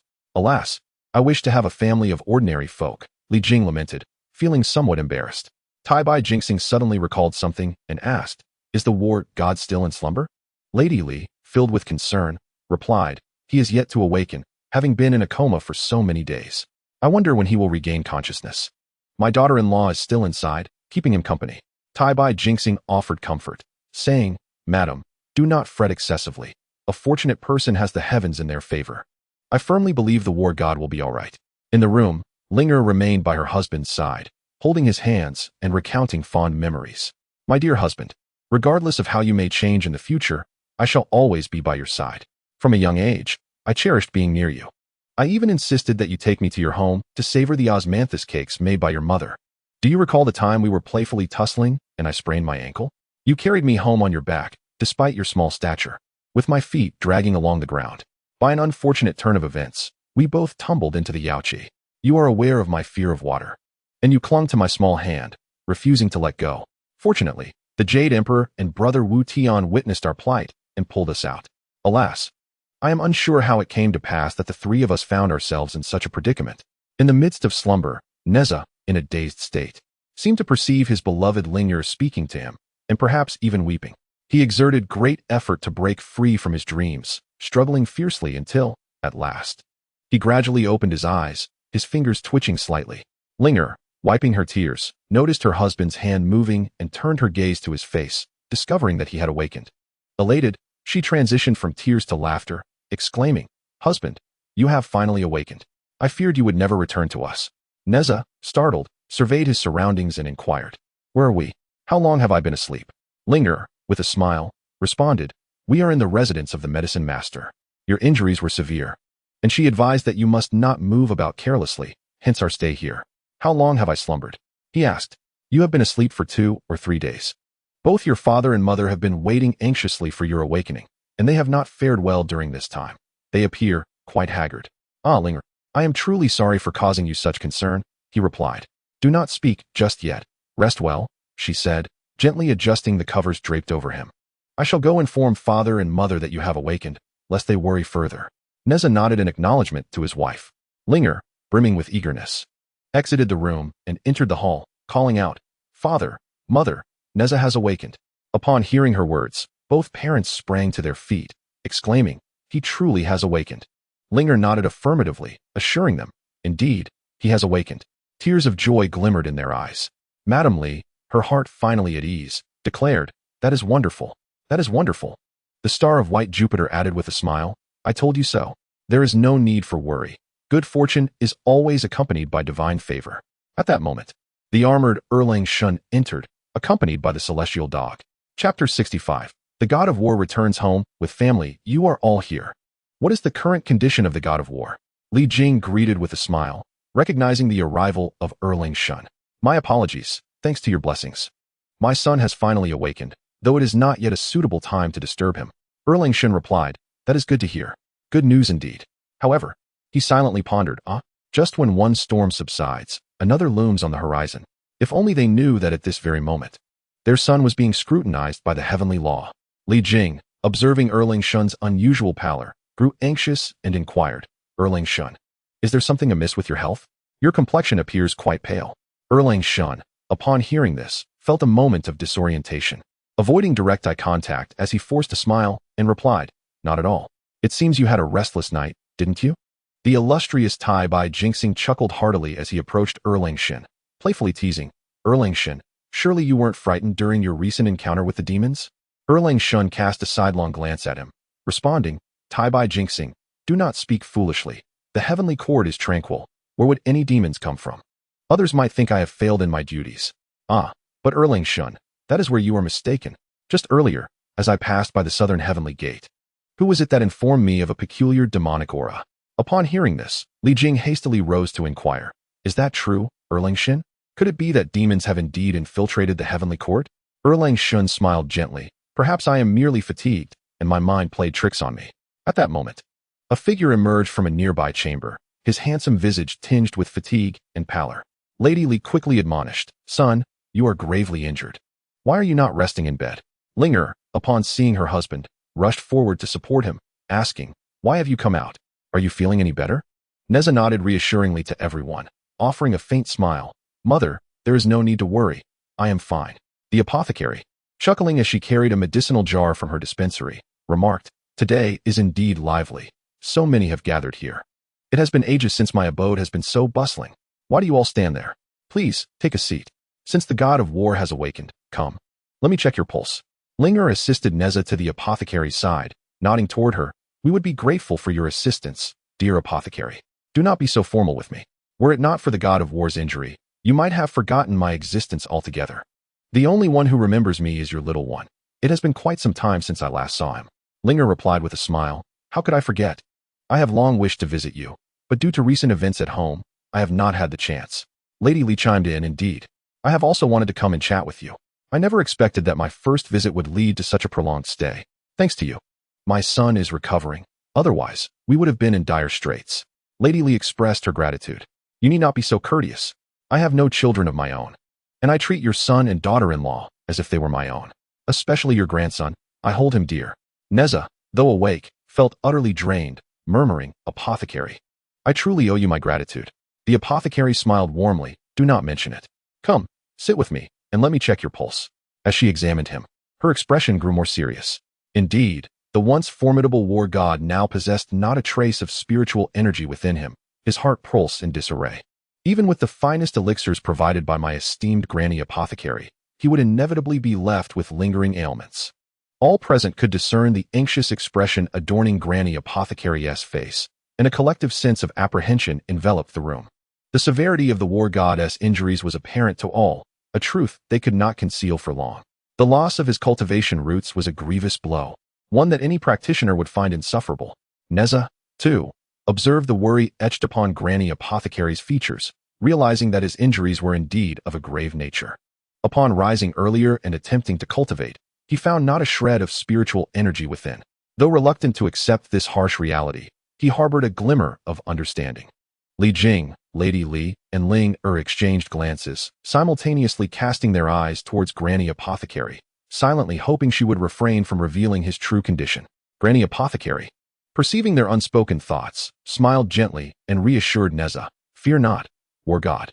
Your body is not gravely harmed. However, you must rest for a period to recuperate." In truth, Nezha had already come to terms with his situation, but, seeing the concern of those around him, feigned ignorance and nodded in agreement, stating, "I apologize for the prolonged inconvenience during my recovery at your residence. Today, I feel significantly better and intend to return home, for there are matters awaiting my attention." Granny Apothecary smiled and replied, "Since you have spoken thus, I shall not detain you further. However, do remember to nurture your recovery and refrain from exerting your spiritual energy."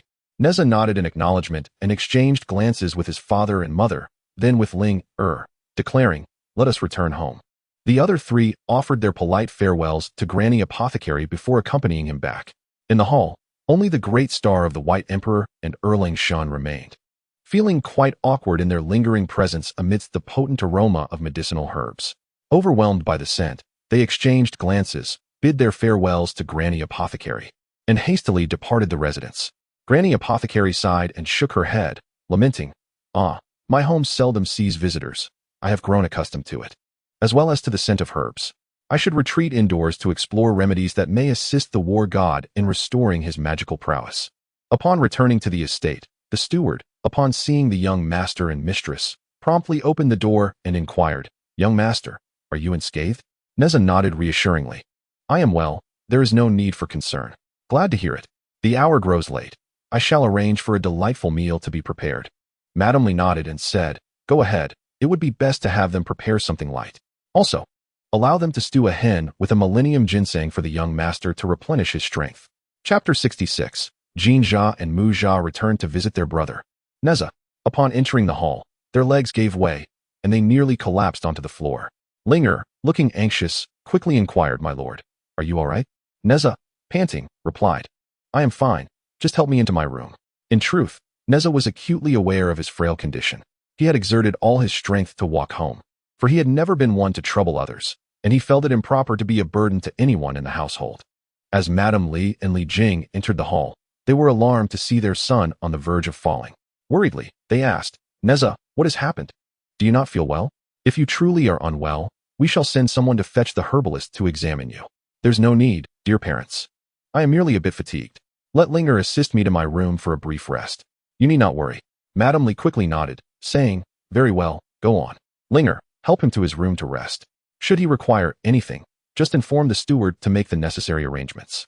You should stay by his side for these few days." Linger nodded in response. "Yes, mother, your daughter-in-law shall obey." After this, she assisted Nezha back to the room. Nezha, as if recalling something, asked, "Linger, why have I not seen that little rascal?" "Oh, he has gone out to play with Xiao Jinyu. Do not worry. Your son can handle himself wherever he goes.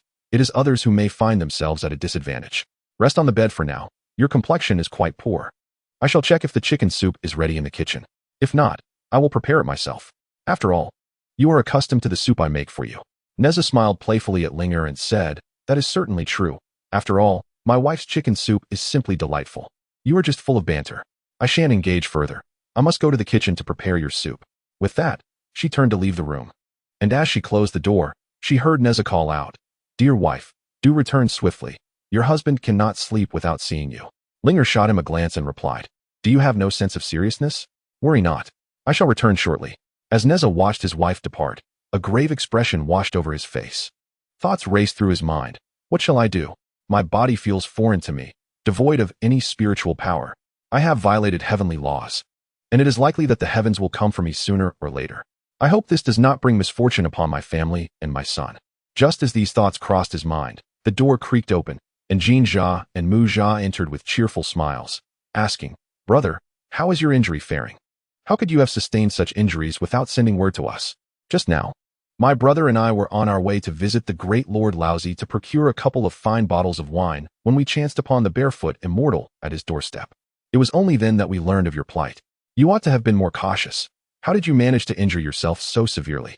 Nezha slowly settled onto the bed, offering a smile to his brothers as he reassured them. Elder brother, second brother, I am fine. There is no need for concern. Nezha, filled with anxiety, exclaimed, What do you mean by that, brother? We have only you as our sibling. Of course, we are worried. Oh, by the way, we have all heard that the Wu Hao Yin you sealed away has somehow escaped. Upon hearing this, Nezha's expression turned cold, and his eyes glinted with murderous intent as he replied, The sacred spirit fruit has appeared on Shou Mountain, and many cultivators dared to venture there. In the fierce struggle for the fruit, they turned against one another, and it was then that Wu Hao Yin launched a surprise attack, siphoning their essence and vitality. His power surged suddenly, allowing him to break free from his chains, but alas, I was gravely wounded, which afforded him the opportunity to escape. Nezha pondered for a moment before questioning, Hold on. Brother, your power should, by all accounts, surpass his. How could he have escaped while you were so severely injured? Nezha contemplated quietly, deciding it best to withhold certain truths from them. Thus, he smiled and said, I was merely caught off guard by Wu Hao Yin's ambush. Brother, you truly are too careless. Are you hiding something from us? Nonsense. If I had any matters of importance, I would certainly discuss them with both of you. Nezha laughed. You better not be deceiving us. Just then, the door swung open, and a voice chimed. What are you three brothers discussing so merrily? Nezha and Musa simultaneously beamed. Mother, it has been far too long since we last saw you and our brother. We came directly here upon not finding you and father in the hall. Lady Li continued. You two brothers. Once you have wives, you forget your mother. How could you possibly think of me? There is still your home here. Musa interjected. Mother, you speak nonsense. We think of you every day. It's just that recently, due to the flooding of the Heavenly River, my brother and I were stationed there alongside Marshal Tiampa. We hurried back upon hearing from the barefoot immortal that our brother was injured. Have your wives and children not come to visit you? Lady Li inquired. If they have tea, we shall certainly reprimand them upon our return. Lady Li chuckled. My daughters-in-law and grandchildren are far more filial than you. As the saying goes, sons are raised by others, but daughters-in-law are the closest once they enter the home. This saying holds true. Nezha playfully protested before Lady Li. Mother, you are undoubtedly biased towards the daughters-in-law. Once they arrive, it's as if we, your sons, were merely picked up from the streets. At your age, isn't that rather embarrassing? As a father now, one still finds solace in the warmth of his mother's embrace. Though I have matured, in my mother's presence, I remain but a child. Do you not agree? Nezha reclined upon his bed, observing the tender camaraderie shared between his two brothers and their mother, which weighed heavily upon his heart. The absence of my powers is inconsequential. I merely wish for the heavenly Tao to leave us undisturbed, allowing our family to live in tranquility. At that moment, Ling entered with a bowl of chicken soup, calling out, Eldest brother, second brother, you have arrived. Nezha and Muja turned with smiles and inquired, Sister-in-law, what delectable dish have you prepared? It smells divine. Is there a portion for us? Ling replied, I dare not serve you too, for if our sisters-in-law were to find out, they would surely grow envious. Just then, two elegantly dressed ladies entered, one strikingly beautiful and the other charming in her own right. They both laughed, saying, Who claims we would be jealous? We would rather you entice them both away, so that we may be free from the constant anxiety of being near them, unable to enjoy a meal in peace. Linger's face flushed crimson, pondering the depths of their mischief. Had she known they were present, she would never have dared to tease her uncles. It would be akin to digging a pit for oneself. Sisters-in-law, your words grow more absurd by the minute. I shall refrain from engaging with you further. Suddenly, a sweet, childish voice rang out. Mother, father, second uncle, young uncle, little Tuan is here. A cherubic child, exquisitely crafted like jade, scampered in with tiny legs, grinning widely as she inquired, Where are my brothers? Earlier in the hall, grandfather had mentioned that they were playing together. Are you hiding from me, brothers? You must know I have arrived, and you wish for me to seek you out, do you not? As she spoke, she began to search the room animatedly. Linger hurried forward to scoop up the little one, smiling as she said, Little one, you need not search any longer. They have gone out to play and have yet to return. Does that mean my brothers do not like me? Why did they not invite me to play? The charming Tuan, with her adorable visage, elicited affection from all. How could your brothers not adore you? You simply overthink it. When they return, I shall ensure they take you along to play, all right? The little one suddenly planted a kiss on Linger's cheek, exclaiming, Auntie, You are the best to Tuan Tuan. The fifth princess chimed in, Tuan Tuan, come down. Do not tire Annie out. No, mother. I wish for Annie to hold me a little longer. Linger laughed, assuring her. It is quite all right. Dear child, you are not too heavy at all. The room is indeed quite cramped. Sisters-in-law, shall we retire to the hall for a chat? It has been far too long. I have missed you both dearly. We were just thinking of having a conversation with you as well. It has been ages since we last met. Let us allow the three brothers to gather here. As for you, dear husband, please stay here with your two elder brothers while I step out with them. Nezha nodded in agreement, saying, you may go. Suddenly, Nezha interjected, eldest brother, younger brother. Do you not feel that, within this household, we are the outsiders? Nezha proposed, second brother, how about this? You undergo a transformation and switch places with my second sister-in-law, so you can take on the role of our family's daughter-in-law. No, let us forego that idea. At that moment, a knock echoed through the room, and the steward entered, announcing, gentlemen, your meals are prepared. Please follow me to the hall to dine. The lady and the master are awaiting your arrival. Excellent. Nezha mused. We have not shared a meal with father and mother in quite some time. Before long, the entire family was seated in the hall, gazing at the delectable dishes before them, undoubtedly arranged by their beloved mother. These were all their favorite foods. Truly, there is no place like home. Nezha suggested, today. Let us indulge in a drink, my brothers. Lady Li interjected, that will not do. Your younger brother cannot partake in alcohol. What is the fun in that? They lamented. It has been ages since the three of us have gathered. Let us drink a little. Nezha proposed, since the younger brother cannot drink. Let the two of us indulge instead. Little Laozi nestled in his grandfather's embrace, sweetly pleading, Grandfather, I want chicken legs, I want chicken legs. And over there, that braised pork, I adore the braised pork that Grandma makes. Meanwhile, Hu Jing was still aimlessly wandering through the heavenly palace, feeling as though he had not moved at all. Suddenly, he heard the sounds of sweeping nearby. Holding his breath, he crept closer to discover a boy of about 12 or 13, diligently sweeping the floor. Hu Jing contemplated approaching him to inquire about his whereabouts, but felt his appearance might hinder him. Thus, he transformed himself into a dashing young gentleman and strode forward, gently tapping the boy on the shoulder. Little brother, do you happen to know where the residence of the iron-sweeping immortal is located? The boy turned, eyeing the unfamiliar man, and asked, Who are you? Why are you inquiring about my master's abode? I do not believe I have seen you before. Hu Jing thought to himself, what a stroke of luck this is. His mind raced, and he replied to the boy, I am an old friend of your master. It has been many years since I last saw him, hence my desire to visit and reminisce. The boy nodded, saying, Oh, I see. Please wait a moment while I finish sweeping, and I will take you there. Hu Jing smiled and replied, Very well. Is there another broom available? I shall assist you with the cleaning, dear tiger spirit, for my primary intention is to hasten the task, so we may depart from this place without incurring unnecessary troubles. Spoke the young boy. How could I possibly allow you, a cherished friend of my master, to join me in such menial work? Fear not. I shall help you tidy up, hastening the process, replied Tiger Spirit. Once we have completed our task, I shall have the pleasure of meeting my dear friend. Very well then. The broom is located behind the stone tablet. Please retrieve it, the boy instructed. Tiger Spirit gazed at the imposing stone tablet before him, contemplating the celestial platform, pondering how splendid it would be to one day stand upon it and transcend tribulations. Upon reaching behind the tablet and grasping the broom, he joined the boy in their endeavor. Indeed, with their combined efforts, the task was completed with remarkable swiftness. The young boy then escorted Tiger Spirit to his master's residence, hastening to the hall to announce their arrival. As he ran, he called out loudly, Master, your friend has come to see you. Upon entering the hall and finding it empty, he scratched his head in confusion, pondering where his master could be. Where has my master gone? Why is he not here? He then ventured into several rooms, searching in vain. Still, no sign of his master was found. Meanwhile, Tiger Spirit sat upon a bench in the hall, surveying the decor and mused, to be a celestial being is truly splendid. I had not anticipated that even a humble sweeper would reside in such splendid surroundings. Suddenly, a thought struck the little fellow, prompting him to dash to the kitchen, where he discovered his master sprawled over the table, 2 empty wine bottles beside him, snoring loudly.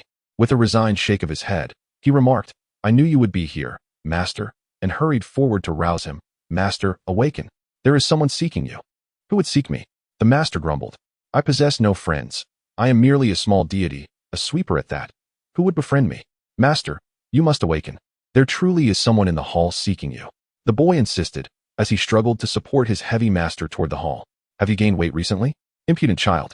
How dare you suggest that your master has grown corpulent? You are in need of a thrashing. Before long, they arrived at the hall. And upon beholding the figure seated in the chair, the iron-sweeping immortal became instantly alert, the wine bottles crashing to the ground. It is you. How did you come to my abode? You are unwelcome here, he exclaimed, turning away in a huff before glaring at his apprentice, delivering a couple of firm taps on his head. Impudent child, why do you bring strangers to my home? The boy winced, exclaiming, ouch. Master, how could I know who he is? He claimed to be your friend, and thus I brought him along. Ask him, if you doubt my words. The iron-sweeping immortal, exasperated, delivered another swift smack. You dare to retort against me? Do you seek a beating? I possess no such acquaintance. Kindly escort me out. As he spoke, he turned and retreated to his chamber. The little one glared furiously at Tiger Spirit, exclaiming, please leave. My master does not welcome your presence. It is you who has caused me to receive a beating from him. Tiger Spirit replied, young one, attend to your own affairs. I have matters to discuss with your master. With that, he proceeded towards the room of the iron sweeper. The little one stepped forward, arms crossed, blocking his path, and said, how can you behave this way? My master has clearly stated he does not wish to see you. Tiger Spirit, growing impatient, fixed a stern gaze upon him and demanded, will you move aside? If you refuse, do not blame me for being unkind. The little one, even more incensed, placed one hand on his hip and pointed at the ground, shouting at Tiger Spirit, are you out of your mind? Just a moment ago, you were courteous outside. Yet now you dare to speak disrespectfully in my master's domain? Do you wish for your demise? Although Iron Sweeper was in his chamber, he overheard their exchange and pondered. Why has he come to my abode? Could it be that the evil monarch sent him to seek me? What ill fortune has befallen me? Just as I thought I could enjoy some peace, trouble arises once more. He then called out, disciple, allow him to enter. Upon hearing this, the little one shot a glare at Tiger Spirit, huffed, and remarked, what is so impressive? Acting tough in front of a child is truly disgraceful. With that, he departed, not wishing to spare another glance at this individual. As he walked away, he muttered, did I neglect to consult the almanac before stepping out today? Whom have I offended? This is a gathering of lunatics. Tiger Spirit slowly entered the room, a sardonic smile playing on his lips as he said, ah, at last, you wish to see me. Iron Sweeper did not even glance at him, responding curtly, what is it that you seek by coming to my abode? Tiger Spirit, treating the situation with nonchalance, sauntered to the table, poured himself a cup of tea, and after taking a sip, remarked, I traversed the heavenly realm in search of you, taking in the scenery along the way. It is indeed splendid. No wonder it is so bothersome, as one dreams of residing here as a deity, especially for us little demons cultivating in the mountains. Your residence is quite unique.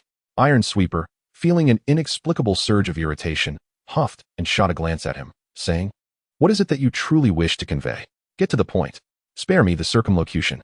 As he spoke, he slowly lifted his teacup and took a sip. Tiger Spirit, smiling, replied, it is nothing of great consequence. I merely wish to stay at your residence for a while. Upon hearing this, Iron Sweeper spewed out the tea he had just sipped, choking as it rushed into his windpipe. What did you just say? Surely I must have misheard. You intend to stay at my residence for some time? You truly do not regard yourself as a guest. What is your standing? Are you not aware of it yourself? Your presence here will only bring me trouble. If others were to discover your identity, could I continue to live here in peace? With a wave of my hand, I insist you leave at once. You are not welcome here. The Tiger Spirit leisurely sipped his tea and replied, it is not that I wish to impose upon your hospitality, but rather that the Dark Monarch has expressed doubts regarding your capabilities and has sent me to oversee your work. What? He dispatched you to supervise me? That is indeed a grand jest. If he does not trust me, he should refrain from seeking my assistance. I refuse to play the role of a spy for you. I must inform you, I cannot afford the presence of such esteemed beings as yourselves. With a disdainful expression, the Tiger Spirit stood up slowly, hands clasped behind his back, and remarked, the Dark Monarch's conjectures are entirely accurate. You are rather unreliable. It seems his decision to send me to monitor you is quite deliberate. Perfectly. I shall indulge in the pleasures of residing here for a while. Should you wish me to depart, I shall have no choice but to return and report the circumstances to the Dark Monarch. However, I have heard that he has cast a spell upon you. Should you betray him or disobey his commands, you will experience excruciating pain and ultimately perish in a most grotesque manner. Since you are so unwelcoming, I shall take my leave, the Tiger Spirit declared, turning to leave. The Iron Sweeper, after a moment's thought, called out, wait. The Tiger Spirit paused, turned around with a smile, and asked, have you had a change of heart and wish to retain my presence? As he spoke, he strode confidently to a chair at the table, lifted his teacup, and took another sip, exclaiming, This tea is truly exquisite. Iron Sweeper, I knew you were a clever individual. How could you possibly wish to rid yourself of me? The Iron Sweeper glanced at him with a sharp tone. You may stay, but I insist you temper your demeanor and restrain your aura. If anyone discovers your true identity here, it would jeopardize both our lives, let alone your ability to serve your master. Your reasoning is flawed. You are a celestial being, while I am merely a lowly spirit. To put it plainly, I have taken on human form, but it will not be long before I revert to my true nature. Do not expect me to conceal my essence. Such a formidable task should fall upon your capable shoulders. The Iron Sweeper, incensed, stomped his foot and forcefully placed his cup on the tea table, declaring, If you lack the ability, why have you come to this heavenly realm? And why choose to trouble me with your demands? It is simply an unwelcome nuisance. The tiger's spirit sighed deeply and said, Alas, your words have a profound impact on our relationship, you know. Moreover, if there were anyone by the malevolent Lord's side with greater powers than mine, I certainly would not have been summoned.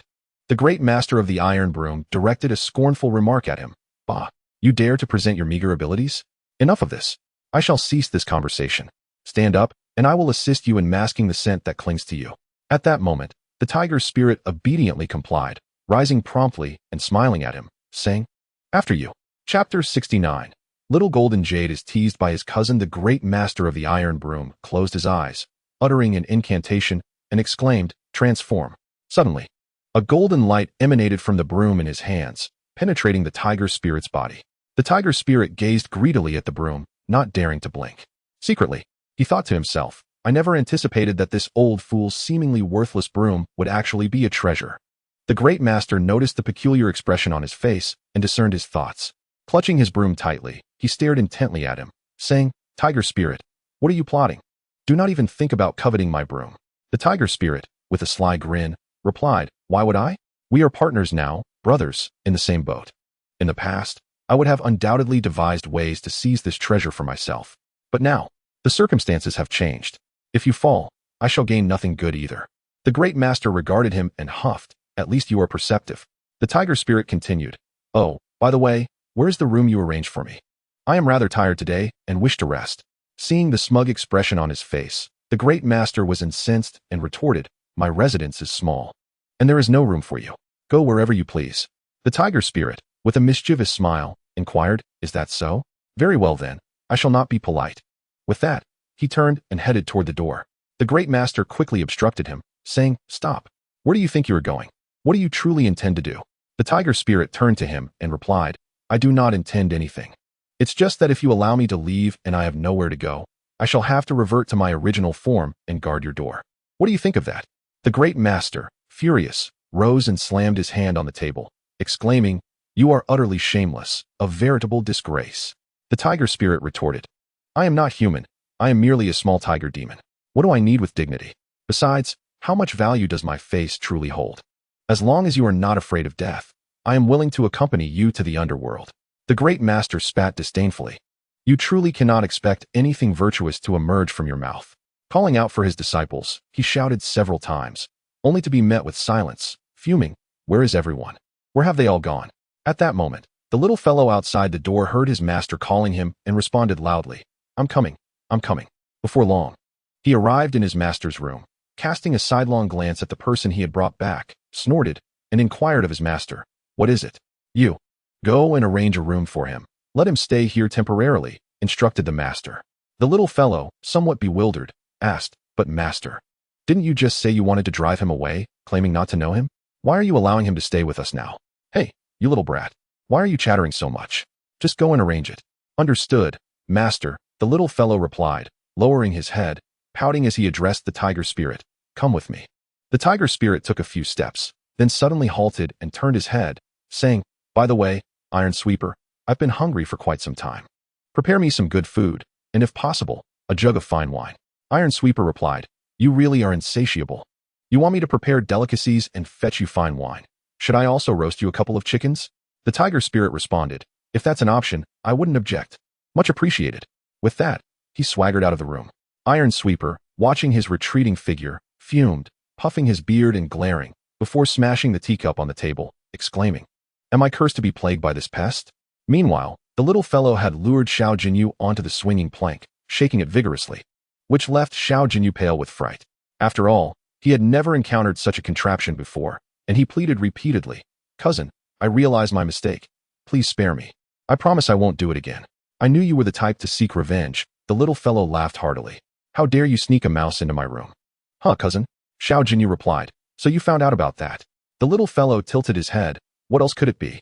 Meanwhile, the little ox observed his cousin's antics with a furrowed brow, thinking to himself, "My brother is rather cunning. He even dares to toy with his own cousin.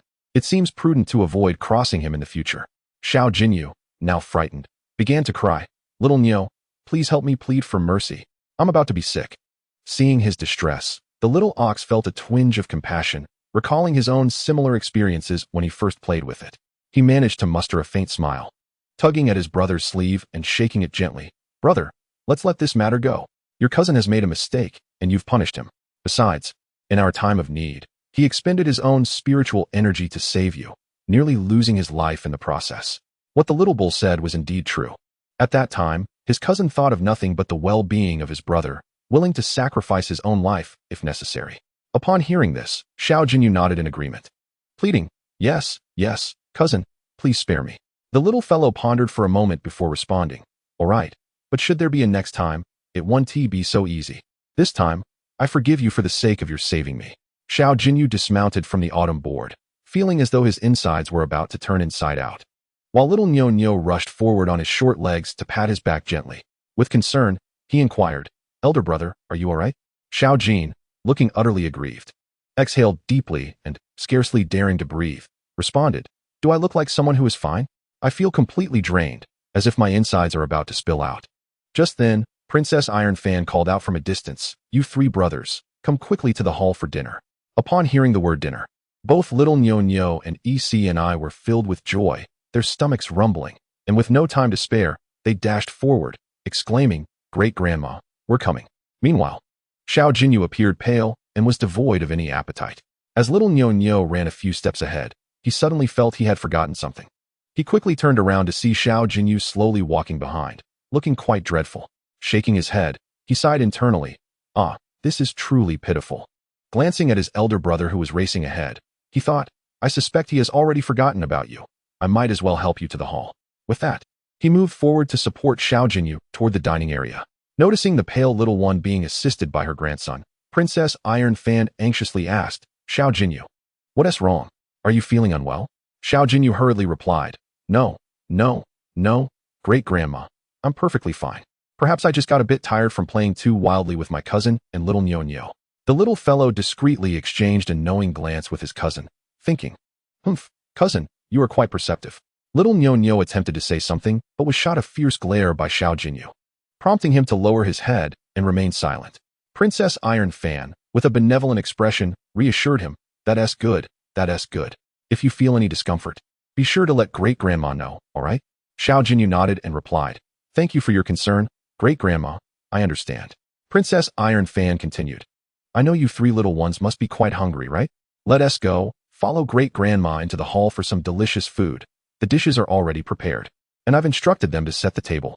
The little fellow, with a beaming smile, hurriedly ran forward, grasping Princess Iron Fan's hand, and exclaimed, "I absolutely adore the dishes prepared by the beautiful grandmother. Not only is she stunningly attractive, but her culinary creations possess a distinctive charm, far surpassing those crafted by the celestial chefs." Princess Iron Fan gently pinched his rosy cheek, remarking, "You certainly have a sweet tongue." Seizing a moment when the great-grandmother was distracted, the little fellow turned and winked at Xiao Jinyu and Xiao Nyunyo, as if to convey, "Look, wherever I go, I am cherished." Xiao Jinyu and Xiao Nyunyo exchanged knowing glances, shaking their heads in resigned agreement. Ah, such is the aura of the protagonist.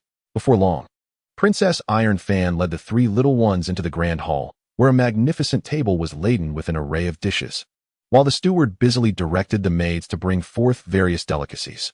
The trio stood agape, unable to suppress their salivation. Xiao Nyunyo exclaimed, "Great-grandmother, what occasion are we celebrating today?" The little fellow shot him a disdainful glance, saying, "Silly little brother, how could you not know? Today marks our triumphant return after vanquishing the third party alongside great-grandmother. Surely, it deserves a celebration." Princess Iron Fan gazed fondly at the three little ones, particularly cherishing the mischievous one among them. Indeed, Great-grandmother must extend special thanks to these three darlings for alleviating my worries and revealing the true nature of men. Come, sit down swiftly. Today's feast has been prepared according to your tastes. Let us see if you enjoy it. If not, great-grandmother shall have them redo it. The three little ones nodded adorably, saying in unison, "No need, great-grandmother, we love it." They promptly took their seats, and without hesitation, the little fellow, feeling at home, served each of Xiao Jinyu and Xiao Nyonyo a chicken leg, urging, "Quickly, savor the dishes prepared by great-grandmother. They are exquisite, especially the braised pork. It is a heavenly delight." As he spoke, he added a piece of braised pork to each of their bowls. Xiao Jinyu suddenly seemed to realize something was amiss and pondered aloud, "Great-grandmother, aren't we waiting for great-grandfather to return before we eat together?" Xiao Nyonyo nodded in agreement, adding, "Yes, yes, great-grandmother. Should we not wait for great-grandfather to join us?" Upon hearing this, Princess Iron Fan huffed, "Why wait for him? That scoundrel can go wherever he pleases." Xiao Nyonyo then inquired, "What about Annie? I haven't seen her in several days." "Your aunt." Princess Iron Fan replied, "That young lady is always darting about, seemingly oblivious to her image. No wonder she remains unmarried. In this household, not a single individual is a source of comfort. Even your grandfather has not visited me for quite some time, leaving me uncertain of whether he thinks of me at all. Fortunately, your mother and you express concern for me. Otherwise, I would truly be driven to despair, with no one to tend to my demise. Alas, let us not dwell on these unhappy matters any longer. Do indulge in your meal. Feel free to add whatever you desire." Little Jean Yu, in a sweet, childlike voice, said to great-grandmother, "From now on, my cousin and I will come to visit you whenever we have the chance." The little one then chimed in, "Yes, yes. When we come again, I will ask my mother to prepare some facial masks for you to bring along." Princess Iron Fan, utterly delighted, smiled and replied, "Little one, you have made a promise. I find your mother's concocted masks to be quite effective. After using them for a time, I feel rejuvenated.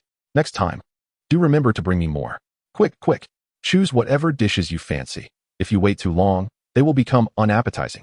Princess Iron Fan continued, "I know you adore braised pork, so I made extra for you today."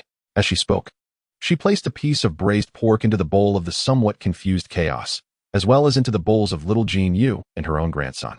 The three little ones popped the pork into their mouths, chewing and praising it, exclaiming, "Great-grandmother, this braised pork is truly exquisite, rich yet not greasy, melting in the mouth. It is simply a delicacy of the mortal realm." Meanwhile, Chaos stood by, feeling as inconsequential as the air itself, almost entirely overlooked. With a silent sigh, he thought, "Alas, I am still one of the four great beasts. My name evokes fear and respect. Yet here I stand among you, rendered utterly insignificant. You sit while I stand. You eat while I merely watch. Where's the equality between beings?" Suddenly, Princess Iron Fan had a thought. She glanced at Chaos and then at the little ones, who were savoring their meal, and asked, "Little one, should I have someone prepare food for your companion standing by you?" The little one quickly shook his head, replying, "No. No, he likely does not require food." Princess Iron Fan pondered for a moment and continued, "Ah, I see. Your pet is indeed low maintenance, requiring little effort and no sustenance. Unlike our ancient bull demon king, who demands a significant amount of food for his precious blue water gold crystal beast, always opting for the finest fare." Chaos, overhearing their conversation, felt utterly speechless. His expression darkened. He thought to himself, "This is hardly damaging, yet profoundly insulting. Not only do you deny me food, but must you also be so deviously cruel? Before the creation of heaven and earth, when I was with my master, we may have been impoverished, yet I was always well fed. How is it that now, in this new life, you have chosen to spare my rations? Once regarded as a mere creature to nurture, I now feel as though I am treated as plastic. Where can I possibly go to weep? Have I truly fallen out of favor with you, my master?" Chapter 71. Little Baiha's incredulity. Little Baiha could scarcely believe that her father would seek companionship outside his marriage. Just as the group was engaged in lively conversation, footsteps echoed from outside, accompanied by a voice calling, "Mother, I'm back." The three little ones turned their heads in unison to see a girl approaching, their eyes wide with fascination. In unison, the two youngsters exclaimed, "Wow, this is a true beauty. There are indeed women in the world more stunning than Aunt Chang'e." She was a vision of elegance, her complexion as pale as jade, with cascading dark tresses casually tied back, adorned in a delightful pink dress. Her slender waist complemented by delicate milky white boots, she seemed the epitome of perfection.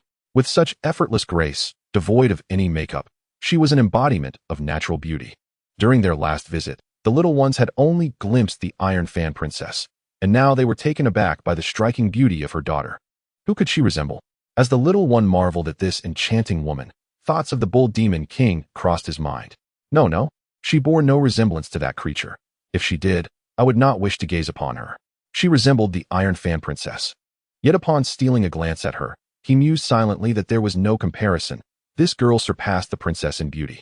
Suddenly, a thought struck him, causing a jolt of surprise. Could this beauty be the offspring of the princess and someone else? Contemplating this, he thought to himself, Princess, you are indeed wise. You must have foreseen the betrayal of the great king and thus preemptively adorned him with a green hat. Meanwhile, the Iron Fan princess shot a stern glance at her daughter and remarked, Are you truly willing to return? As a young girl, you should not be gallivanting about outside. Do you not fear that you may never marry? Little Baiha rushed to her mother's side, grasping her shoulders, and boldly declared, If I never marry, so be it. I never intended to. My only desire is to remain by your side and that of my nephew. Little Nyo observed her aunt's antics with bemusement and said, Aunt, how old are you?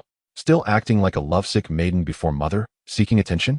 Aren't you concerned that my two friends will tease you? At that moment, Little Baiha snapped back to reality, focusing on the two young guests. Hey, nephew, how did you come to befriend these two? They are far cuter than you. As she spoke, she approached the two little ones, playfully pinching their cheeks, leaving them flustered, their faces flushed.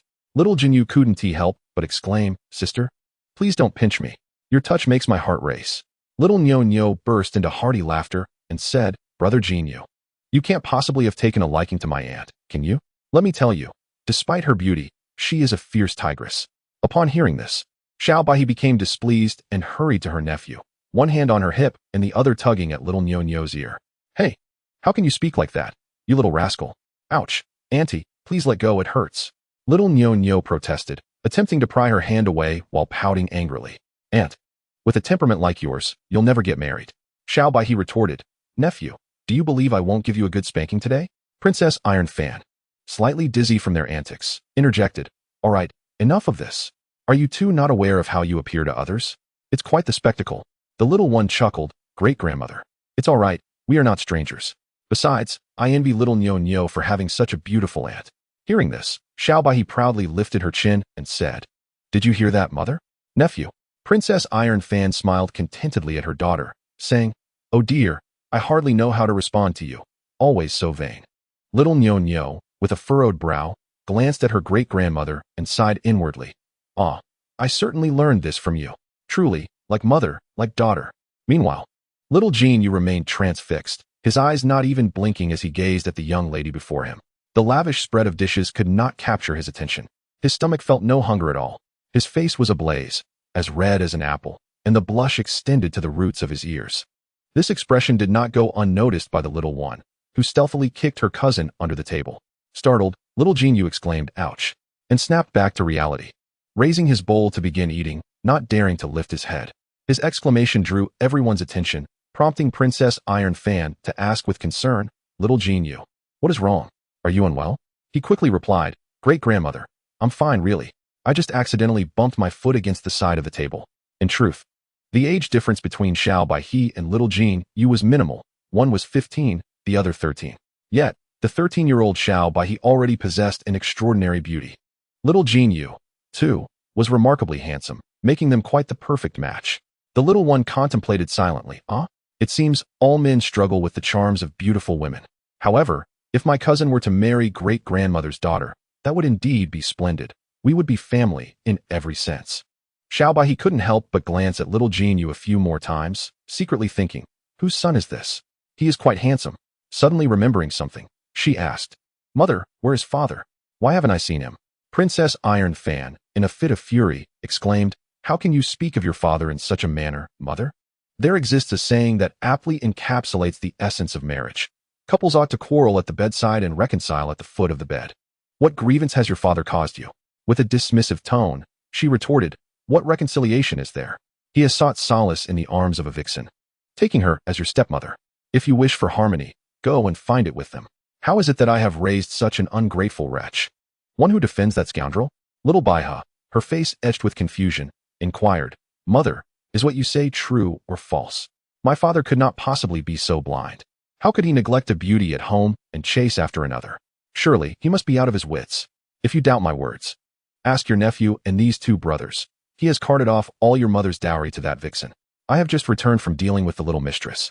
Still unconvinced, little Baiha gazed at the three young ones, yearning for a more favorable answer than that offered by her mother. Chapter 72. The group seeks an excuse to escape regrettably. The response proved disappointing. The three children, at a loss for words, hung their heads and nodded in unison.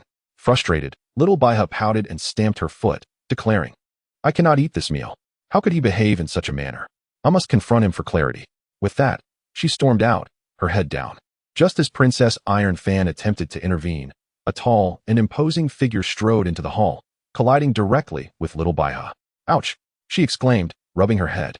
Upon looking up, she recognized, Father, it is you. Could you not walk more carefully?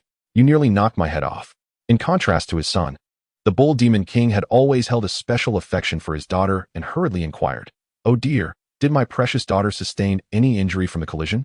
He acknowledged his hurried gait, which had inadvertently caused the mishap.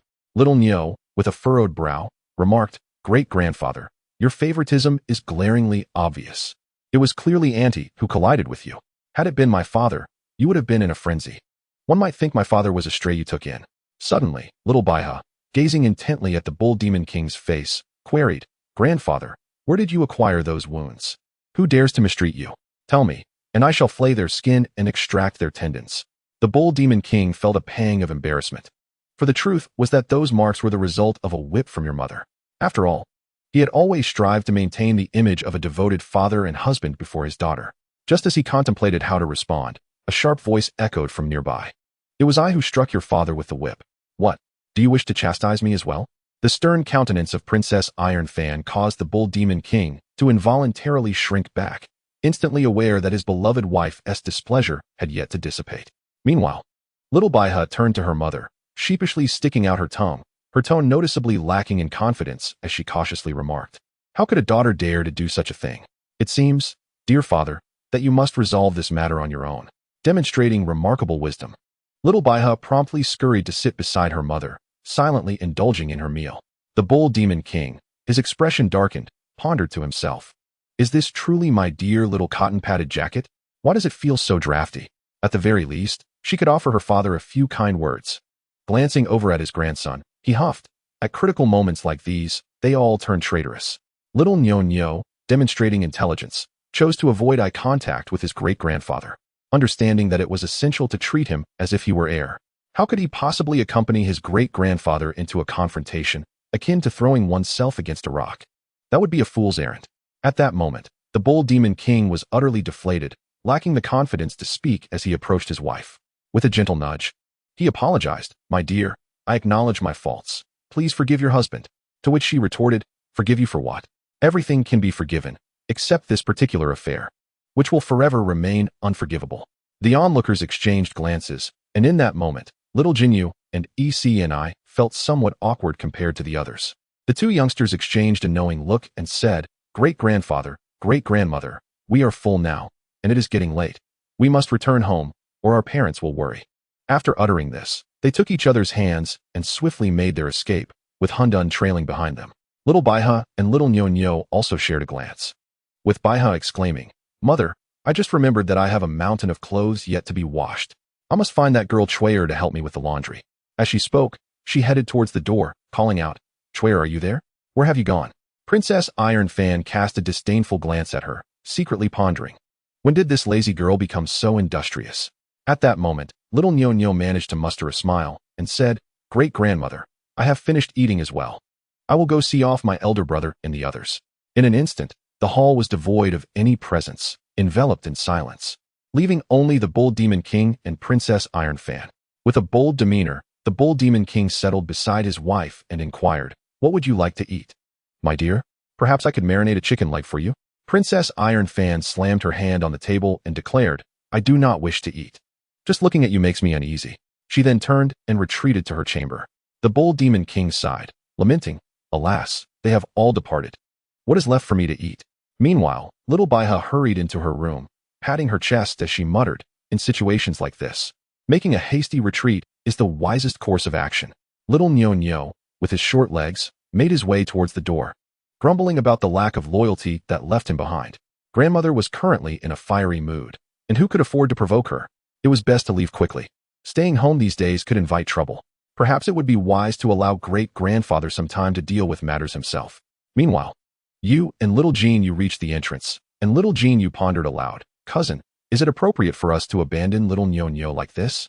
The little one considered this and replied, "It is entirely fitting. He is the beloved grandson of grandmother. If not here, then where else would he be? Should we really take him back with us?" Little Jean, you reflected on this and conceded, "Indeed." At that moment, a childish voice erupted from behind. "Humph. You two are quite inconsiderate for leaving me behind and still calling yourselves brothers." The little one looked at little Nyonyo with disdain and retorted, "What nonsense are you speaking? This is your home, not mine. How can you claim I abandoned you here? You are the master, and I am but a guest, understood?" Little Nyonyo contemplated for a moment and said, "All right, even if you are a guest, you should at least bid me farewell before leaving. It is rather impolite otherwise." The little one placed his hands on his hips and dismissed, "Nonsense. Given our relationship, a farewell would only feel awkward." He then decided to end the conversation, saying, "It's getting late, and I must return with my cousin." Little Nyonyo, wearing a mischievous grin, hurried to his side and asked, "Brother, you haven't forgotten the promise you made to me last time, have you?" The little one scratched his head. "Did I make such a promise?" "Indeed. You promised to take me to your home to play during this visit. I hope you're not trying to back out." "Who would back out? Am I that kind of person? When I say I will take you to my home, I shall." "That is right. I knew I hadn't misjudged you as my elder brother." "Wait, little Nyonyo, why do I feel like you were trying to set a trap for me?" Little Nyonyo chuckled and replied, "Whatever do you mean? Brother, how could I possibly set a trap for you? You know my intelligence is not that high." Chapter 73. The iron-sweeping immortal reluctantly produced his treasure, cut it out with the banter. The little one said as he pulled out a banana leaf fan and began to chant an incantation. Instantly, the fan transformed into a bed large enough for 3-in-1 beast, though it appeared a bit cramped. Little Jean, you anxiously asked, "Cousin, this fan seems a bit small. What should we do?" The little one pondered for a moment, then turned to Chaos and said, "Hey, brother, could you possibly shrink a little?" Chaos, with an air of disdain, communicated with the little one using mental prowess and said, "Master, just look at my robust and handsome physique. If I were to shrink, wouldn't that diminish my presence? Furthermore, if I truly became smaller, it would affect your aura as well." The little one, fully aware of Chaos's reluctance, shot him a glance and remarked, "You're simply too lazy to transform and have concocted a myriad of excuses. Do you need a good slap? Believe me, I could leave you right here. Whoever finds you can take you." With a resigned smile, Chaos replied, "Very well, I shall transform. No need to be upset." As he spoke, he began to diminish his towering stature until he resembled a small kitten. This shrunken version of Chaos appeared far less intimidating and was, in fact, quite adorable, its fluffy form eliciting a sense of delight. Little Golden Jade and little Nyonyo, upon witnessing the diminutive Chaos, gasped in astonishment, exclaiming, "Wow, is it necessary to be this adorable?" They were taken aback by how charming the reduced Chaos had become.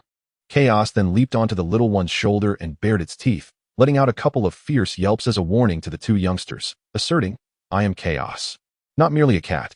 However, the little ones were oblivious to his cryptic utterances and reached out to pet him. Chaos quickly dodged, thinking to himself, "I am not an entity to be petted casually. Only my master may touch me. Humph, others need not even consider it." The little one announced, "You better hold on tight. I am initiating the lift." Suddenly, the banana fan ascended swiftly into the air. The two little ones struggled to maintain their balance and quickly grasped each other's hands, urging, "Cousin, could you please slow down the fan?" The little one pouted and chastised them. "You truly are bothersome, a couple of cowards." Upon hearing this, the two were indignant. They had never been labeled cowards before. In unison, they retorted, "Who is a coward? We merely requested you to slow down so we could enjoy the scenery." Chaos, perched steadily on the little one's shoulder, mused internally, "These two are clearly speaking contrary to their feelings, unable to even admit their fear. They are even worse liars than I, and their pretense is utterly unconvincing." Little Nyonyo, brimming with joy, gazed at the beautiful landscape below and exclaimed, "How lovely." Suddenly, he spotted a flock of geese flying in perfect formation nearby and excitedly pointed, "Big brother, second brother, look over there. A flock of geese is coming. How beautiful." Little Golden Jade and the little one exchanged glances and replied, "What is so special about that? Once we reach the heavenly palace, there will be far more delightful sights to behold." Little Nyonyo pondered for a moment and said, What I wish to see most is the Grand Hall of the Jade Emperor. Every time, it is my elder brother who recounts these tales, and I have yet to witness them with my own eyes.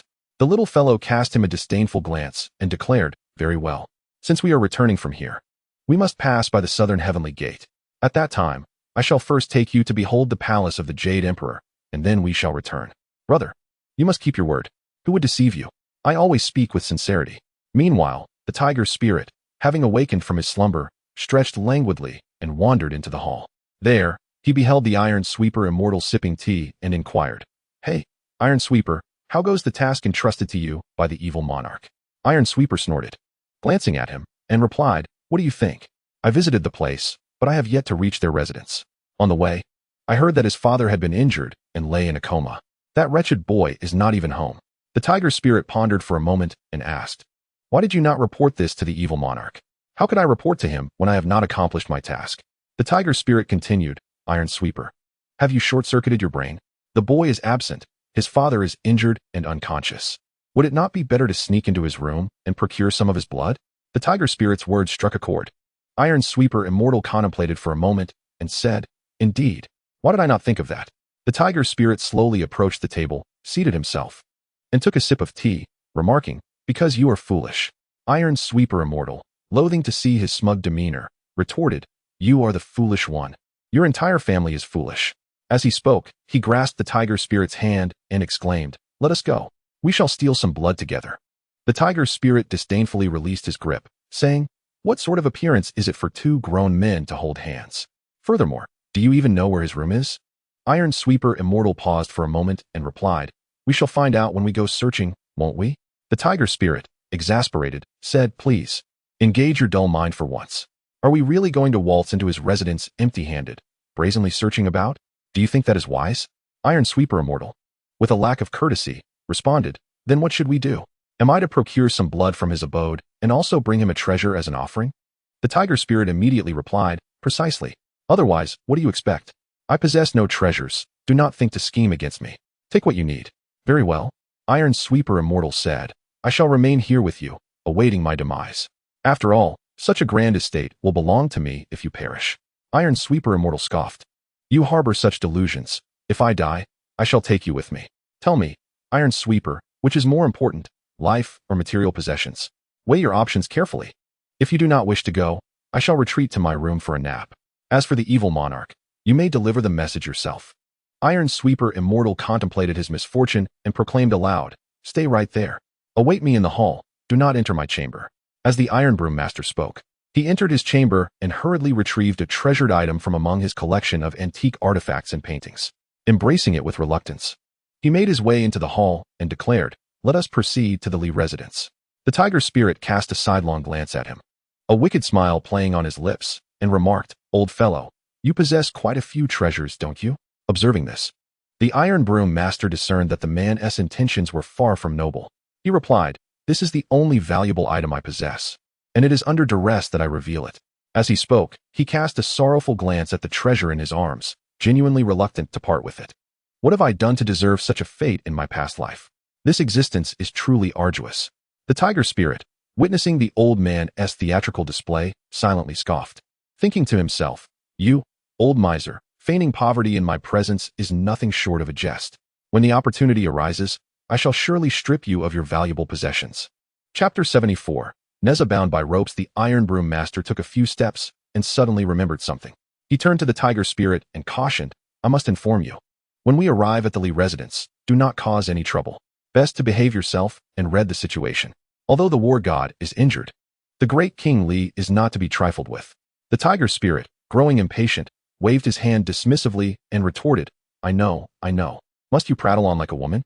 Meanwhile, at the Lee residence, Li Jing was seated in the hall, savoring his tea when he suddenly heard hurried footsteps outside. The butler rushed in to announce, "The Erling god has arrived."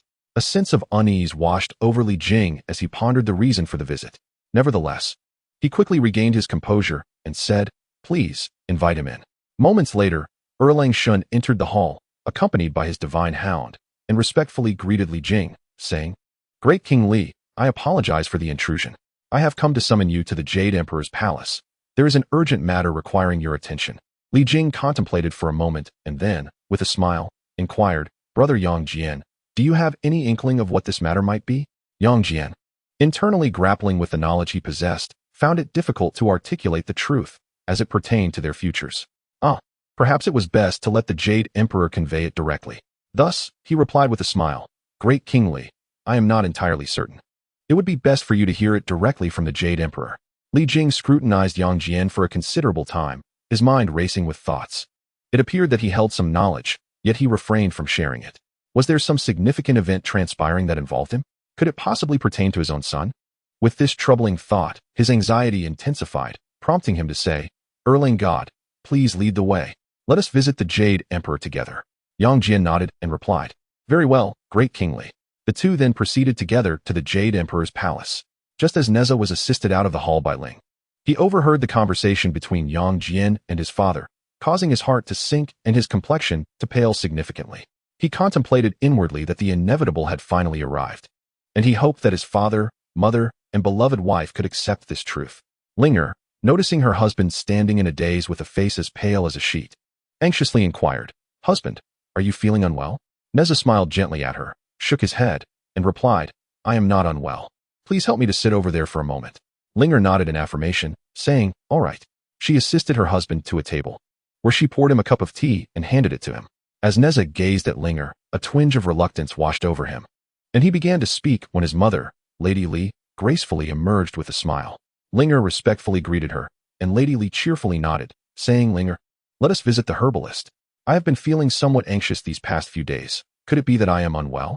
Accompany me to see her and fetch some medicine for our son." "Of course, mother." "Husband, please rest at home. I will accompany mother to the herbalist and return shortly." Though Nezha felt a pang of reluctance, he nodded in agreement, secretly pondering when he would see them again after their separation. Not long after Linger and Lady Li departed, the steward hurried into the hall to report, "Young master, there are two individuals seeking your presence outside." Nezha paused, inquiring, "Who is it that seeks me?" The steward smiled and replied, "It is the iron-sweeping immortal, along with another person whom I do not recognize." Nezha queried, "What business do they have with me?" "Those without affairs rarely approach the Three Treasures Hall. It cannot bode well." Thus, he instructed the steward, "Send them away, and inform them that I am unwell and cannot receive visitors." No sooner had he spoken than the iron-sweeping immortal, beaming and carrying something in his hands, entered the hall alongside the other individual, exclaiming, "Why does the war god look down upon me, the sweeper?" Nezha's face darkened. Internally he thought, "What of disliking you?"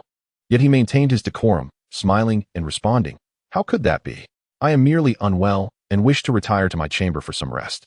"Steward, you may leave us."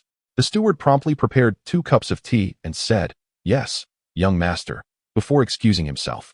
The iron-sweeping immortal placed the item he had been carrying upon the table and remarked, "A small token of my regard, not meant as a formal gift." Upon seeing the exquisite painting on the table, Nezha understood its immense value and said, "Iron-sweeping immortal, you are far too generous. Please, both of you take a seat." The iron-sweeping immortal slowly lifted his teacup, took a sip, and inquired, "War god, I hear you have sustained injuries, and they are rather serious. How do you fare now?" "Oh, it's nothing. With some time for recuperation, I should be healed," Nezha replied, his gaze warily fixed on the unfamiliar man beside him. The iron sweeper, perceiving the war god's skeptical glance, understood the need for caution. To prevent Nezha from discerning Danny's presence, he cleared his throat twice to redirect Nezha's attention and inquired about the events that transpired on Divine Longevity Mountain. Nezha provided some inconsequential responses. Meanwhile, the tiger spirit had already discerned that Nezha possessed no trace of divine power, appearing to be an ordinary mortal. Puzzled, he contemplated how the war god could be utterly devoid of celestial energy. Could it be that Wu Haoyan's powers had transcended his realm, draining him of his divine essence and damaging his dantian? If that were the case, it would be straightforward, with no one at home. He could simply collect Nezha's blood in a vial. As this thought crossed his mind, a sly smile crept across the tiger spirit's face, his eyes glinting with malice. In an instant, the rope in his hand flew towards Nezha, ensnaring him. Just as Nezha was about to call for help, the tiger spirit swiftly cast a sealing spell, rendering Nezha's mouth shut with a flash of light. The suddenness of this act caused the iron sweeper to drop his broom, his face paling as he trembled and stammered. "What are you doing? Are you seeking death?" The tiger spirit cast a disdainful glance at him, retorting, "You coward, no wonder you cannot accomplish great deeds. Can't you see that this war god before us is utterly powerless, devoid of any magic? The Iron Sweeper stared incredulously at Nezha, asking, "Have you truly lost all your power?" Nezha glared fiercely at the two. Had his gaze the power to kill, they would have perished countless times. The Tiger Spirit, surveying the surroundings, snarled, "Iron Sweeper, why are you still dawdling? Act now." The Iron Sweeper's hands trembled, his heart racing with fear as he slowly retrieved a dagger from his sleeve. Unable to steady the weapon, he hesitated, and with a clatter, the dagger fell to the ground. "You useless fool." The Tiger Spirit quickly stepped forward, picked up the fallen dagger, and menacingly advanced towards Nezha. Chapter 75. Nezha's Betrayal and Bloodletting. Nezha watched the approaching figure with eyes ablaze with fury. Never in his life had he endured such an affront. If only he possessed even a modicum of divine power to break free from the bindings, he would have relished the opportunity to rend these two before him into oblivion. His teeth ground together as he glared at the Tiger Spirit, fists clenched tightly, desperately attempting to break free from the ropes. However, in his current state, he appeared to the Tiger Spirit as a mere ant, struggling in vain, easily crushable at any moment.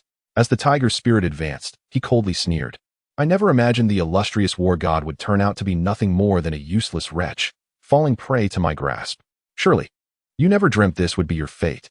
As Hu Jing spoke, he brandished a dagger, tracing it across Nezha's face, his countenance dripping with disdain and mockery that he could not conceal. "Fear not, it won't hurt," he taunted. "I merely wish to draw a bit of your blood. For you once offended the evil monarch, sealing him within the caverns of Wolf-Tooth Mountain with your own essence." Nezha fixed a piercing gaze upon Hu Jing, as if attempting to peer into the depths of his malevolent heart, silently contemplating. "So it is the evil monarch. Excellent. You had best pray that my powers never return in this lifetime, for should they do so, I shall ensure your body is shattered and your remains fed to the dogs." Hu Jing relished the moment, observing Nezha's disdainful yet impotent glare, which brought him a sense of satisfaction. He continued, "You reside in such a splendid abode within the heavenly court, a life that both mortals and I can only envy. We dream of such a celestial existence. Yet for you, it is not merely a dream, but a tangible reality, basking in the affection of divine companionship and familial harmony. Tell me, how is it that you, a hero in the mortal realm, remain a hero here in the heavens? What extraordinary fortune has blessed you? No matter my efforts and relentless cultivation, I am forever looked down upon, relegated to the role of a mere follower. Surely, you must have consumed a fortune pill in your past life." As Hu Jing spoke, he reached for Nezha's right hand, intent on drawing blood. Nezha, sensing his movement, attempted to evade, but in that moment, he was merely a mortal and could hardly withstand the grasp of a mere tiger demon. In truth, Hu Jing's grip upon him felt akin to that of a chick held by a child, easily manipulated. With a powerful twist, Hu Jing dislocated Nezha's hand with a sickening crack, rendering his already pallid visage even more ashen. A weighty silence enveloped him as the sharp, piercing pain radiated throughout his body, engulfing him in a torment that reached to his very core. Observing Nezha's dislocated hand, Hu Jing mercilessly plunged the dagger deeper. Turning to call out, "Tai Sa, why do you stand there idle? Fetch a vial to collect the blood, or are you waiting to meet your demise?" At that moment, Tai Sa, trembling uncontrollably, was a ghostly shade, beads of sweat cascading down his face, his trousers dampened by a fear that left him paralyzed. Hu Jing, witnessing Tai Sa's cowardice, scoffed, "Useless wretch, is this all it takes to frighten you? And you dare to call yourself a deity? You bring shame upon the divine." Tai Sa, merely murmuring an acknowledgement, retrieved a prepared vial from his sleeve, his trembling steps betraying his fear as he approached the two, offering the vessel to Hu Jing. A furtive glance towards the god of war revealed to him the depths of Nezha's fury and the desire to dismantle him entirely. Startled, the body involuntarily recoiled a few steps, while the tiger spirit, grinning, filled a large bottle with blood, secretly thinking how effortlessly this endeavor had unfolded. As if the heavens themselves were aiding him, gazing at the warm, fresh blood within the bottle, the tiger spirit imagined how the evil lord would surely commend him upon his return, recognizing his worth. This thought made him giddy with joy, and he swiftly took the iron sweeping master with him, vanishing from the spot in an instant. Meanwhile, the war god Nezha found himself utterly depleted of strength. Already weakened from injury and now transformed into a mortal, he could hardly withstand this latest ordeal, succumbing to unconsciousness. Outside, the steward had been waiting anxiously. Sensing an unsettling feeling, he pondered how long the two had remained in the hall, knowing the young master was already injured and could not possibly endure for so long. Murmuring to himself, he decided he must enter to check, lest his heart remain uneasy. As he hurried towards the hall, a upon arrival. He was met with a shocking sight. His young master bound by ropes, slumped in a chair, unconscious, with blood dripping steadily from his hands, staining the floor crimson. The steward turned pale with fear, rushing forward to shake the young master, but he remained unresponsive. "Someone! Quickly!" he shouted. The maid, busy with cleaning outside, heard the steward's cries and rushed into the hall, her eyes widening in horror at the scene before her. "What happened to the young master?" she asked in alarm. "What are you waiting for? Go fetch the herbalist immediately," the steward commanded. "Understood," the maid replied, lifting her skirt and dashing towards the herbalist's residence. At that moment, the three little ones had quietly slipped into the Jade Emperor's palace through the southern heaven gate, peering curiously around the resplendent hall, which was devoid of any presence. Little Nyo stood in awe, whispering in astonishment, "Wow, brothers, the Jade Emperor must be immensely wealthy. I once thought I was the richest, a true tycoon, but now I realize my meager fortune pales in comparison to the Jade Emperor's. It's like a single strand of cow hair. Look at this hall, entirely crafted from gold. Even the ceiling and columns are made of gold. The floor is laid with precious jade. It has utterly shattered my worldview. What a revelation." As little Nyo spoke, he scampered towards the high dragon throne. Despite its height, it posed no challenge for him. He climbed up and sat upon the throne, gently tracing the dragon patterns with his fingers, and, with a hint of hesitation, bit the armrest to confirm its authenticity. It was indeed gold. Little Jinyu and the other child exchanged glances, disdainfully observing the little figure seated before them, and in unison remarked, "What a naive bumpkin." Suddenly, the sound of footsteps approached from outside, and the two exchanged a glance, exclaiming that someone was coming. They hastily rushed forward to grasp little Nyo and took refuge beneath the grand jade table where the Jade Emperor conducted his affairs. Chapter 76. The little one faints and rolls out from under the jade table. The large jade table provided ample space for the three small figures to hide comfortably. Little Nyo gestured discreetly to his cousin and little Nyo. The trio settled in quietly, remaining perfectly still. With a gentle motion, little Nyo lifted a small corner of the tablecloth, peering through a tiny gap. There, he beheld a middle-aged man, around 40 years of age, tall and imposing, adorned in a splendid crimson robe with golden borders. A sash embellished with jade encircled his waist, and his long, dark hair was neatly tied up in a golden crown. With a stride that seemed to command the heavens, he advanced towards their hiding place. As little Nyo observed the approaching figure, his heart raced. And he thought to himself, "Wow, today, I finally witnessed the Jade Emperor in person. He exudes such authority and grandeur." Previously, he had only heard his mother speak of him, yet he appeared even more formidable than she had described. Noticing little Nyo's captivated gaze fixed on the Jade Emperor, the little one mused inwardly, could this little brother possibly have a fondness for men? Or perhaps for older gentlemen significantly his senior? That would be quite a peculiar preference. Quietly, little Jinyu tapped the back of little Nyo's hand, mouthing a warning. "Are you seeking trouble? The Jade Emperor does not permit anyone in this grand hall. If he discovers us here, it will spell disaster for the three of us." The Jade Emperor gradually approached the dragon throne, his face etched with anxiety, contemplating inwardly, "Alas, how shall I broach this matter with Li Tianwang? If they learn of this situation, I hope they can endure, or else I shall bear the burden of grave consequences." Meanwhile, the little one had discerned the unease on the Jade Emperor's face and wondered, has the Jade Emperor encountered some troublesome predicament recently? Why does he appear so distressed? Just as the two, one large and one small, were lost in their thoughts, they suddenly heard another set of footsteps as two individuals entered the chamber. The little one recognized the footsteps well and peered through the gap once more, discovering it was Uncle Yang Jian and grandfather. "I knew those footsteps sounded familiar. It turns out they are acquaintances, having hidden under the jade table on numerous occasions." The little one was unfazed. After all, he had previously concealed himself there to eavesdrop on the Jade Emperor discussing significant matters with other deities. He had even been caught several times by the Jade Emperor, who, instead of reprimanding him, had quietly taken him to the kitchen for treats. Erlang Shun stepped forward and reported, "Your Majesty, I have brought Li Tianwang to you." Li Jing approached respectfully and inquired of the Jade Emperor, "Have you summoned me for a particular matter?" The Jade Emperor stood, his back turned to them, remaining silent for a prolonged moment. Yang Jian glanced at Li Jing, contemplating inwardly the difficulty of the situation for the Jade Emperor. How would he find the words to speak?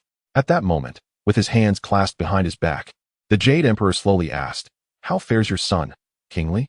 "Oh, thanks to your blessings, my son is no longer in grave danger.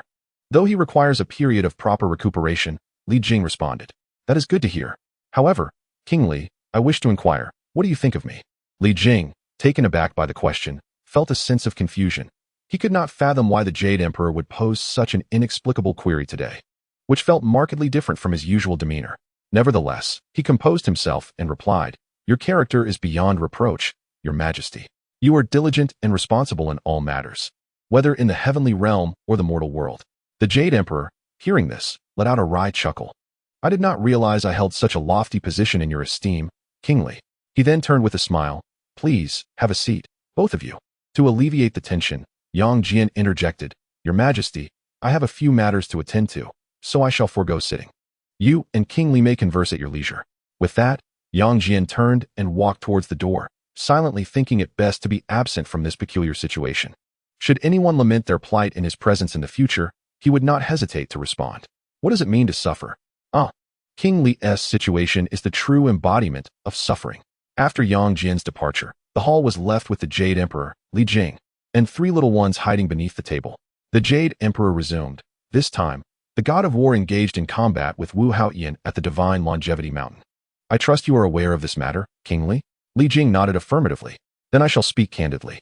The confrontation has breached heavenly regulations, disturbing the heavenly order. It is likely that your son, the god of war, will face repercussions."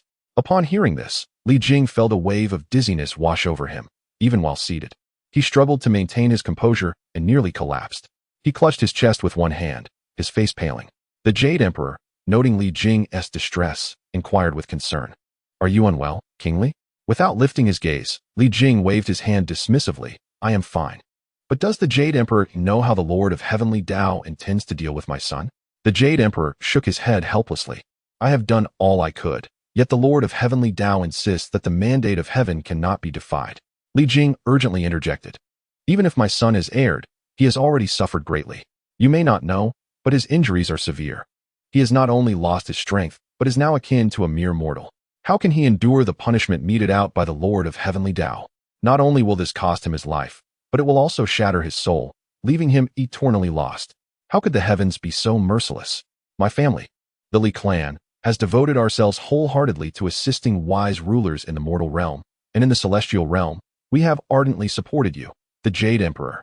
Can you not spare my son's life in light of our unwavering loyalty?" At this very moment, the three little ones hiding beneath the jade table listened intently to their conversation, their faces turning pale with disbelief. They gazed at the two conversing figures, each lost in their own thoughts. Little Jinyu silently pondered, "It cannot be true, whether it be my grandfather, my father, or my uncles. They are all such noble individuals, selflessly striving for peace, even at the cost of their own lives. How could they be treated in such a manner?"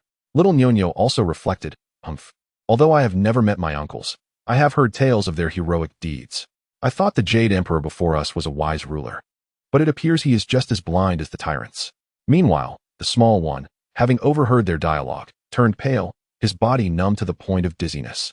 And with a thud, he collapsed, rolling out from beneath the jade table.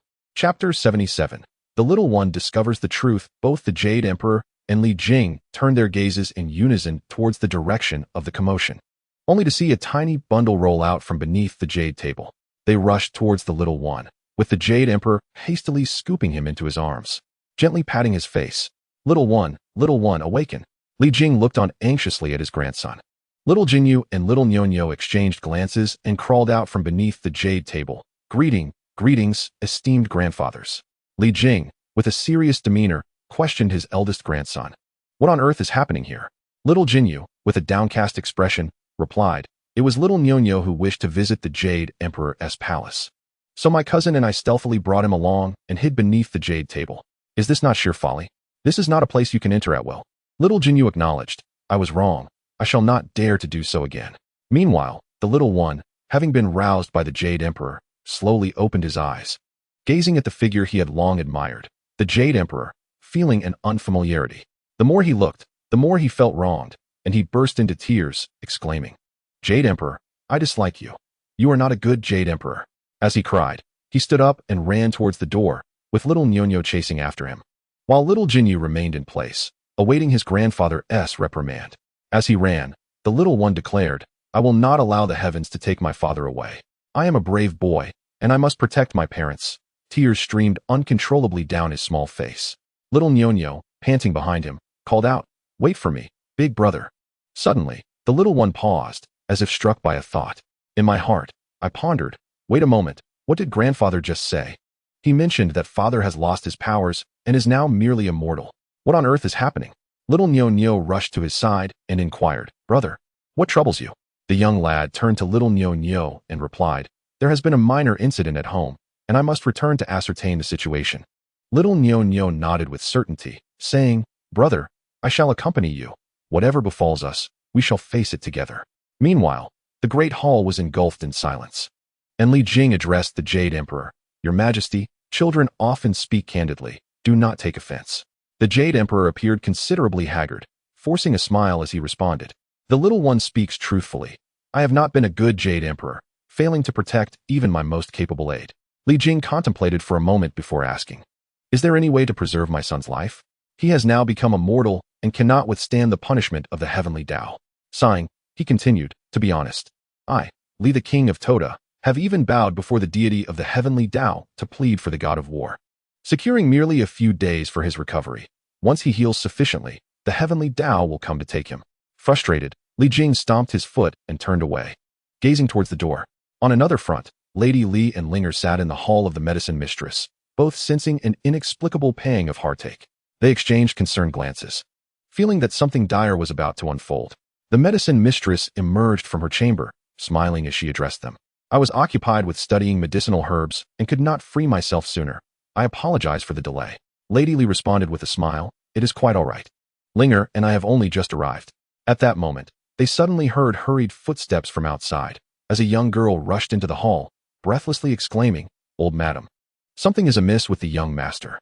Lady Li, upon hearing this, nearly fainted from shock, while Linger anxiously questioned, "What has happened to the young master?" The young girl, flustered, could hardly find the words, stamping her feet in agitation as she urged, "You should return and see for yourselves. The young master has lost a great deal of blood. The steward sent me to fetch the medicine mistress." Upon hearing this, the medicine mistress's expression grew serious as she urgently asked, "What did you say? The god of war has lost a lot of blood. What transpired?" His injuries were already grave. As she queried, she hastily gathered her medical kit, exclaiming, "Let us go now. Why are you still standing there?" Lady Li and Linger snapped back to reality, nodding in agreement as they hurried home. The steward, fraught with worry, paced anxiously in the room, lamenting, "Why haven't they returned yet?" Meanwhile, the young lad and little Nyonyo dashed home, finding the hall empty, and called out loudly, "Father, mother, are you there?" The steward, hearing a tender voice, opened the door, only to see a small figure rushing towards the room. "Uncle Steward, have you seen my father and mother?" the little one inquired. Bowing his head, the steward replied, "Could it be that something has happened to them?" The child, dismissing the question entirely, dashed into the room, whereupon he discovered a pale-faced man lying on the bed. He hurried forward, tears streaming down his face, exclaiming, "Father, what has happened to you? What has occurred? How did it come to this?" Little Nyonyo trailed behind, unsure of how to console his elder brother, standing frozen like a mere wisp of air. The child regained his composure, adjusted the blankets, and began to examine his father's body. The steward stood by, at a loss for words. Initially intending to halt the child's actions, he ultimately restrained himself. Suddenly, the child noticed a knife wound on his father's neck. With a pout of anger, he turned and asked, "Uncle Steward, what on earth is going on?" The steward recounted the events leading up to the current situation. Listening to the steward's narrative, the child felt a surge of fury, as if flames were about to erupt from him. He spun around, intent on dashing out the door. But the steward swiftly embraced him, saying, "Young master, I understand your anger, but this is not the time to cause trouble. Let us wait for your grandparents, mother, and others to discuss this, shall we?" At that moment, the child was impervious to the steward's words, struggling fiercely in his grasp, crying out, "Grandpa Steward, let me go. Let me go." Just then, footsteps were heard outside the door. Turning his head, he saw a little girl dragging the apothecary grandma, both panting heavily. Slow down, dear. My old bones can barely keep up." Upon seeing the apothecary grandma, the child burst into tears, saying, "Grandma, you must help save my father." The sight of the child weeping so sorrowfully tugged at the apothecary grandma's heartstrings. All right. I will do my utmost to save your father, so stop crying," she reassured him. Entering the room, she promptly sat on the bed to examine the war god. Ling Er and Madame Li followed closely behind. and upon seeing his grandmother and mother arrive, the child extended his little hands, yearning to leap into his mother's embrace. Chapter 78. Stirring Ling Er's inner fury. Ling Er took her chubby son from the steward's arms, using a handkerchief to wipe the tears from his face while gently stroking his back. "Do not cry. It doesn't suit you," she said softly. The child clung to Ling Er's neck and asked, "Mother, father will be all right, won't he? Because he is the war god, and he must protect the peace of the entire heavenly realm." "Yes, your father will be fine," Ling Er affirmed, maintaining a facade of calmness, though a tempest of rage churned within her. Who could have done this? Upon entering just moments ago, I was struck by the sight of the knife wounds upon my husband's hand. The assailant had struck with a ruthless intent, seemingly bent on taking my beloved's life. To harm my husband is to harm myself. What is tolerable and what is not? Regardless of who this person may be, I am determined to unearth him and exact a thousandfold vengeance. Over the years, I have endeavored to embody the virtues of a dutiful and gentle wife, tempering my temper in hopes of leading a harmonious life. I wish to avoid conflict, yet I would not allow anyone to provoke me. However, at this juncture, others have repeatedly encroached upon my patience, and even the most placid of souls can only endure so much. Meanwhile, Lady Li anxiously gazed at her son lying on the bed, inquiring of the old matron about his condition. The matron replied, "Do not fret. I must conduct a thorough examination before I can ascertain anything. There are too many people here. It is inconvenient. I require quiet to treat him. So I ask you all to step outside." The others exchanged glances, and, understanding the gravity of the situation, they complied and exited the room. Little Nyo Nyo trailed behind them, perhaps forgotten amidst the collective concern for the warrior's injuries. Ling Er, cradling her son, turned to her mother-in-law, saying, "Mother, please take this little rascal to the hall. I have a few matters to discuss with the steward." As she spoke, she handed her son to her mother-in-law. The little one shook his head and protested, "No, mother, I want you to hold me. Be a good boy. Go with grandma for now. I need to speak with Grandpa Steward." Though reluctant, the child acquiesced, reaching out to his grandmother. Lady Li received the child into her arms and comforted Ling Er, reassuring her that everything would be all right. Ling Er nodded, acknowledging her mother-in-law's words. At that moment, little Nyo Nyo, eager to assert his presence, piped up in a sweet voice, "Auntie, hello? Grandma, hello?" The two adults turned their attention to the small figure, who bore a resemblance to their own son. Ling Er inquired, "Who are you?" The child in Lady Li's embrace suddenly remembered, thinking to himself how he had forgotten to introduce his new friend. He quickly introduced, "Grandma, mother, this is my new friend. My sworn brother. He is the son of Red Boy, named Hong Nyo Nyo." As he spoke, he climbed out of his grandmother's arms, trotting over to take little Nyo Nyo's hand. Ling Er smiled and said, "Since he is your friend, be sure to treat him well. Mother still has some matters to attend to, but I'll come find you both shortly." The little one nodded, hand in hand with little Nyo Nyo. They made their way towards the hall, while Lady Li followed behind. Seizing the opportunity while Lady Li was momentarily distracted, the two little ones quietly slipped out of the estate. Ling Er observed their receding figures, and in an instant, the gentle expression on her face vanished completely, her aura transforming into one of coldness. She inquired of the steward, "What on earth is happening?" The steward, bowing his head, replied, "Madam, shortly after you departed, the Iron Broom Immortal arrived with a stranger, claiming to visit the young master.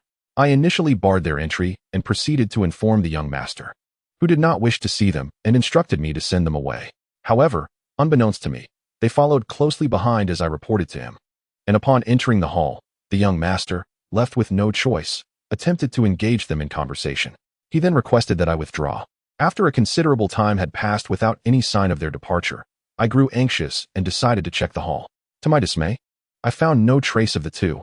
Instead, I discovered the young master slumped in a chair, unconscious and bleeding. Furious at this revelation, Ling Er exclaimed, "Iron Broom, wait for me.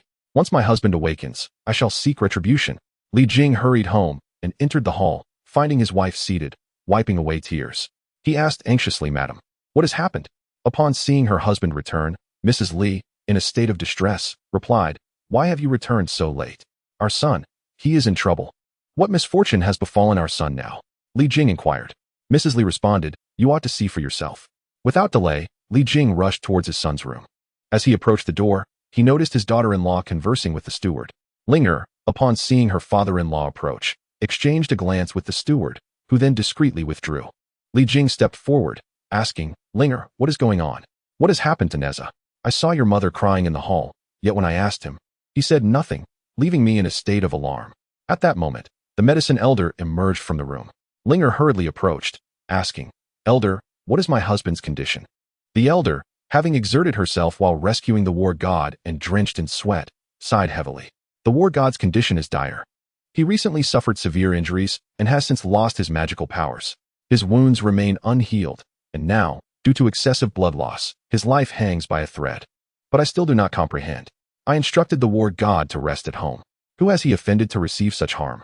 Who is responsible for this grievous injury that nearly cost him his life? Li Jing, bewildered, pressed, "What did you just say? Are you implying that my son was also schemed against at home and was stabbed?" The medicine elder nodded helplessly.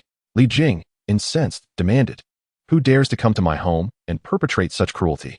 Where is the steward? I shall inquire with the steward to discern what has transpired." Linger interjected. "There is no need to ask. It was the iron sweeper." Li Jing, in disbelief, queried, "What? The iron sweeper? That mere sweeping deity dares to cause a ruckus in my residence? He must be seeking his demise. I shall confront him at his abode." Linger, in a soothing tone, replied, "Father, please do not be anxious. Allow me to handle this matter. Even if you were to go now, I suspect he has already fled and is no longer at home." Chapter 79. The three little ones set fire to the iron sweeper's residence. Linger was indeed correct. At that moment, the iron sweeper was racing alongside the tiger spirit towards the lair of the malevolent monarch. They had been running for quite some time, breathless and fearful of being pursued, especially the iron sweeper, who was haunted by the earlier encounter. Should King Li capture him, he would surely face a gruesome fate. However, after a prolonged flight, exhaustion set in, prompting him to exclaim, "Ah, tiger spirit, slow down. I can hardly continue." The tiger spirit turned to glance at him, sneering. "Iron sweeper, are you not afraid that resting for a moment will allow the formidable King Li to catch up and reduce you to a mere pulp?" The iron sweeper, in a fit of anger, puffed his cheeks and retorted, "Let him catch me if he dares. Death awaits regardless. Since I encountered you, it was destined that I would meet my doom at your hands. And now, look at this. I am left homeless." Meanwhile, the little one and little Neo arrived at the entrance, colliding with their cousin, little Golden Jade, who was returning with their grandfather. "Cousin, where are you two headed?" Little one and little Neo exchanged glances and replied, "Out to play. Where else?" Little Golden Jade, with a disdainful expression, retorted, "You are lying. In the current predicament, who can possibly think of playing? You must be planning some mischief." Little one, making a motion for silence, whispered, "Shoo, keep it down," and pulled him along as they continued outside. "Indeed, we are off to undertake a grand endeavor. I intend to seek vengeance on that audacious iron sweeper for my father." Little Golden Jade nodded resolutely. "Count me in." "Very well," said little one. "But when we go, you must all heed my commands." Little Golden Jade and little Neo exchanged glances and nodded in agreement. All right. In no time, the trio arrived at the iron sweeper's doorstep, observing the door firmly shut. Little one pondered, perplexed. How curious. Why is the door closed? Do they know of our arrival and are hiding like turtles? Anger surged within him as he clenched his tiny fists, rushing towards the entrance and kicking it repeatedly, shouting, "Open up, if you have the guts. Do not cower inside like a turtle. How dare you harm my father? Today, I shall make you pay." In the distance, the iron broom, having sneezed several times, muttered, "Which scoundrel is talking about me again?" The little fellow, after knocking for quite some time without seeing anyone, commanded the small bull to unleash a breath of fire upon the door. To their astonishment, the flames grew ever larger, ultimately engulfing the entire estate in a roaring inferno that spread across the celestial realm. Meanwhile, the three little rascals stood outside, arms crossed, observing the blazing fire, resembling three tiny tyrants. One of them remarked, "Since you are hiding inside, let us burn you alive. You provoke no one but my father. Do you not realize that to provoke my father is to provoke me?" Not far away, the iron broom immortal, having barely escaped, was taken aback by the sight of the raging flames in the air and exclaimed, "Oh no, isn't that my estate? I must return to see which scoundrel dares to set fire to my abode." As he spoke, he stood up, preparing to head home. However, the tiger spirit swiftly blocked his path, declaring, "Have you lost your mind? Returning now is tantamount to seeking your own demise. It is merely a nest. Once we assist the evil lord in claiming his position, everything will come to us effortlessly." The iron broom immortal huffed in response, "I see you are merely a dreamer. But now that we have come this far, we have no choice but to proceed. It's all your fault. Had it not been for you, I would not have met such a fate today. How is it that I encountered such two harbingers of misfortune?" As he spoke, his gaze drifted toward the inferno, lamenting, "My home, just like that, is gone." Meanwhile, The Iron Broom Immortal's disciple was busy tidying up when he suddenly spotted flames rising in the distance, exclaiming, "Oh no, my home is on fire." He dropped his broom and rushed back, panting heavily and drenched in sweat. Upon finally reaching the entrance, he saw 3 figures of similar stature, standing there, reveling in the misfortune, gazing at the burning house. Enraged, he shouted, "It's you? I'll see you in court. What has my master done to provoke you? You dare to come to my master's residence and set it ablaze. I will report you to the Jade Emperor." Simultaneously, the 3 little troublemakers turned their heads, grinning mischievously, and one of them said, "Oh, look who it is. The Iron Broom's disciple. You want to report us? Go ahead. I hope you do. Even if you don't, I shall report you first. Your master brazenly brought people to my estate, nearly causing my father's demise. And you dare to come here, playing the victim? You lie. My master is not that kind of person," the disciple retorted. The disciple of the great Iron Sweeper, upon hearing the 3 little rascals insult their master, felt a surge of emotion, nearly brought to tears. In a hurry, he dashed forward, bucket in hand, intending to fetch water to extinguish the flames. However, the 3 young mischief-makers swiftly obstructed his path, declaring, "You shall not proceed.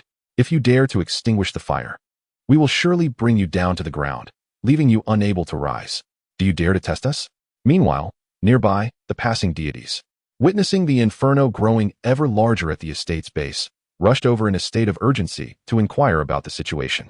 "The place is ablaze. Why aren't you hurrying to put it out?" They contemplated lending a hand to quell the fire. Yet, the 3 little ones blocked their approach, saying, "No need. Thank you.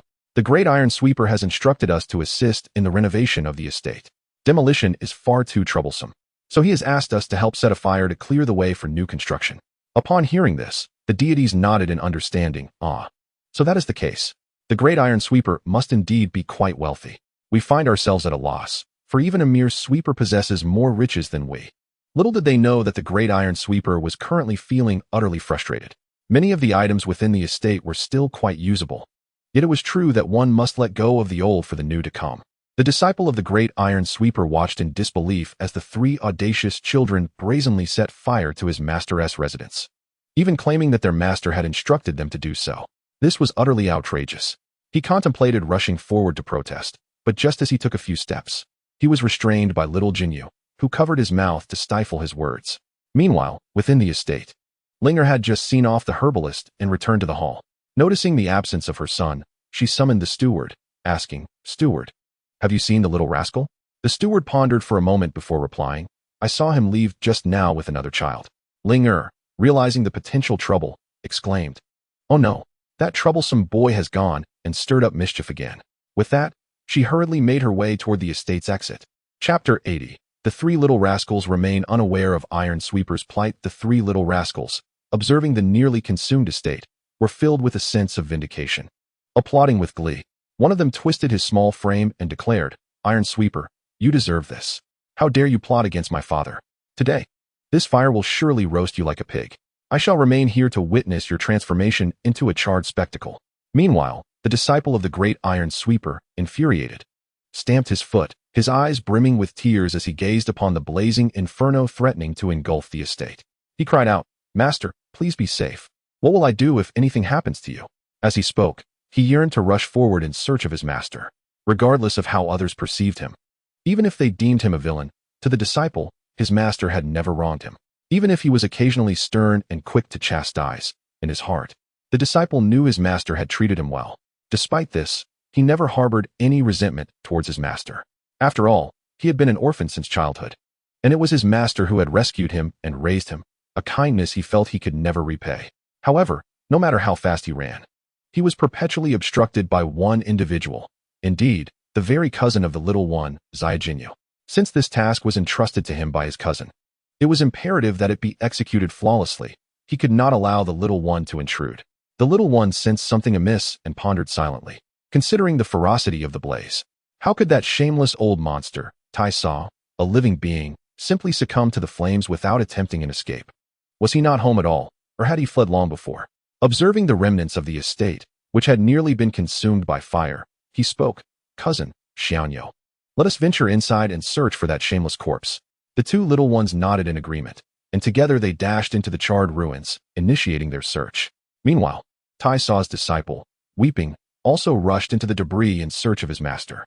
At that moment, the few of them were preoccupied with their pursuit of Tai Saw's body and did not impede him. The trio scoured the entire devastated site, panting and exhausted. Yet they found no trace of Tai Saw. The little one stood up and declared, "Indeed, he has escaped once more. What a cunning old fox he is." Xia Jinyu and Xiaoyo exchanged glances and inquired, "Cousin, it seems this person has already fled. What shall we do now?" The little one pouted and stamped his foot, replying, "What else can we do? We can only leave it as it is for now. It's getting late. We must hurry back, lest our mother discovers our absence and becomes upset." As for Tai Saw's disciple, upon failing to find his master's remains within the ruins, his tears ceased, and an unexplainable joy blossomed within him, secretly thinking, "Master, thankfully you are safe and not at home." Just as the three little ones turned to head home, they spotted a woman clad in flowing white garments approaching. She wore a simple white dress, her long tresses cascading down her back, casually tied into a ponytail. Coupled with her breathtaking beauty, she was nothing short of stunning. Even the little ones were taken aback, exclaiming, "When did mother become so beautiful?" Indeed, ever since Linger married her husband Nezha and had this little one, she had adopted a much more demure style, transforming from her former self into someone almost unrecognizable. However, at this moment, with such a calamity befalling their home, and with her husband not only having lost his powers but also being restless within their abode, she could not sit idly by while others came to intrude and bully her. As Linger approached and beheld the charred remnants of the estate, her gaze fell upon the three little ones, their faces smeared with soot, resembling painted clowns. If one did not scrutinize closely, it would be difficult to discern that among them was her own son. Linger observed this scene, unsure whether to laugh or cry, her heart inexplicably heavy with sorrow. After all, her son was not yet 5 years old. In just 2 months, he would be. At such a tender age, he should be basking in the joys of childhood, cherished by his parents and doted upon by his grandparents. Yet, here he was, embroiled in such turmoil, secretly sneaking out to set fire to a place in pursuit of vengeance for his father. Those three mischievous boys were exceedingly audacious. If they encountered someone with formidable powers, what would become of them? How could she explain this to the parents of the two little rascals? While she wholeheartedly supported their actions, she maintained a stern facade and admonished, "You three little rascals, come here. Who allowed you to do this? How dare you sneak out while I was unaware and come here to wreak havoc?" The disciple of the iron sweeping immortal, upon hearing Linger's voice, snapped back to reality. Turning around, he mused to himself, "Isn't that the mother of the child who has caused this trouble? I think I just heard her reprimanding them. Could it be that she is aware of her son's misdeeds?" It appeared that this woman, not only possessing beauty, was also a person of discernment and propriety. Given this, it would not be unreasonable for him to seek compensation for the damages inflicted upon his master's estate by her son. He recalled his master mentioning that the Li family was affluent and influential, a favored entity before the Jade Emperor, and that compensating for such losses would be a mere trifle. With this thought, the disciple's initial disappointment transformed into anticipation. He straightened his attire and approached Linger, saying with feigned innocence, "Madam, greetings. I am a disciple of the iron sweeping immortal. Your son inexplicably led others to set fire to my master's estate. Surely, you cannot allow such recklessness to go unaddressed. You strike me as a reasonable person. Since it was your son who caused this damage, it is only fitting that you, as his mother, should provide compensation." Upon hearing the words of this young boy, Linger could not help but let out a cold laugh. She scrutinized him and remarked, "Little one, you appear to be an honest child. Having been by the side of the iron sweeping immortal for so long, have you come to truly know him? I advise you to be cautious. He may not be a man of good character. If you continue to follow him, you risk your own downfall." The disciple of the iron sweeping immortal, upon hearing this, hung his head, realizing that his master had indeed committed many wrongdoings and had a penchant for petty gains. Yet, as an orphan, he pondered where else he could go if he did not stay with him. Linger continued, "Child, do you understand? Though my son is young, he does not act recklessly. This time, it was your master who, while we were away, brought harm to his father. I ask you, if someone else were to bring harm to your father, what would you do?" Though merely 10 years of age, the little one is acutely aware of boundaries. After hearing those words, he found himself at a loss for a response. "Indeed, if my father were harmed, I might not only burn down the offender's residence, but perhaps even take the life of that individual. Yet to this day, I remain oblivious to the identity of my parents, having never laid eyes upon them since my birth." Chapter 81. The iron chains of the malevolent monarch are unbound. The trio of little ones, heads hanging low, approached Linger and, in perfect unison, uttered their apologies. Acknowledging their wrongdoing, Linger glanced at the three of them, covered in dust from head to toe, their appearances utterly disheveled. She then turned to the eldest, Jinyu, and said, "Nephew, you are significantly older than they are. Seeing them act so recklessly, why did you not intervene? Instead, you chose to join in their mischief. You have truly disappointed your aunt. If your parents were to learn of this, I wonder how you would explain yourself." Though Linger spoke sternly, her heart could not bear to report her nephew. She felt a pang of sympathy for him. Jinyu, well aware of his aunt's dual nature, sharp-tongued yet tender-hearted, understood that her outward severity masked her genuine concern. However, in such a situation, he needed to find a way to gracefully exit. Complying, he replied, "I acknowledge my fault and submit to your punishment." The two younger ones exchanged glances and chimed in. "This is not our cousin's fault. We dragged him into this. If punishment is to be meted out, let it fall upon us alone." Jinyu interjected, No, Aunt, I am far older than they are. I should have stopped them from acting foolishly and should not have participated in their antics. I am willing to accept the punishment on my own." Seeing the three little ones before her, Linger felt a headache coming on. "None of you will be spared. I assure you that you will face severe consequences." After saying this, she turned her gaze toward her troublesome son and smiled, saying, "Especially you. Just wait until we return home. You will see how I handle you." To others, her smile might seem merely playful, lacking any real menace. Yet to the little ones, it was the very visage of a true female demon. Each time their mother smiled at them in such a manner, it foretold nothing good. With a chill running down their spines, they felt a tinge of fear. "Come along. All three of you will accompany me home," Linger declared, turning on her heel and walking away, with the three little ones trailing silently behind, daunted by the gravity of having burned down someone else's residence. As they walked, the little ones pondered. Though they believed their actions were justified, they were reluctant to provoke their mother's ire. Meanwhile, the disciple of the Iron Broom Master gazed at their departing figures and then at the charred remains of the estate, sorrow washing over him. "Master, where are you now? What am I to do? You departed without taking me along, leaving me to transform into an orphan, bereft of a home. Though I am aware of the many wrongdoings you have committed, where else could I go if not by your side?" The celestial being, Tai-Bai Jinxing, witnessed this scene and overheard their conversation. With a heavy heart, he shook his head, contemplating that although the child had been in the company of Taisa for a considerable time, his mind remained untainted. Indeed, saving a life is more virtuous than erecting a seven-tiered pagoda. This child appeared so pitiable that he gradually approached, gently placing a hand on the young one's shoulder. The child turned to see him and exclaimed, "Grandfather Tai-Bai, when did you arrive? I did not even notice." As he spoke, he wiped the tears from the corners of his eyes. Tai-Bai Jinxing smiled and said, "I heard your conversation just now. What he said is true. Although Taisa raised you, his intentions are far from noble, and remaining by his side will eventually lead to your downfall." Upon hearing this, the child could no longer contain himself and cried out, "Grandfather Tai-Bai, I am already an orphan, unaware of who my parents are. If I do not follow my master, where else could I possibly go?" Tai-Bai Jinxing sighed and replied, "Very well, little one. If you do not mind, how about you accompany me from now on?" The child responded, "Grandfather Tai-Bai, many say my master is a dreadful villain. After being with him for so long, are you not afraid I might follow in his footsteps? Are you not concerned that my presence might bring you trouble?" Tai-Bai Jinxing smiled gently, "My dear child, I can see you possess a kind heart. Those with a good nature can never truly turn bad. I am not afraid, but you must understand that if you choose to stay by my side, any misdeeds will be met with strict consequences." The child beamed at Tai-Bai Jinxing, saying, "Grandfather, I wish to stay with you and promise to be a good child, causing you no trouble." "That is wonderful to hear. Given the state of this place, it is clear that he brought this upon himself. Come, let us return home." The child nodded in agreement, finding solace in a newfound haven. Meanwhile, Taisa and the tiger demon returned to their lair, where they found the evil lord still engrossed in his cultivation. After a brief wait, the evil lord opened his eyes and inquired, "Have you accomplished the tasks I assigned you?" The tiger demon rushed forward, eager to take credit. "Lord Evil, we have completed the task. However, we failed to capture the child and instead drew blood from Nezha." The evil lord, incredulous, questioned, "That cannot be true, can it? Since Nezha has ascended to the position of a war god, his powers are formidable, and how could you two possibly extract blood from him?" "The truth is, evil monarch, Nezha recently engaged in a fierce battle with Wu Haoyan, injuring himself and now devoid of any magical prowess. In essence, he is as powerless as an ordinary mortal. Anyone possessing even the slightest bit of magic could effortlessly crush him like an ant." "Oh, such fortuitous circumstances.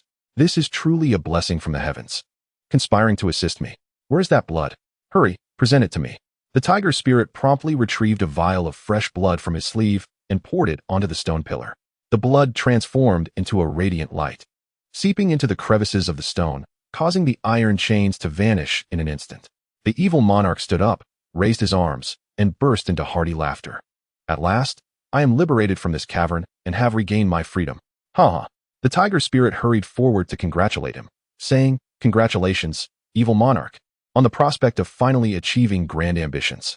At that moment, the iron-sweeping immortal realized he had no avenue for retreat and stepped forward to echo, "Congratulations, evil monarch."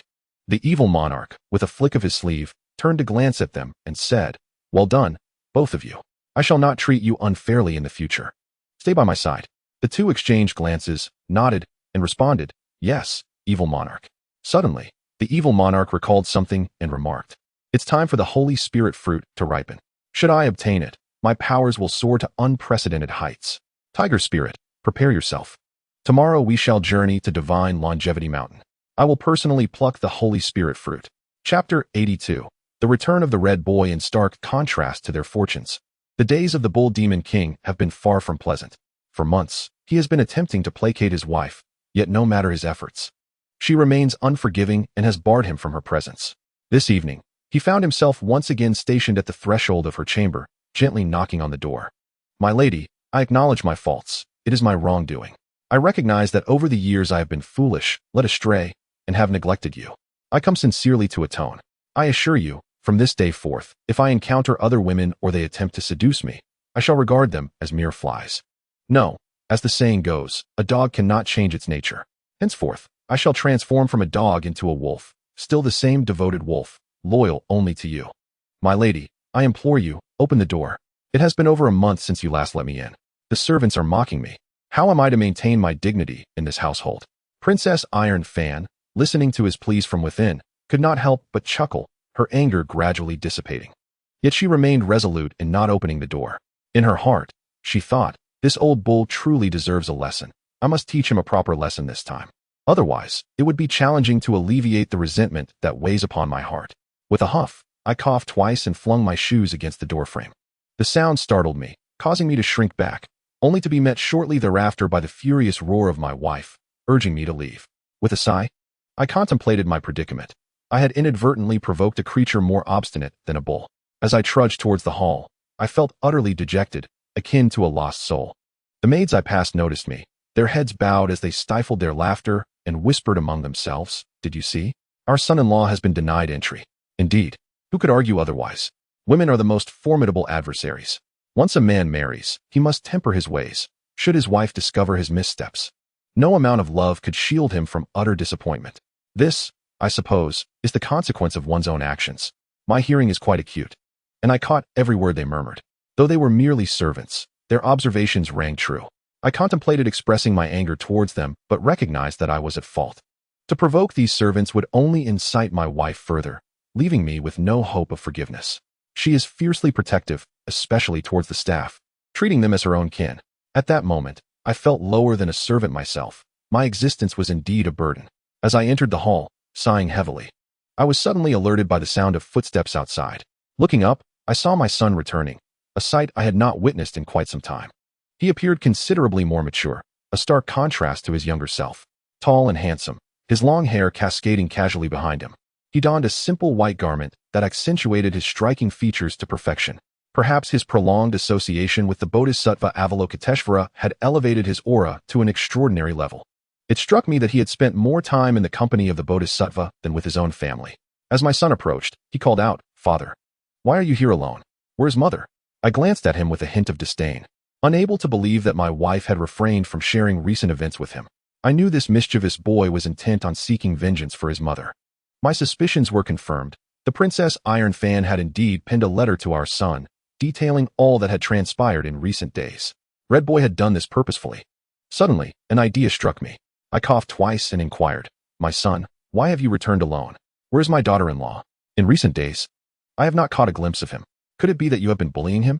My dear daughter-in-law has left home. You cannot coax her back, can you?" The Bull Demon King and the Red Boy truly are a remarkable father and son duo. Just the other day, Red Boy had a quarrel with Bai Shanshan. It was due to his frequent absences that she was left to manage the household alone, caring for both her in-laws and the children while mediating conflicts between her parents-in-law. Exhausted to the point of collapse, she returned to her parental home in a fit of anger.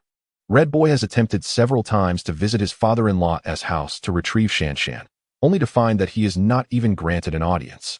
Upon hearing this, Red Boy realized that his father was being intentionally obstructive, exhibiting a rather cunning nature. He merely wished to engage in a verbal sparring match to express his grievances on behalf of his mother, yet even that opportunity was denied to him. Outraged, he pouted and declared, "Father, I shan't waste my breath on you any longer. I shall go seek my mother." The Bull Demon King observed his son's disgruntled demeanor with a sense of satisfaction, secretly contemplating the scheming thoughts that must be brewing in his mind. "Do not think I am unaware of your intentions," he mused. Never forget that experience is a formidable adversary. You may wish to challenge me, but you are still rather inexperienced." After taking a few steps, Red Boy suddenly paused, contemplating that his mother was likely still in a foul mood. If he were to approach her, a single ill-chosen word could ignite her temper. Thus, he turned back and approached his father, saying, "Father, it has been quite some time since we enjoyed a drink together." After a moment's reflection, he added, "Perhaps it would be best not to disturb Mother while she rests. Instead, let us share a few cups together, shall we?" The Bull Demon King cast a sidelong glance at his son, thinking, this boy has grown increasingly shrewd. He is clearly wary of his mother's current ire. One misstep in conversation could lead to trouble. Very well, my mood is rather sour as well, and no one here accompanies me for a drink. I shall play the fool for a time." He replied, "Excellent. Let us father and son enjoy a few drinks together. I shall have the steward arrange some dishes, and we will indulge in merriment right here in the hall." As soon as he finished speaking, the steward was summoned to bring forth fine wine and delicacies. Having spent considerable time in the residence, he was well aware of the preferences of the father and son. Moreover, given that both had recently incurred the displeasure of their wives, it was only natural that they sought solace in drink. Red Boy, upon seeing the spread of food and drink that the steward had brought, smiled and said, "Steward, you truly know me best." The steward chuckled and replied, "I have watched you grow since childhood. If I cannot even grasp this small detail, I would not deserve to be the steward of this household." Chapter 83. Red Boy intoxicates his father. "Well then, esteemed son, I shall take my leave. You two enjoy your drinks." Red Boy, smiling, said to the steward, "You may go about your duties. I am determined to get my father thoroughly intoxicated today." The Bull Demon King laughed. "Very well. I am eager to see just how much your drinking capacity has improved." The Red Boy personally poured a cup of wine for the Bull Demon King and said, "Father, ever since my mischievous childhood when I fought with Uncle Wukong and was taken as a disciple by Master Guanyin, I have seldom returned to keep you and mother company. Fortunately, I later encountered Bai Shanshan, who has dutifully honored you in my stead. To speak candidly, at times I truly feel a sense of guilt towards both you and mother, as well as Shanshan. Come, father, let us clink our cups. This first cup of wine shall serve as an apology for my filial shortcomings." The Bull Demon King clinked his cup with his son and drank it down in one gulp. He expressed, "Having such a thoughtful son as you is the greatest blessing of my life. Alas, it is I, as your father, who have fallen short, failing to fulfill my responsibilities both as a father and as a husband." As he spoke, the Bull Demon King poured another cup of wine for himself and his son, continuing, "This time, I have truly offended your mother. It seems she has no intention of forgiving me. It is entirely my fault for succumbing to external temptations and becoming entangled with the nine-tailed fox, neglecting your mother. I almost caused harm to my own grandchild. How could your mother ever forgive me?"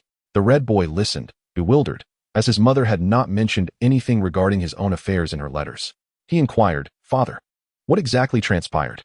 The Bull Demon King recounted the entire saga before his son. The Red Boy, filled with indignation, stood up abruptly and slammed his hand on the table, declaring, "The audacity of the nine-tailed fox, tempting you, father, and I have not sought retribution. Yet, it dares to bully my son, no matter where it flees. It had best not cross my path, otherwise, I shall not let it escape unscathed. Let us not dwell on these unpleasant matters." The Red Boy said while pouring more wine for his father, "As long as you sincerely repent, I believe mother will surely forgive you. Alas, I have been back for quite some time. Why have I not seen that little rascal of mine? Oh, I heard your mother say he went to play at the home of the god of war's son." The Red Boy paused, then said, "Isn't the god of war's son Nezha, the child of the pagoda-bearing heavenly king? Are you saying my little rascal has befriended Nezha's son?" It's quite remarkable how one soars in the heavens while the other runs on the ground, yet they can still come together as friends. It truly is fate. My son is indeed promising. Even in play, he has ascended to the heavens and made friends among the celestial beings. This reflects great ambition. Unlike my childhood when I had no friends, just those who revolved around me, which was rather dull. My son is fortunate. I wish he would make even more friends like these. With more friends, his path will surely be smoother. They conversed for quite a while until the red boy succeeded in getting the bull demon king thoroughly intoxicated. He then quietly approached his mother's room and knocked on the door. As Princess Iron Fan lay in a state of drowsiness, she was abruptly awakened by a knock at the door. With an irritable voice, she admonished, "Old ox, are you not tired of bothering me? I wish to sleep. So kindly leave."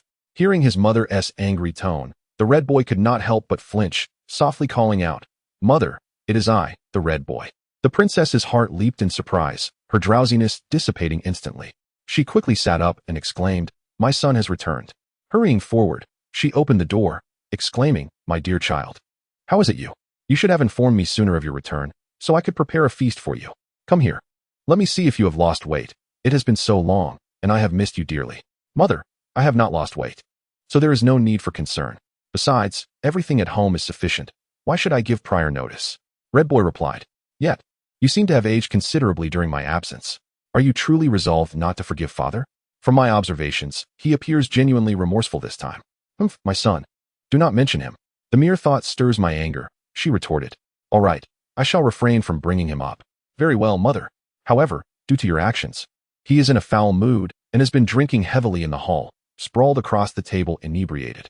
Whether or not to tend to him is up to you. I have matters to attend to. I came to see you, yet I must depart again." "A marriage is often marked by quarrels at the head of the bed and reconciliations at its foot," she mused. "I understand you will not truly hold a grudge against father. You merely wish to temper his arrogance, do you not? Nonetheless, one must tread carefully. For while a man's good temper is reserved for the woman he cherishes, he is not devoid of temper altogether. Mother, you must exercise restraint." Upon hearing this, Princess Iron Fan felt a surge of displeasure. "Oh, you impudent child. Are you here to visit me, or merely to play peacemaker for your father?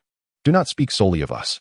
You drove my daughter-in-law away, and now I have no one to serve me tea or share conversation. When will you coax her back? I have missed her dearly. Have you forgotten that I am your son? Others might think I am merely a son-in-law in your household," he jested. "Very well. I shall hasten to find Shan Shan, even if I must kneel to plead for her return. Will that suffice?" "Son, you have made a promise," she replied. "I give you a fortnight to bring my daughter-in-law back. Should you fail, do not expect to return here." "Understood, mother. I shall take my leave now." "Must you depart so soon? You have only just returned, and yet you do not wish to spend time with your mother? You urged me to find your daughter-in-law promptly. Did you not? As your obedient son, I must comply and attend to the task at once. After all, 2 weeks will pass swiftly. And should I fail to bring back your daughter-in-law, you might cast me out." The mischievous lad, always seeking excuses, hastily made his escape, exclaiming, "Truly, one cannot linger here." He added, "Mother, I shall take my leave now. Father is in the hall. You may handle the situation as you see fit." With that, the red boy swiftly turned and vanished. Princess Iron Fan contemplated the matter. Though vexed, she could not allow the bull demon king to remain in the hall. What an unsightly spectacle that would be. Thus, she personally ventured into the hall to assist the bull demon king to a more suitable chamber for slumber. Meanwhile, the red boy, upon exiting the estate, soared towards the residence of Li Jing. On another front, under the attentive care of Qian, Wu Haoyan's injuries gradually healed. During these days spent together, a sense of nostalgia washed over him, reminiscent of bygone times.